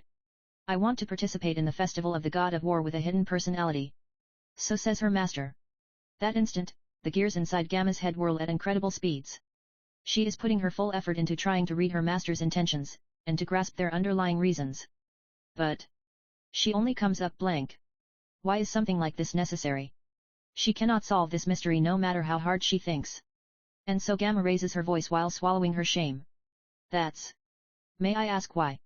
Her master's eyes leave her, and look toward the sky. The moment she feels her master's eyes leaving her, Gamma feels like her master had lost his interest in her. Her eyes begin to shake. The reason? Can you not ask it? Her master's eyes seem to be looking off somewhere in the distance. Gamma hangs her head and bites her lip. When Gamma had heard about her master fighting against Aurora the Witch of Calamity, she had wondered, if it had been her at the scene, would she have been able to read her master's intentions? Gamma has no confidence that she could. Among the members of Shadow Garden who had been present, not a single one of them had been successful. But in the end, it was proved that their master's decision had indeed been the best one, and that no one had been able to stand in the same place as him. But, if Gamma had been there, it would have been her duty to read his intentions. Gamma is the brains of Shadow Garden. Her intelligence is why she is here. So if she could not do it, then there would be no reason for her being in Shadow Garden. And yet despite that, again, she has struck out. I'm sorry. It's something that I can't tell anyone. Gamma cannot read her master's intentions, nor his emotions, nor anything at all. What an unforgivable disgrace. It would be so much easier to just do as she is told, without thinking anything. Very well, I will not ask. All shall be as my lord wishes. Gamma kneels with bowed head to hide the tears of frustration leaking from the corner of her eyes. Asterisk asterisk asterisk. After secretly wiping away her tears, Gamma instructs her subordinates to bring over a certain item. This is. So asks her master while looking at what she has in her hands. Slime formed based on the wisdom of the shadows. After running magic through it, its texture changes to become exactly like actual skin. Gamma holds out the skin-colored slime towards her master. So I just put this on my face. Yes, my lord. Her master puts it on his face and lightly stretches it. Feels like sticking a sheet of clay onto my face. So says her master while looking into the proffered mirror. From here on is Nu's job. Please pardon me. Nu stands in front of her lord, and takes out a carving knife and various other tools. I will now shave the slime. I see. What kind of face do you wish for? A weak-looking face. Weak-looking, is it? Nu thinks for a short while. How about this man? Gamma spreads open some documents, and shows Nu the family census of a certain young man. Jimina noble of the Altina Empire, 22 years of age. Due to his slothfulness and low aptitude as a magic swordsman, was disowned 5 years ago. Wandered through the lands as a mercenary and escort, but ended up accepting an escort mission for a demon-possessed. T/N, when read together, Jimmy Na Seinen literally means ordinary/plain young man. I changed Seinen as an artistic flair. He was merely slothful, not sinful. He guarded the carriage of a demon possessed without knowing anything. In other words, he had merely ran out of luck. His bone structure is similar, so it should do well. We have his identification papers too. Indeed. Safer than making up a fake identity out of nowhere. My lord, is this fine with you? Let's go with Jimina-kun, then. Then I shall begin. With knife in hand, Nuho begins working on the slime. She who is good with cosmetics is Shadow Garden's authority on special effect makeup. In no time at all, the plain face of a plain young man has been carved out from the slime. Ah, this is. Looking at the mirror, their lord raises his voice in appreciation. How do you find it, my lord? Very nice, makes me look really weak. It is a face without any specific characteristics, describable only by the word plain. With a slightly unhealthy pallor and a stubble, it comes across as completely unreliable. The corners of the mouth are turned down, and the skin is also dull. Gamma's heart warms while watching her satisfied master. After you run magic through it, the shape gets fixed, so then you can take it off and put it on as you please. Very nice indeed. The faults are that the flexibility is much lower than the normal slime bodysuit, and that it holds almost no defensive capability. So it's specialized only for the face. You're right that this isn't suitable for the bodysuit. Yes, my lord. And also, after listening to Nu's complete explanation, their master stands up. It fit the image better if I have a hunch, right? So then he bends his back and walks. Very skillful, my lord. Gamma claps her hands and smiles. By looking at someone's posture and the way they walk, that person's understanding of how to use their own body can be inferred. Power is mostly something that begins from the legs. People who are proficient at using their body would walk in a way that maximizes the transfer of power from their legs to the rest of their body. Of course, that is not the be-all and end-all of measuring someone's strength. But it is indeed a reference. Gamma had been taught this by her master long ago, and she had completely understood it. However, she simply had not been able to put it into practice. Gamma's posture is perfect, but that's all it is. She is an archetypal example of how posture and strength can be unrelated to each other. Then I'll slope my shoulders slightly, and yep, this seems about right. I don't really want to shift the position of my pelvis, as it might make me pick up some strange quirks. Gamma heartwarmingly watches over her master practicing a weak-looking walking gait as she gives instructions to her subordinates. Ready an outfit and a cheap sword. How thoughtful of you. That sentence alone is enough to fill Gamma's heart. All right, this is great. I'm off to register for the festival then. Apparently, their master had tweaked his vocal cords. Now he has a lower, husky-sounding voice. Here are your identification papers. Please take care of yourself. Gamma lowers her head to see off her master's back. Thanks. Oh, right. Right before the door, her master stops. That hairstyle really suits you. Gamma's brain grinds to a halt. As the door shuts with a pattern. Pijia. Gamma's heel snaps. Gamma-sama. Gamma has a nosebleed as a result of hitting the floor face first, but her face is the very image of sheer bliss. The registration for the Festival of the God of War is being held at the reception area of the fighting arena. I join the end of the line for magic swordsman, then observe my surroundings. The warrior in front of me is tall and has well-trained muscles. At first glance, he looks strong, but his center of gravity is not stable. It might be a close call, but I think I look just a little bit weaker than him. Another warrior joins the line behind me. His center of gravity is stable, but he has too much fat in his stomach. More like, it seems that his center of gravity is stable because of the fat. He most likely drinks too much. But it should be fine. He has a grim face, so I'm sure I look weaker than him. In that manner, I look all around, arbitrarily hosting a who looks the weakest tournament inside my head. In order to have people go from oi, that guy's definitely going to die to wait, that guy is that strong, it's a necessity that I look the weakest among these people. That guy is small fry, that guy over there is also small fry, the one across is small fry also, and the one all the way over there is trash. Come on, why are they all small fry? But it should be fine. The current me is Jiminisenen. As a result of a strict judging, I conclude that I am indeed the one who looks the weakest here. I nod as a way to convince myself. At that moment. Wait a second, you over there. Stop right there. NN. If you participate, you're going to die. When I turn around, I see a young girl wearing a magic swordsman get-up. My heart leaps. Could it be that event is happening? Who are you? My name is Anne Rose. If you are joining with a half-hearted attitude, then I advise you to stop. Anne Rose glares up at me with a sharp gaze. That instant, I do a guts pose inside my heart. Indeed, this is the event that happens without fail when a weak-looking character applies for a tournament. Asterisk asterisk asterisk. You're an amateur, right? I can tell with a look. Anne Rose walks towards me, and stops barely within reach. She has light blue eyes shining with a strong will, and her hair of the same color is cut to around shoulder length. You have a cheap sword, and a weak-looking body. Anne Rose lightly taps my sword and body with her index finger.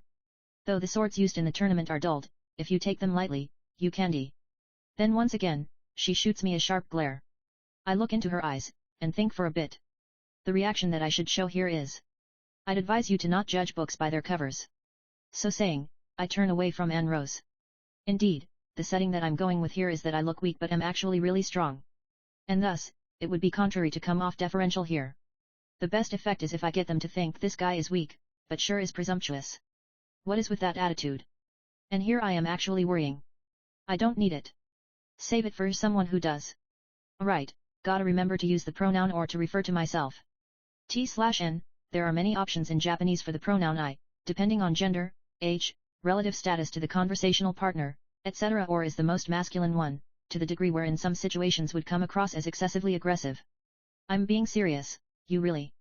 Oi brat, that was a warning, not advice. And warnings are meant to be taken seriously. Abruptly, a man interrupts our conversation. If I have to use a simile to describe him, then he is like an rough-looking pro wrestler. However, the sword on his waist is well used, and the various scars on his face give off a veteran of battlefield's aura. In actual fact, among everyone present, he seems to be the strongest after Anne Rose and me. I am Quentin. I've participated in the festival several times already, and every time I see weaklings like you pouring cold water on the audience. How about you just run on back home and suck your mama's tits? Quentin's brazen ridicule is met with voices of approval and vulgar laughter from the surroundings. But I shoot Quentin a sideways glance, then sneer. At the very least, I'm stronger than you. Quentin's face turns livid. Gyahaha. Quentin, you're being looked down on. Quentin, you gonna just let a small fry run his mouth off about you?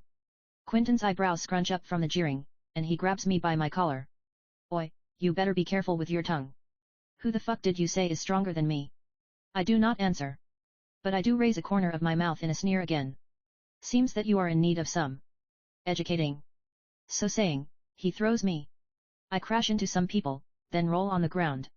Yet, show him who's who. Gyahaha, make sure you go easy on him. The people around Quentin and me back off into a ring. As expected of these people who make their living from violence, they sure know how to react. This is your last chance to apologize. So says Quentin while cracking his neck with koki sounds. Your standard really is low. I shake my head with a yatter. I will fucking kill you. Quentin charges at me with a punch. To be honest, unarmed combat in this world is almost entirely undeveloped. More like, people are stronger when using a weapon, so the only opportunities for unarmed combat are either when the fighter is that much stronger, or when the fighter has been driven to the ropes to that degree. Otherwise, unarmed combat almost never happens. If there is an unarmed combat tournament, I would undoubtedly take first place. That's how much confidence I have. The various ways that I can react to this situation flash through my mind. Countering with a left straight or right hook would be simple yet effective. Stopping him with a jab or front kick then wait and see would be safe. Not doing anything and going completely wait and see would be even safer. Meeting him with an elbow or knee would be very effective. Tackling him and then locking him into a joint lock on him would be good too. If this was a real fight with a strong enemy, I would definitely go with the jab. But not with a fist, but with outspread palm, all 5 fingers aimed towards his eyes. But against mere Quentin, there is no need to go that far. In the first place, I don't even feel like fighting yet. Aura. Quentin's fist sinks into my cheek.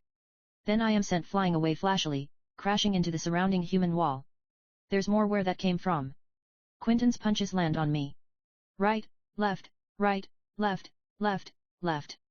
I allow myself to continue being punched without raising my own hand, then arbitrarily collapse by myself where I think appropriate. This guy is weak. He's way too freaking weak.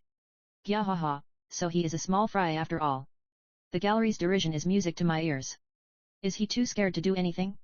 What a wimp. Quentin looks down on me and scoffs. My fists are not so cheap as to be used on the likes of you. So I say while looking up at Quentin and smiling. So you haven't had enough yet. Stop it already. Quentin's raised fist is stopped by Anne Rose's voice.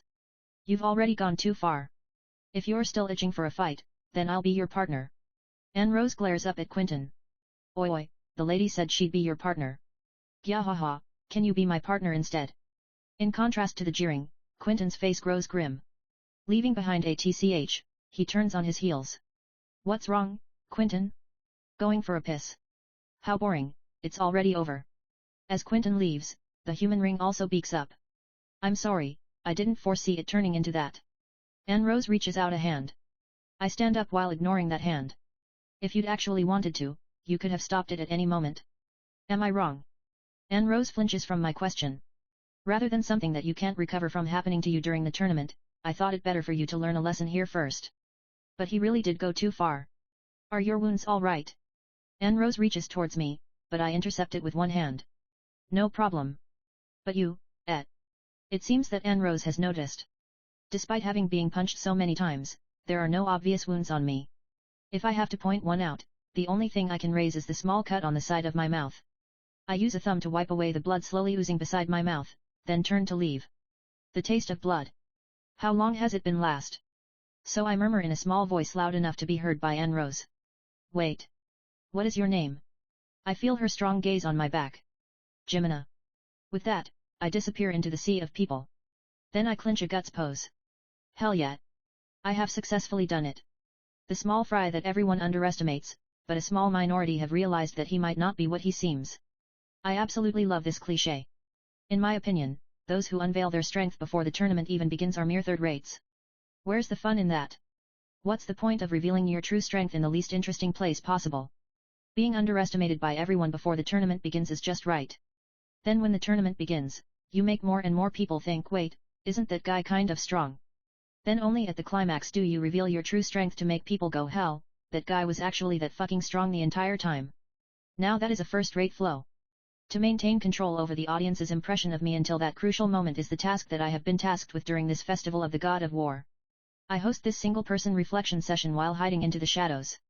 Then after confirming that Rose and the rest have left, I secretly get back in line and complete my registration. ******. The prelims for the Festival of the God of War begin next week. I return to Cid's appearance to check out the fighting arena and consider all possible developments. Then I hit McDonald's and buy 2 sandwiches to eat on the way back to my dorm. While walking beneath the twilight sun, I remember that I had promised to treat Alpha to McDonald's. But Alpha always seems busy, so we haven't really found the time. Oh well, I'll get around to it someday. Alpha is Alpha, so she'll probably easily live for more than 300 years. And me, I intend to use magic to lengthen my own lifespan to over 200 years. I just have to treat her once before I die. Let's think long term. As I approach the academy, the sound of cicadas increase in volume. Twilight in summer is the cicadas' time. Or maybe not, maybe that's just my arbitrary impression. The academy as illuminated by the setting sun is well into the process of reconstruction. At this pace, the reconstruction should indeed finish in time for the usual starting time of the new semester. Previously, Hiro had cursed it with, I wish it had all burnt down, but I concur. I'm sure the entire student body that wishes for an extension of the summer holidays are of the same opinion. I walk past the school buildings towards the road that leads to the dormitories. There are very few people. The large majority of students have returned home. Speaking of which, Nei-san had also said we will go home together, but then I ignored her and went to the holy ground. I wonder what happened after that? Would she be back around the time of the tournament proper? While thinking such thoughts, I throw the last morsel of the first sandwich into my mouth. At that moment, unpreparedness is one's greatest enemy, you know. The sheath of a thin practice sword touches my shoulder. There is almost no killing intent at all, so I didn't react to it. The owner of the sheath giggles, then withdraws the sword. She has honey-colored hair and a gentle smile. It's Rose. Yeah, you back from practice? Indeed. I found myself with some free time, so I went to swing my sword for a bit. Cid-kun, you went to McDonald's. I'm acquainted with the store manager over there. Happened quite recently, though. I also went the other day, with 2 friends. That place really is very delicious. 2 friends? Yes. Natsume-sensei and Alexia-san. I don't quite get the relationship between the 3 of them, but well, they were together at the holy ground, so maybe something came out of that? You close with them? I've gotten really close with Natsume-sensei. Alexia-san is also a really good person, so it won't be long before we become close. As long as you are under the impression that Alexia is a good person, that means you are not close to her. But it's just that Alexia-san and Natsume-sensei don't really seem to get along well with each other. Rose looks slightly sad. What to make of the Beta and Alexia pairing? Though I do think they're birds of a feather. It'll probably sort itself out eventually. I'd be glad if that is the case. I'm just so worried about whether those 2 can get along well if I'm gone. From here on, we're going to cooperate together. Though we still don't know what it is that we can do, but we hope to make the world at least a little bit better. World peace is important indeed. Yes it is. Rose is now smiling brightly. I'm sorry.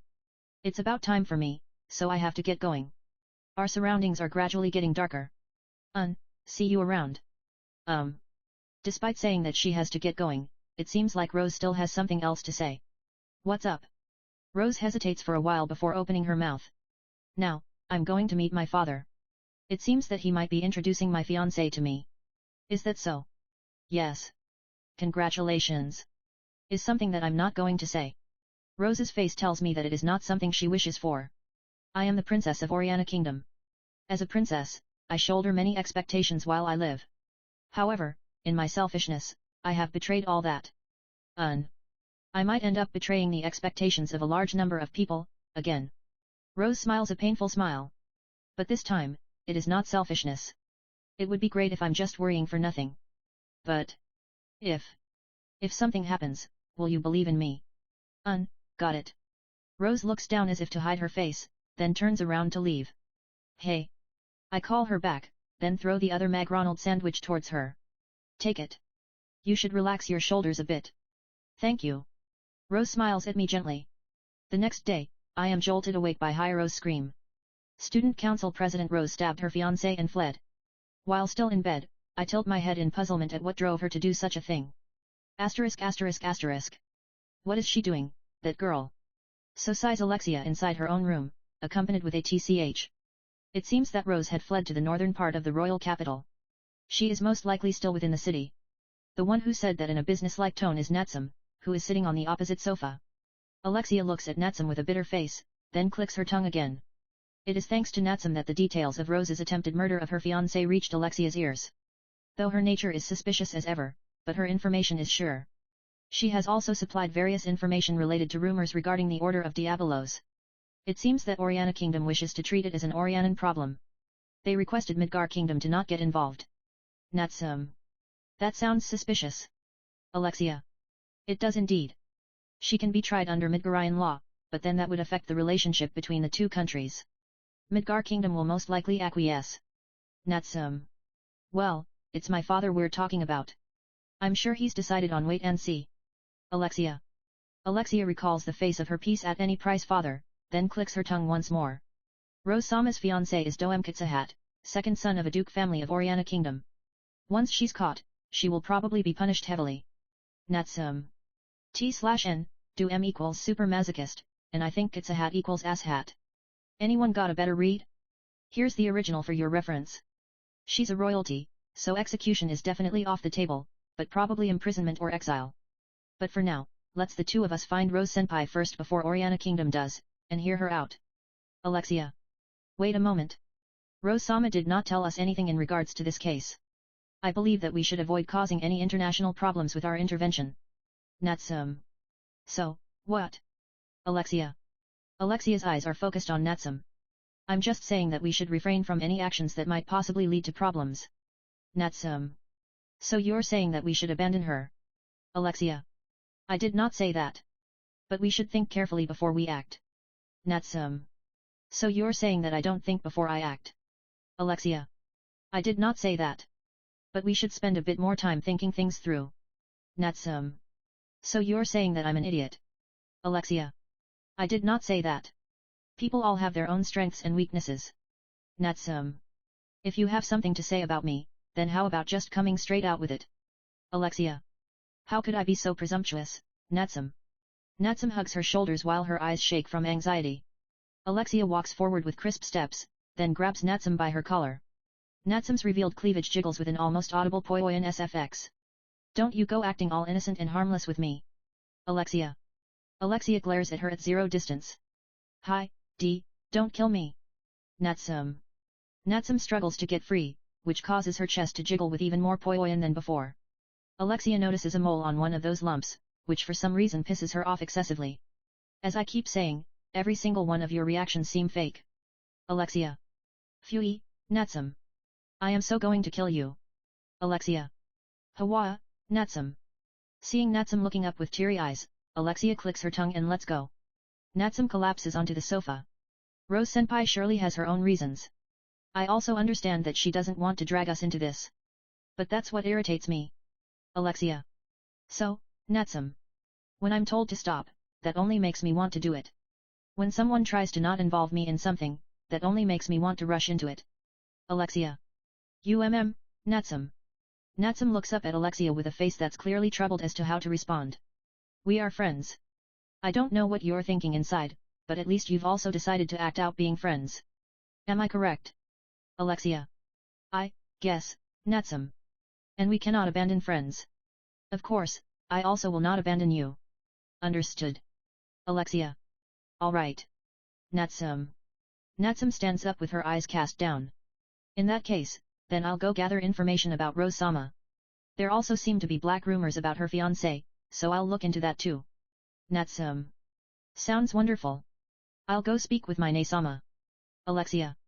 Let's meet again tonight then, to exchange information. Natsum. Aren't you recovering too fast? Alexia. So then, see you tonight.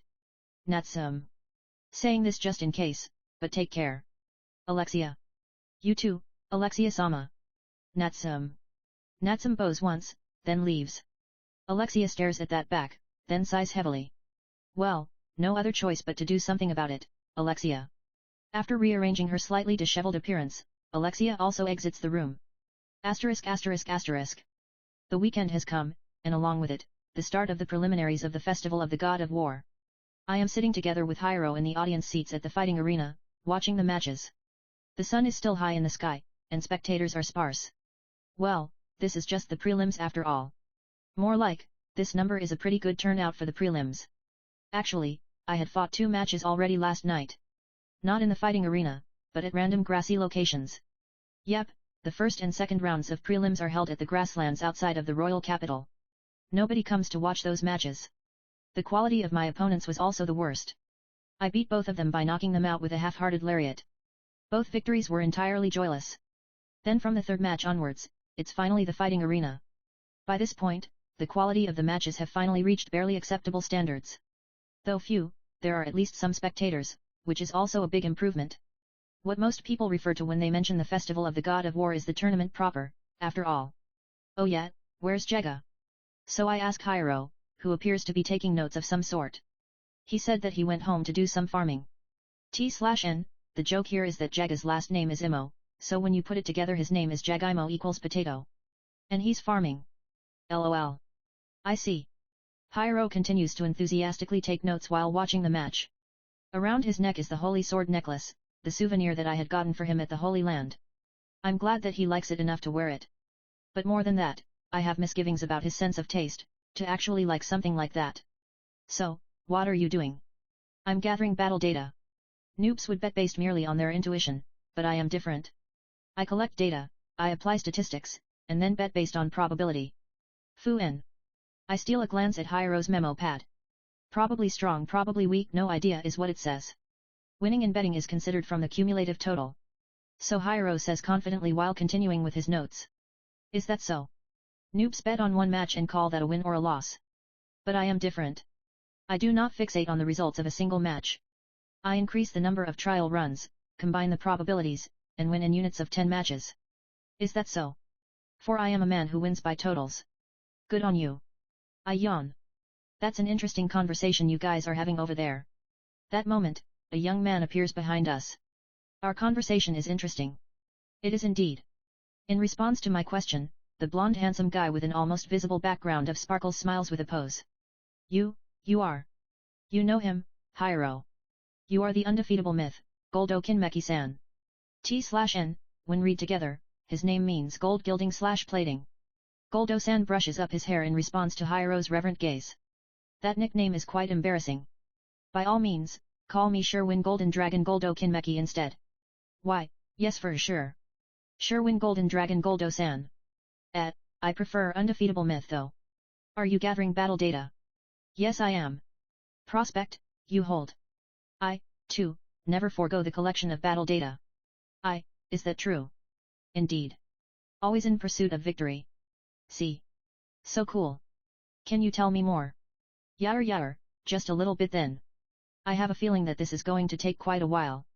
My entry is just about approaching too, so it's good timing. Gonna go take a shit. Go already. I change in the toilet, then head towards the participants' waiting room. Hiro is listening to Sherwin Golden Dragon Goldo Kinmeki's Sherwin theory with rapt attention. For example, see. Take the next match as an example. Yes, sir. It just so happens that the participants of the next match are being called into the arena. Round 3, Match 12. Gonzalez vs Jimenez. The two magic swordsmen face off. My theory enables me to measure most people's general strength before it even begins. First let's consider Gonzalez. His physical strength can be determined by looking at his muscle balance. His eyes and expression give him the aura of a veteran who has waded through many a battlefield. At a quick glance, his battle power is 1,364. B. Battle power. What is that? After I gather and analyze a fighter's battle data, I quantify it. Battle power of 1,364 is not a bad number. Awesome. In contrast, Jimenez. Famu. Sherwin Golden Dragon Goldo Kinmeki stares at Jimena with sharp eyes, falling silent. How is he? No, how could he? But, this is... Goldo-sensei. Sorry about that. I was merely a bit taken back. Could it be that Jimena is actually that? Indeed, that man. Jimenez is an incredibly small fry. Small fry. No doubt about it. I haven't the faintest idea how he managed to win his way to the third round. Perhaps by a miracle. He does look kind of weak. Weak-looking face, weak-looking body, and weak aura. Jimenez's battle power is 33. Haha, he's the bottom of the barrel as a magic swordsman. Which means that it'll be Gonzalez win. With just one blow, most likely. There'll be nothing to see in this match. Then the match begins. The one who moves first is Gonzalez. With a speed unbefitting of his large muscular body, he rushes towards Jimena, brandishing his sword. His movements are a notch above most other participants in this third round. Goldo's evaluation of him as a veteran of battle seems to be not entirely unbiased. Jimena does not even react to Gonzalez's attack. Every single person is sure of Jimena's loss. But, at that moment, Gonzalez trips. Right in front of Jimena, Gonzalez stumbles and rolls. Then in the same movement, his head hits the ground, and he loses consciousness. The entire arena falls completely silent. Come on, he's gonna get up, right, is what everybody is thinking. But Gonzalez does not even twitch. Jimena sheaths his sword and turns to leave, before the judge finally reacts. Winner, Jimenez. What the fuck was that? Return my money to me. Jeering falls like rain upon the unconscious Gonzalez. Not knowing how to react, Hiro peers at Sherwin Golden Dragon Goldo Kinmeki's face. Well, this happens too, every once in a while. So says Sherwin Golden Dragon Goldo Kinmeki with a slightly twitching face. Battle data can help us to predict the outcome. However, nothing is ever certain in a fight. This was a good lesson, was it not? Don't tell me, Sensei actually predicted that this would happen. Humph. Sherwin Golden Dragon Goldo Kinmeki merely smiles in reply. Let me teach you something good. There are two ways to win a gamble. The first is to seek out a strong participant, and to bet on that participant. The other way is to seek out a weak participant, and to bet on the opponent of that participant. Sherwin Golden Dragon Goldo Kinmeki stands up and turns his back. Tomorrow's round 4, match 6 will be Sherwin Golden Dragon Goldo Kinmeki vs Jimenez. Wah! You mean? Sherwin Golden Dragon Goldo Kinmeki turns around, and points at Hiro. Have you also figured out the Sherwin formula? Then he leaves while brushing up his sparkling blonde hair. So cool. Hiro sees Sherwin Golden Dragon Goldo Kinmeki off with a dazed face. Yo, I'm back from my shit. A black-haired teenage boy returns to his seat. Oi, Cid. Tomorrow there's a match with guaranteed victory. Bet all your money on it. Don't wanna. Just do it, pretend you were tricked by me. No thanks. TCH, forget it then. Don't come crying to me afterwards. Then the two of them resume watching the matches. Round 4 of the Festival of the God of War has begun. Anne Rose is sitting in the front row of the audience seats, waiting for a certain match. With her light blue hair being brushed by the wind, her eyes of the same color are focused on the arena. The number of spectators has gone up a bit from yesterday, but more than half of the seats are still empty. Ju-chan, you also here to see that guy's match? T/N, Ju or Aju is a relatively neutral way of addressing young ladies or girls. Then the suffix chan or san is a reflection of how familiar you purport to be to the lady/girl or a reflection of the amount of respect. The former consideration is for someone you know, the latter consideration is for complete strangers. Hearing a voice calling out to her, Anne Rose turns around. As I recall, you are Quentin. The Quentin who is like a rough-looking pro wrestler sits heavily into the seat next to Anne Rose. You also watched the match yesterday in round 3, didn't you? I did, yes. From your tone, you also. I had no intention to, but just happened to see it. Jimenez round 3 match, what did you think? Quentin sprays his legs forward while asking Anne Rose. At the very least, I don't believe that his opponent just happened to trip by himself to allow him a lucky win. Me neither. That guy definitely did something. I couldn't tell what it was that he did, but thought maybe you caught it, Anarose-san of the Seven Swords of Bigelta. Quentin's insolent gaze is met by Anarose's sharp eyes. But quickly, Anne Rose turns her face away and crosses her legs. The slit in her skirt reveals a glimpse of her white legs. I've already discarded that name. Now I am only Anne Rose. Well, sorry then. It's a bit late, but congratulations on passing the trial of the goddess. Thanks. So, could it be that even Ju-chan didn't catch it? What that guy did? Why, yeah, I couldn't catch it either. So answers Anne Rose with a slight pout. It was beyond my expectations that I would overlook it. It completely caught me off guard. However, I thought I saw Jimina-kun's left hand move. Oh, his left hand. But I couldn't tell what it was that he did with his left hand. The only thing I can say is that whatever it was incredibly fast. Humph. Then that means my guess was off. Quentin snorts as if he's lost interest. Guess. I thought he had used a forbidden artifact or something. I see. I suppose that possibility also cannot be crossed out. Either way, today's match will make everything clear. Agreed. His opponent is that undefeatable myth Goldo Kinmeki. I don't know him personally, but apparently he's famous. Something about him never having lost a fight before. For better or worse, he is famous indeed. So says Anne Rose with a wry smile. Is he strong? Let me see how to put it. So I've fought in a few different countries. I've been in actual battle, and have also participated in several tournaments. In tournaments in the past, I've been matched with Goldo Kinmeki 3 times. Oh. If he's never lost before, that means that you lost to him all 3 times. Anne Rose shoots Quentin a light glare. As if. All 3 times, we didn't fight. Whenever he meets a strong opponent, he runs away. Huh? What the hell? He makes sure to never fight against an opponent that he has a chance of losing to. He only participates in fights with guaranteed victory, and the other ones? He just forfeits. His nickname is Undefeatable Myth. After all, it's true that he would never lose. Though it seems that he hates that nickname and is going around calling himself Sherwin Golden Dragon. Sherwin and Undefeatable. It's true that both sound the same but have completely different connotations. Quentin barks out a laugh. So in other words, we can't expect anything from Undefeatable Myth-san. Not quite, maybe. Anne Rose smiles with only one corner of her mouth. NN, what do you mean? It's true that Undefeatable Myth only fights opponents that he's sure to win, and climbs tournaments that way. However, he's actually even won the championship in several small-scale tournaments. Oh. So he's not really that weak. Quentin's eyes turn sharp. Indeed. His strength is in accurately gauging difference in strength. And he did not forfeit the match with Jimina. In other words. I get it. Quentin laughs with a mad glint in his eyes. Even Undefeatable Myth could not see through Jimina's true strength. That, or that Jimina really is a coward relying on the power of an artifact or some other external aid. In addition, Undefeatable Myth has only ever fought opponents that he was sure to win against. Which means that he's never displayed his true strength either. Now it's gotten interesting. Indeed, it will be interesting for sure. Quentin laughs like a beast, while Anne Rose licks her lip. Then the two of them direct their full attention towards the arena. Amidst a rain of cheers, Jimina-sen and Goldo Kinmeki are both facing off against each other. The only people in the audience who understand the true meaning of this match are, as of this moment, only 2. Round 4, Match 6, Goldo Kinmeki vs Jimina-sen. Battle. Start. Then begins the match. Asterisk. The one who makes the first move is Goldo. Right at the moment the fight begins, he closes the distance in one go. In the same movement, he unleashes a mowing attack with his excessively ornamented sword, aimed straight at Jimina's neck. The targeted Jimina has yet to draw his sword. He is just standing in place, not showing any reaction whatsoever. Sure of his victory, Goldo flashes his teeth. That instant, a koki sound can be heard. The one who exclaims in confusion is Goldo.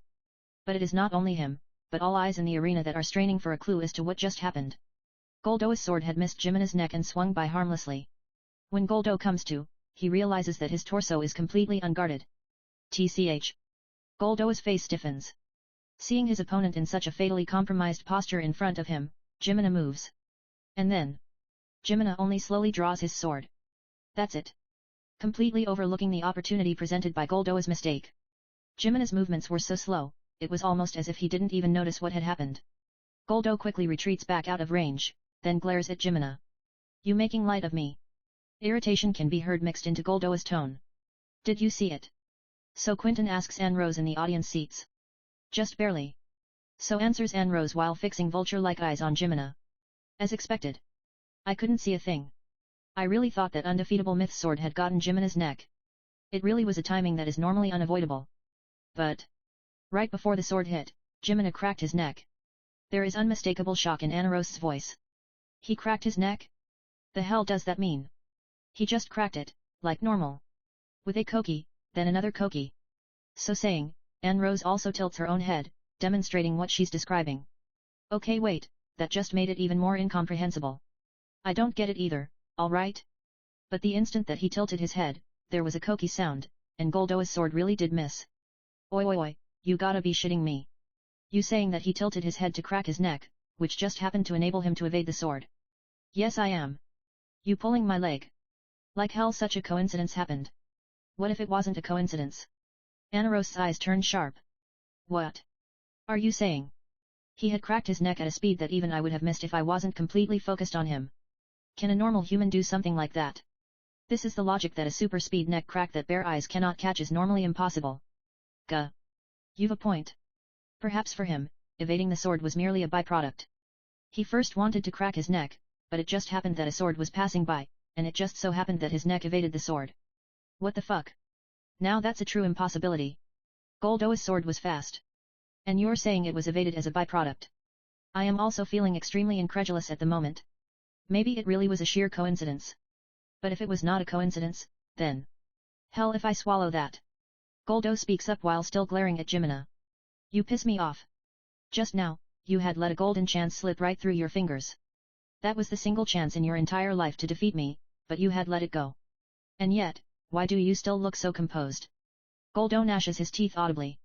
Be more racked with regret. Wail. Struggle more, in your unsightly way. Otherwise, it would be an insult towards me. Jimina merely silently listens to Goldoa's words. Don't tell me, you didn't even realize that you had an opportunity? If so, then there's no helping it, as you are but a small fry with only a battle power of 33. Goldoa laughs from the back of his throat. To think that a small fry cast shame on me. I'll beat you down with all I've got. Don't fault me if you accidentally end up dying, alright. Goldoa takes up a stance with his sword, then begins accumulating magic. The air vibrates, and a large amount of magic gathers. Great furor rises up from the audience. I'll teach you something as a souvenir to hell. My battle power is 4,300. With that, he once again closes and swings his sword. Evil God instant kill golden dragon sword. The golden flow of magic seems to be evoking the image of a golden dragon. The golden dragon assaults Jimina. Or so things should have proceeded. But in actuality, after a weird Keishiya sound, the golden dragon disappears. Bubara. T/N, Bubara is what people in mangaka Mangataru's works reflexively say when they are hit. Kind of like his made-up word for ouch. Then Goldoa flies through the air with a tailspin. The audience falls silent. Everyone watches on in shocked silence as Goldoa hits the ground with a splat. He does not show any more movement after that. Winner, Jimina Senin. So rises the victory cheer as Jimina turns around and leaves. To think that Goldoa Kinmeki is actually so strong. That is the first thing that Quentin says after the match. After listening to Anne Rose, Quentin had somehow been looking down on Goldoa in his heart. But to think that he can actually materialize his magic to such a degree. That last attack of his had contained enough strength to easily clear the preliminaries of the festival of the God of War. Turns out he is a lot more skilled than expected. If he had devoted his time to aiming higher and fighting with people stronger than himself, he might have been an even stronger magic swordsman. So, what was it that Jimina did at the end? Anne Rose crosses her arms and sighs while answering. If I saw correctly. He sneezed. Ha. If I had to venture a guess, it'd be because the golden dragon was too bright. Jimina's sword fell along with a sneeze, which Goldoa charged into. Thus the collision. T/N, reflexive sneezing induced by light, and sunlight in particular, is estimated to occur in 18 to 35% of the population and is known as the photic sneeze reflex, PSR, Scientific American. Wait, that just sounds absurd. A dragon and a sneeze clashed and the sneeze won. That's what actually happened, so what can I do? Goldoa had mentioned a golden chance, but perhaps for Jimina it was nothing at all. Jimina could have defeated Goldoa at any moment. Thus there was no need to exploit a mistake. No, more like, maybe in Jimina's eyes, every single motion of Goldoa's is exploitable. Anne Rose shivers at her own deduction. No way. Indeed, this is only a mere supposition. Simply an overvaluation of Jimena's strength. How retarded. Quentin laughs from his nose, then violently stands up. I'm the idiot for listening seriously. No way in hell I'd acknowledge such a ridiculous guy. If Jimena continues to win, then he'll meet me in the finals of the prelims. I'll unmask his true self for all to see. Quentin shoots a glare towards the arena that is now absent of Jimena, then stomps away. Anne Rose returns to her own seat, and ruminates over Jimena's movements. Can I do what he did? Still staying in her seat, she cracks her neck and sneezes. Again and again. Faster each time, and with smaller movements. Koki, Keishun, Koki, Keishun, Koki. Keishun, ah. When she finally notices the weird looks that everyone nearby is shooting at her, she blushes to the tip of her ears and dashes away. Asterisk asterisk asterisk. The undefeatable myth was finally defeated. This news spread like wildfire among all the tournament mania in the city. Despite this being only the prelims, there had been quite a bit of attention on undefeatable myth Goldo Kinmeki. Though many were surprised to hear that he had been defeated by a completely unheard of new participant, they found themselves convinced upon hearing the details of the match. It somehow seemed like this new guy had won by chance. That was the frank opinion of most of the tournament mania. However, a small minority of them, as well as some who had seen the match firsthand, came to hold doubts regarding Jimena's evaluation. They purposely sought out Jimena's matches, hoping to see him up close to gauge his strength for themselves. However, Contestant Quentin is down. He cannot get back up. Contestant Jimena, once again he wins with a single attack. Finals of Block B of the Festival of the God of War prelims once again ended with Jimena's victory. Once again, with a single attack. None of the tournament mania could accurately gauge Jimena's strength. Today's match confirmed Jimena's entry into the tournament proper, but not a single person understood how on earth he managed to win all the way to this point. This is entirely too much to be pure coincidence, so he probably has some strength. His opponent in the prelim finals, Quentin, was a magic swordsman with stable strength who is evaluated quite highly among the tournament mania. Since even this Quentin had lost, then they had no choice but to acknowledge Jimena's strength. But since no one understood how Jimena won, no one could grasp exactly how strong Jimena is. He's most likely stronger than Quentin, but is he strong enough to stand on the stage of the tournament proper? Even if he is strong enough to do so, is that strength enough to earn him a place among the festival's history of champions? This topic became all the rage among the tournament mania. Many did not believe that Jimena has the strength to go high in the tournament. In light of his achievements, this couldn't be helped. Almost all other contestants in the tournament have sold their names in other tournaments or battlefields. However, Jimena had not done any of that. Objectively speaking, there wasn't a single thing to prove Jimena's true strength. And thus, his evaluation naturally was low. But a small portion of the tournament mania were pushing Jimena as a dark horse. Looking at this year's participant list, it is almost certain that the champion will be Iris again. However, if there really is someone who can overturn that result, then it can only be this mysterious young man with as yet unmeasured strength. With such expectations on his back, Jimena leaves the arena. The tournament proper begins next week. The first match will be Jimena Senin vs Anne Rose. 90% of people predict that it will be Anne Rose's win. While thinking about how today's awesome opponent was strangely energetic, I leave the arena. His name was Q. Sorry, I forgot. He had quite relentless killing intent, so it was a bit new. With this, my entry into the Festival of the God of War is confirmed. The first match is next week. To this point, the audience's reaction is about so-so. The plan is to slowly begin revealing my strength in the matches starting next week, so until then I'll be doing image training. While walking down the long corridor of the contestant entrance with such thoughts on my mind, I find my way blocked by a lady with light blue hair.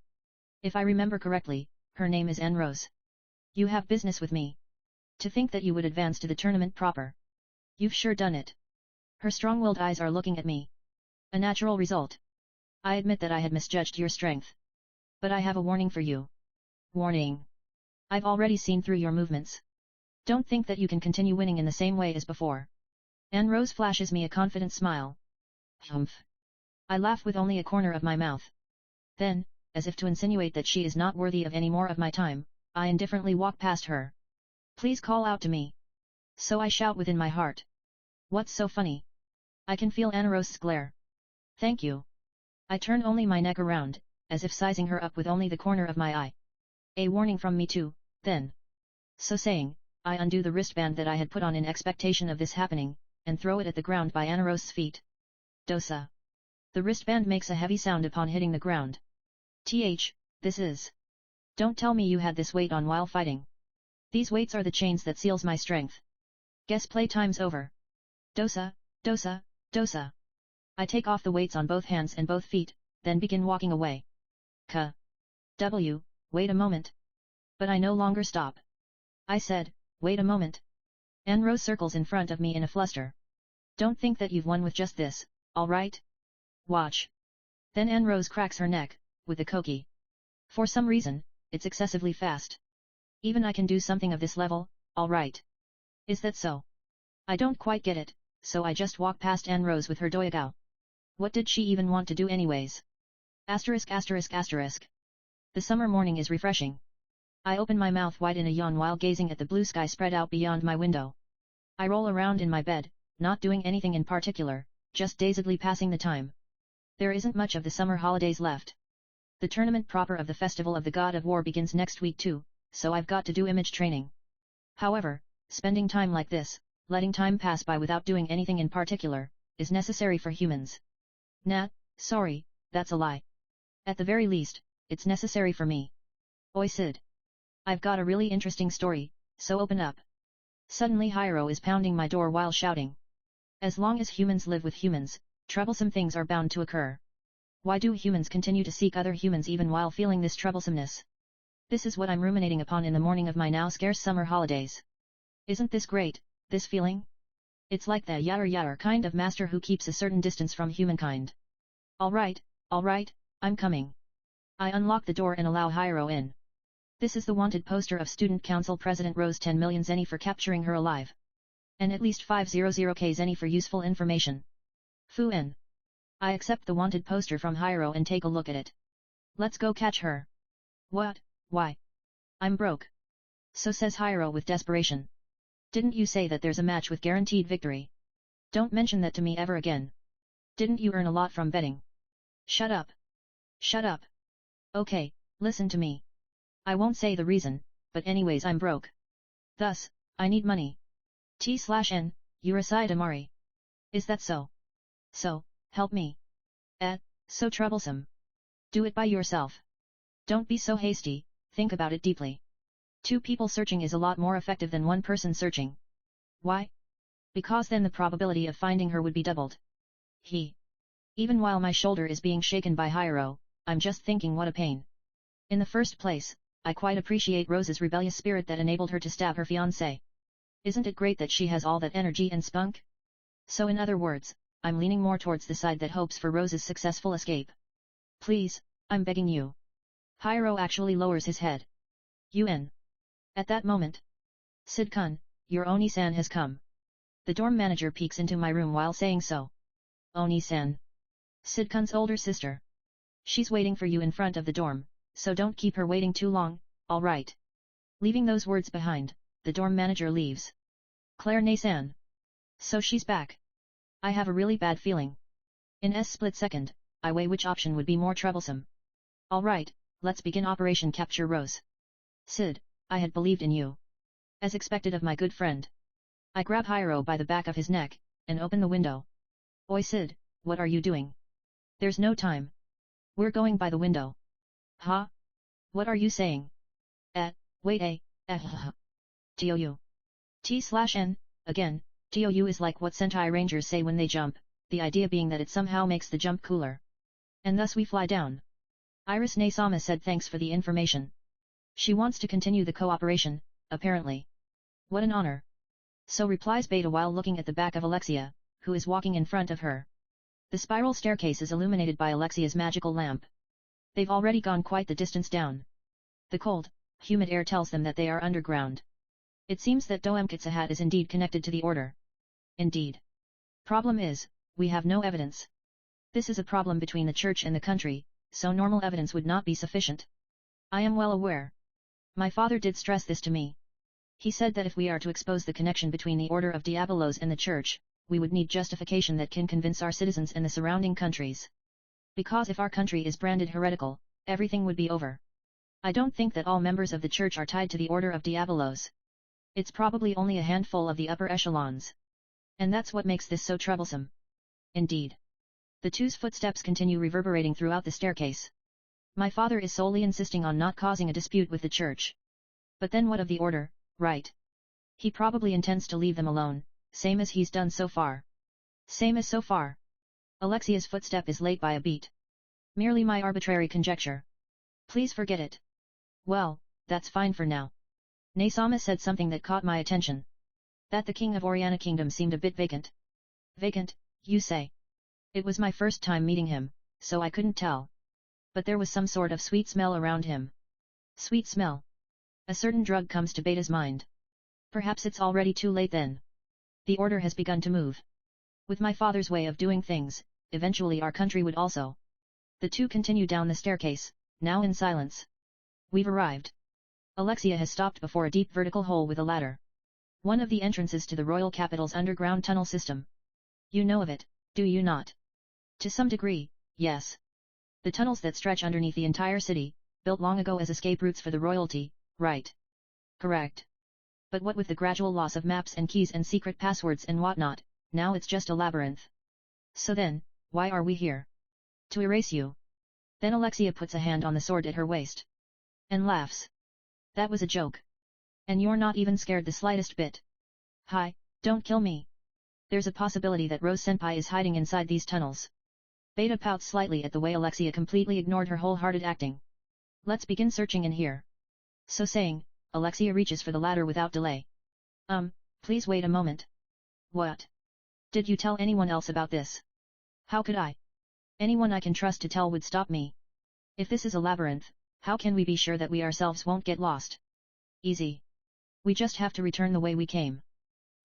This is kind of hard for me to say, but can you stop involving me in your whimsical fancies? No. The two glare at each other for a while. If you have a problem, then you can go back by yourself. Alexia goes ahead and starts climbing down the ladder by herself. Beta considers just leaving Alexia to her own devices and going home, but at this current point in time, it would indeed be problematic if Alexia dies. Protecting her is also your job, Beta. So convincing herself, Beta also reaches for the ladder. Asterisk asterisk asterisk. I am walking through the royal capital in early morning. Hiro said that he's going to go ask around and went off somewhere. In this world, people begin moving when the sun rises. The streets are already bustling with people. Though I did say that I would look for Rose, I'm not actually going to do it seriously. My hope for her successful escape is still unchanged as of now, so I guess I'll just kill time while pretending to look for her. But well, I do kind of want to ask her about the motive that led to this incident full of rebellious spirit that involved stabbing her fiancé. If possible, I'd like to hear it in her own words. Either way, as long as I can kill time, that's good enough for me. Anger is something that fades with the passage of time.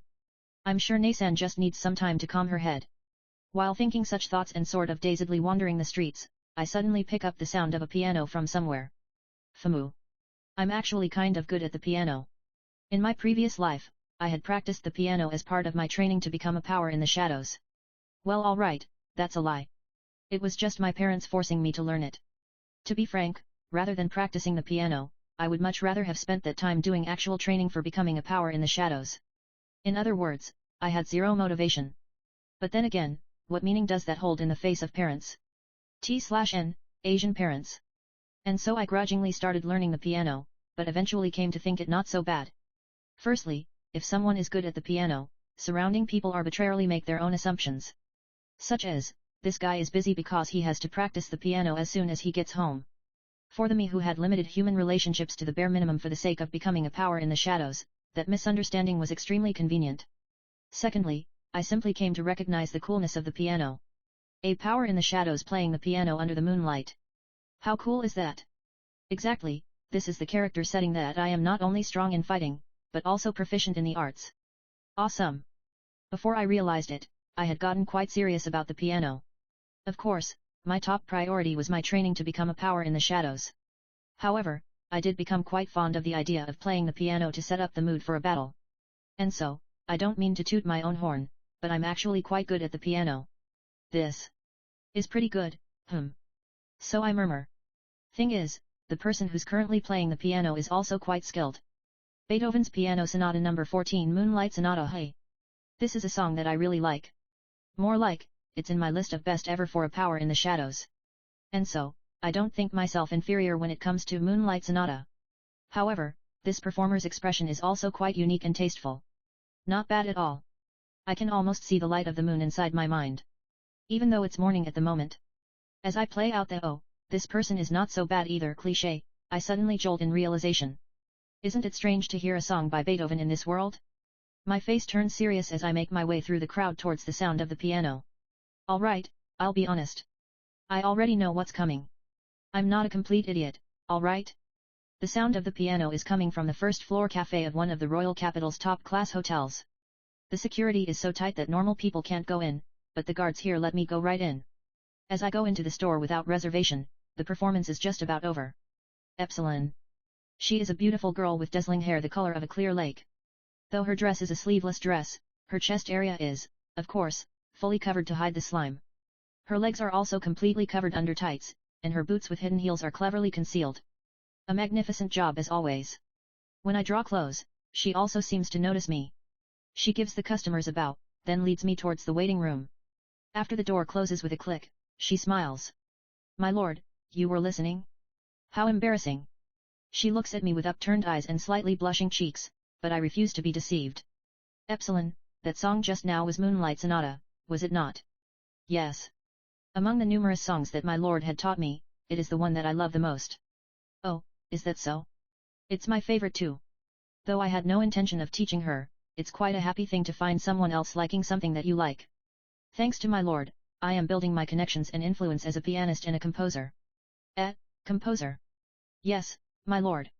Beginning with Moonlight Sonata, I've also used Minute Waltz, Turkish March, The Girl with the Flaxen Hair, and T/N, Moonlight Sonata is by Beethoven. Minute Waltz is by Chopin. Turkish March is by Mozart. The Girl with the Flaxen Hair is by Claude Debussy. Epsilon continues proudly talking about how she's received rave reviews from nobles for releasing famous classic and modern songs, how she's gotten awards, and how she's been invited to the country of arts.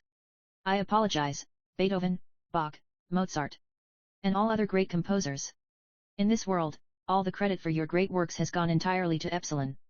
The previous concert was extremely well received, so I'm soon going to Oriana Kingdom for work. As I'm sure you already know, Oriana Kingdom is currently a place with very worthy work to be done. It is the country of arts after all. Indeed, because it's the country of arts. This time especially, I expect to get some really good work done. Epsilon smiles bewitchingly. Do your best out there. I will do great work and give them a performance truly worthy of the wonderful songs entrusted to me from my lord. Epsilon gives me a graceful bow.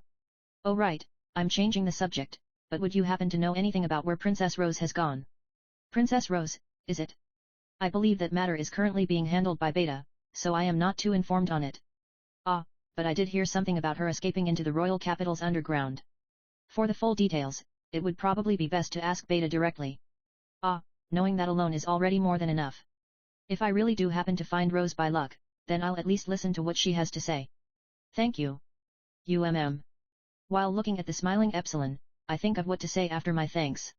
Just like how I was glad to hear that she likes Moonlight Sonata, there must be words that she would be glad to hear. Your figure is as beautiful as ever, isn't it? There's no such thing, I still have a far way to go. Without looking at Epsilon's face, I divert my gaze outside of the window. Ah, the blue summer sky sure does stretch on. Ah, the world sure is turning today too. Previous chapter TOC download next chapter.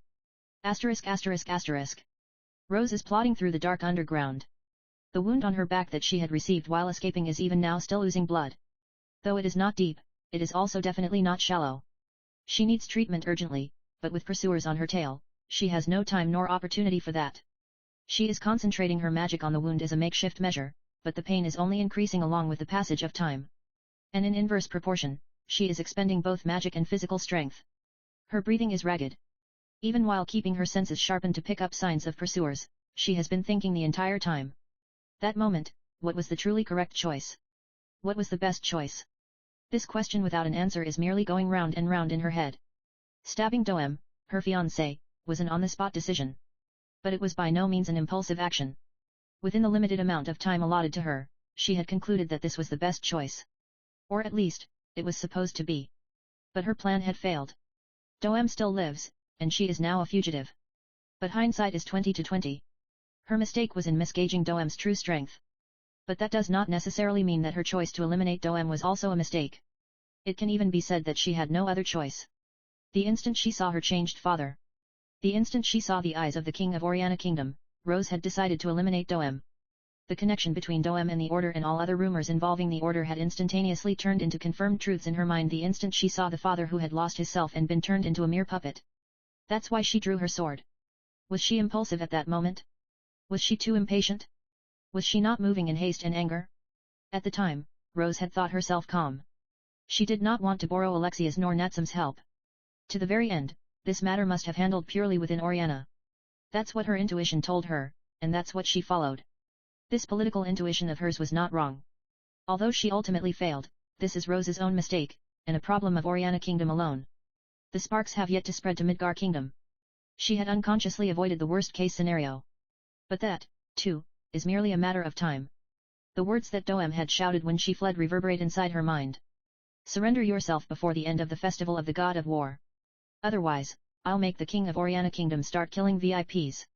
If the Orianan king truly kills VIPs as Doem threatened, war will break out. Rose could not tell how serious he was, but she gets the message that the Order sees her Oriana Kingdom as no more than a mere pawn. If that really is so. Rose gnashes her teeth in vexation. Her father was not a particularly enlightened monarch, and Oriana Kingdom is not that big of a country. But he is her one and only father, and it is her one and only motherland. And that's why she wanted to protect them both. That feeling was what fueled her agitation. Rose slams a fist into the wall of the underground tunnel. All that can be said at this moment in time is that she had let her emotions free rein and acted impulsively. If she can eliminate Doem, then all would be resolved. Such had been her misreckoning. But after all is said and done, Doem himself is also a mere pawn. The Order has most likely spread its roots deep into Oriana Kingdom, so getting rid of Doem alone would not resolve anything whatsoever. There should have been a different choice. A magical choice that could have solved everything altogether. Rose sinks into a sitting position in the damp underground tunnel. If only she had chosen the absolute best solution, and everything had gotten resolved. Catching herself thinking such impossibilities, Rose laughs in self-derision. Everything is already done and in the past. She does not even know why she is fleeing. What does she plan to do after fleeing? What should change if she flees? Should she not surrender? Oh yes. Surely that would be best. I see. I should just surrender. She still does not know what she should have done instead at that time. However, what she should do at this moment in time is clear to see. If she surrenders, at the very least, war would be evaded. She feels just a little bit lighter. But then she is immediately assaulted by an overwhelming sense of loss and sorrow. Rose takes out a wrapping paper from McDonald out of her pocket. She's already eaten the contents, but there's still a faint smell of bread coming from it. Then she thinks of a certain black-haired boy. Surely he has already heard of her incident by now. What does he think about it? Is he worried for her? Does he believe in her? Could it be that he is searching for her? If she had successfully eliminated Doem and restored the king's sanity. If there had been such a future where everything is resolved perfectly. Could she had spent her entire life with him? Surely that was merely a dream that she had wanted to see. I'm so sorry. Rose apologizes. A single tear rolls down her cheek. The dream that she had painted has already crumbled into dust.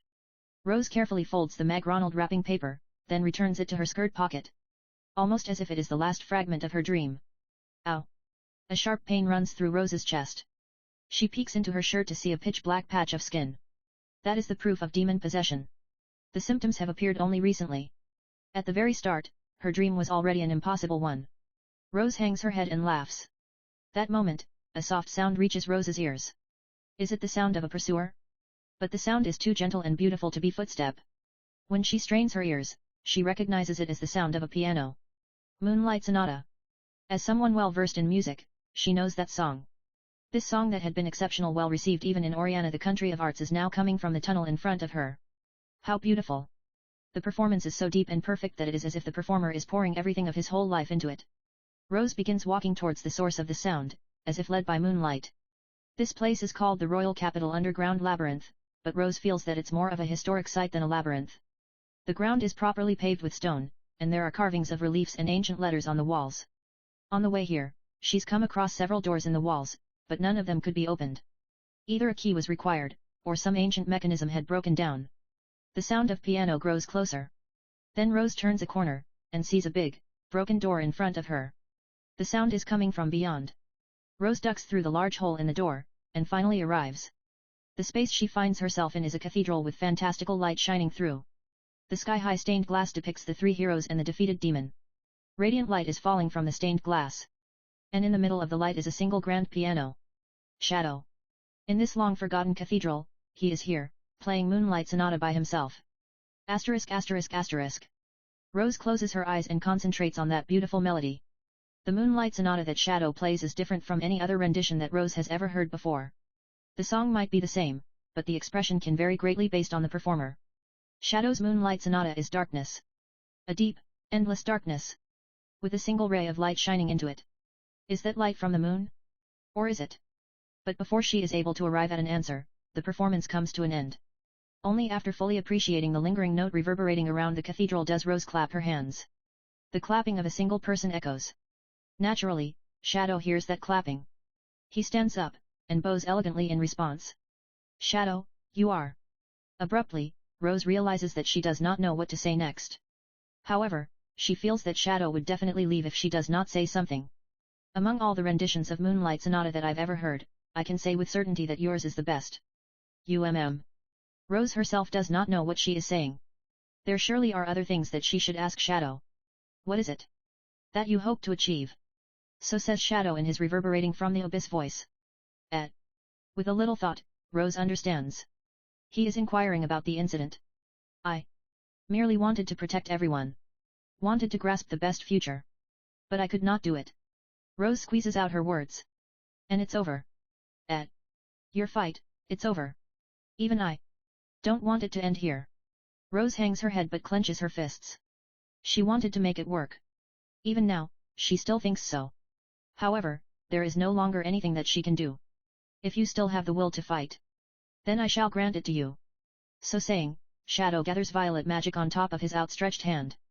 Power. Power. The violet magic grows increasingly bright, beautifully coloring the entire cathedral. The dense magic causes the air to vibrate. If I gain that power, would I be able to change the future? That would depend on you. Rose finds herself enthralled by the violet magic. What if she possesses Shadow's strength? Then surely everything would have been different. If she has the strength, then there would still be things that she can do. As the princess of Oriana Kingdom, there would still be things that she needs to do. Light returns to Rose's eyes. I want it. I want that power. Ask, and you shall receive. Then the violet magic is let loose. It shoots straight towards Rose's chest and, after being sucked in, begins circulating around her body. That warm strength calms Rose's agitated magic. Her magic, which had felt somehow heavy and unresponsive, silently begins flowing like water. How amazing! Rose thinks so from the bottom of her heart. So this is Shadow's magic. So this is the world that Shadow sees. Resist. And prove to me that you are worthy to fight beside me. Before she realizes it, Shadow's figure has already vanished. Only his voice remains, as a lingering echo. Forget it not. True strength comes not from power, but from the way you live. Then Shadow's presence fades entirely. Rose is left alone in the cathedral. She hears the footsteps of her pursuers. She feels the vibration in the air. Magic more than she has ever felt in her entire life fills her entirely. She had even considered resigning herself to being caught. But now, with this power in hand, there is so much that she can still do. Rose draws her narrow sword, steadily gazing at the broken door. Then the next instant, a group wearing black appears through the door. And blood fountains. They had, without even knowing what had happened, fallen to Rose's sword. After staining the cathedral with blood, Rose sheathes her sword and closes her eyes. So this is how Shadow has been fighting against the order all along. In places beyond anyone's eyes, endlessly continuing the fight. Shadow's Moonlight Sonata rises back up in Rose's mind. She feels that she's come to understand the single ray of light shining into the deep darkness. That light is perhaps Shadow himself. He is not the darkness, but the single ray of light standing against the darkness. So Rose believes. Previous chapter TOC download next chapter. ******. See, if we keep unrolling this roll of thread, then we won't have to worry about finding our way back. So says Alexia while proceeding through the underground passage. Yay us!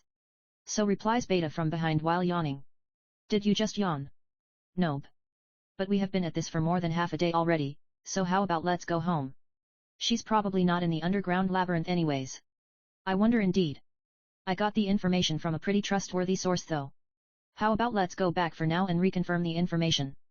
The two's footsteps echo around the underground passage illuminated by Alexia's magic light. The monotonous passage continues into the distance. Abruptly, Beta senses an enormous magic signature, and stops her feet. After a slight delay, Alexia also stops, and turns around. Just now. Someone used magic. And an incredibly big one at that. Perhaps it was Rose-sama. By the way, did you sense it even faster than me? Mere coincidence. I am only proficient enough to protect myself. Well, whatever. Let's hurry. The two begin running towards where the magic had come from. Then they pass through a large, broken door, and find themselves in an old cathedral. Rose-senpai. There stands Rose, with her eyes closed. At her feet are several men wearing black who are no longer breathing. Sensing Rose's vibe being different from usual, Alexia does not approach any further. So it's Alexia-san. Rose slowly opens her eyes. That magic, what happened? Power was given to me, and I will walk the path that I believe in. So saying, Rose walks past Alexia. Wait a moment. What is going on anyways? Why did you stab your fiancé? Rose turns only her head around at Alexia's shout. Alexia-san. I'm sorry, but I don't want to drag you into my problems. Then she gazes at Alexia as if looking at something bright. Just tell me the reason. I can't help you if you shut me out. Telling you would already be dragging you in. Alexia glares into Rose's eyes. Inside the holy ground. We could not do a thing. Not knowing who is right and who is bad, we were there merely as onlookers. I have this really strong feeling that if I remain in the dark, someday something really important to me is going to be stolen away. We talked about this, didn't we? That's why we said we'd protect what's important to us, all three of us, together. Listening to Alexia's words, Rose seems to be looking at a faraway place. I really wanted to believe in the words from that day. But in spite of that, why are you looking at me with those eyes? Are you also treating me like just another onlooker? I'm sorry. Answer me. Rose's smile is tainted heavily with sorrow. I can no longer return. That's why I'm envious. I don't get it. Are you saying that you are envious of an onlooker who doesn't know anything? That's not what I meant. I have already lost many things, and surely will lose many more things from here on. Everyone will reject me and curse me as evil. What is it that you plan on doing? I'm sorry. I have to go now. Rose begins walking, but Alexia stops her with a tongue click. Stop right there. So saying, Alexia draws her sword. I've had enough. I'll stop you even if I have to use force. I am no onlooker. Rose also draws her thin sword. Alexia and Rose gaze at each other. In Alexia's red eyes is anger, and in Rose's honey-colored eyes is deep sorrow. Rose's sword flickers. The next instant, both of them move at the same time. Their reaction is concurrent, the speed of their sword is equal, and their skill is on par with each other. For the briefest of moments, surprise flashes in Rose's eyes. Rose is the strongest in the Magic Swordsman Academy. There should have been a significant difference in skill between her and Alexia.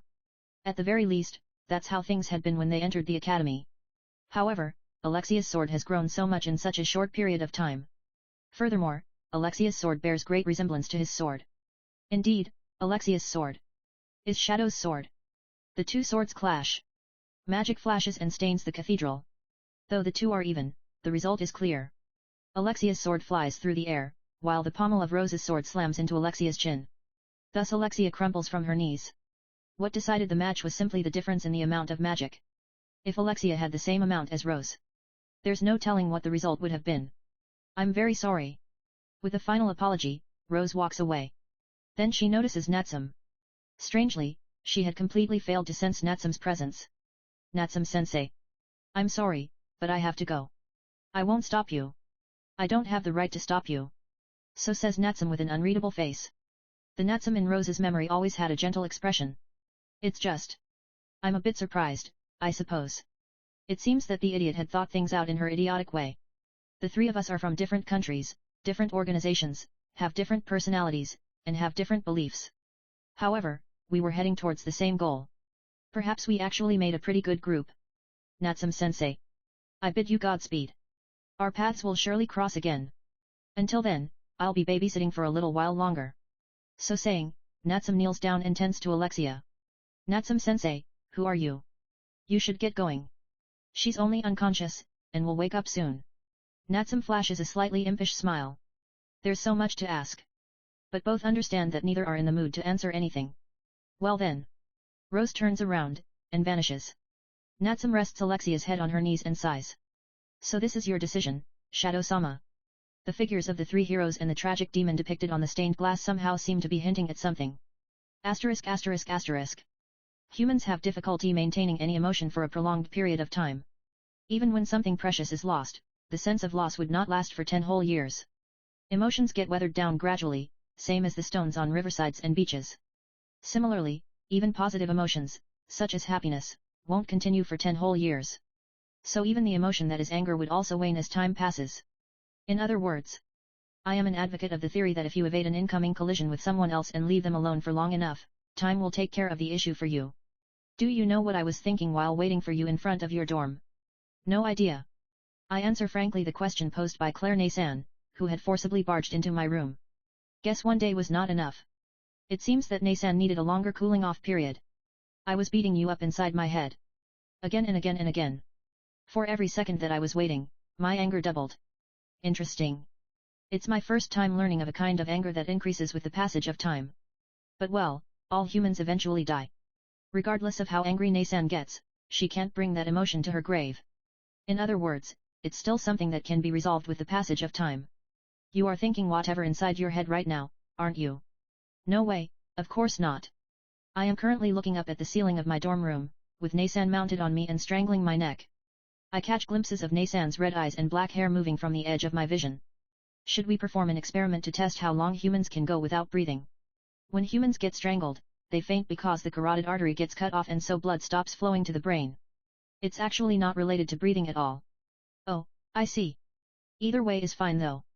The hands on my neck are tightening gradually. Oh, I've a good idea. How about I just allow myself to lose consciousness here and go to sleep? You're thinking of allowing yourself to lose consciousness and go to sleep, aren't you? No way, of course not. It's written all over your face. Just your misunderstanding. The next time you break a promise, I won't ever forgive you. Capek. I'll try my best to become a human who fulfills his promises. And so, could you kindly get off me? Naysan lets go of my neck, but still maintains her position on top of me. I heard that when dogs establish hierarchy, the dominant one gets on top. I see. But no worries, I already understand fully. Not good enough. I don't like your attitude. So saying, Naysan drops a piece of paper onto my face. This is. I pick it up and take a look. Seems to be a ticket of some sort. Special seating at the Festival of the God of War. Absolutely unattainable by normal channels. Yeah. I'm giving it to you, so go see the matches and learn from them. You can call me blind, but I see great potential in you, really. Is that so? Because I recognize your potential, I'll practice with you. If you earnestly put in the effort, you can go quite far. More like, do so. That's quite impossible, I think. It's not impossible. You hear me, right?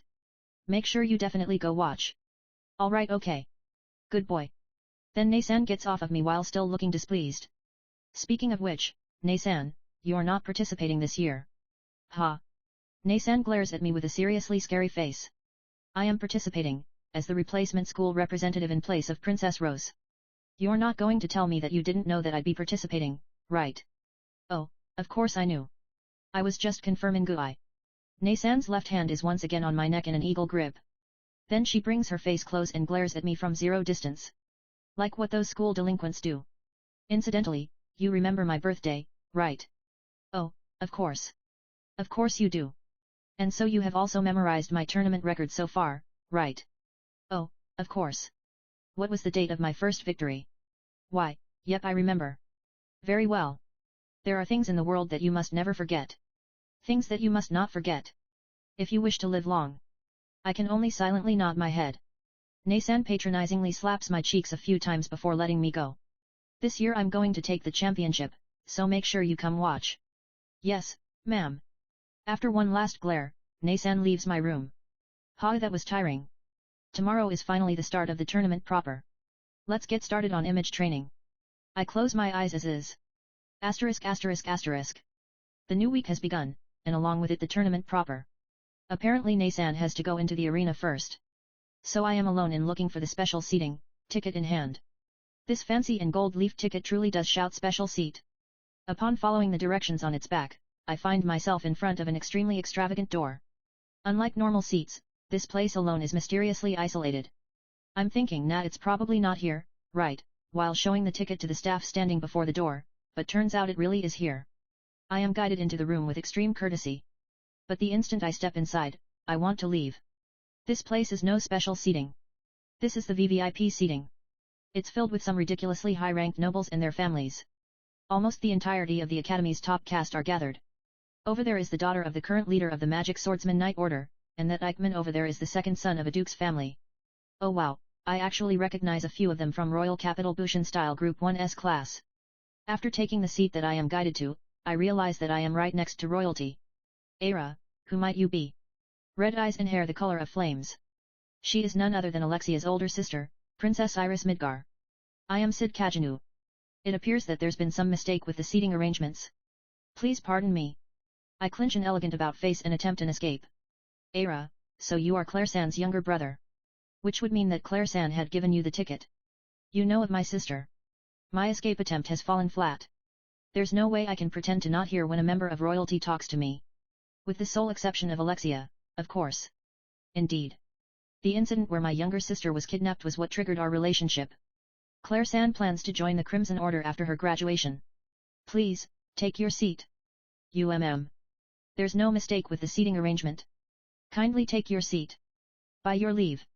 How can I refuse Princess Iris' honest smile? If it was Alexia's pure evil smile then I could have easily just flicked my middle finger and turned right around though. I've heard much about Cid-san from Claire San. I'm quite envious at how close the two of you are.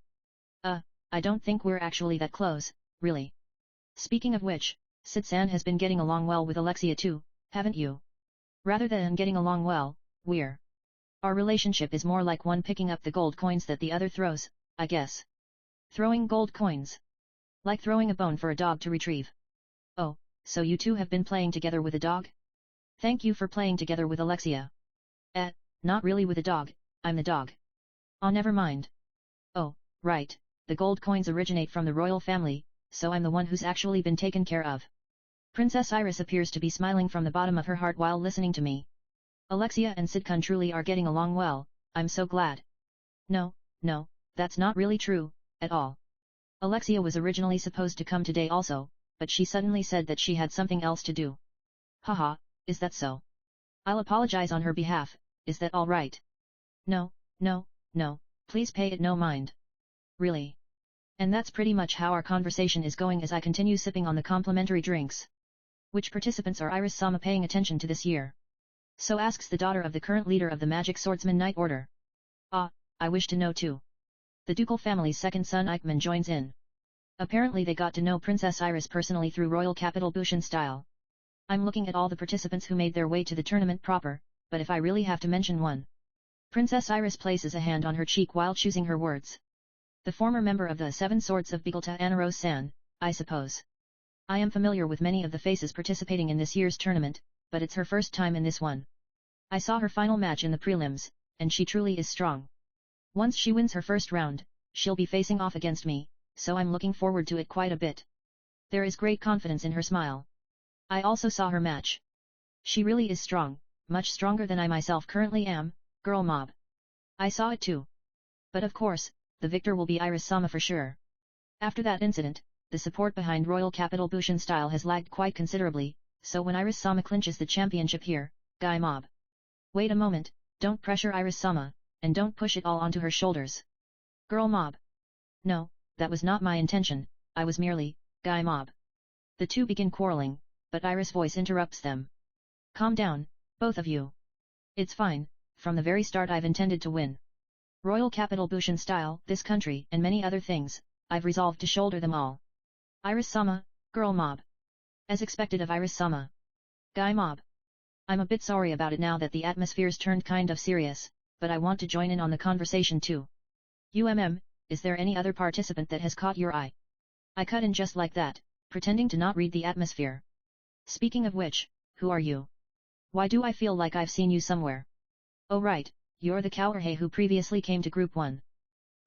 So you are Claire-sama's. He is Cid Kagenou. Claire-san's younger brother. Princess Iris' introduction evokes looks of understanding on both their faces. Unlike Claire-san, you have no talent, right? But don't worry about it, steady effort will get you far. Your sword didn't look particularly remarkable. There's no much meaning in looking upwards, the most important thing is steady and earnest effort. Wow, I'm so thankful for the precious advice from the two senpai. Thank you. And so, is there any other participant that Iris-sama is paying attention to? How about the opponent of Anaro-sama in the first match, that Jimina-senin? He's also participating for the first time. I attempt to survey the general reaction to Jimina in a completely natural manner. Jimina. I haven't seen any of his matches, so I can't really say. Princess Iris dodges the question.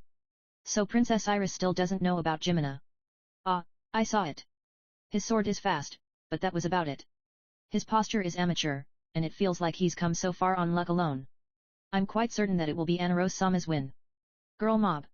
I saw it too, but he does not possess the qualifications to stand on the tournament stage. He only has momentum but no true strength. So both of them have determined Jimina to be a small fry. Pretty much as expected. So my control on the general impression of Jimina so far is going well. All the pieces are in place. Here on is where everything starts to move. Though not a participant, there is one more person that I'm paying attention to. After asking what I wanted to ask and receiving a satisfying answer, suddenly Princess Iris brings the conversation somewhere else. The champion of the first festival of the God of War, the Elven Sword Saint nicknamed Goddess of War, has come to the royal capital. The Elven Sword Saint? Don't tell me. She hasn't appeared on any stages for more than 10 years already.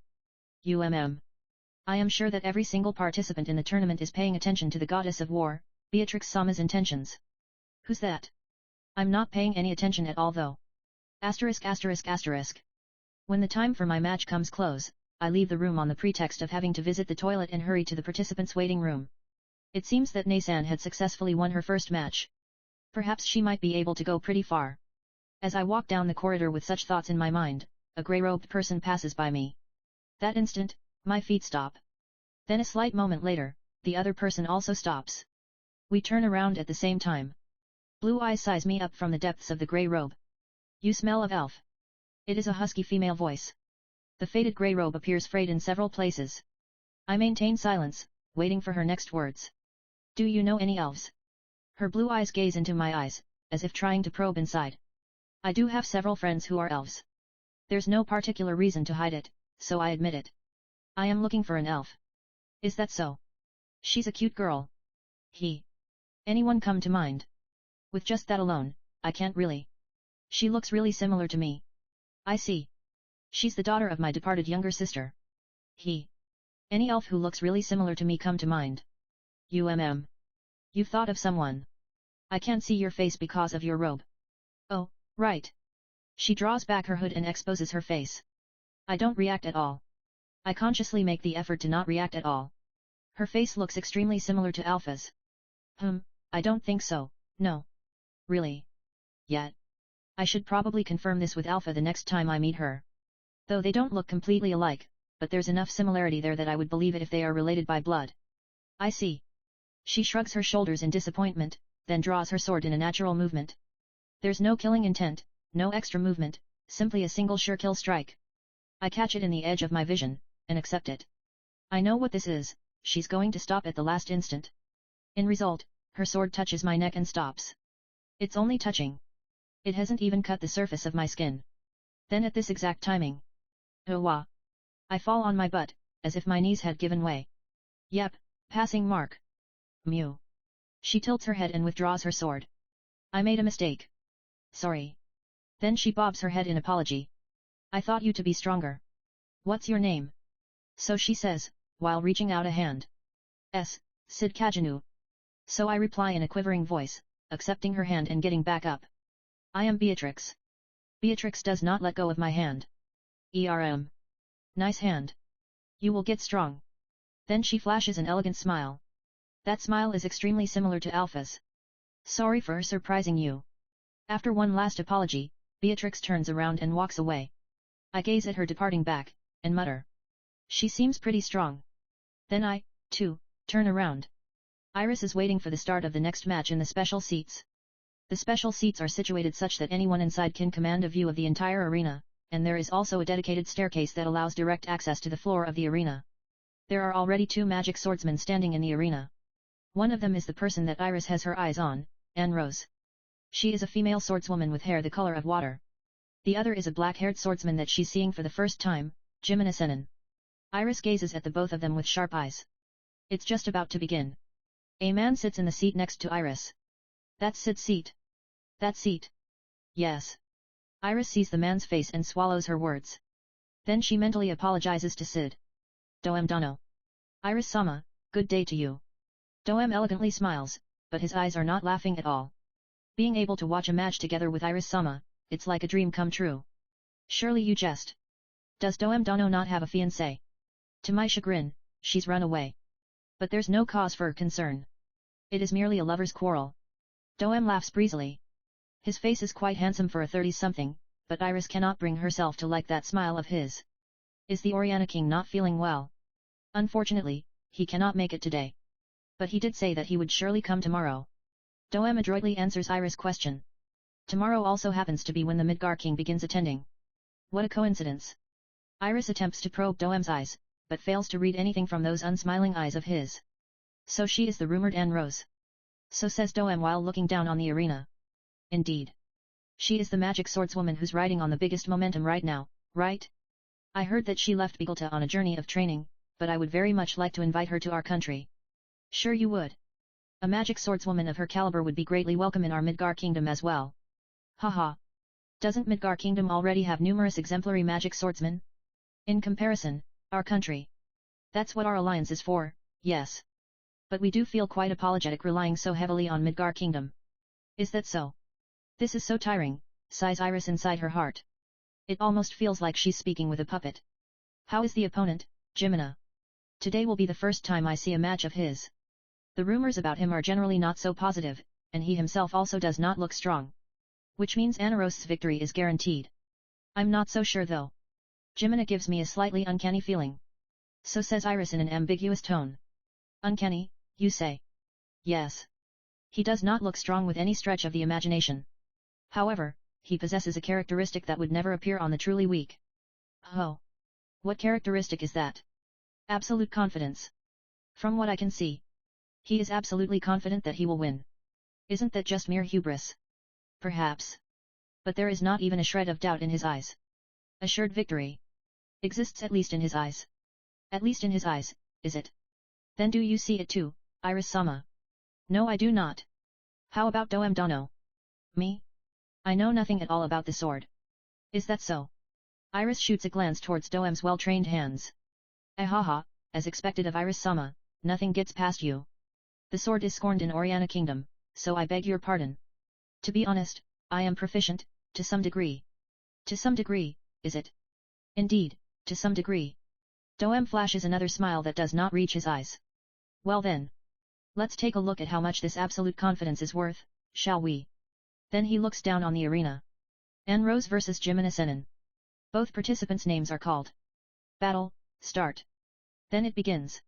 Asterisk asterisk asterisk. The instant the match begins, Anne Rose charges into Jimina's Maai. She has already seen through Jimina's strength. Indeed, the secret to his strength is overwhelming speed. He holds down his opponents with incredible speed that even she, as a former member of the Seven Swords of Bigota, cannot fully follow. That is both Jimina's strength as well as his method of fighting. However, in contrast to his speed, his skill with the sword must be low. Up to now, he has won all of his fights with only a bare minimum amount of sword exchange. Why is that? His opponents could not follow his speed. That's certainly a reason. However, Jimina's posture is that of an amateur. Is it not true that it's actually Jimina himself who is avoiding sword exchanges? What if he's actually afraid of exposing his shoddy skill with the sword?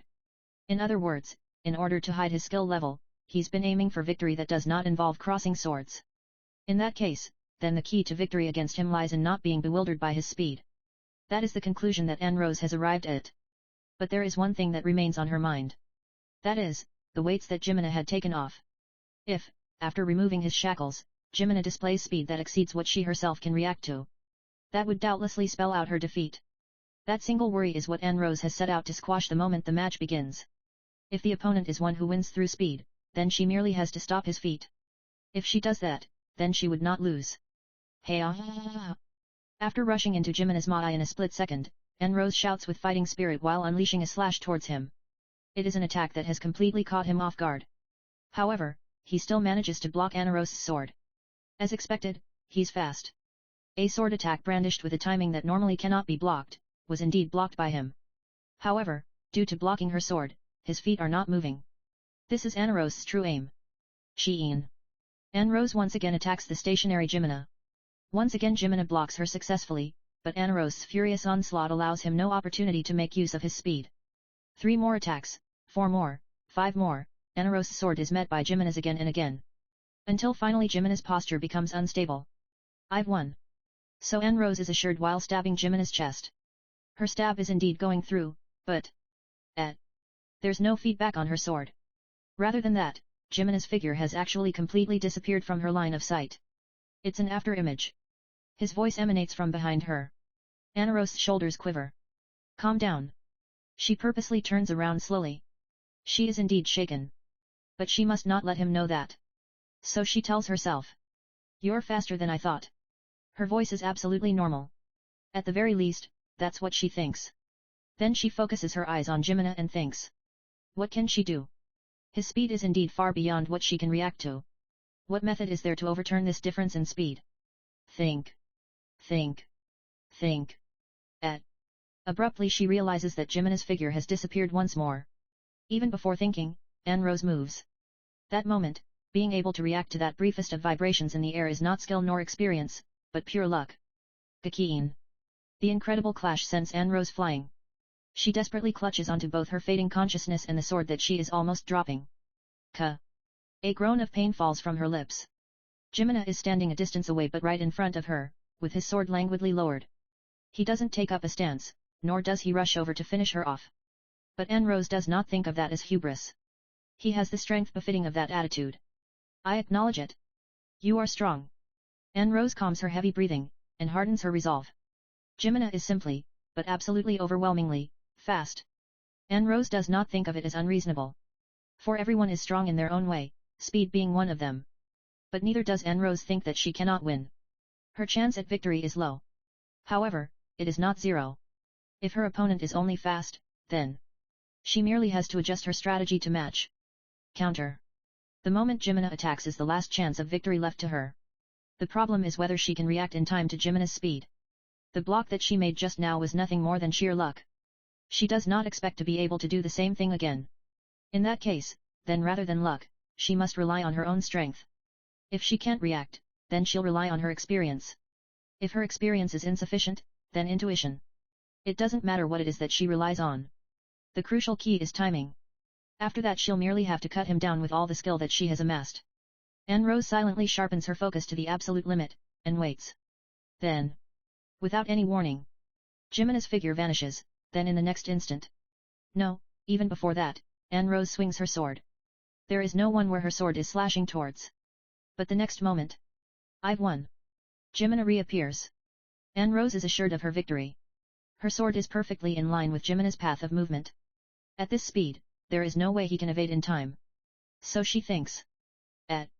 Anarose simply gazes at him with a dumbfounded face. Because he has stopped. As if this had been decided from the very start, he has stopped exactly beyond Anarose's eye. Anarose's sword barely misses his nose, cutting nothing. This is no coincidence. This is eye management to the absolute limit. He possesses an unbelievable eye for spatial awareness. Anarose had thought that she had adjusted her strategy to him. But in actual fact, it is he who had adjusted his strategy to her. Ah, I see. That instant, she finally understands. With that split second of exchange, everything has been clarified. He, Jimena-senin, possesses skill that is also on a completely different dimension. Then Jimena's sword approaches the demoralized Anarose. That strike is the slowest one today. However, that sword is so sublime as to bring skill to the level of art. How beautiful indeed! With that being the last thing she sees, Anarose's consciousness fades to black. Previous chapter TOC download next chapter. ******. Strong. Iris' murmur is picked up by Doem from the next seat over. On the arena, Jimena is right in the middle of turning to leave after KOing Anarose. Absolute confidence. Iris-sama's intuition was spot on indeed. So comments Doem to cover up the shock in his mind. No, even I did not expect him to be this. I find it hard to believe how a magic swordsman of his skill has remained nameless so far. Me too. Jimena-senin. I truly have never heard it before. I've also never seen his sword before. It was so sharp, and above all else, so beautiful. It's from none of the existent schools. Doem has never before seen such a beautiful sword flow. Most likely it is the same for Iris. So it means that a practitioner of a never-before-seen school has come public for the first time. Indeed. Though we won't know for sure without asking him directly. It was truly astonishing. Iris leans into the back of her seat. Then she sighs, as if to expel all of the tension in her body. Everyone in the special seating is buzzing about the upset. Their interest has fully shifted from Anne Rose to Jimina, and the subject of his next match has become the hottest topic around. In the second round, it will be Iris-sama against Jimina, wouldn't it? Yes, it would. Iris smiles. It seems that you are confident about it. I very much intend to win. Oh. His sword is fast, sharp, and more beautiful than any other. In terms of beauty of the sword, I cannot even hope to match him. However, victory is not based on beauty. If that is his full strength, then he is still far from me. I feel the same. Doem nods, but continues thinking silently. If that was truly Jimina's all, then naturally Iris still holds the advantage. Iris magic cannot be stopped with average techniques. But what if that was not his all? In all likelihood, he is still hiding something. He has been faking his posture, his stances and sword all this time, yet still managed to win to this point. Despite knowing all that, your confidence still stands. Though I do not know what it is that he is hiding, I will simply cut everything in my way. I quite dislike losing, you see. Iris smiles beautifully, then stands up. That smile is radiating with so much competitiveness that it seems almost belligerent, even. I see. Well then, it's time for my match, so pardon me. While seeing Iris off, Doem heaves a sigh. Doem had beforehand investigated everyone and anyone who might pose as an obstacle to the plan. Naturally, Jimina's name had not been on his list. If he truly is to become an obstacle, then the faster he eliminates him, the better. But haste makes waste. It shouldn't be too late to make the judgment after seeing his match with Iris. Jimina Sennin. The practitioner of a beautiful and completed sword. It absolutely does not make sense for someone so skilled to be nameless. Surely there is some reason for it. Some reason why he needed to hide his true strength. A reason why he did not go public earlier. Perhaps he is the sole disciple of a school buried in history, or maybe even someone from Outlaw City with a forged identity. Outlaw City, a nest of greed and evil that does not belong to any country. Even the church has yet to spread her influence to the big three, and their close aides, who reign over and contest for supremacy over Outlaw City. If he's truly someone who successfully left Outlaw City, then chances are that he's from the Queen of Blood's family. Judging by his strength, he is at least echelon class. Perhaps there is a need to do a background check on him. One more possibility is that he's from Shadow Garden. But Jimina is a man. And furthermore, those people should have no need to make a scene at the festival of the God of War. The probability of this one is low. At any rate, Doem feels a depthless something from him. It seems highly likely that he, too, is a member of the hidden world, same as himself. Who on earth is he? Doem's murmur is drowned out in the furor of the arena. Wait a second, Jimina. After regaining her consciousness, Anne Rose immediately runs off after Jimina and calls him to a halt. As Jimina turns around, Anne Rose stops right in front of him. It was my utter and complete loss. I truly could not do anything to you at all. Anne Rose looks up at Jimina and smiles. For the sake of becoming stronger, I left my country quite a while ago. And I really do think that I've gotten stronger than back then. But it seems that somewhere along the way, I had also grown conceited. Then she holds out her hand. Jimina looks down at Anne Rose's hand, then slowly holds out his own hand. It was a lesson that I needed. Thank you. It was my first time without the weights. You have nothing to be ashamed of. You honor me with your words. Anne Rose smiles, then the two shake hands. Jimina, who exactly are you? How did you get so strong? Jimina smiles forlornly, then turns his head. His eyes seem to be looking at a place very far off. Discarding everything.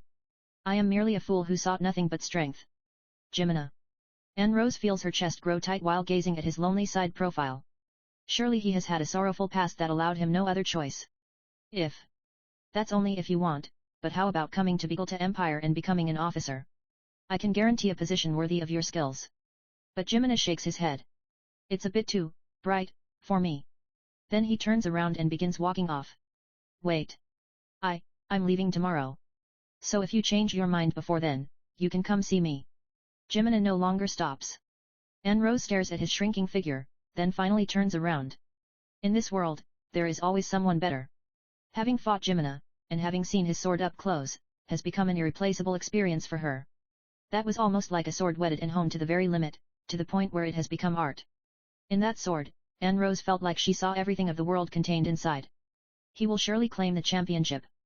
And not far in the future, his name will surely thunder across the entire world.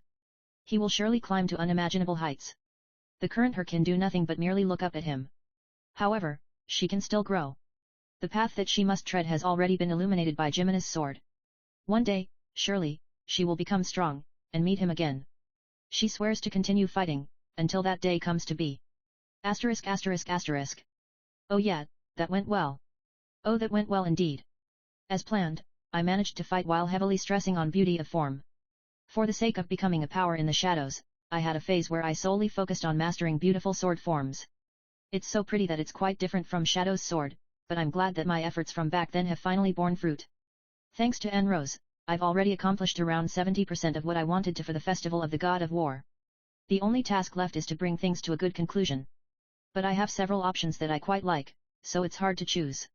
The simplest one would be to win the championship, but after looking at the tournament brackets, it seems that the biggest climax to this narrative would be the next match, the one against Iris.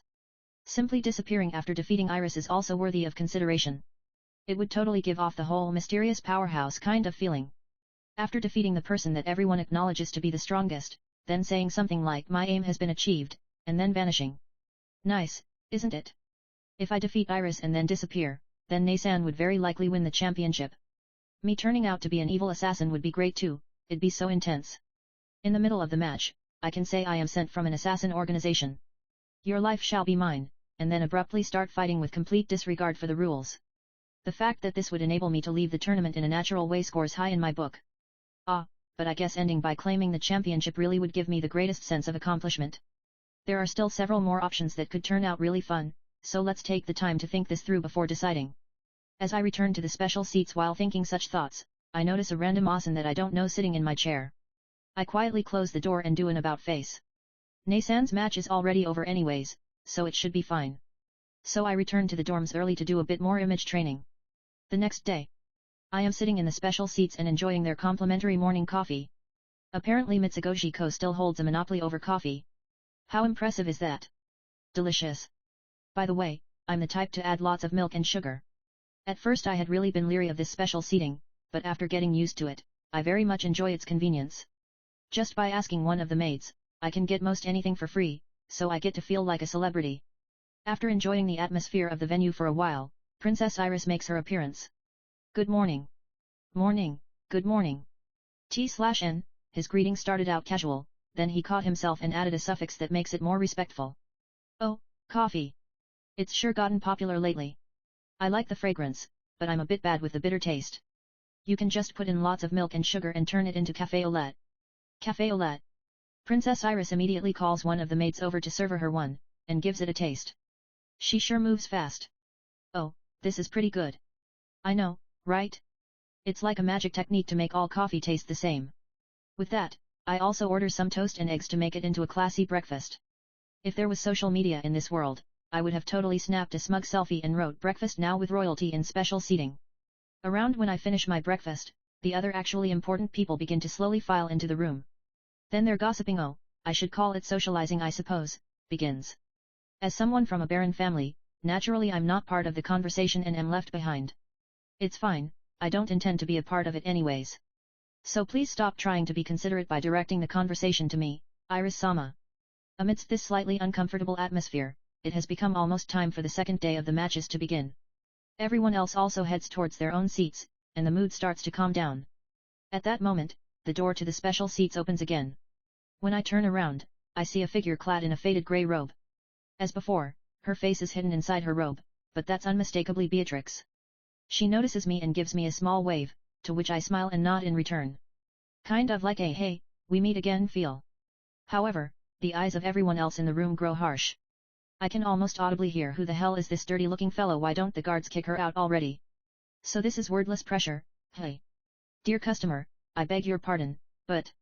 A maid calls out to her, but then at that moment... It's fine. She's my guest. Please, come sit here. Iris calls out to Beatrix. Beatrix sits next to Iris. Then I'm on the other side of Iris. Incidentally, the seat that Beatrix is in actually belongs to Alexia. Iris-sama, this person is... She is the god of war, Beatrix-sama. When one of the nobles approaches and asks Iris, her answer causes a great stir through the crowd. She is that god of war. The legendary sword saint.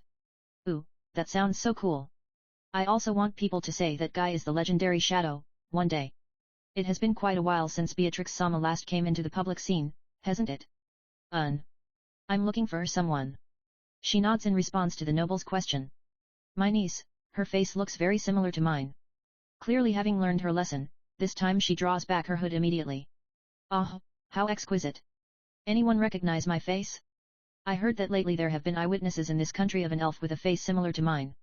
Ho, in this country. I do not think I would ever forget it if I see an elf as beautiful as Beatrix-sama. So, no recollection. Unfortunately. All the nobles uniformly shake their head. I see.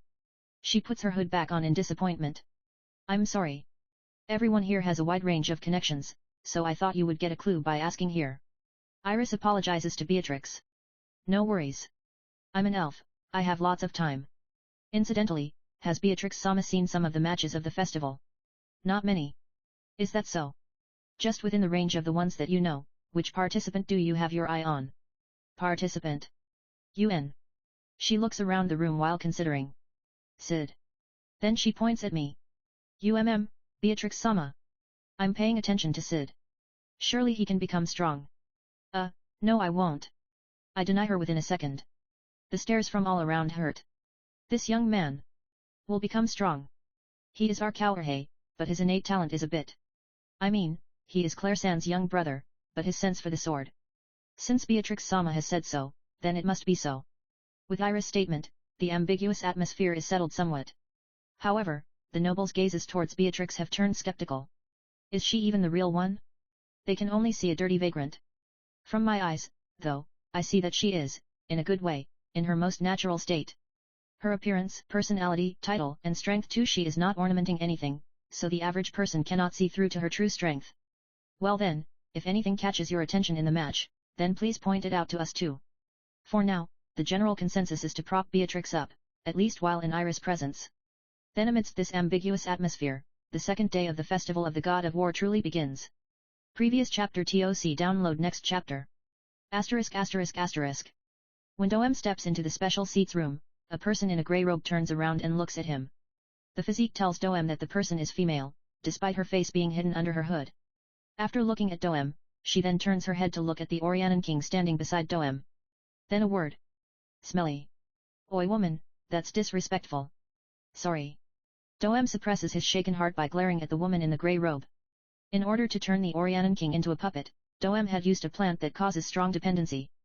The effectiveness of the plant is beyond reproach, but it does have the flaw of causing addicts to emit a unique sweet smell. But he is having the king hide that smell with perfume. No normal person should be able to notice it. Doem Dono, this person is Goddess of War Beatrix-sama. Well, I'll be Goddess of War Beatrix. He's heard the news of her being in the royal capital, but to think that she's here in the flesh. She does not at all look like a master of the sword worthy of the nickname Goddess of War. She is wearing a faded grey robe, and is not mannered. After offering a single word of apology, she's already turned back to watching the fight. She doesn't look strong, but if her true strength is as the rumors say, then there is the possibility that it is Doem himself who is unable to see it. In consideration of the fact that Princess Iris herself has acknowledged this person, then he should assume her to be the real one indeed. He's heard that Goddess of War Beatrix's face bears great resemblance to that of the hero Olive. If only he can see the face under that hood. I beg your pardon, it was I who was disrespectful. With both Beatrix's and Doem's apology, the matter is settled. Beatrix's comment is treated as if it was directed towards Doem. Doem also does not want to draw any attention to the smell. But still, what luck for Beatrix to appear at the Festival of the God of War. Today, of all days. Doem softly clicks his tongue. King of Midgar, I delight to find you well today again. Domu. Changing gears, Doem turns to greet the Midgarian king, who is seated on a throne placed in the middle of the room. After exchanging the standard greetings, the king of Oriana sits next to the king of Midgar. Then Doem sits on the other side of the king of Oriana. The Orianan king is capable of standard responses, but anything beyond that is doubtful. That's where Doem comes in, to guide the conversation and follow up where necessary. Well, everything so far is still according to his plan. Doem's top priority at the moment is the capture of Rose. The last time they met, she had already begun manifesting symptoms. Her blood would be of extremely high value to the order. For the sake of that, Doem has baited her with the threat of making the Orianan king assassinate the Midgarian king should she fail to show up at the Festival of the God of War. Naturally, it was just a threat, but Doem is not averse to actually carrying it out. If the Midgarian king is killed, war would break out, and Oriana Kingdom would be destroyed. However, preparations are already underway to turn the heir of the Midgarian throne into a puppet. If all goes well, the order has the greatest benefit to reap. There is indeed the risk of failure, but the possible reward is so valuable as to merit the carrying out of this plot. If he is to raise an unknown variable, it would be Iris. She has displayed signs of suspicion towards the unresponsive Orianan king. The possibility of her interfering cannot be dismissed. But by initiating the assassination in the middle of her match, he can eliminate her from the equation. As such, all is still well. However, now Beatrix is also present. To eliminate her would be difficult, and her strength is also above that of Iris. If she moves in obstruction, she would pose an even bigger problem than Iris. Furthermore, the aim of the mysterious Jimina is also yet undetermined. He is undoubtedly a resident of the hidden world. For sure he is moving with some aim in mind, but a background check on him revealed nothing whatsoever. This is the work of a pro. He merits the greatest amount of caution. Doem heaves a huge sigh. Though everything is going according to plan, there are too many unknown variables all around. The situation is not one where he can relax in at all. But in spite of all this, as long as Rose show up in the venue, then all would be resolved. Her appearance would null the need for him to take any risks. And show up she will, without fail. She is not someone who can abandon her father and country. That is how Doem read her. It's true that there are many unknown variables, but they do not matter. Everything should go well. So Doem tells himself while watching the fight. Then with the passage of time, the fight ends with Cid Kagenou's certain victory. Oh! Though she is not a participant who he had been particularly paying attention to, her strength is unexpected. She possesses high magic, but is not being thrown around by the magic. She is already quite strong, but clearly possesses the talent to become even stronger. Claire-san. So she has gotten stronger once again. After ascertaining Claire's victory, Iris stands up. My match is coming up, so pardon me. Everyone showers Iris with words of encouragement, at which point the black-haired teenager sitting next to her also stands up. Gonna hit the toilet. Every single person is thinking we didn't need to know that, just go already. With the sole exception of Beatrix, whose eyes are following his exit. He is called Cid, and is a run-of-the-mill teenage boy. For some reason, he is sitting next to Princess Iris, but otherwise there is absolutely nothing else noteworthy about him. Doem forgets about him almost immediately, then directs his attention towards the coming match. This match between Iris and Jimina also holds great meaning for Doem. Firstly, it might give him clues as to the aim of Jimina, a resident of the hidden world. Furthermore, this is the opportunity when Iris is absent from the room. The two leave the room, and after a while, Iris and Jimina step into the fighting arena. Previous chapter TOC download next chapter. ******. The moment Iris enters the arena, she is greeted with thunderous applause. This tremendous popularity is the proof that she is the main character in this tournament. Iris studies Jimina as they face each other, and calms herself down. Jimina Senin. He is undoubtedly a formidable opponent. Even when seeing him up close like this, she cannot gauge his strength, despite feeling a depthless something from him. Strength incongruous with his appearance. A young man that emits an out-of-balance feeling that messes with her sense of reality. However, Iris does not think that she cannot win. Above that, Iris must win. She believes it her calling to win in this festival of the god of war. Her political sense is non-existent, and she herself admits it. The only thing she can do is to be Midgar Kingdom's symbol of strength. As long as Iris Midgar is present, then Midgar Kingdom is safe. It is her calling to be the one to grant this sense of security to her citizens. To that end, she does not mind being propped up as a portable shrine. As someone with no other strength than brute force, she understands that she would be used in politics. But that was only until recently. As the price for having been a mere prop so far, her first effort at standing on her own 2 feet fell flat. Anxious about the future of her country, she founded the Crimson Order, but could not gather people nor resources, ultimately changing nothing. Since then, she's been able to gradually gather some numbers, but she is still miles away from her vision. But having said that, she is aware that dipping her hand into politics this late in the game would only lead to her being used by everybody and every faction. So politics will be left to the politicians, while she will gather her strength in the way that she knows best. She knows how powerful her popularity with the citizens is. Those who can serve as the brains of the Crimson Order have already been gathered. All that's left is for her to take the championship at the Festival of the God of War and cement her popularity amongst the populace. Then everything else will fall into place. With this belief in her heart, Iris raises her sword and waits for the starting announcement. Jimina, I'm sorry, but I'll be going full throttle from the very beginning. Regardless of what you are hiding, you will not have time to use it. Everything will be decided in a split second. Iris Midgar vs Jimina Senin. Battle start. Immediate rush. Along with the start of the match, Iris steps forward, then stops. A tiny utter of doubt escapes her lips. Why does Jimena's figure feel so far away? Did she mistake the distance between them? But she double-checks she is not mistaken. However, it's her feeling that is telling her that Jimena is far away. She does not know the reason why. Perhaps she is just nervous. But that doesn't matter. All that matters is that she had stopped moving. She refocuses, readies her sword, then throws in a feint. The instant she confirms that Jimena's eyes have been drawn by the feint, she rushes in. But once again, her feet stop. She jerks her upper torso as if to evade something, then leaps backward. She saw a sword. She saw Jimena's sword severing her head. But Jimena's sword had not moved at all. Naturally, her head is still connected. Why? She could not help murmuring out loud. She clearly saw Jimena's sword. The instant she rushed in, Jimena's sword had slashed with overwhelming might and cleanly severed her head. She had thought everything to be over. Her loss. No, she had been sure of her death. But apparently that was a mere illusion. Jimena doesn't even have his sword raised, and is just standing there in place. Iris cannot comprehend what had just happened. She brings up her sword, and attempts to circle the edge of the arena, as if to probe him. 1 round. 2 rounds. 3 rounds. The distance between them remains unchanged. Yet somehow, Jimena's figure feels even further away now.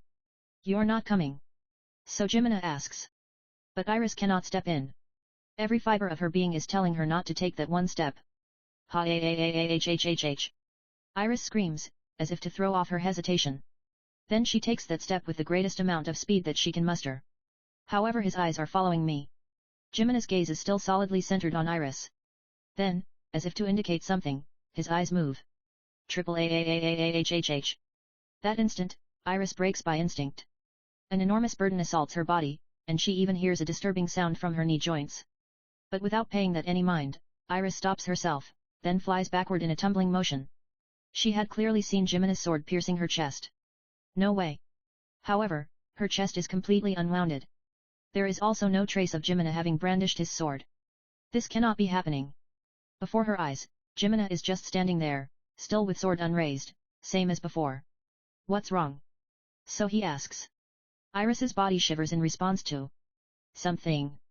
She's got to do something. Agitation and fear thrusts her into motion. That same instant, Jimena's eyes move. As if he is reading the future, his eyes and the tip of his sword both flit to a position in front of Iris. At which, Iris hallucinates her arm being cut off. Ah. Finally, she understands what is going on. She understands that Jimena has only been feinting her the entire time.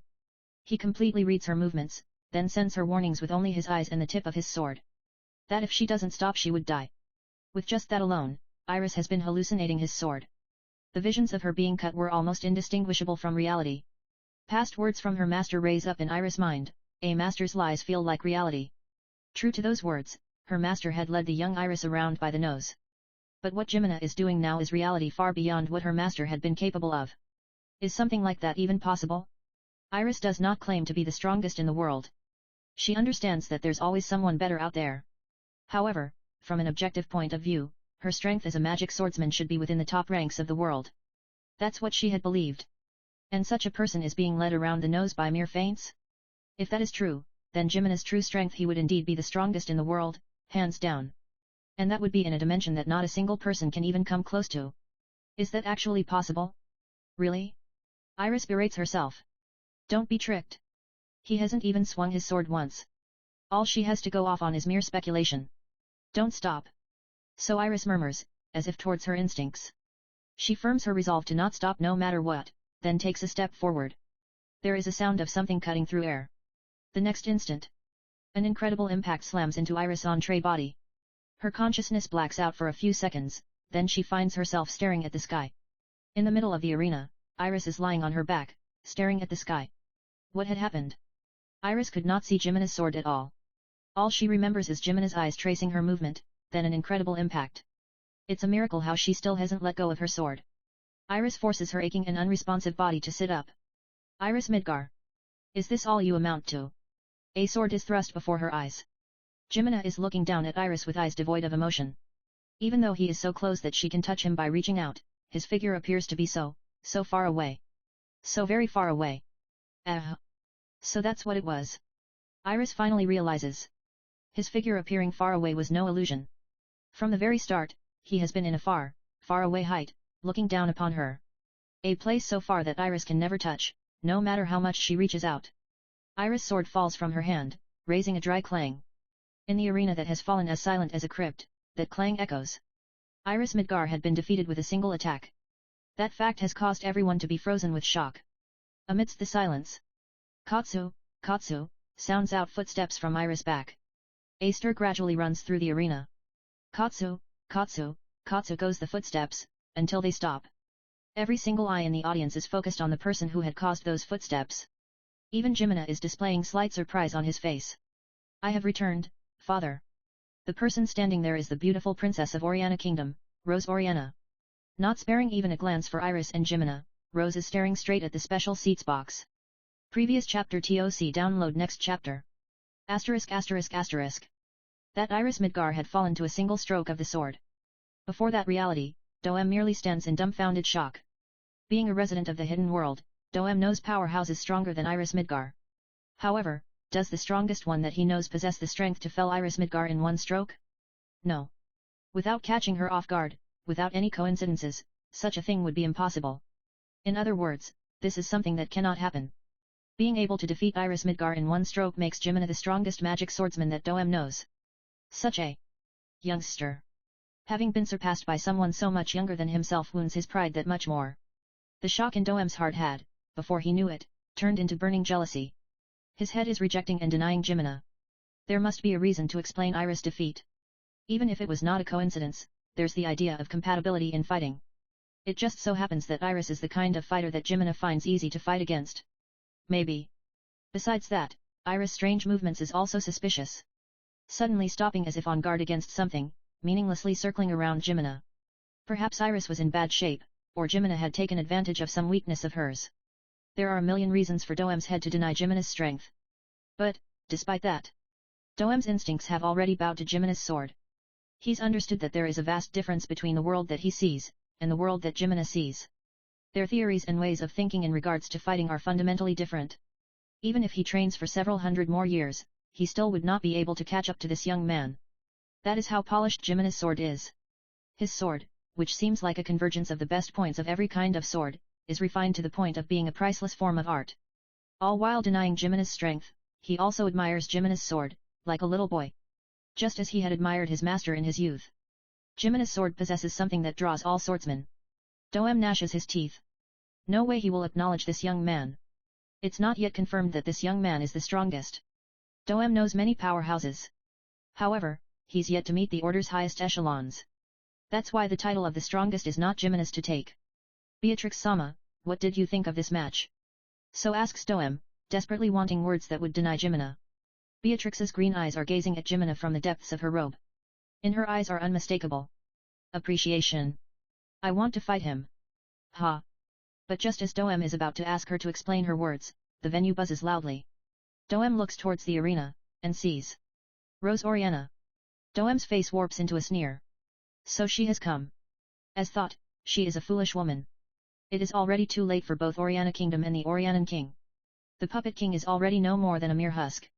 Thanks to that, Doem has the entire country in his grasp. To be incapable of understanding that and just nonchalantly strolling in, Rose is too soft-hearted to be a princess. Doem covers his mouth to hide his twisted smile, then steps forward together with the Orianan King. My beloved Princess Rose. Finally you have returned to me. There is a staircase that leads directly from the special seats room to the arena. Doem and the Orianan King make their way down. Oh my Rose, you have returned. Come to me. The Orianan King speaks according to Doem's instructions. His words have no heart, they are but the words of a mere puppet. While walking down the stairs, Doem sends instructions to his subordinates with his eyes, so that they can apprehend Rose at a moment's notice. Rose comes up the steps. Father, I have come to apologize. For what has happened, and what will happen. I have made a mistake, and will surely mistake again. However, I, as a princess of Oriana Kingdom, and also as your daughter, will walk the path that I believe in. Rose's voice is quivering. Tears are welling up in her eyes. However, the resolve in her eyes is set. Doem notices that in a split second, and falls back. First let the king go in front. With the king as a shield, this woman cannot do anything. As long as he has his puppet king, Doem's plan will go well. I forgive you your sins. So says the Orianan king. Doem did not give him any such instructions. Thank you very much, father. Everything after that explodes in an instant. Rose's sword flashes from its sheath on her waist, and Doem hides behind the king in reflex. Doem's subordinates all spring into motion. But Rose is just too fast. Doem's eyes widen in shock. Wah! Leaving everything behind in her wake, Rose's sword reaches, and pierces, the heart of the Orianan king. As princess, and as daughter. This is my final duty. The king's arms, which seemed to be trying to hug her, fall powerlessly halfway. Rose's sword has indeed pierced through the king's heart, even reaching behind and stabbing into Doem's stomach. Thank you for everything so far, father. Then she withdraws her sword. Blood fountains from the king's heart, and he collapses. The tears finally fall from her eyes. Why, you bai tuck. Doem howls. Blood is also falling from Doem's stomach, but it's not a fatal wound. His anger is from the loss of his puppet. Doem's plan has been shattered. Catch her right this fucking instant. His subordinates rush towards her. Rose makes no move to escape. She turns the tip of her sword towards her own neck, then looks at Doem and smiles. Don't tell me. All the blood drains from Doem's face. No. But right at the moment that Rose puts strength into her arms. So this is your choice. A single flash, beautiful as art, blows away Rose's sword, together with all the other surrounding swords. The one standing there is the common-looking young man, Jimina. Why, you are. But in his hands is a jet-black blade, darker than the shadows in the night. Asterisk. Until that breathtakingly beautiful flash, Rose had been resolved to die. If she herself is captured and used, then there'd be no meaning in her father's death. That alone, she can never allow to happen. Death is frightening. However, that is her only venue of escape. She got to live as a princess, and had so many wishes fulfilled. And in turn, she believes she's carried out her duties as befits her station in life. So that's why this is her final duty. So she had resolved. Why, you are. But the instant she saw the sword that deflected all swords, and the young man who wielded that sword, a memory from her youth rises unbidden in Rose's mind. The time for lies is over. Then Jimina places his hand on his face, and tears it off. Shock runs through the audience. Beneath the peeled-off skin is a mask familiar to Rose. Then a black mass bursts out in a spiraling cloud that envelops him. When the black spiral settles, it reveals a man wearing a jet-black long coat. Shadow. So whispers someone. However, for Rose, he goes by a different name. He is the reason why Rose had started on the path of the sword, he is the one who wields the beautiful sword that has captured her heart. Shadow, don't tell me you are Slayer-san. A flashback plays in Rose's mind. Long ago, just once, Rose had been kidnapped. When she had accompanied her father to Midgar Kingdom on official business, she had secretly slipped out to play. While playing with the commoner kids, her world had suddenly gone black. The next instant, she had lost consciousness. When she came to, she found herself in a dim room, bound. Her hands and feet were both tied up with straw rope, and her mouth was gagged. Despite the lack of any external wounds, the fear and unease made her shake uncontrollably. Here I was, thinking that she was a brat with a well-groomed appearance, and she turns out to be the princess of Oriana Kingdom. The bandits were talking in the next room over. They probably searched her personal belongings. Rose's identity had been exposed. As expected of Big Bro. You sure are lucky. Stupid, this is my own ability. Coarse laughter rang out. Rose considered her situation, and despaired. There were two options available to the bandits. They could demand a ransom from Oriana Kingdom directly, or sell her to someone else who understands her value. She knew they would choose the latter. Rose's usefulness is high, but it's too much for lowly bandits to handle. They would sell her, and safely get the money. Then Rose herself would be used by enemies of Oriana Kingdom. That train of thought plunged Rose into further despair. She wriggled around, desperately trying to slip out of the ropes. She shouted through the mouth gag. However, her struggle was in vain. Oh, our dear princess has woken up. You, go take a look. Footsteps drew near. Rose's shouting turned to screams, and tears fell from her eyes. But the instant right before the door to the room was opened. Hi-ya! Cough up all your money right now. The out-of-place voice of a child rang out. WH, what's with this brat? Where did you come from? Never mind, kill him. Ora. There was the sound of something slicing through the air. Then screams rang out. WH, what's with this brat? He's strong. This can't be happening. 3 people in one instant. You people will become the practice targets for my stylish sword. Once again, the sound of cutting wind. A thick stench of blood reached Rose's nose. She fearfully peeked through a gap in the door. The scene that greeted her eyes is that of a child wearing a sack and bandits running about trying to escape. Those who run are bandits.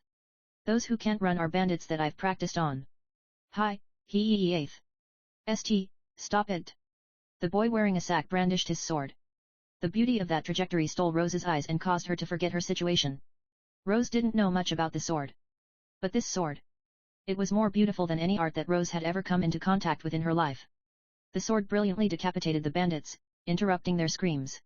Rose simply gazed at the child wearing a sack in blank amazement. I even went to the trouble of going on an expedition, but you guys have no money? Wait, there's one more. Upon noticing Rose's gaze, the child wearing a sack opened the door of her room. Light shone into the room, and Rose's eyes met the child's. A kidnapped child, hey. Seems you've had a tough day. The child wearing a sack brandished his sword. That sword was just so beautiful that Rose's eyes were fascinated by it. Take care on your way home.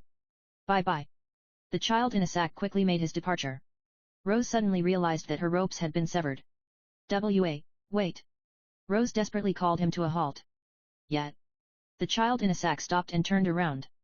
Who are you? Me? Well, let me see. I'm still in training but... You can call me the passing stylish bandit slayer. Stylish bandit slayer-san. Rose wants to do something to thank you. Then don't tell anybody about me. Can you do that for me? Oh, okay, yes I can. K, see ya then. So saying, stylish bandit slayer-san disappeared. Stylish bandit slayer-san. He had saved Rose in her despair, and changed her fate. His beautiful sword had stolen her heart, and became the reason for why she stepped onto the path of the sword. That memory from her childhood is a precious, precious thing for her. It's a secret only for her, something that she had not told anyone, ever. But today, for the first time, Rose speaks of the secret. Shadow. So you were stylish bandit slayer-san all along. Shadow remains silent. But for Rose, his silence is his answer. So he has been fighting against evil even from his childhood. Just like that day when he had saved Rose, he had been saving many others. Rose recalls Shadow's words, true strength comes not from power, but from the way you live. Indeed, it is Shadow's way of living that is his true strength. Rose feels ashamed at how she had easily chosen death. She can still fight. However, living on is too hard, failure is too scary, so she had wanted to end it all. Death is merely a cop-out. Rose can still fight. Because she has fallen for his beautiful sword and his way of living. Your fight is not yet over. Shadow thrusts his jet black sword. As a result, a large hole appears in the arena wall. Go. Thank you. Rose picks up her rapier, then jumps through the hole without hesitation. She still has much left to do. Stop right there. None shall pass. So saying, Shadow stands before the hole. ****.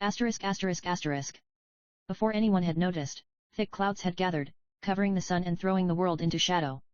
Within the clouds can be heard sounds of thunder. Rain begins falling, one drop at a time. What are you all doing? Chase her! Doem's rage-filled roar rips into the air, and his subordinates that had been merely observing the situation all leap into motion. After positioning themselves to surround Shadow, who has taken up position in front of the hole, they all rush towards him at the same time. However, the next instant, a single flash of jet black mows them all down. A single stroke. All these magic swordsmen that Doem had carefully hand-selected were all knocked back, and are now rolling on the ground. How can this? So this is Shadow. Just as the rumors had indicated, any run-of-the-mill person would not even be his opponent. Doem clutches his bleeding stomach while backpedaling. Someone. Is there anyone? Someone who can defeat him? Then he shouts. But the only response he gets is the sound of the rain. Midgar Kingdom's knights have Shadow surrounded, but only from a distance away.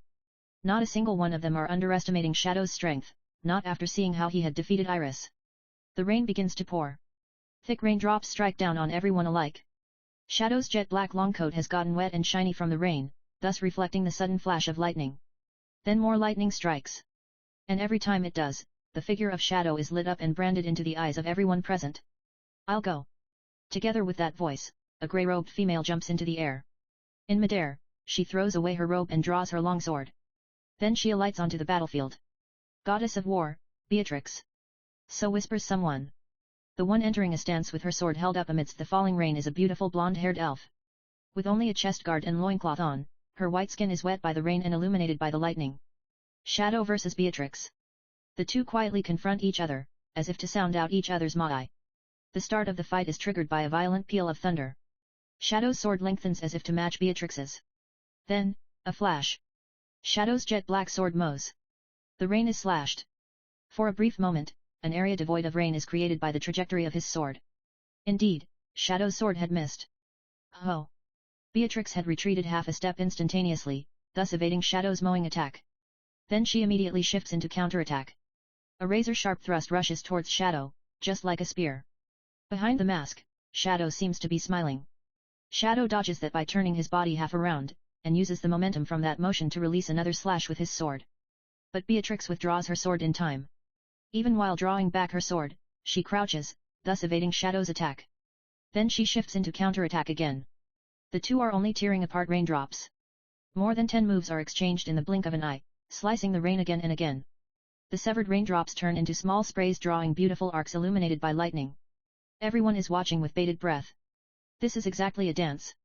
The sword movements that no normal person can follow with their eyes leave their traces in the air, painted with rain and lightning. A breathtaking sword dance. Not a single person is in doubt that these two are standing at the summit of the path of the sword. But it is Shadow who announces the end of this dance that they'd love to watch forever.